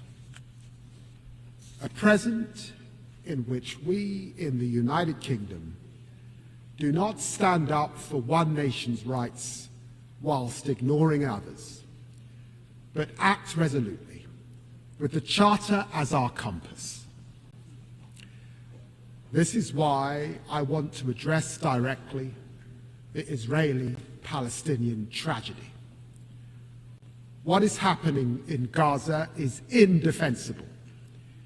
It is inhumane. It is utterly unjustifiable. And it must end now.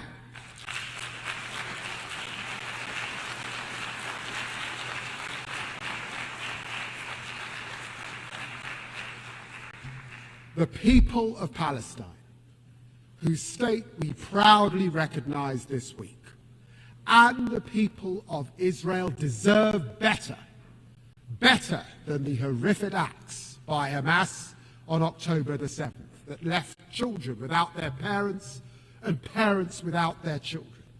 Better than the torment of families waiting desperately for the return of their loved ones from the most barbaric captivity.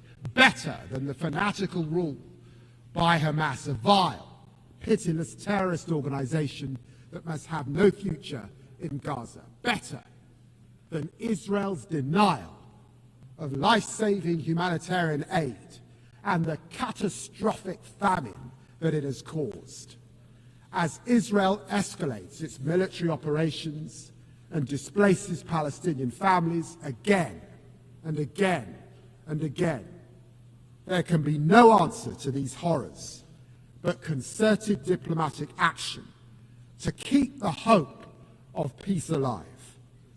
As we work with leaders from across the region and beyond in support of the US's efforts to build a consensus around a durable plan for peace, we commend the momentum achieved by the United States, Arab and Muslim states.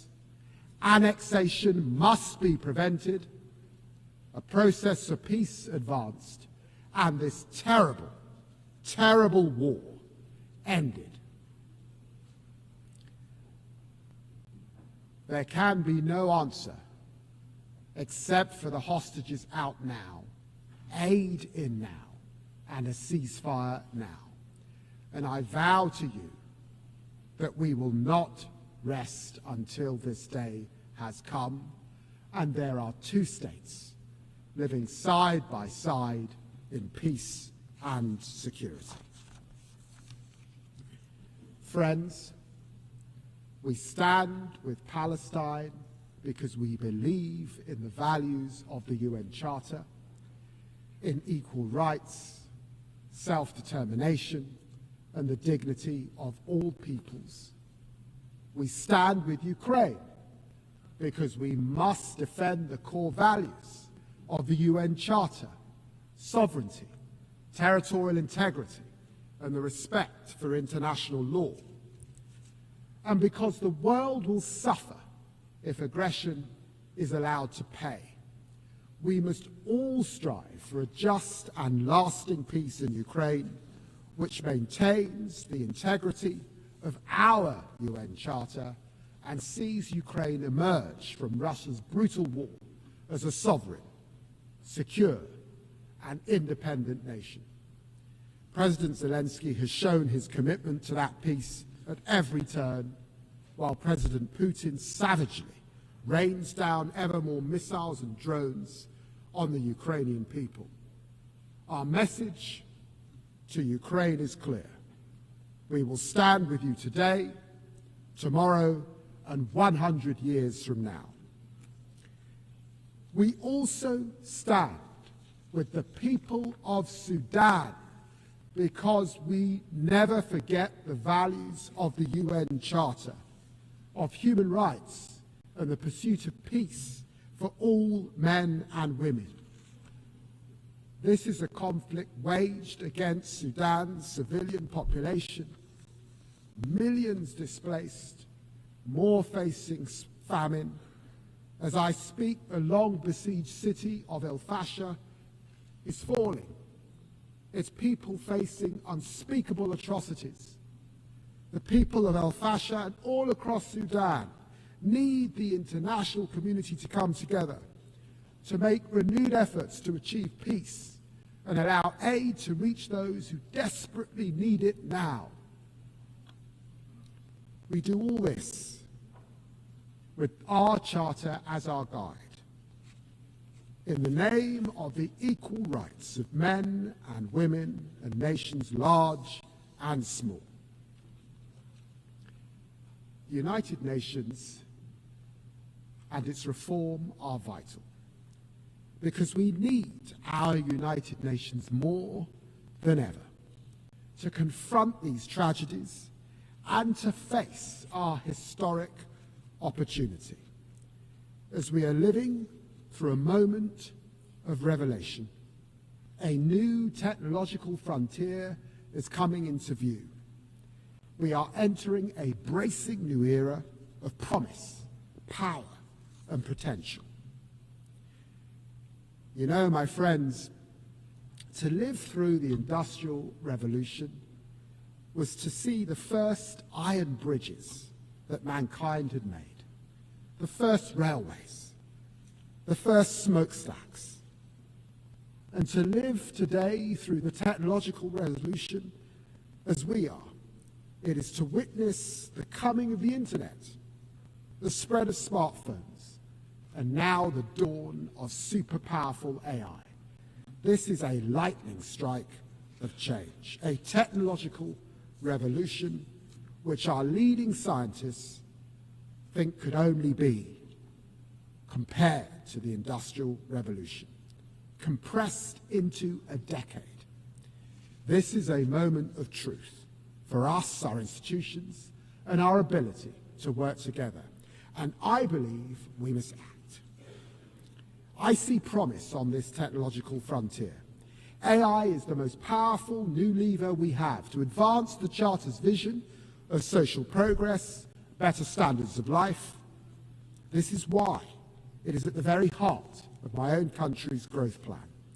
I believe that by embracing artificial intelligence, we can all build better businesses. We can better fight crime. Look, for example, at dirty money.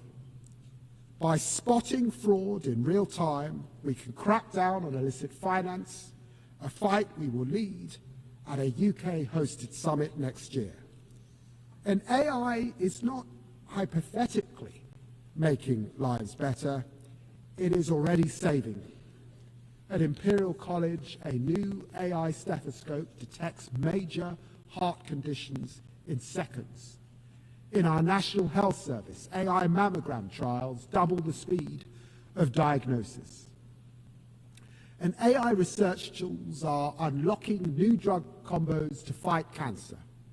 On the horizon, the promise of fusion power, powering limitless servers through quantum computing, enabling ever stronger AI, could unleash ever more advanced biotech.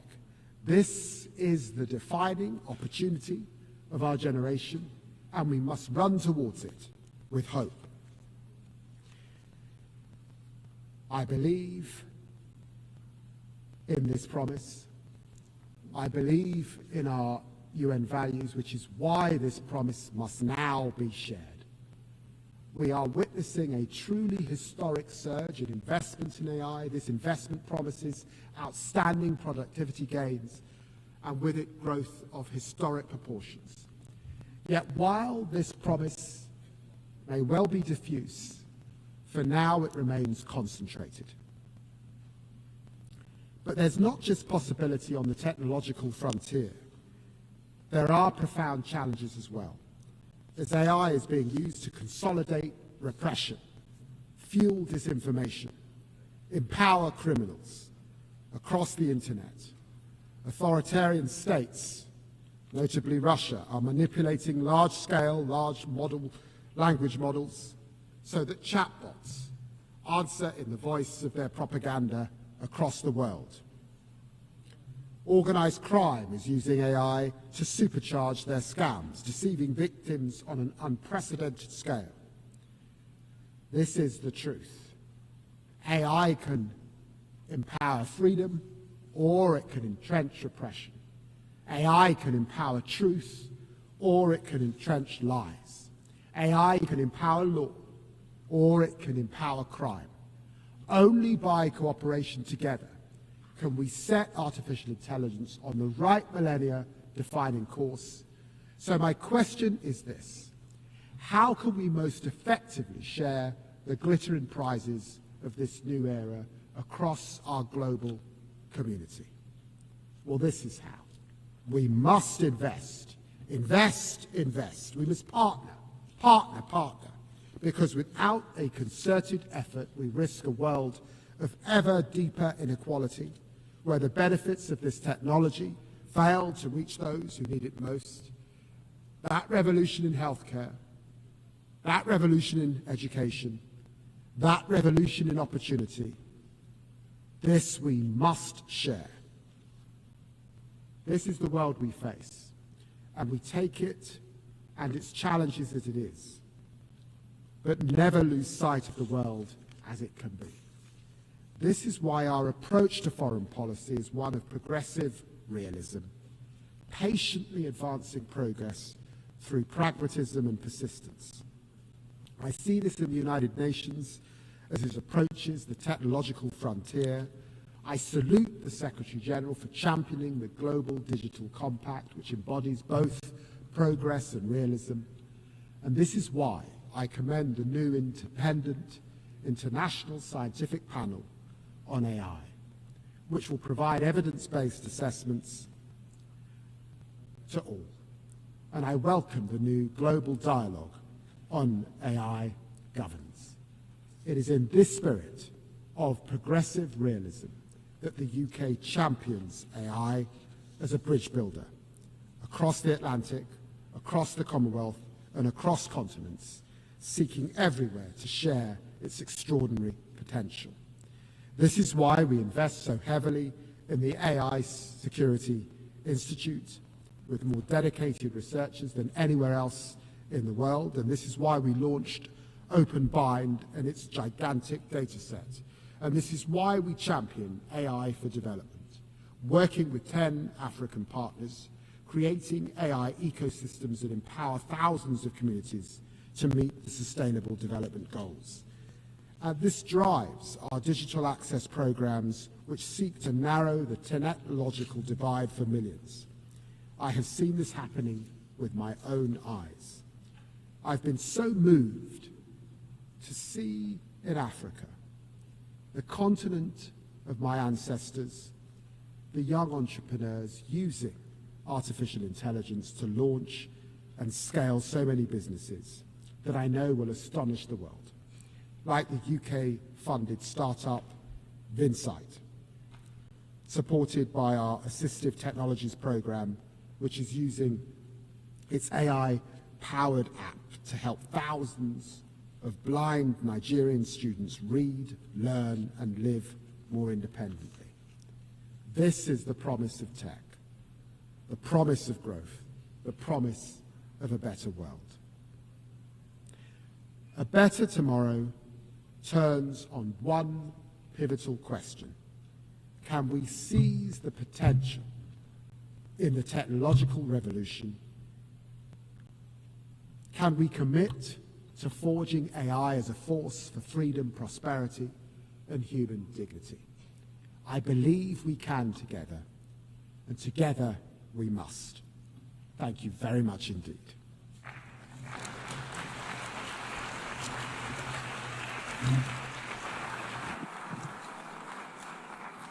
I thank the Lord Chancellor and Secretary of State for Justice and Deputy Prime Minister of the United Kingdom. I now give the floor to Her Excellency Beate Meinen-Reisinger, Federal Minister for European and International Affairs of Austria.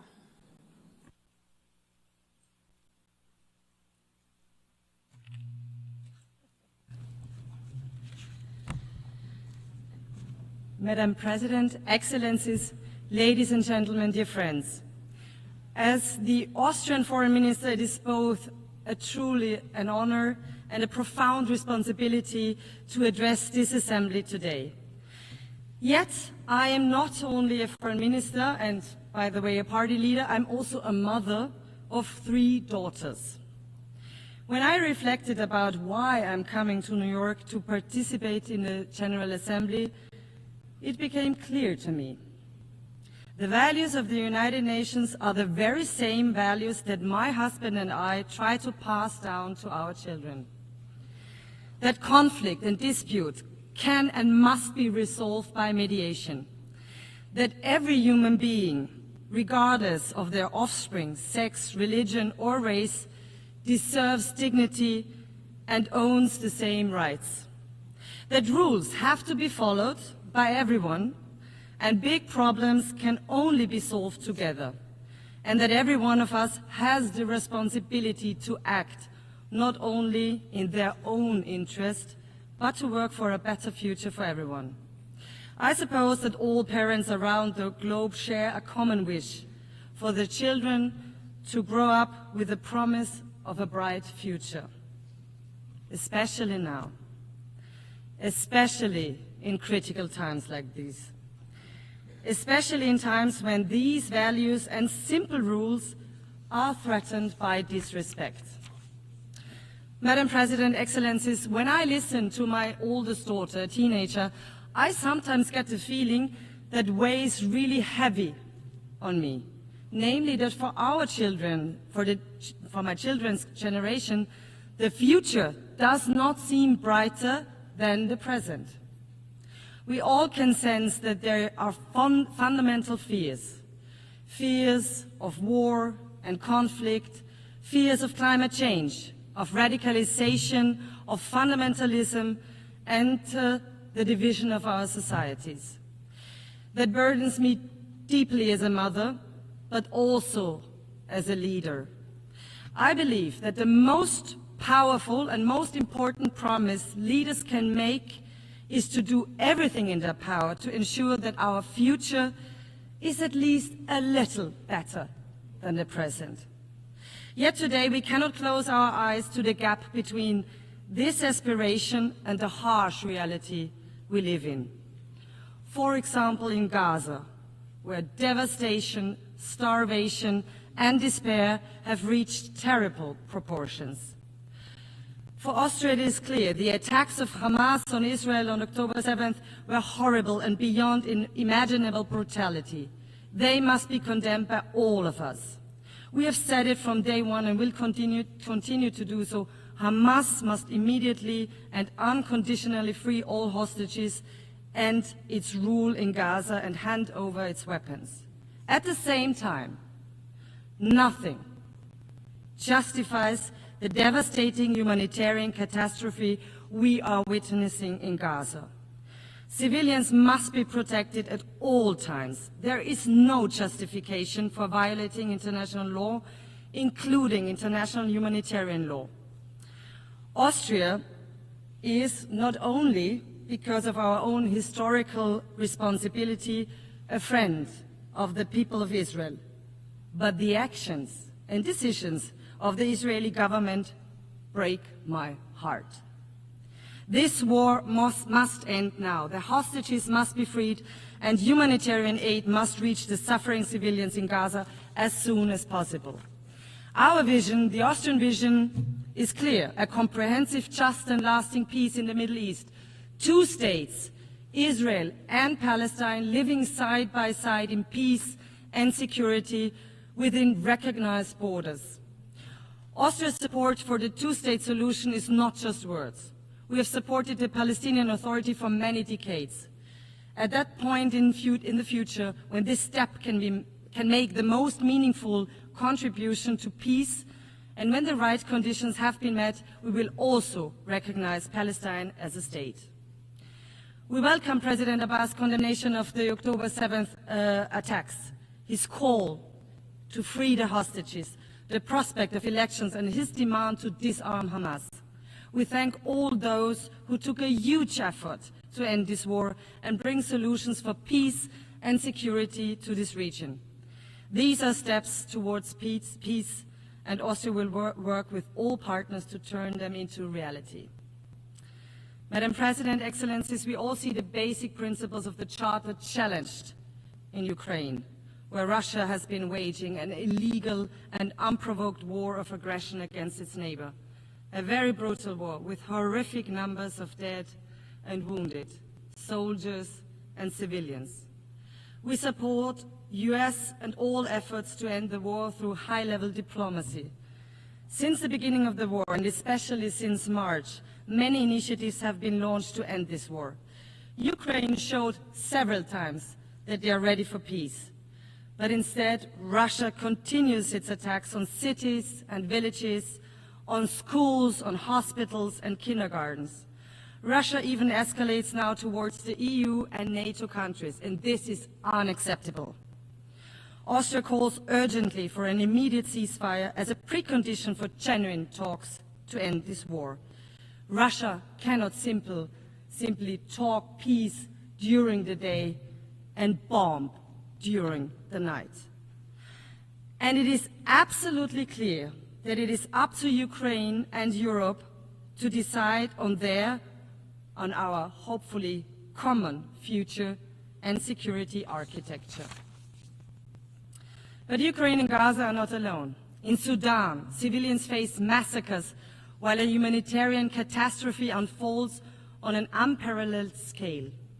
In Haiti, gang violence and organized crime hold an entire nation hostage. In Afghanistan, women and girls are denied their most basic human rights. Against the backdrop of rising insecurity and armed conflicts, countries are now heavily investing in security and defense, also in Europe, also in Austria. We all have the duty to protect our citizens. This is necessary as we are confronted with the biggest war on our continent since 1945. But let us not fool ourselves.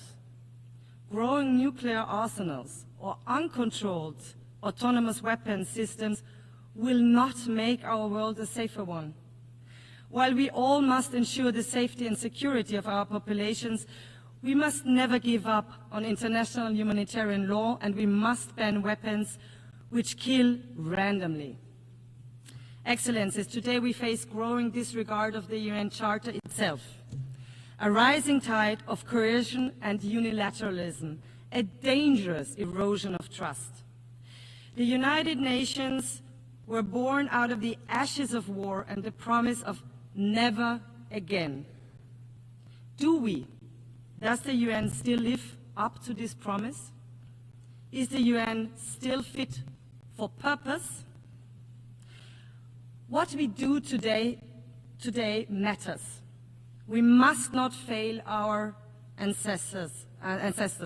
We must not fail our population. We must not fail our children. We must therefore ensure our activeness, an active world community, and effective United Nations that can deliver. Austria is ready to do its part to fulfill the UN's promise, to engage in open and fair dialogue, to build true partnerships, to rebuild trust that has been eroded by reckless actions of one country without considerations of others. It is about time to rebuild partnerships. It is about time to rebuild trust. That is why Austria presented its candidacy for the UN Security Council for 27-28 already back in 2011. We strongly hope to count on your valuable support at the elections in June next year. Why should you support us? Austria is a rather small country and a military neutral one. We are a reliable host country, proud host country, of one of the UN headquarters in Vienna and support the Secretary General's reform efforts. Many negotiations in Vienna took place that have bridged divides and saved lives. We know that small countries depend on the rule of law, on diplomacy, transparency, and inclusiveness. That's why we will serve the entire international community if elected. We champion international law, the protection of civilians, disarmament, and UN peacekeeping. More than 100,000 Austrians have served as peacekeepers around the world since the 1960s. We are a reliable development partner and make our contribution to the enormous challenge of climate change. And no, denial will not help us to adapt to this challenge. This is why Austria is proud to co-chair the UN Climate Security Mechanism this year. Excellencies, the people of the world, our populations, the children of the world, rely on us. They trust us to protect peace, prosperity, stability, and healthy United Nations that delivers answers to global challenges. 80 years ago, our predecessors gave the world a charter and a promise for a better future. Let us renew this promise and work hard so that the future is better than the present. Thank you very much.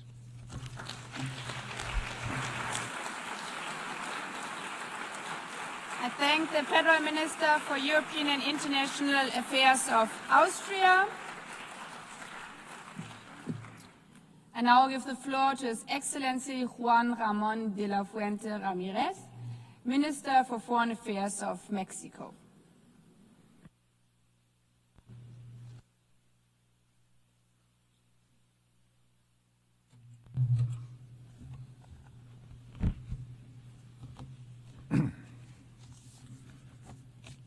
Señora Presidenta, Madam President, Excelencias, Excellencies, es tiempo de mujeres. The time of women has come, and Mexico has made this very clear through the landslide election of Dr. Claudia Sheinbaum Pardo as the first female president of our country. It's an honor for me to participate in this assembly representing her and being the voice of a government that is delivering the transformation of the public life of Mexico. I come from a country that was born in the wisdom, bravery and dignity of its original peoples, with a rich political history of extraordinary heroes and heroines who built a free, independent and sovereign country. Now, we must also say that we are becoming an ever more prosperous country with shared prosperity. The Mexican people are a fraternal people, both within and beyond our borders. We have shown this being an active and responsible member of the United Nations community under the premise of defending the dignity and the rights of individuals and nations who love peace, with full respect for the sovereign equality of states. The historic time that we are living through in Mexico, under the leadership of our first female president, is rooted in a vision that we have called Mexican humanism. The trail blazed over the last 7 years is a clear one and has a universal vocation, that is, to build a society based on democracy, freedom, equality and shared prosperity for the benefit of everyone, putting the poor first. The guiding pillar of this project is a vision of justice, full recognition of the dignity of people, and inclusive social development without discrimination. It is a project that establishes a separation between political and economic power that moves towards achieving a moral economy that seeks coordination and cooperation with external actors and doesn't accept any type of subordination, because national sovereignty is non-negotiable. This new way of doing politics has given voice and agency to those who were historically marginalized and forgotten. Women, girls, indigenous peoples and persons of African descent, youth, LGBT plus persons and the elderly. And the results speak for themselves. The UN itself has recognized that 13.5 million Mexicans were raised out of poverty thanks to a policy of labor justice and social programs.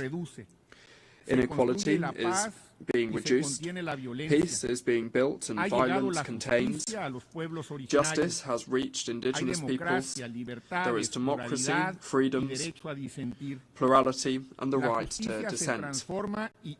Justice is being transformed, and today an indigenous person is president of the Supreme Court of Justice of our nation. We have the largest reforestation program in the world, with 1 billion trees planted. Girls, boys and youth are being included in social programs and have access to school. Elderly adults have a guaranteed and universal pension, and women are exercising power. These are some of the good things that we have achieved in this fourth transformation of public life in Mexico, and that deserve to be proudly proclaimed loud and clear from this podium, from this rostrum. As members of the international community, the challenges that we face are huge. Poverty persists in a world of exorbitant wealth. There are countries that spend more servicing their debt than they do in investments in health and education for their peoples, and expenditure on arms has tripled, has grown at tripled the rate of the global economy, just to mention a few. And the diagnostic has always been clear: the arms race, the immoral concentration of wealth, violations of international law and of human rights are the fuel that fuel the flames of war and violence. Mexico has not forgotten the lessons of history. 80 years ago, we participated in founding the United Nations, convinced of the moral obligation that we have as a nation to contribute to avoiding the scourge of wars. It is not a coincidence that many of the purposes and principles of the United Nations Charter are reflected in the constitutional principles of our foreign policy. The self-determination of peoples, the peaceful settlement of disputes, prohibiting the threat or the use of force, the legal equality of states, cooperation for development and the defense of human rights. Without seeking to be exhaustive, please allow me to share some of the premises that can contribute to getting the international community back on track. Number one, the world needs a moral economy of well-being. It's necessary to mobilize regional coalitions around well-being in order to deliver effective cooperation for development that acknowledges that fighting poverty is the investment that gives the best return, both financially and socially speaking. An international financial architecture that includes criteria of collective well-being and trade that is grounded in clear rules with shared benefits between peoples. Number two, peace.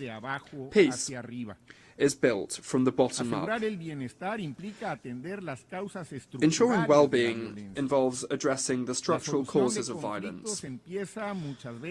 Solving conflicts often begins in the home. It continues in education, and then in decent jobs with fair wages and social security that enables the inclusion of the whole of the social fabric. The international community must take a look with a more critical and innovative spirit at what youth today have as alternatives.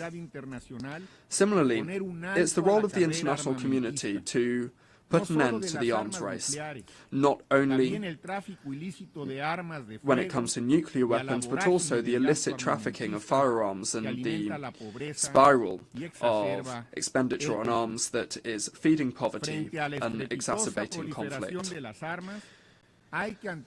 In response to the staggering proliferation of weapons, it is necessary to respond with politics, mediation, diplomacy, law and dialogue. The United Nations must play a much more active role in the prevention and the solving of these conflicts. Multilateralism must become again the space where disputes are settled. And this leads us to our third premise. Number 3, it's necessary to uphold international law alongside human rights. If we really want to avoid the proliferation of conflicts that have an impact on the lives and the dignity of people, we must respect international law, including international human rights law and international humanitarian law, whether it's in the Middle East, in Europe, in Africa, in Latin America, or in any other part of the world. War is taking an intolerable toll, and it threatens triggering an even larger escalation of conflict that could even be profoundly destructive for the whole world. The wars in Gaza, in Ukraine, and in all the other places that they're taking place must end now. We will not tire in insisting on the urgent appeal for a ceasefire, to always achieve a negotiated solution with the participation of all parties directly involved. There can be no negotiated solution if any of the parties are excluded. The solution must be a diplomatic one, otherwise it will be hardly achievable. Mexico will always advocate for the peaceful settlement of disputes, and that's why we reject sanctions and trade embargoes that only harm the well-being of peoples and do not contribute to building regions of peace or prosperity. We reiterate unambiguously our historic position against the embargo on Cuba and our appeal to remove this country from the list of countries that sponsor terrorism, state sponsors of terrorism. Respecting international law is safeguarding peace. It's the antidote to a logic of power that makes the weakest nations even more vulnerable.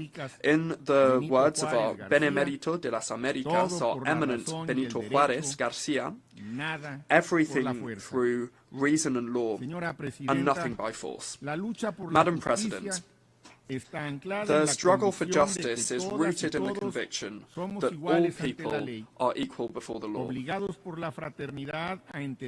compelled by fraternity to understand each other and to respect each other as equals in dignity and in rights. Mexico has a tireless commitment to human rights, to freedoms, and to non-discrimination in the world. We condemn classism, racism, and all forms of discrimination, including discrimination based on sexual diversity or gender identity.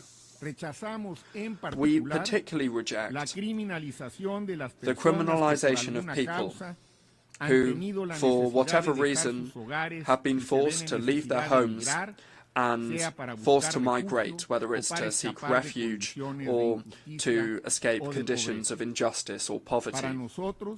For us, migrants are people with rights who care for their families and who contribute with their efforts to improving and strengthening their host communities. It's only by understanding the phenomenon and addressing its structural causes that we will be able to move towards a framework of global and regional collaboration that will enable us to move towards a safer and more orderly mobility.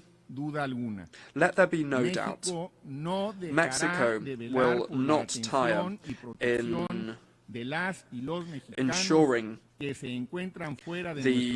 attention to and protection of Mexican nationals who are outside of our country and those that deserve all of our support and assistance. In this framework of justice and rights, we are including the fight of women and for gender equality, because despite the progress, there are still gaps and violence against women in the world that are wrenching away freedom from girls, young women, and women in all of their diversity. 30 years since the Beijing Declaration and Programme of Action, the diagnostics and the roadmap are clear, and we invite all nations to mobilize to accelerate the progress towards gender equality. In my country, the transformation of consciences has been intrinsically linked to the fight for gender equality. Today in Mexico, we are seeing gender parity prevail in the legislative and judicial branches of government, in public policies. We are including a strict gender perspective, and that has been enshrined in our constitution. Madam President, 80 years since the United Nations was created, we must recognize the grave dilemma that it faces, and this is something that cannot be delayed. The United Nations must assert itself once again as an institution that not only helps to contain war and prevents pandemics, but also shapes narratives that leads to public policies for human dignity. We believe that the United Nations must go back to its purposes and its principles and return to its fundamental pillars, which are the maintenance of international peace and security, sustainable development, and the protection and promotion of human rights. It is necessary to get back to these objectives, and everything must revolve around this, from working on the budget to reviewing the thousands of mandates that we have given to the Secretariat, many of which really are not that useful today. The legitimacy of the United Nations will depend increasingly more on its ability to respond to the grave challenges that the world faces. We trust that the next Secretary General, who we hope will be a woman from our region, will accelerate progress, will accelerate the transformation process that we set forth with the objective of ensuring peace and justice, as well as the well-being and freedom of people, the sustainability of the planet, and shared prosperity. In Mexico, Excellencies, colleagues, Madam President, in Mexico, the time of women has come, and it's going very well for us. We think that at the United Nations also the time for women has come. Thank you very much.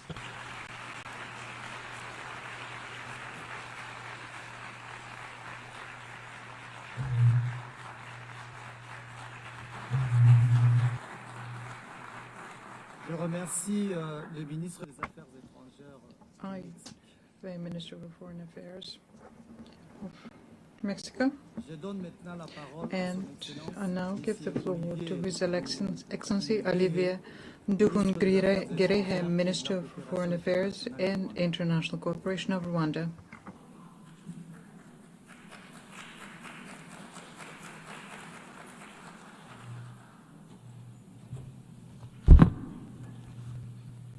Your Excellency Annalena Baerbock, President of the 80th General Assembly, Your Excellency Antonio Guterres, Secretary General of the United Nations, Excellencies, Heads of Delegation, ladies and gentlemen, good evening.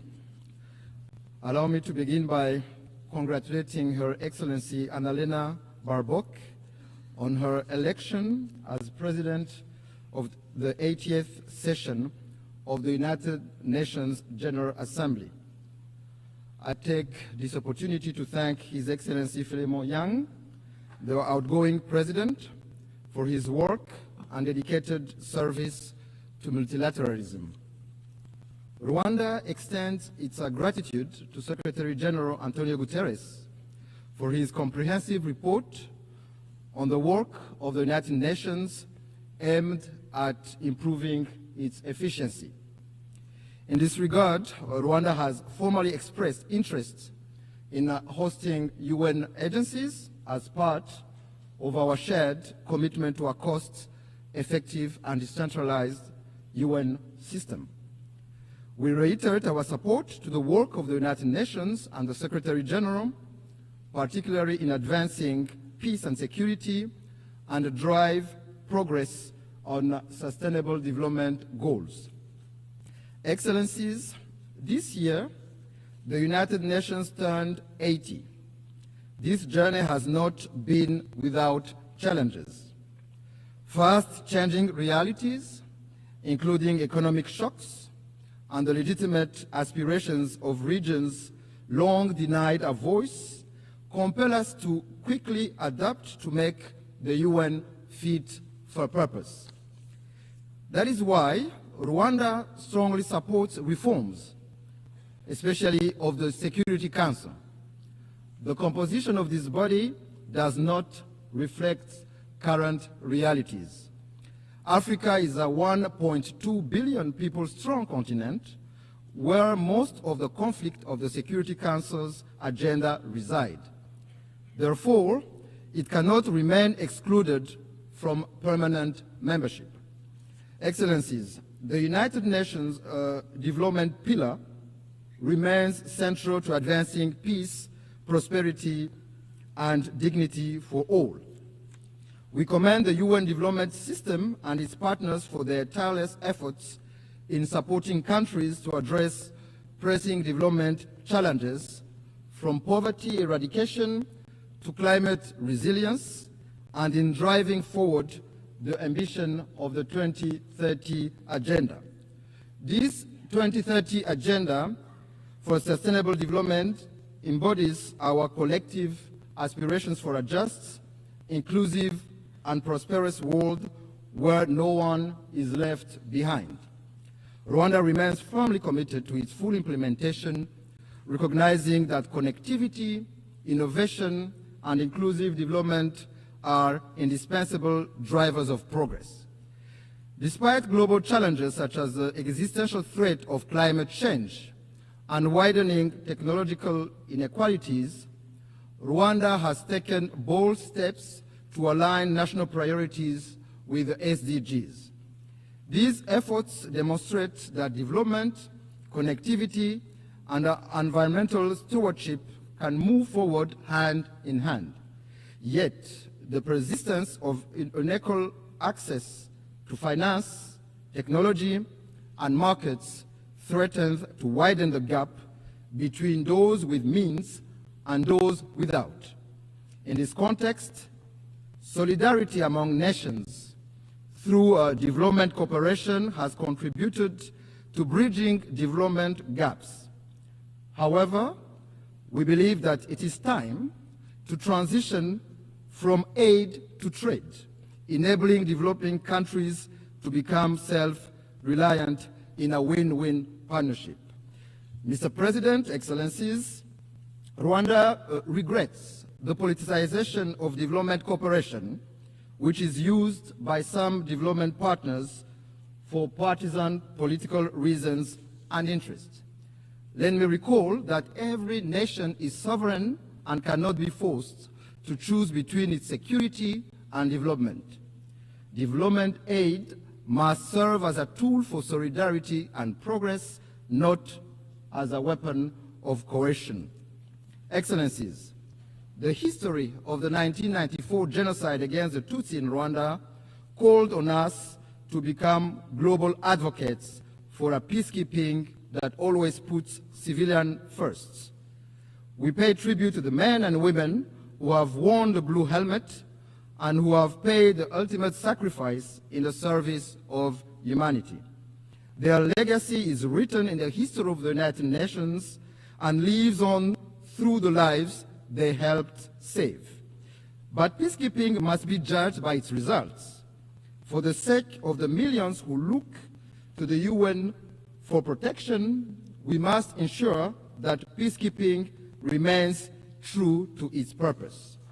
That is why Rwanda champions robust peacekeeping, the responsibility to protect, and the implementation of the 2015 Kigali Principles on the protection of civilians. Moreover, Rwanda has led calls for sustainable peace financing both in Africa and globally. Among milestone achievements is the revitalization of the African Union Peace Fund, which now mobilizes over $400 million. As a direct result, the Security Council decided to finance 3/4 of African Union peace operations for the first time. Excellencies, beyond the UN, Rwanda contributes to peace support operations on a bilateral basis in the Central African Republic and Mozambique in an effort to promote South-South cooperation and Pan-African solidarity. Major progress has been recorded in both countries in the restoration of state authority, capacity building of local security forces, and the fight against terrorism. Excellencies, I may recall that the United Nations was established to spare succeeding generations from the scourge of war. Yet, 80 years on, conflicts continue to erupt across every continent. Rwanda firmly maintains that for most of those conflicts, lasting peace cannot be achieved through military means. We have consistently held that only genuine, good faith dialogue offers a sustainable path towards global peace. However, peacekeeping alone is not enough. Too often, we deplore relapse into conflict because its root causes were not properly addressed. Prevention, mediation, and effective peace building must be our first resort. This lesson is particularly urgent for the Great Lakes region of Africa. The current conflict in Eastern DRC is not new. It is rooted in decades of bad governance, marginalization and persecution of minorities, genocide ideology, and a persistent colonial legacy. Rwanda believes that peace in Eastern DRC is in everyone's best interest. Our goal has always been, and will remain, the security and well-being of Rwandans and the people of our region. In June this year, Rwanda and the DRC signed a peace agreement in Washington. It provides for a comprehensive framework encompassing security, political, and economic components. This achievement was made possible thanks to the strong leadership of His Excellency President Donald Trump of the United States and of His Highness Sheikh Tamim bin Hamad Al Thani, Emir of the State of Qatar, whose vision for peace and prosperity in our region, Rwanda, fully shares. We also acknowledge the vital role played by African-led initiatives, notably the joint EAC-SADC process, supported by the African Union mediation, for their efforts in favor of peace. Nevertheless, since the signing of this peace agreement, progress has been moving slowly. While promising meetings are taking place in Washington to implement the June peace agreement, the situation on the ground remains deeply troubling. The DRC's renewed militarization, coupled with its continued collaboration with genocidal and UN-sanctioned armed groups, such as the DRC-backed FDLR and Wazalendo militias, and the deployment of attack drones and fighter jets against civilian populations, particularly the Banyamulenge and other Congolese Tutsi, underscore the gravity of the crisis. This goes against the letter and spirit of the Washington Peace Agreement. Additionally, this coalition is supported by foreign forces, including mercenaries, in clear violation of the 1977 OAU Convention and the 1989 UN Convention against the use of mercenaries. Rwanda condemns these developments and calls on the DRC to reject the military solution and implement in good faith the Washington Peace Agreement, which is a golden opportunity to end this conflict that has lasted for far too long. Excellency, since 1999, the United Nations has maintained a robustly mandated peacekeeping mission in the Democratic Republic of Congo, named MONUSCO, to help address the crisis.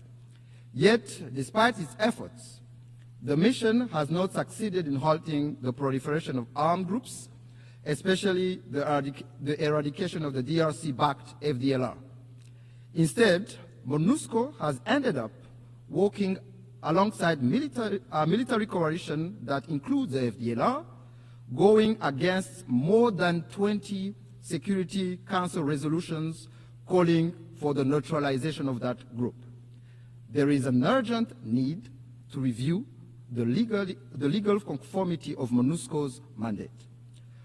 Of particular concern to Rwanda is the emergence of Wazalendo militia, armed and supported by the DRC government, which are committing countless abuses, including burning down whole villages of Congolese Tutsi, lynching and burning alive civilians and military officers, as well as arming children for ethnic cleansing. Their brutality, methods, and ideology bear an alarming resemblance to that of the genocidal militia of 1994 in Rwanda. Strong action is needed to put an end to this dangerous development before it is too late. Excellencies, human rights are a major pillar of the United Nations. Rwanda rose from the ashes of the genocide in 1994 by placing human dignity, unity, and accountability at the center of our governance. We thank the United Nations for establishing the International Day of Reflection of the 1994 genocide against the Tutsi, commemorated every April 7th. We also thank the Secretariat and the many member states who have established genocide memorials on their soil as a lasting pledge to never forget. Equally, we commend the work of the International Criminal Tribunal for Rwanda and the residual mechanism for prosecuting genocide perpetrators.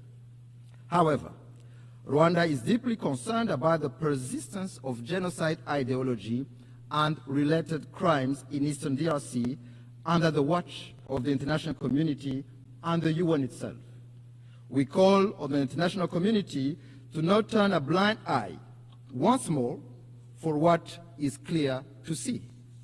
The targeting, persecution, and massacre of Congolese Tutsi, including the Banyamulenge community, amounts to crimes against humanity which have all the early warning signs of a genocide. Indeed, genocide follows a pattern. It follows clear stages.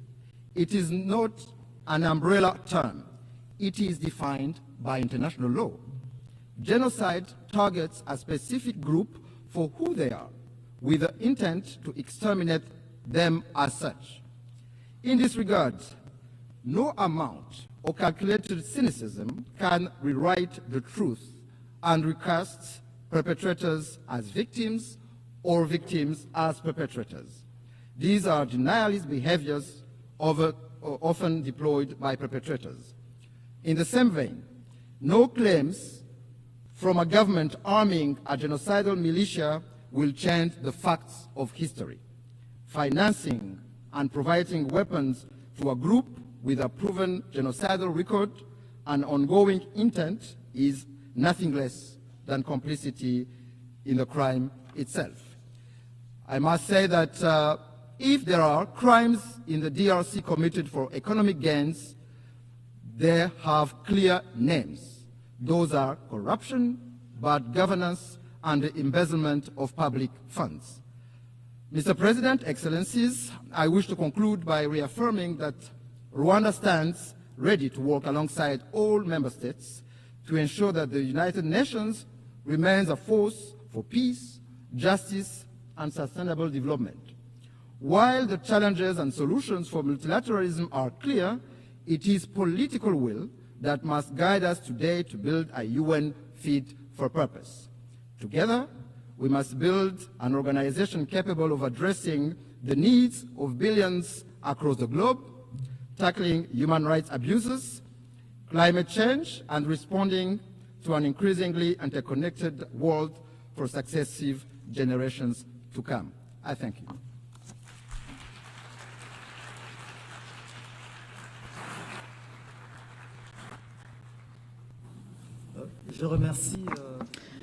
I wish to thank the Minister for Foreign Affairs and International Cooperation of Rwanda.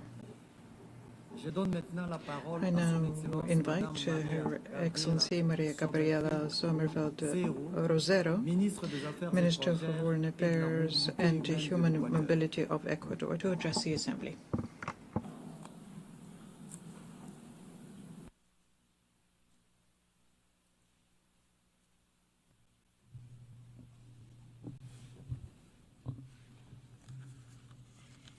Señora Presidenta, Madam President, on the 80th anniversary of the adoption of the United Nations Charter, Ecuador honours with respect and renewed commitment its status as a founding member of this organisation. What was born out of hope for peace upon the ruins of the Second World War has become the most ambitious project of international cooperation in history, a system of norms, institutions, principles, purposes and universal values geared towards protecting human dignity, preventing violence and driving development. 80 years ago, states chose cooperation over disputes, peace over war. My presence here at this Assembly is an opportunity to reiterate before the international community that Ecuador will continue to prioritise cooperation between states, because it is only by working together that we will be able to ensure a future of peace, security and prosperity for our peoples. Therefore, the foreign policy of Ecuador supports multilateralism, which is the model that enables international cooperation to be possible in order to address global challenges and to achieve common goals. Madam President, multilateralism needs to change in order to respond to the current demands of peoples and to confront new threats. Ecuador believes that the concept of international peace and security must be broadened and include the fight against transnational organised crime, which is a phenomenon that undermines governability, that feeds corruption, that perpetuates violence and that erodes the perspectives of progress. Indeed, it causes consequences that are similar to traditional armed conflicts in the economic, political and social realms. We're not talking about local gangs here, but rather international networks and logistic chains that move thousands of tons of drugs, that exploit illegal mining and that traffic weapons, people and even human organs. In light of the rise of the many acts of violence and narco-terrorism, the government of Ecuador recognized the existence of a non-international armed conflict in January 2024 and designated several of these groups as terrorists. We have deployed huge efforts and resources in order to safeguard our security and to put our citizens first.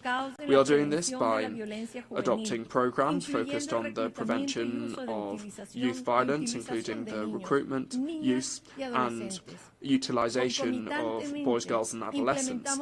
At the same time, we are implementing public policies to attract investment and jobs in order to ensure sustainable security.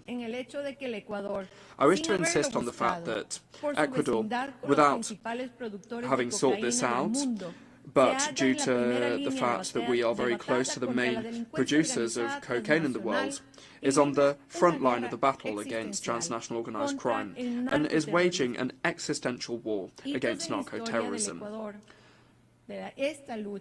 Milestones in the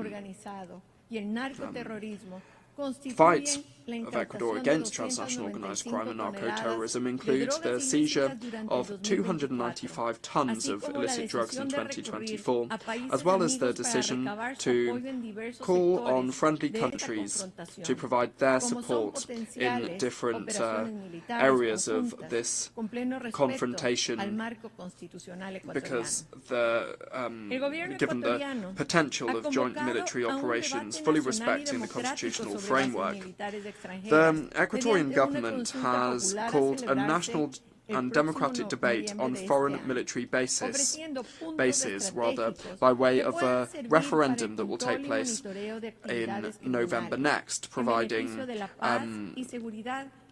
strategic areas that can serve to help us to control and monitor criminal activities in order to achieve peace and international peace and security.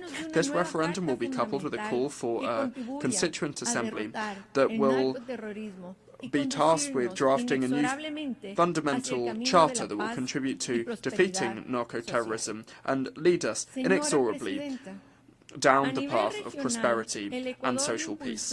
Madam President, on a regional level, Ecuador has established and spearheaded the establishment of the resolutive plan of action as a strategic response of the Andean community to the illicit trafficking of drugs and transnational organized crime. On a multilateral level, Ecuador has spearheaded initiatives such as the presidency of the Latin American Community of Security and Intelligence, where we have promoted the updating of the operational action plans and organized the Latin American Security Summit, consolidating strategic alliances with the European Union and Ameripol. We agree that transnational organized crime and narco-terrorism are global scourges that know no borders, and no country can act against them alone. It's therefore essential to coordinate our efforts to reach cooperation agreements with countries and with international bodies that include financial assistance and technological equipment. Madam President, over the last 8 years that the UN has been in existence, it has been shown that lasting peace can only be built upon solid foundations: security, development, and human rights. These three pillars, which are independent and indivisible, represent the pillars of the international order and multilateralism that are currently seeing cracks in them that are compromising their stability. Indeed, today multilateralism is being called into question, and rightly, because it hasn't been able to address the contemporary conflicts and challenges effectively. Ecuador advocates for a more innovative, inclusive and representative multilateralism that takes account of the realities of countries, in particular those of the developing world, that promotes the equality of men and women, and that finally opens up a space for youth in decision-making. It's essential to strengthen the respect of the fundamental principles of international law enshrined in the United Nations Charter, that is the bedrock of this organization and whose strength depends on our adherence to its spirit and letter. Abandoning it would lead us back to a time in which the only source of law was force.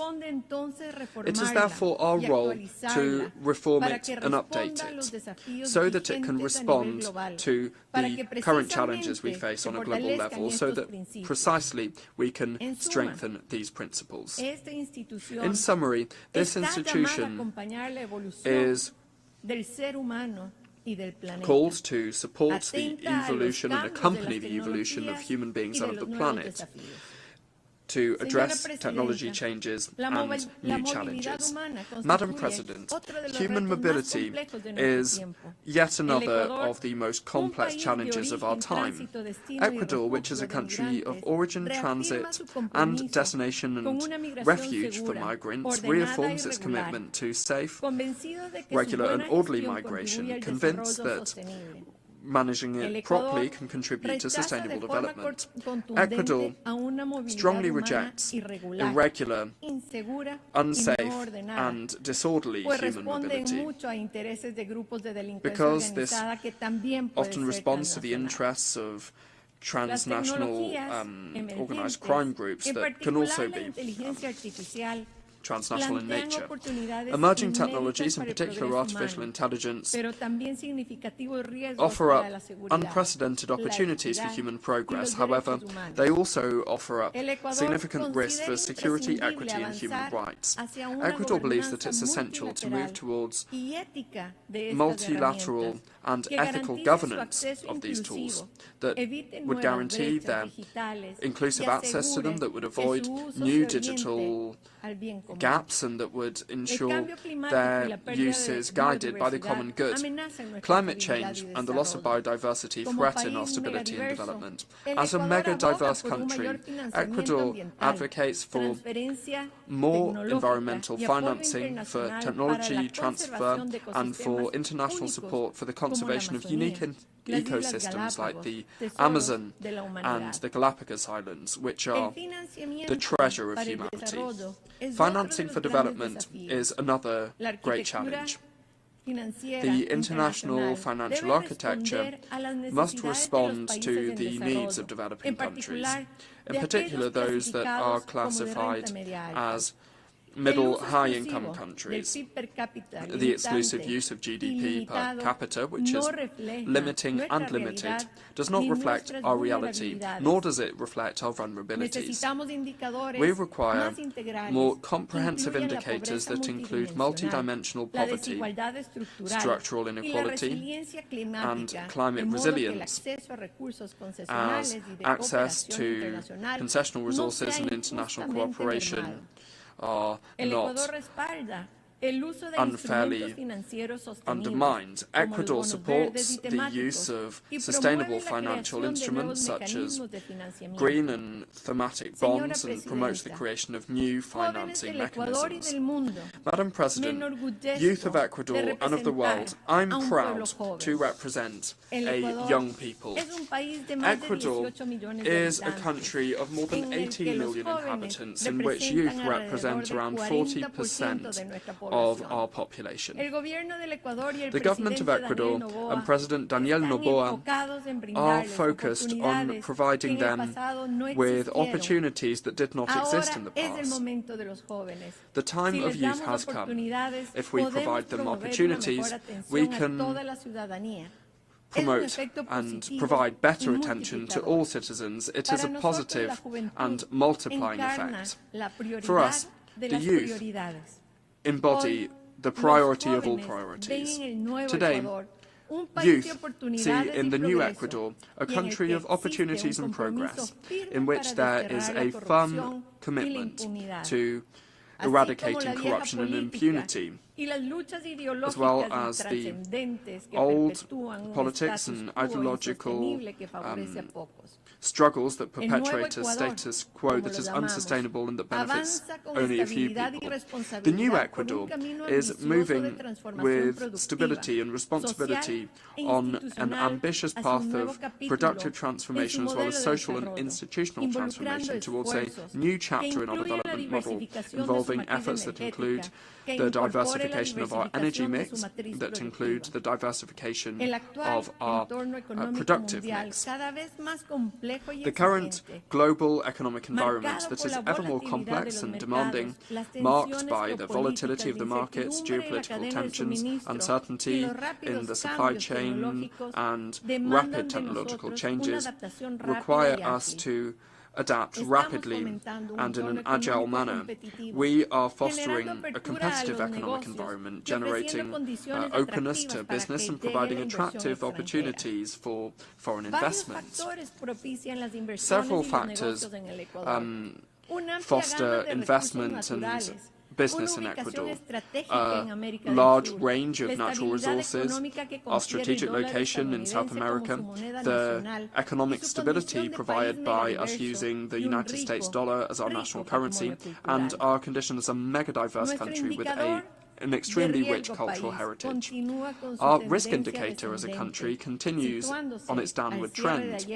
And yesterday, was at 701 points, which is the lowest level over recent years.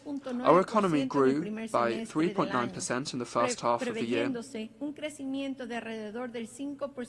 achieving growth of, heralding growth for around 5% for the second half of the year. And as for the security environment, well, the economy is improving even with the challenges that we still face. In July 2025, we saw 38.6% of decent jobs. In other words, 282,000 more Ecuadorians are benefiting from a decent job compared to 2024. So that is a change of 3.7% compared to July 2024. These achievements are also to do with the laws that President Daniel Noboa and his cabinet have drafted and put to the National Assembly that seek to safeguard peace, transparency, and the fight against terrorism and crime, and also providing jobs, economic stability, and creating social programs and opportunities for development. Madam President, the 80th anniversary of the UN is a turning point. On this historic commemoration of the United Nations, I invite you to adopt a creative vision like the one that we had in 1945 that's able to renew and strengthen this institutionality grounded in an ethical model of democracy and changing to adapt to contemporary challenges. Global challenges such as transnational organized crime, narco-terrorism, migration and climate change require more multilateralism, more cooperation and more collective action. Ecuador reaffirms its commitment to the defense of peace and security, human rights and development. Thank you very much.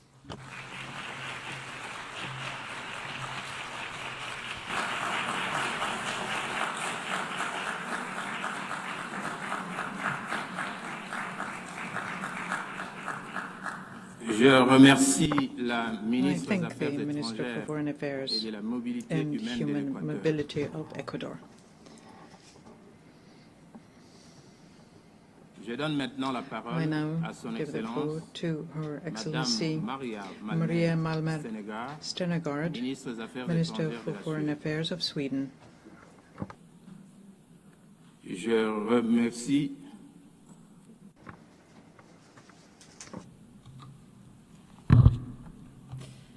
Mr. President, Excellencies, 80 years ago, nations came together. It was a bold act of faith.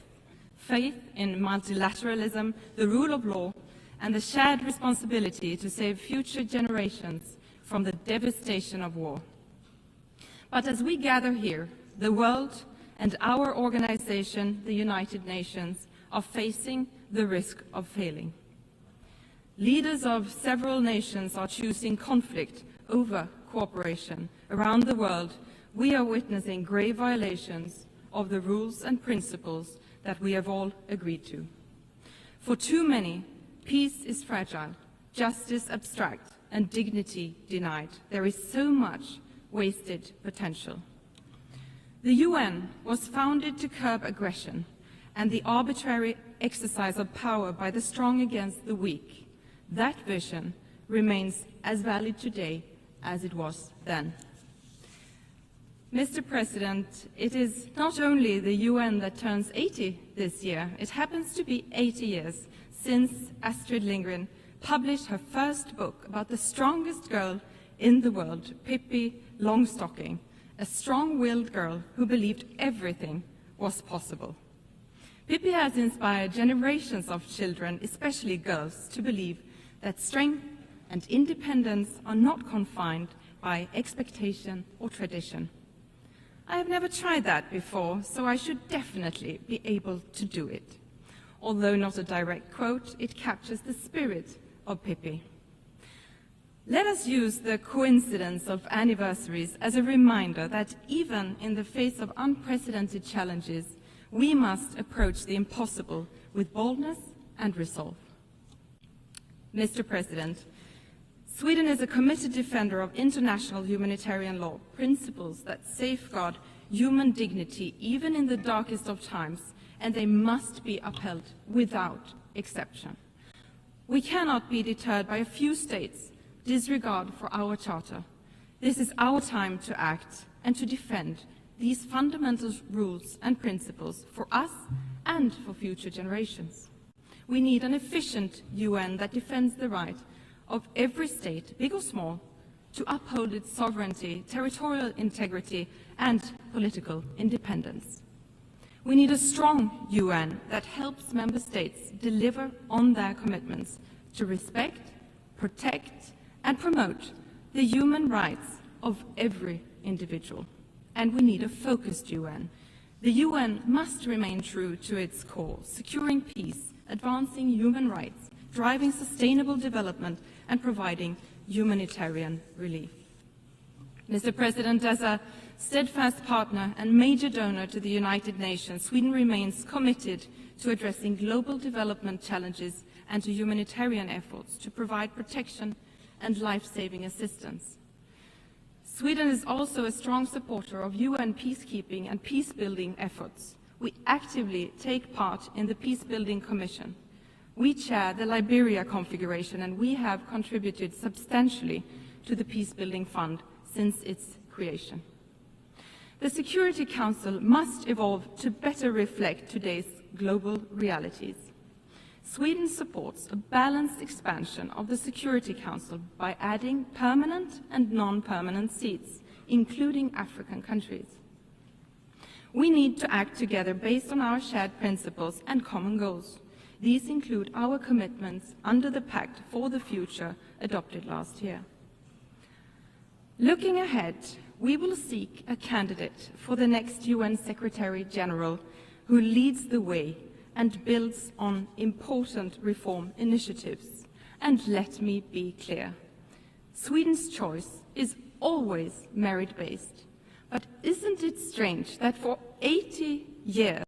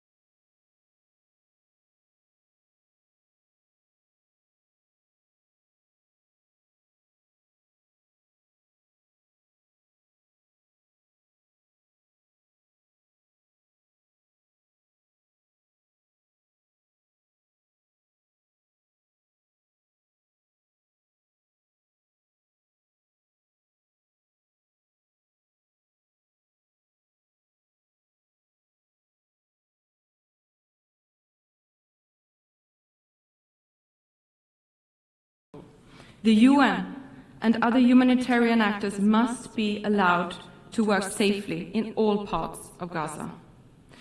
Humanitarian space must be protected and aid should never be politicized. Increased pressure on the Israeli government to change its course and meet its obligations according to international law is urgently needed.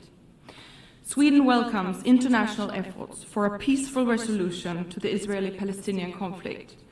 It is in the interest of all states to not only bring this war to an end, but to ensure a sustainable two-state solution for a better future for all, both Israelis and Palestinians. Mr. President, the situation in Sudan is deeply alarming. It is the largest humanitarian crisis in the world and not given enough attention. Full, safe and unhindered humanitarian access and immediate ceasefire and negotiations, ensuring a return to civilian rule, are urgently required. Conflicts all over the world are wasting human potential. Every conflict tears families apart, disrupts education and silences voices. The cost is immeasurable. Mr. President, authoritarian regimes challenge democracy, rule of law and gender equality. Sadly, resistance against women's and girls' rights is on the rise. Sweden is honored to serve as President of the UN Executive Board this year. Gender equality is too often framed as a women's issue, which is a profound misunderstanding. Equality is not only a value we should aspire to, it is a driver of progress. Strengthening women's and girls' rights is not only the right thing to do, but also the smart thing to do, because we know that where women prosper, societies prosper. Equal access to education, work and resources transforms communities. Economically empowered women invest more in the families, leading to better health, education, and overall quality in life for future generations. Societies that include women in peace-building are more likely to enjoy sustainable peace. We must stand firm against those who seek to roll back freedoms. We must push back the pushback. Everyone has the right to live safely and freely, regardless of gender, religion or beliefs, skin color, or whom they love. Sweden will always defend the equal rights and dignity of every human being. Mr. President, the crisis of our time, armed conflicts, climate change, extreme poverty, demand urgent collective action. But public aid alone is not enough. To achieve our goals, we need to mobilize finance from every source, not least private capital. We must use synergies between development cooperation and trade to meet growing needs and lay the foundation for economic growth and entrepreneurship. The green and digital transition brings great opportunities in terms of jobs, growth and solutions to mitigate climate change and achieve the goals of the Paris Agreement. Emerging technologies such as AI hold immense promise in addressing some of our most pressing common challenges. The global community must support innovation while addressing risks. Mr. President, the UN was not created to take mankind to heaven, but to save humanity from hell. These words of the second Secretary General of the United Nations, Dag Hammarskjöld, remain just as valid today. These are difficult times, but times have been difficult before. Let us not surrender to despair. Most nations continue to stand by the fundamental principles agreed upon 80 years ago. We should not let this anniversary become a celebration of the past alone. Let's see this as a call to action. Let's embrace the spirit of Pippi Longstocking and carry on with fearlessness and conviction. Together we must act for ourselves and for future generations. Let them inherit a better, freer and fairer world than the one we found. for my son, Christian, and for my daughter, Kaisa, for all our sons and daughters who deserve to grow up in a world where their paths are not limited by their gender, tradition, or violence. We must not let potential go to waste. We must not let them down. I thank you.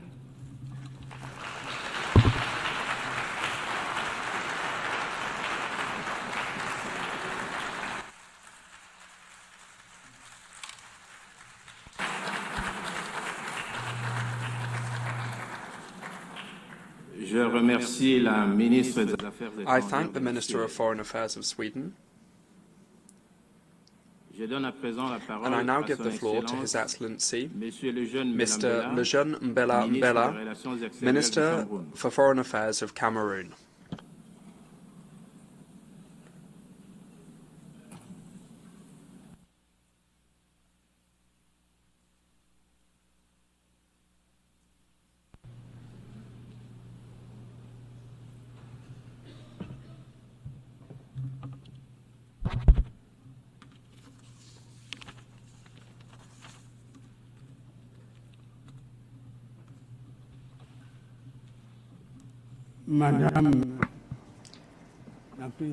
Madam President,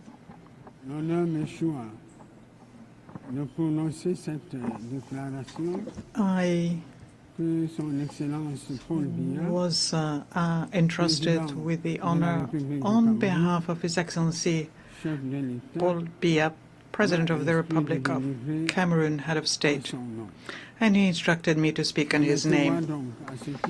Allow me, therefore, to renew Cameroon's warm congratulations on your election as President of the 80th session of the General Assembly of our organization.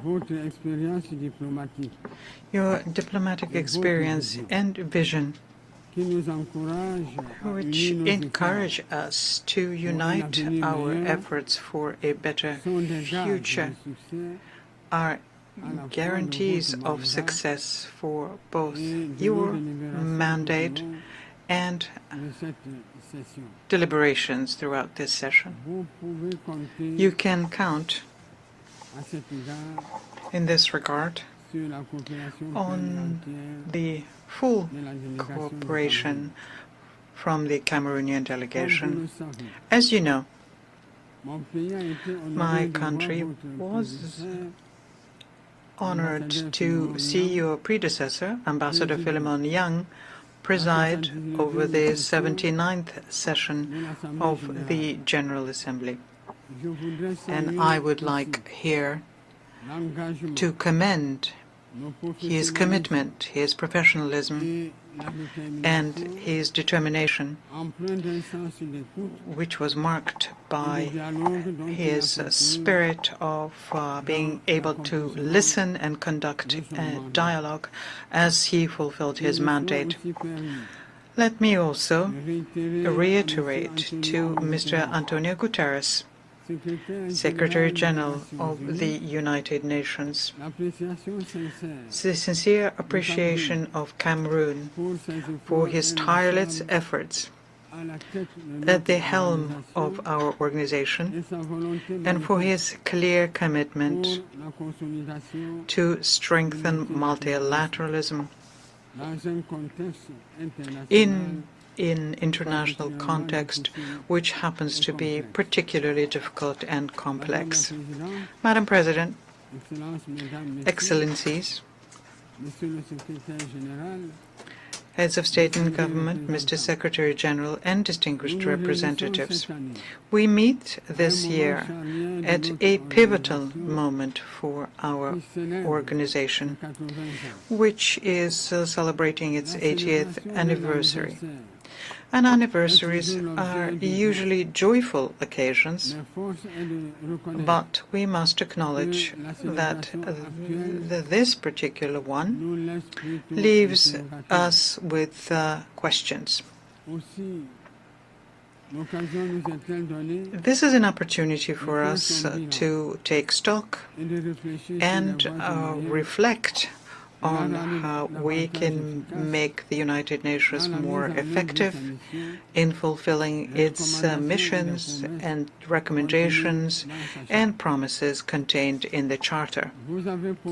You therefore proposed in this regard, Madam President, us to take stock and reflect on how we can make the United Nations more effective in fulfilling its missions and recommendations and promises contained in the Charter. You therefore proposed in this regard, Madam President, that we pool our will, our efforts, and our resources. And you believe, and rightly so, that we are better together. Cameroon shares this vision and welcomes the theme we have chosen for our discussion, which is, I quote, "Better together, 80 years and more for peace, development, and human rights." End of quote. This theme is more than just a slogan. It is a relevant program that we must translate into concrete actions at both the national and international levels. The union of our forces is the very foundation of the UN Charter. Its founding fathers understood that maintaining international peace and security and promoting economic and social development for all could only result from our collective labor. And that is why we must maintain this dynamic for the well-being of our populations. Madam President, the UN was created to be, at the same time, a beacon of hope, a forum for dialogue, and a catalyst for concrete actions so as to build a more just, safer, and more united world. And 80 years later, it is useful, as I mentioned earlier, it is useful to take stock and draw lessons for the future. So the following questions arise here. Have we succeeded? Have we managed to shield our peoples from the fear of war?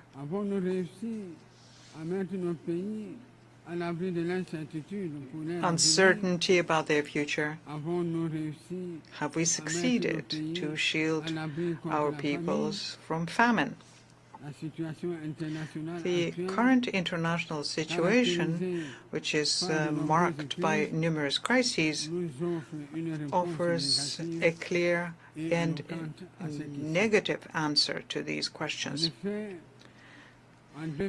Indeed, in 2025, the global security environment remains, unfortunately, characterized by a proliferation of conflicts and threats of all kinds to human security, including the nuclear threat, which we once thought to be a thing of the past.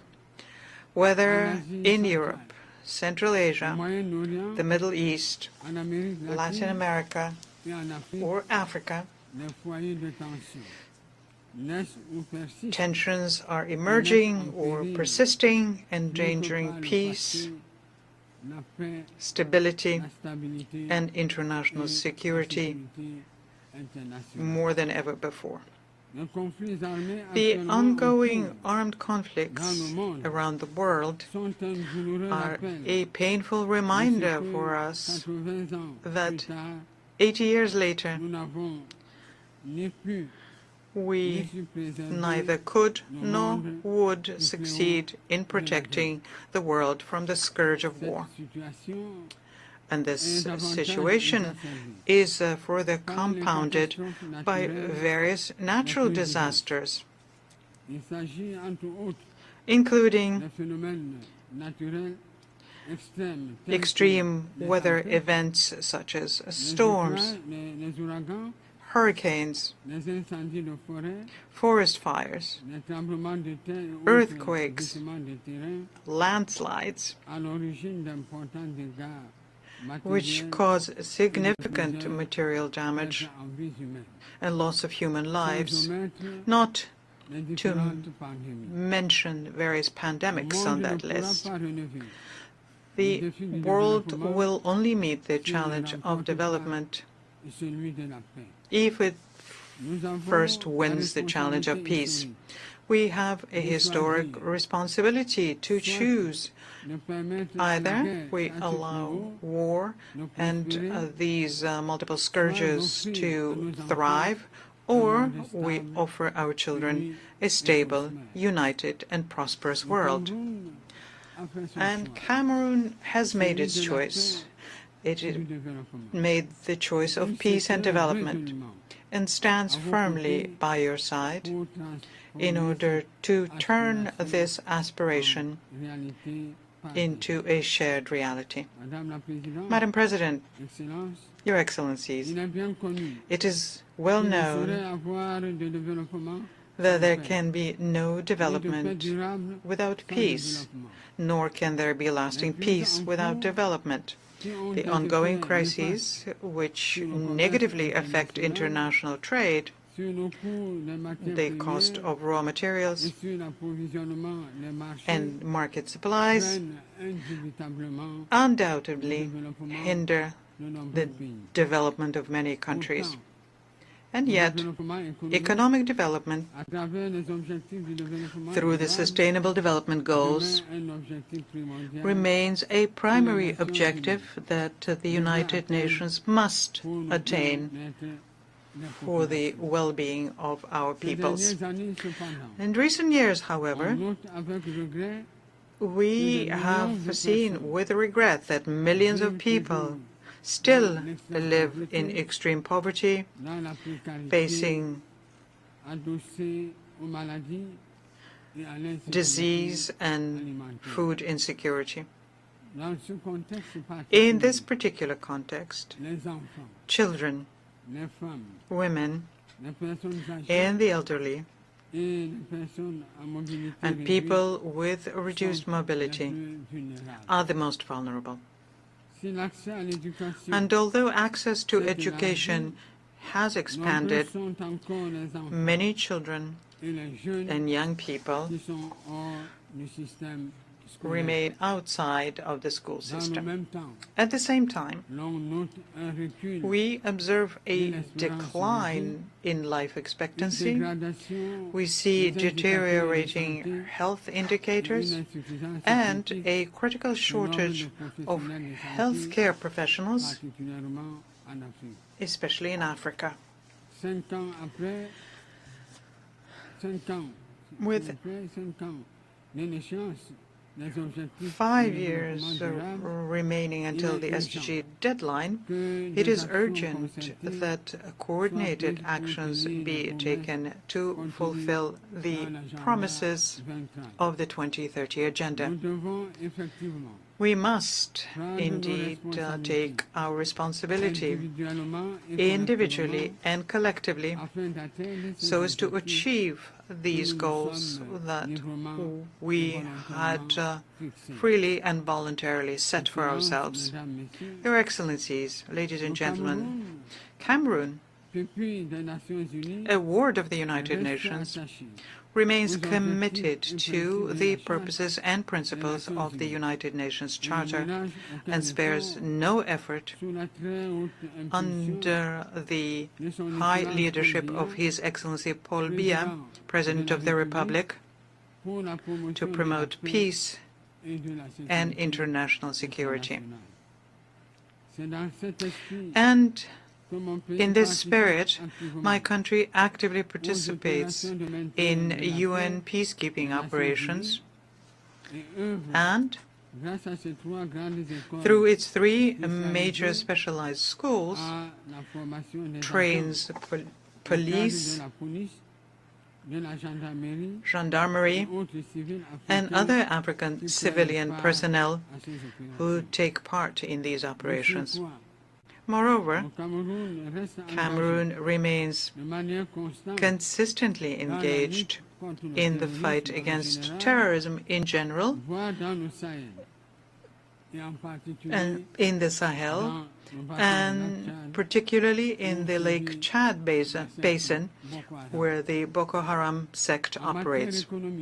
Now, in economic terms, my country has adopted an ambitious national strategy that promotes harmonious economic and social development across the nation, whilst advancing democracy, respect for human rights, and good governance. This allows us to progressively and systematically realize the Sustainable Development Goals and the African Union's Agenda 2063, among others. Madam President, in the Congo Basin, Cameroon actively contributes to finding solutions to global climate change and to protecting wildlife and biodiversity. He will always do its part and expect that promises made, especially in terms of financing, will be honored. For Cameroon, it is essential that the efforts of developing countries be supported. In this regard, it is worth recalling yet once again that over a decade ago, developed countries pledged collectively to mobilize $100 billion annually to support climate change efforts. The same applies to development aid, which was set at 0.7% over 50 years ago. To date, none of these promises have been fulfilled. Cameroon believes that it is time for these funds, which were expected to be effectively mobilized to support the substantial efforts made by developing countries, especially in Africa, to preserve our shared environment for the benefit of all. On another front, Cameroon is mobilizing resources for major projects in education, health, infrastructure, and rural development, etc., all aiming to bring about structural transformation in our country. We take this opportunity here to thank our multilateral and bilateral partners who support us in this endeavor. And we encourage them to strengthen this partnership to help us achieve our goals. Your Excellencies, the Pact for the Future and its 2 annexes, namely the Digital Compact and the Declaration for Future Generations, require that we implement them. Similarly, the recent final documents that came out of the Nice and the Seville conferences, as well as the Yaoundé Declaration on Sustainable Blue Economy in the Gulf of Guinea, reaffirm commitments regarding financing and access to technologies, especially in this digital and artificial intelligence era, as decisive factors for promoting sustainable development. Cameroon welcomes these advances and the commitments made during these occasions for reforming the international financial architecture and advancing energy transition. My country aspires very much to see the realization of other long-awaited reforms, notably that of the United Nations Security Council, to allow Africa to occupy its rightful place in line with the Esselwini Consensus and the Sirte Declaration. When it comes to human rights, Cameroon welcomes the drafting of the International Pact on the Right to Development. The eventual adoption of this important instrument will mark a milestone in human history by unequivocally affirming that development is a fundamental right and not a privilege. Madam President, Your Excellencies, ladies and gentlemen, at this pivotal moment in the history of the United Nations, we must act. It is an imperative obligation that we cannot ignore. This requires, in my view, respecting our commitments to development financing, fulfilling our promises for peace, and ensuring the effectiveness of our choices in human rights and humanitarian assistance. In the years to come, we must strengthen the foundations of lasting peace, rooted in prevention, resilience, and justice. And we have the means to do so, especially now when global wealth in 2025 has reached unprecedented levels and technological development allows for significant improvements in living conditions for all. In conclusion, and as a call to action, we must do better and we must do more so that the United Nations fulfills the promises made to the peoples of the world and becomes, more than ever, the engine of strengthened multilateralism, fair and equitable cooperation, and reimagined solidarity in the face of the concerning rise of multipolarity. I thank you for your kind attention.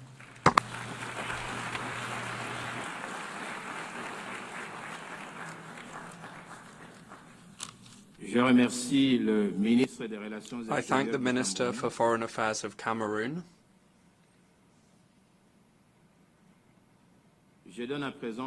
I now give the floor to His Excellency Mr. Espen Barth Eide, Minister for Foreign Affairs of Norway.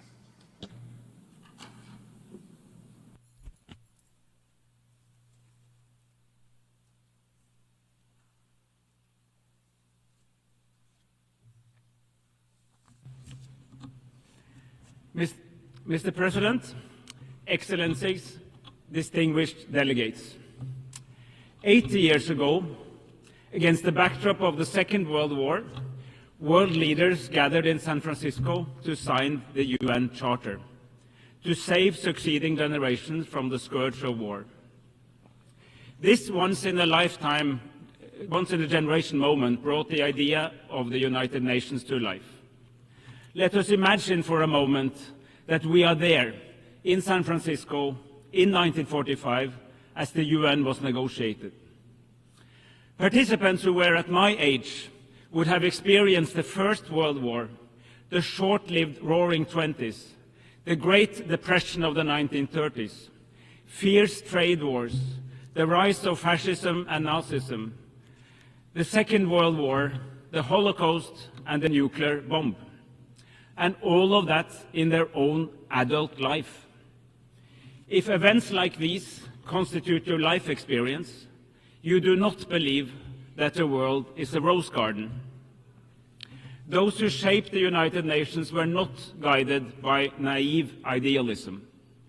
Quite on the contrary, this was a deep realist recognition that mankind simply could not continue as before. Centuries of great power rivalry, competing spheres of interest, and imperialism had not forged peaceful coexistence. The founders, however, were indeed visionaries, as they believed that a better world was possible.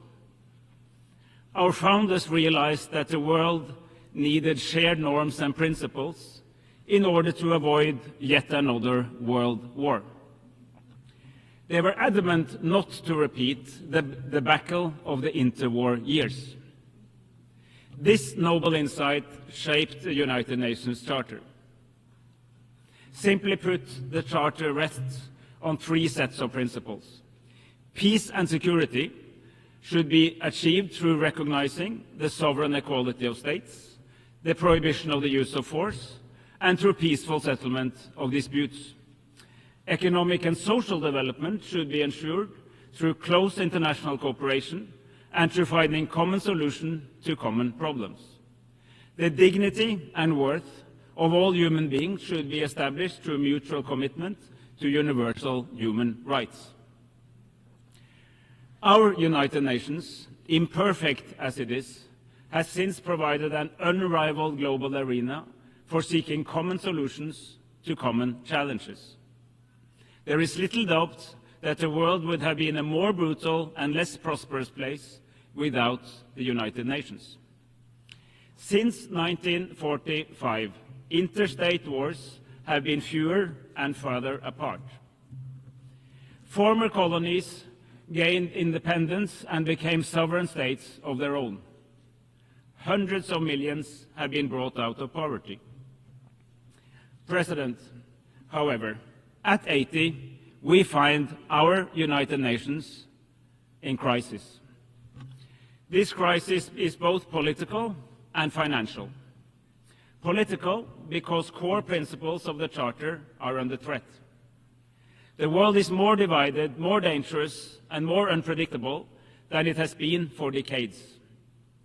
Respect for international law is eroding.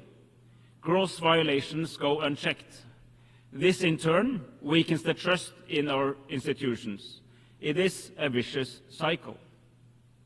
The crisis is also financial, because several member states are significantly reducing their economic contributions, and this, in turn, makes it difficult to accomplish the core mission of the United Nations. President, savage wars are raging in several corners of our world. In Sudan, civilians are facing the largest displacement and hunger crisis in the world today. The war in Sudan has been raging for almost 900 days.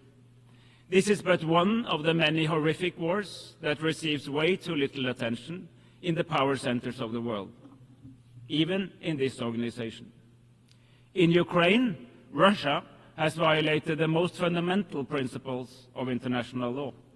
There is simply no other way of seeing it. Russia's invasion of the sovereign state of Ukraine is a blatant violation of Article 2.4 of the UN Charter. While Ukraine is in its full right to defend itself, as affirmed by Article 51. Norway and so many other states stand firmly with Ukraine's fight for freedom and independence. We do so in solidarity with the brave Ukrainian people, but we also do so to uphold the respect for international law, an interest shared by all states, large and small. In Palestine, Israel is in clear violation of international law. Life in Gaza is living hell. For almost 2 years, we have witnessed extreme levels of death, starvation, forced displacement, and massive suffering.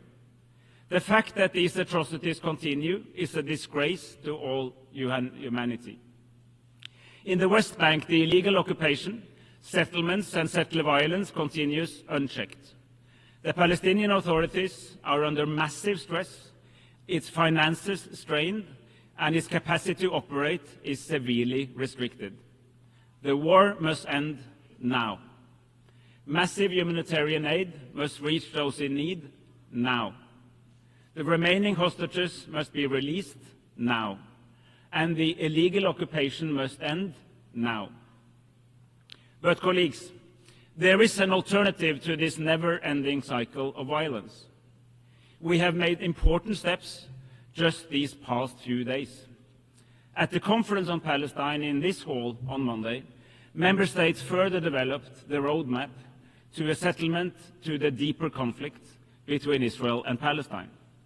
By now, 159 member states have recognized the state of Palestine as a contribution to the realization of the two-state solution. However, the recognition of Palestine is only one of the elements needed to reach such a two-state solution. There are many pieces in this puzzle. Palestinian governance and economy must be strengthened. Hamas must be demobilized. We need security guarantees to both Israel and Palestine. And key Arab states aim to normalize their relation with Israel as part of a broader agreement. In order to put together these pieces of the puzzle, the Global Alliance for the Implementation of the Two-State Solution was launched here in New York last year during the last UNGA. It continues to gather support for a comprehensive settlement. It is our firm conviction that both Israel and Palestine have the right to live in peace and security, side by side in two states. Excellencies, ladies and gentlemen, a world order based on international law is not a luxury, it's a necessity. When we condemn Russia's blatant violations of international law in Ukraine, we must also speak just as clearly against Israel's violation of the rules in Palestine. International law cannot be applied with double standards. It must be upheld universally, regardless of who commits the violations and regardless of where they take place. This is not optional, this is fundamental. We must also defend the institutions that safeguard accountability, the International Court of Justice and the International Criminal Court. Just as important as the sacrosanct integrity of borders and the sovereign equality of states is our mutual commitment to human rights. The UN Charter commits us to respect and promote these fundamental freedoms for all, without distinction to race, gender, language or religion. Human rights are universal. They are our best hope for a world that rejects injustice, inequality, violence and brutality. A more equal world where women and girls participate on equal footing with men and boys is a more peaceful and a more prosperous world. President, in these times of crisis, the United Nations must reposition itself to meet a new political and financial reality. The UN 80 initiative gives us a unique chance to turn this crisis into an opportunity and to build a United Nations that is not only stronger, but also smarter. As a country with an unwavering commitment to the United Nations, I can say this with conviction. It is time for some tough love. We want a UN that is stronger, yet leaner. A UN that is more efficient. A UN with structures optimized to deliver real impact where it matters most, on the ground, with the people we serve. We need a UN with sharper prioritization of resources, clearer mandates, and a UN that works smarter, not just harder. This is also a moment for self-reflection for all of us as member states and for our United Nations. As member states, we have contributed to a proliferation of mandates. long, complicated, overlapping, and burdened with endless reporting requirements. My country, Norway, is not exempt. We too are guilty as sin. The time has come to change this. We need bold and ambitious reform. We must stand firmly behind the Secretary General to drive this forward. We need a UN that can continue to uphold the rules and the principles that have underpinned our international order for the past 80 years. And we need a UN 80 process with a roadmap for the next Secretary General. When she assumes office in 15 months, she must be able to have the reformed UN fit for the next 80 years. President, we need a global convention on tax cooperation. States have the primary responsibility to provide essential service to their people. But then we must enable states to fulfill this duty. The capacity to tax both citizens and companies is paramount. It is the backbone of public service delivery, the engine of resource redistribution, and the cornerstone of sustainable development. We know what works, but we must assure that it can work for all. Colleagues, let there be no doubt. The climate crisis is real. It is here, it is man-made, and it's affecting the lives of millions of people around the world. As an Arctic nation, we experience some of the fastest paces of climate change anywhere on the planet, and we feel its impacts in our everyday life. The science is irrefutable.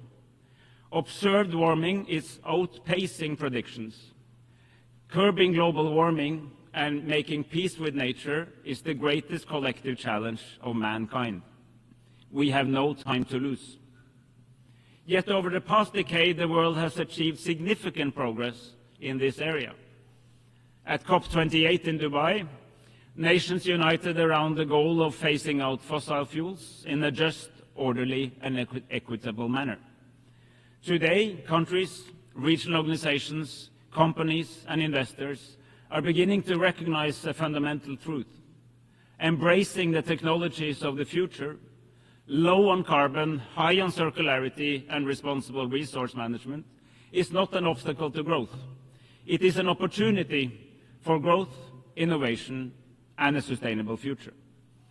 Now we must build on this momentum.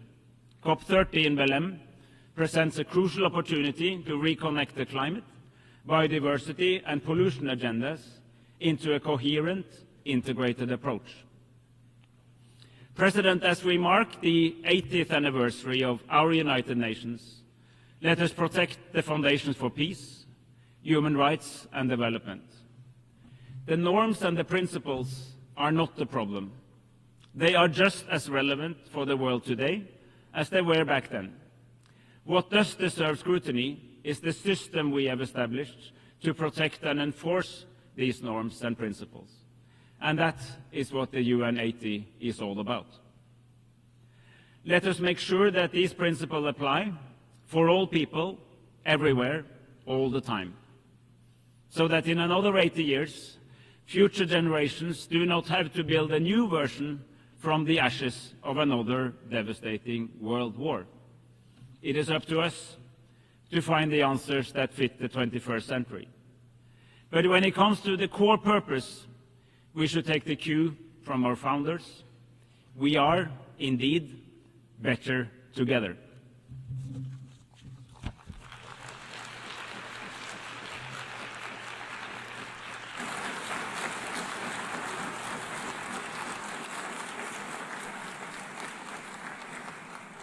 I thank the Minister for Foreign Affairs of Norway.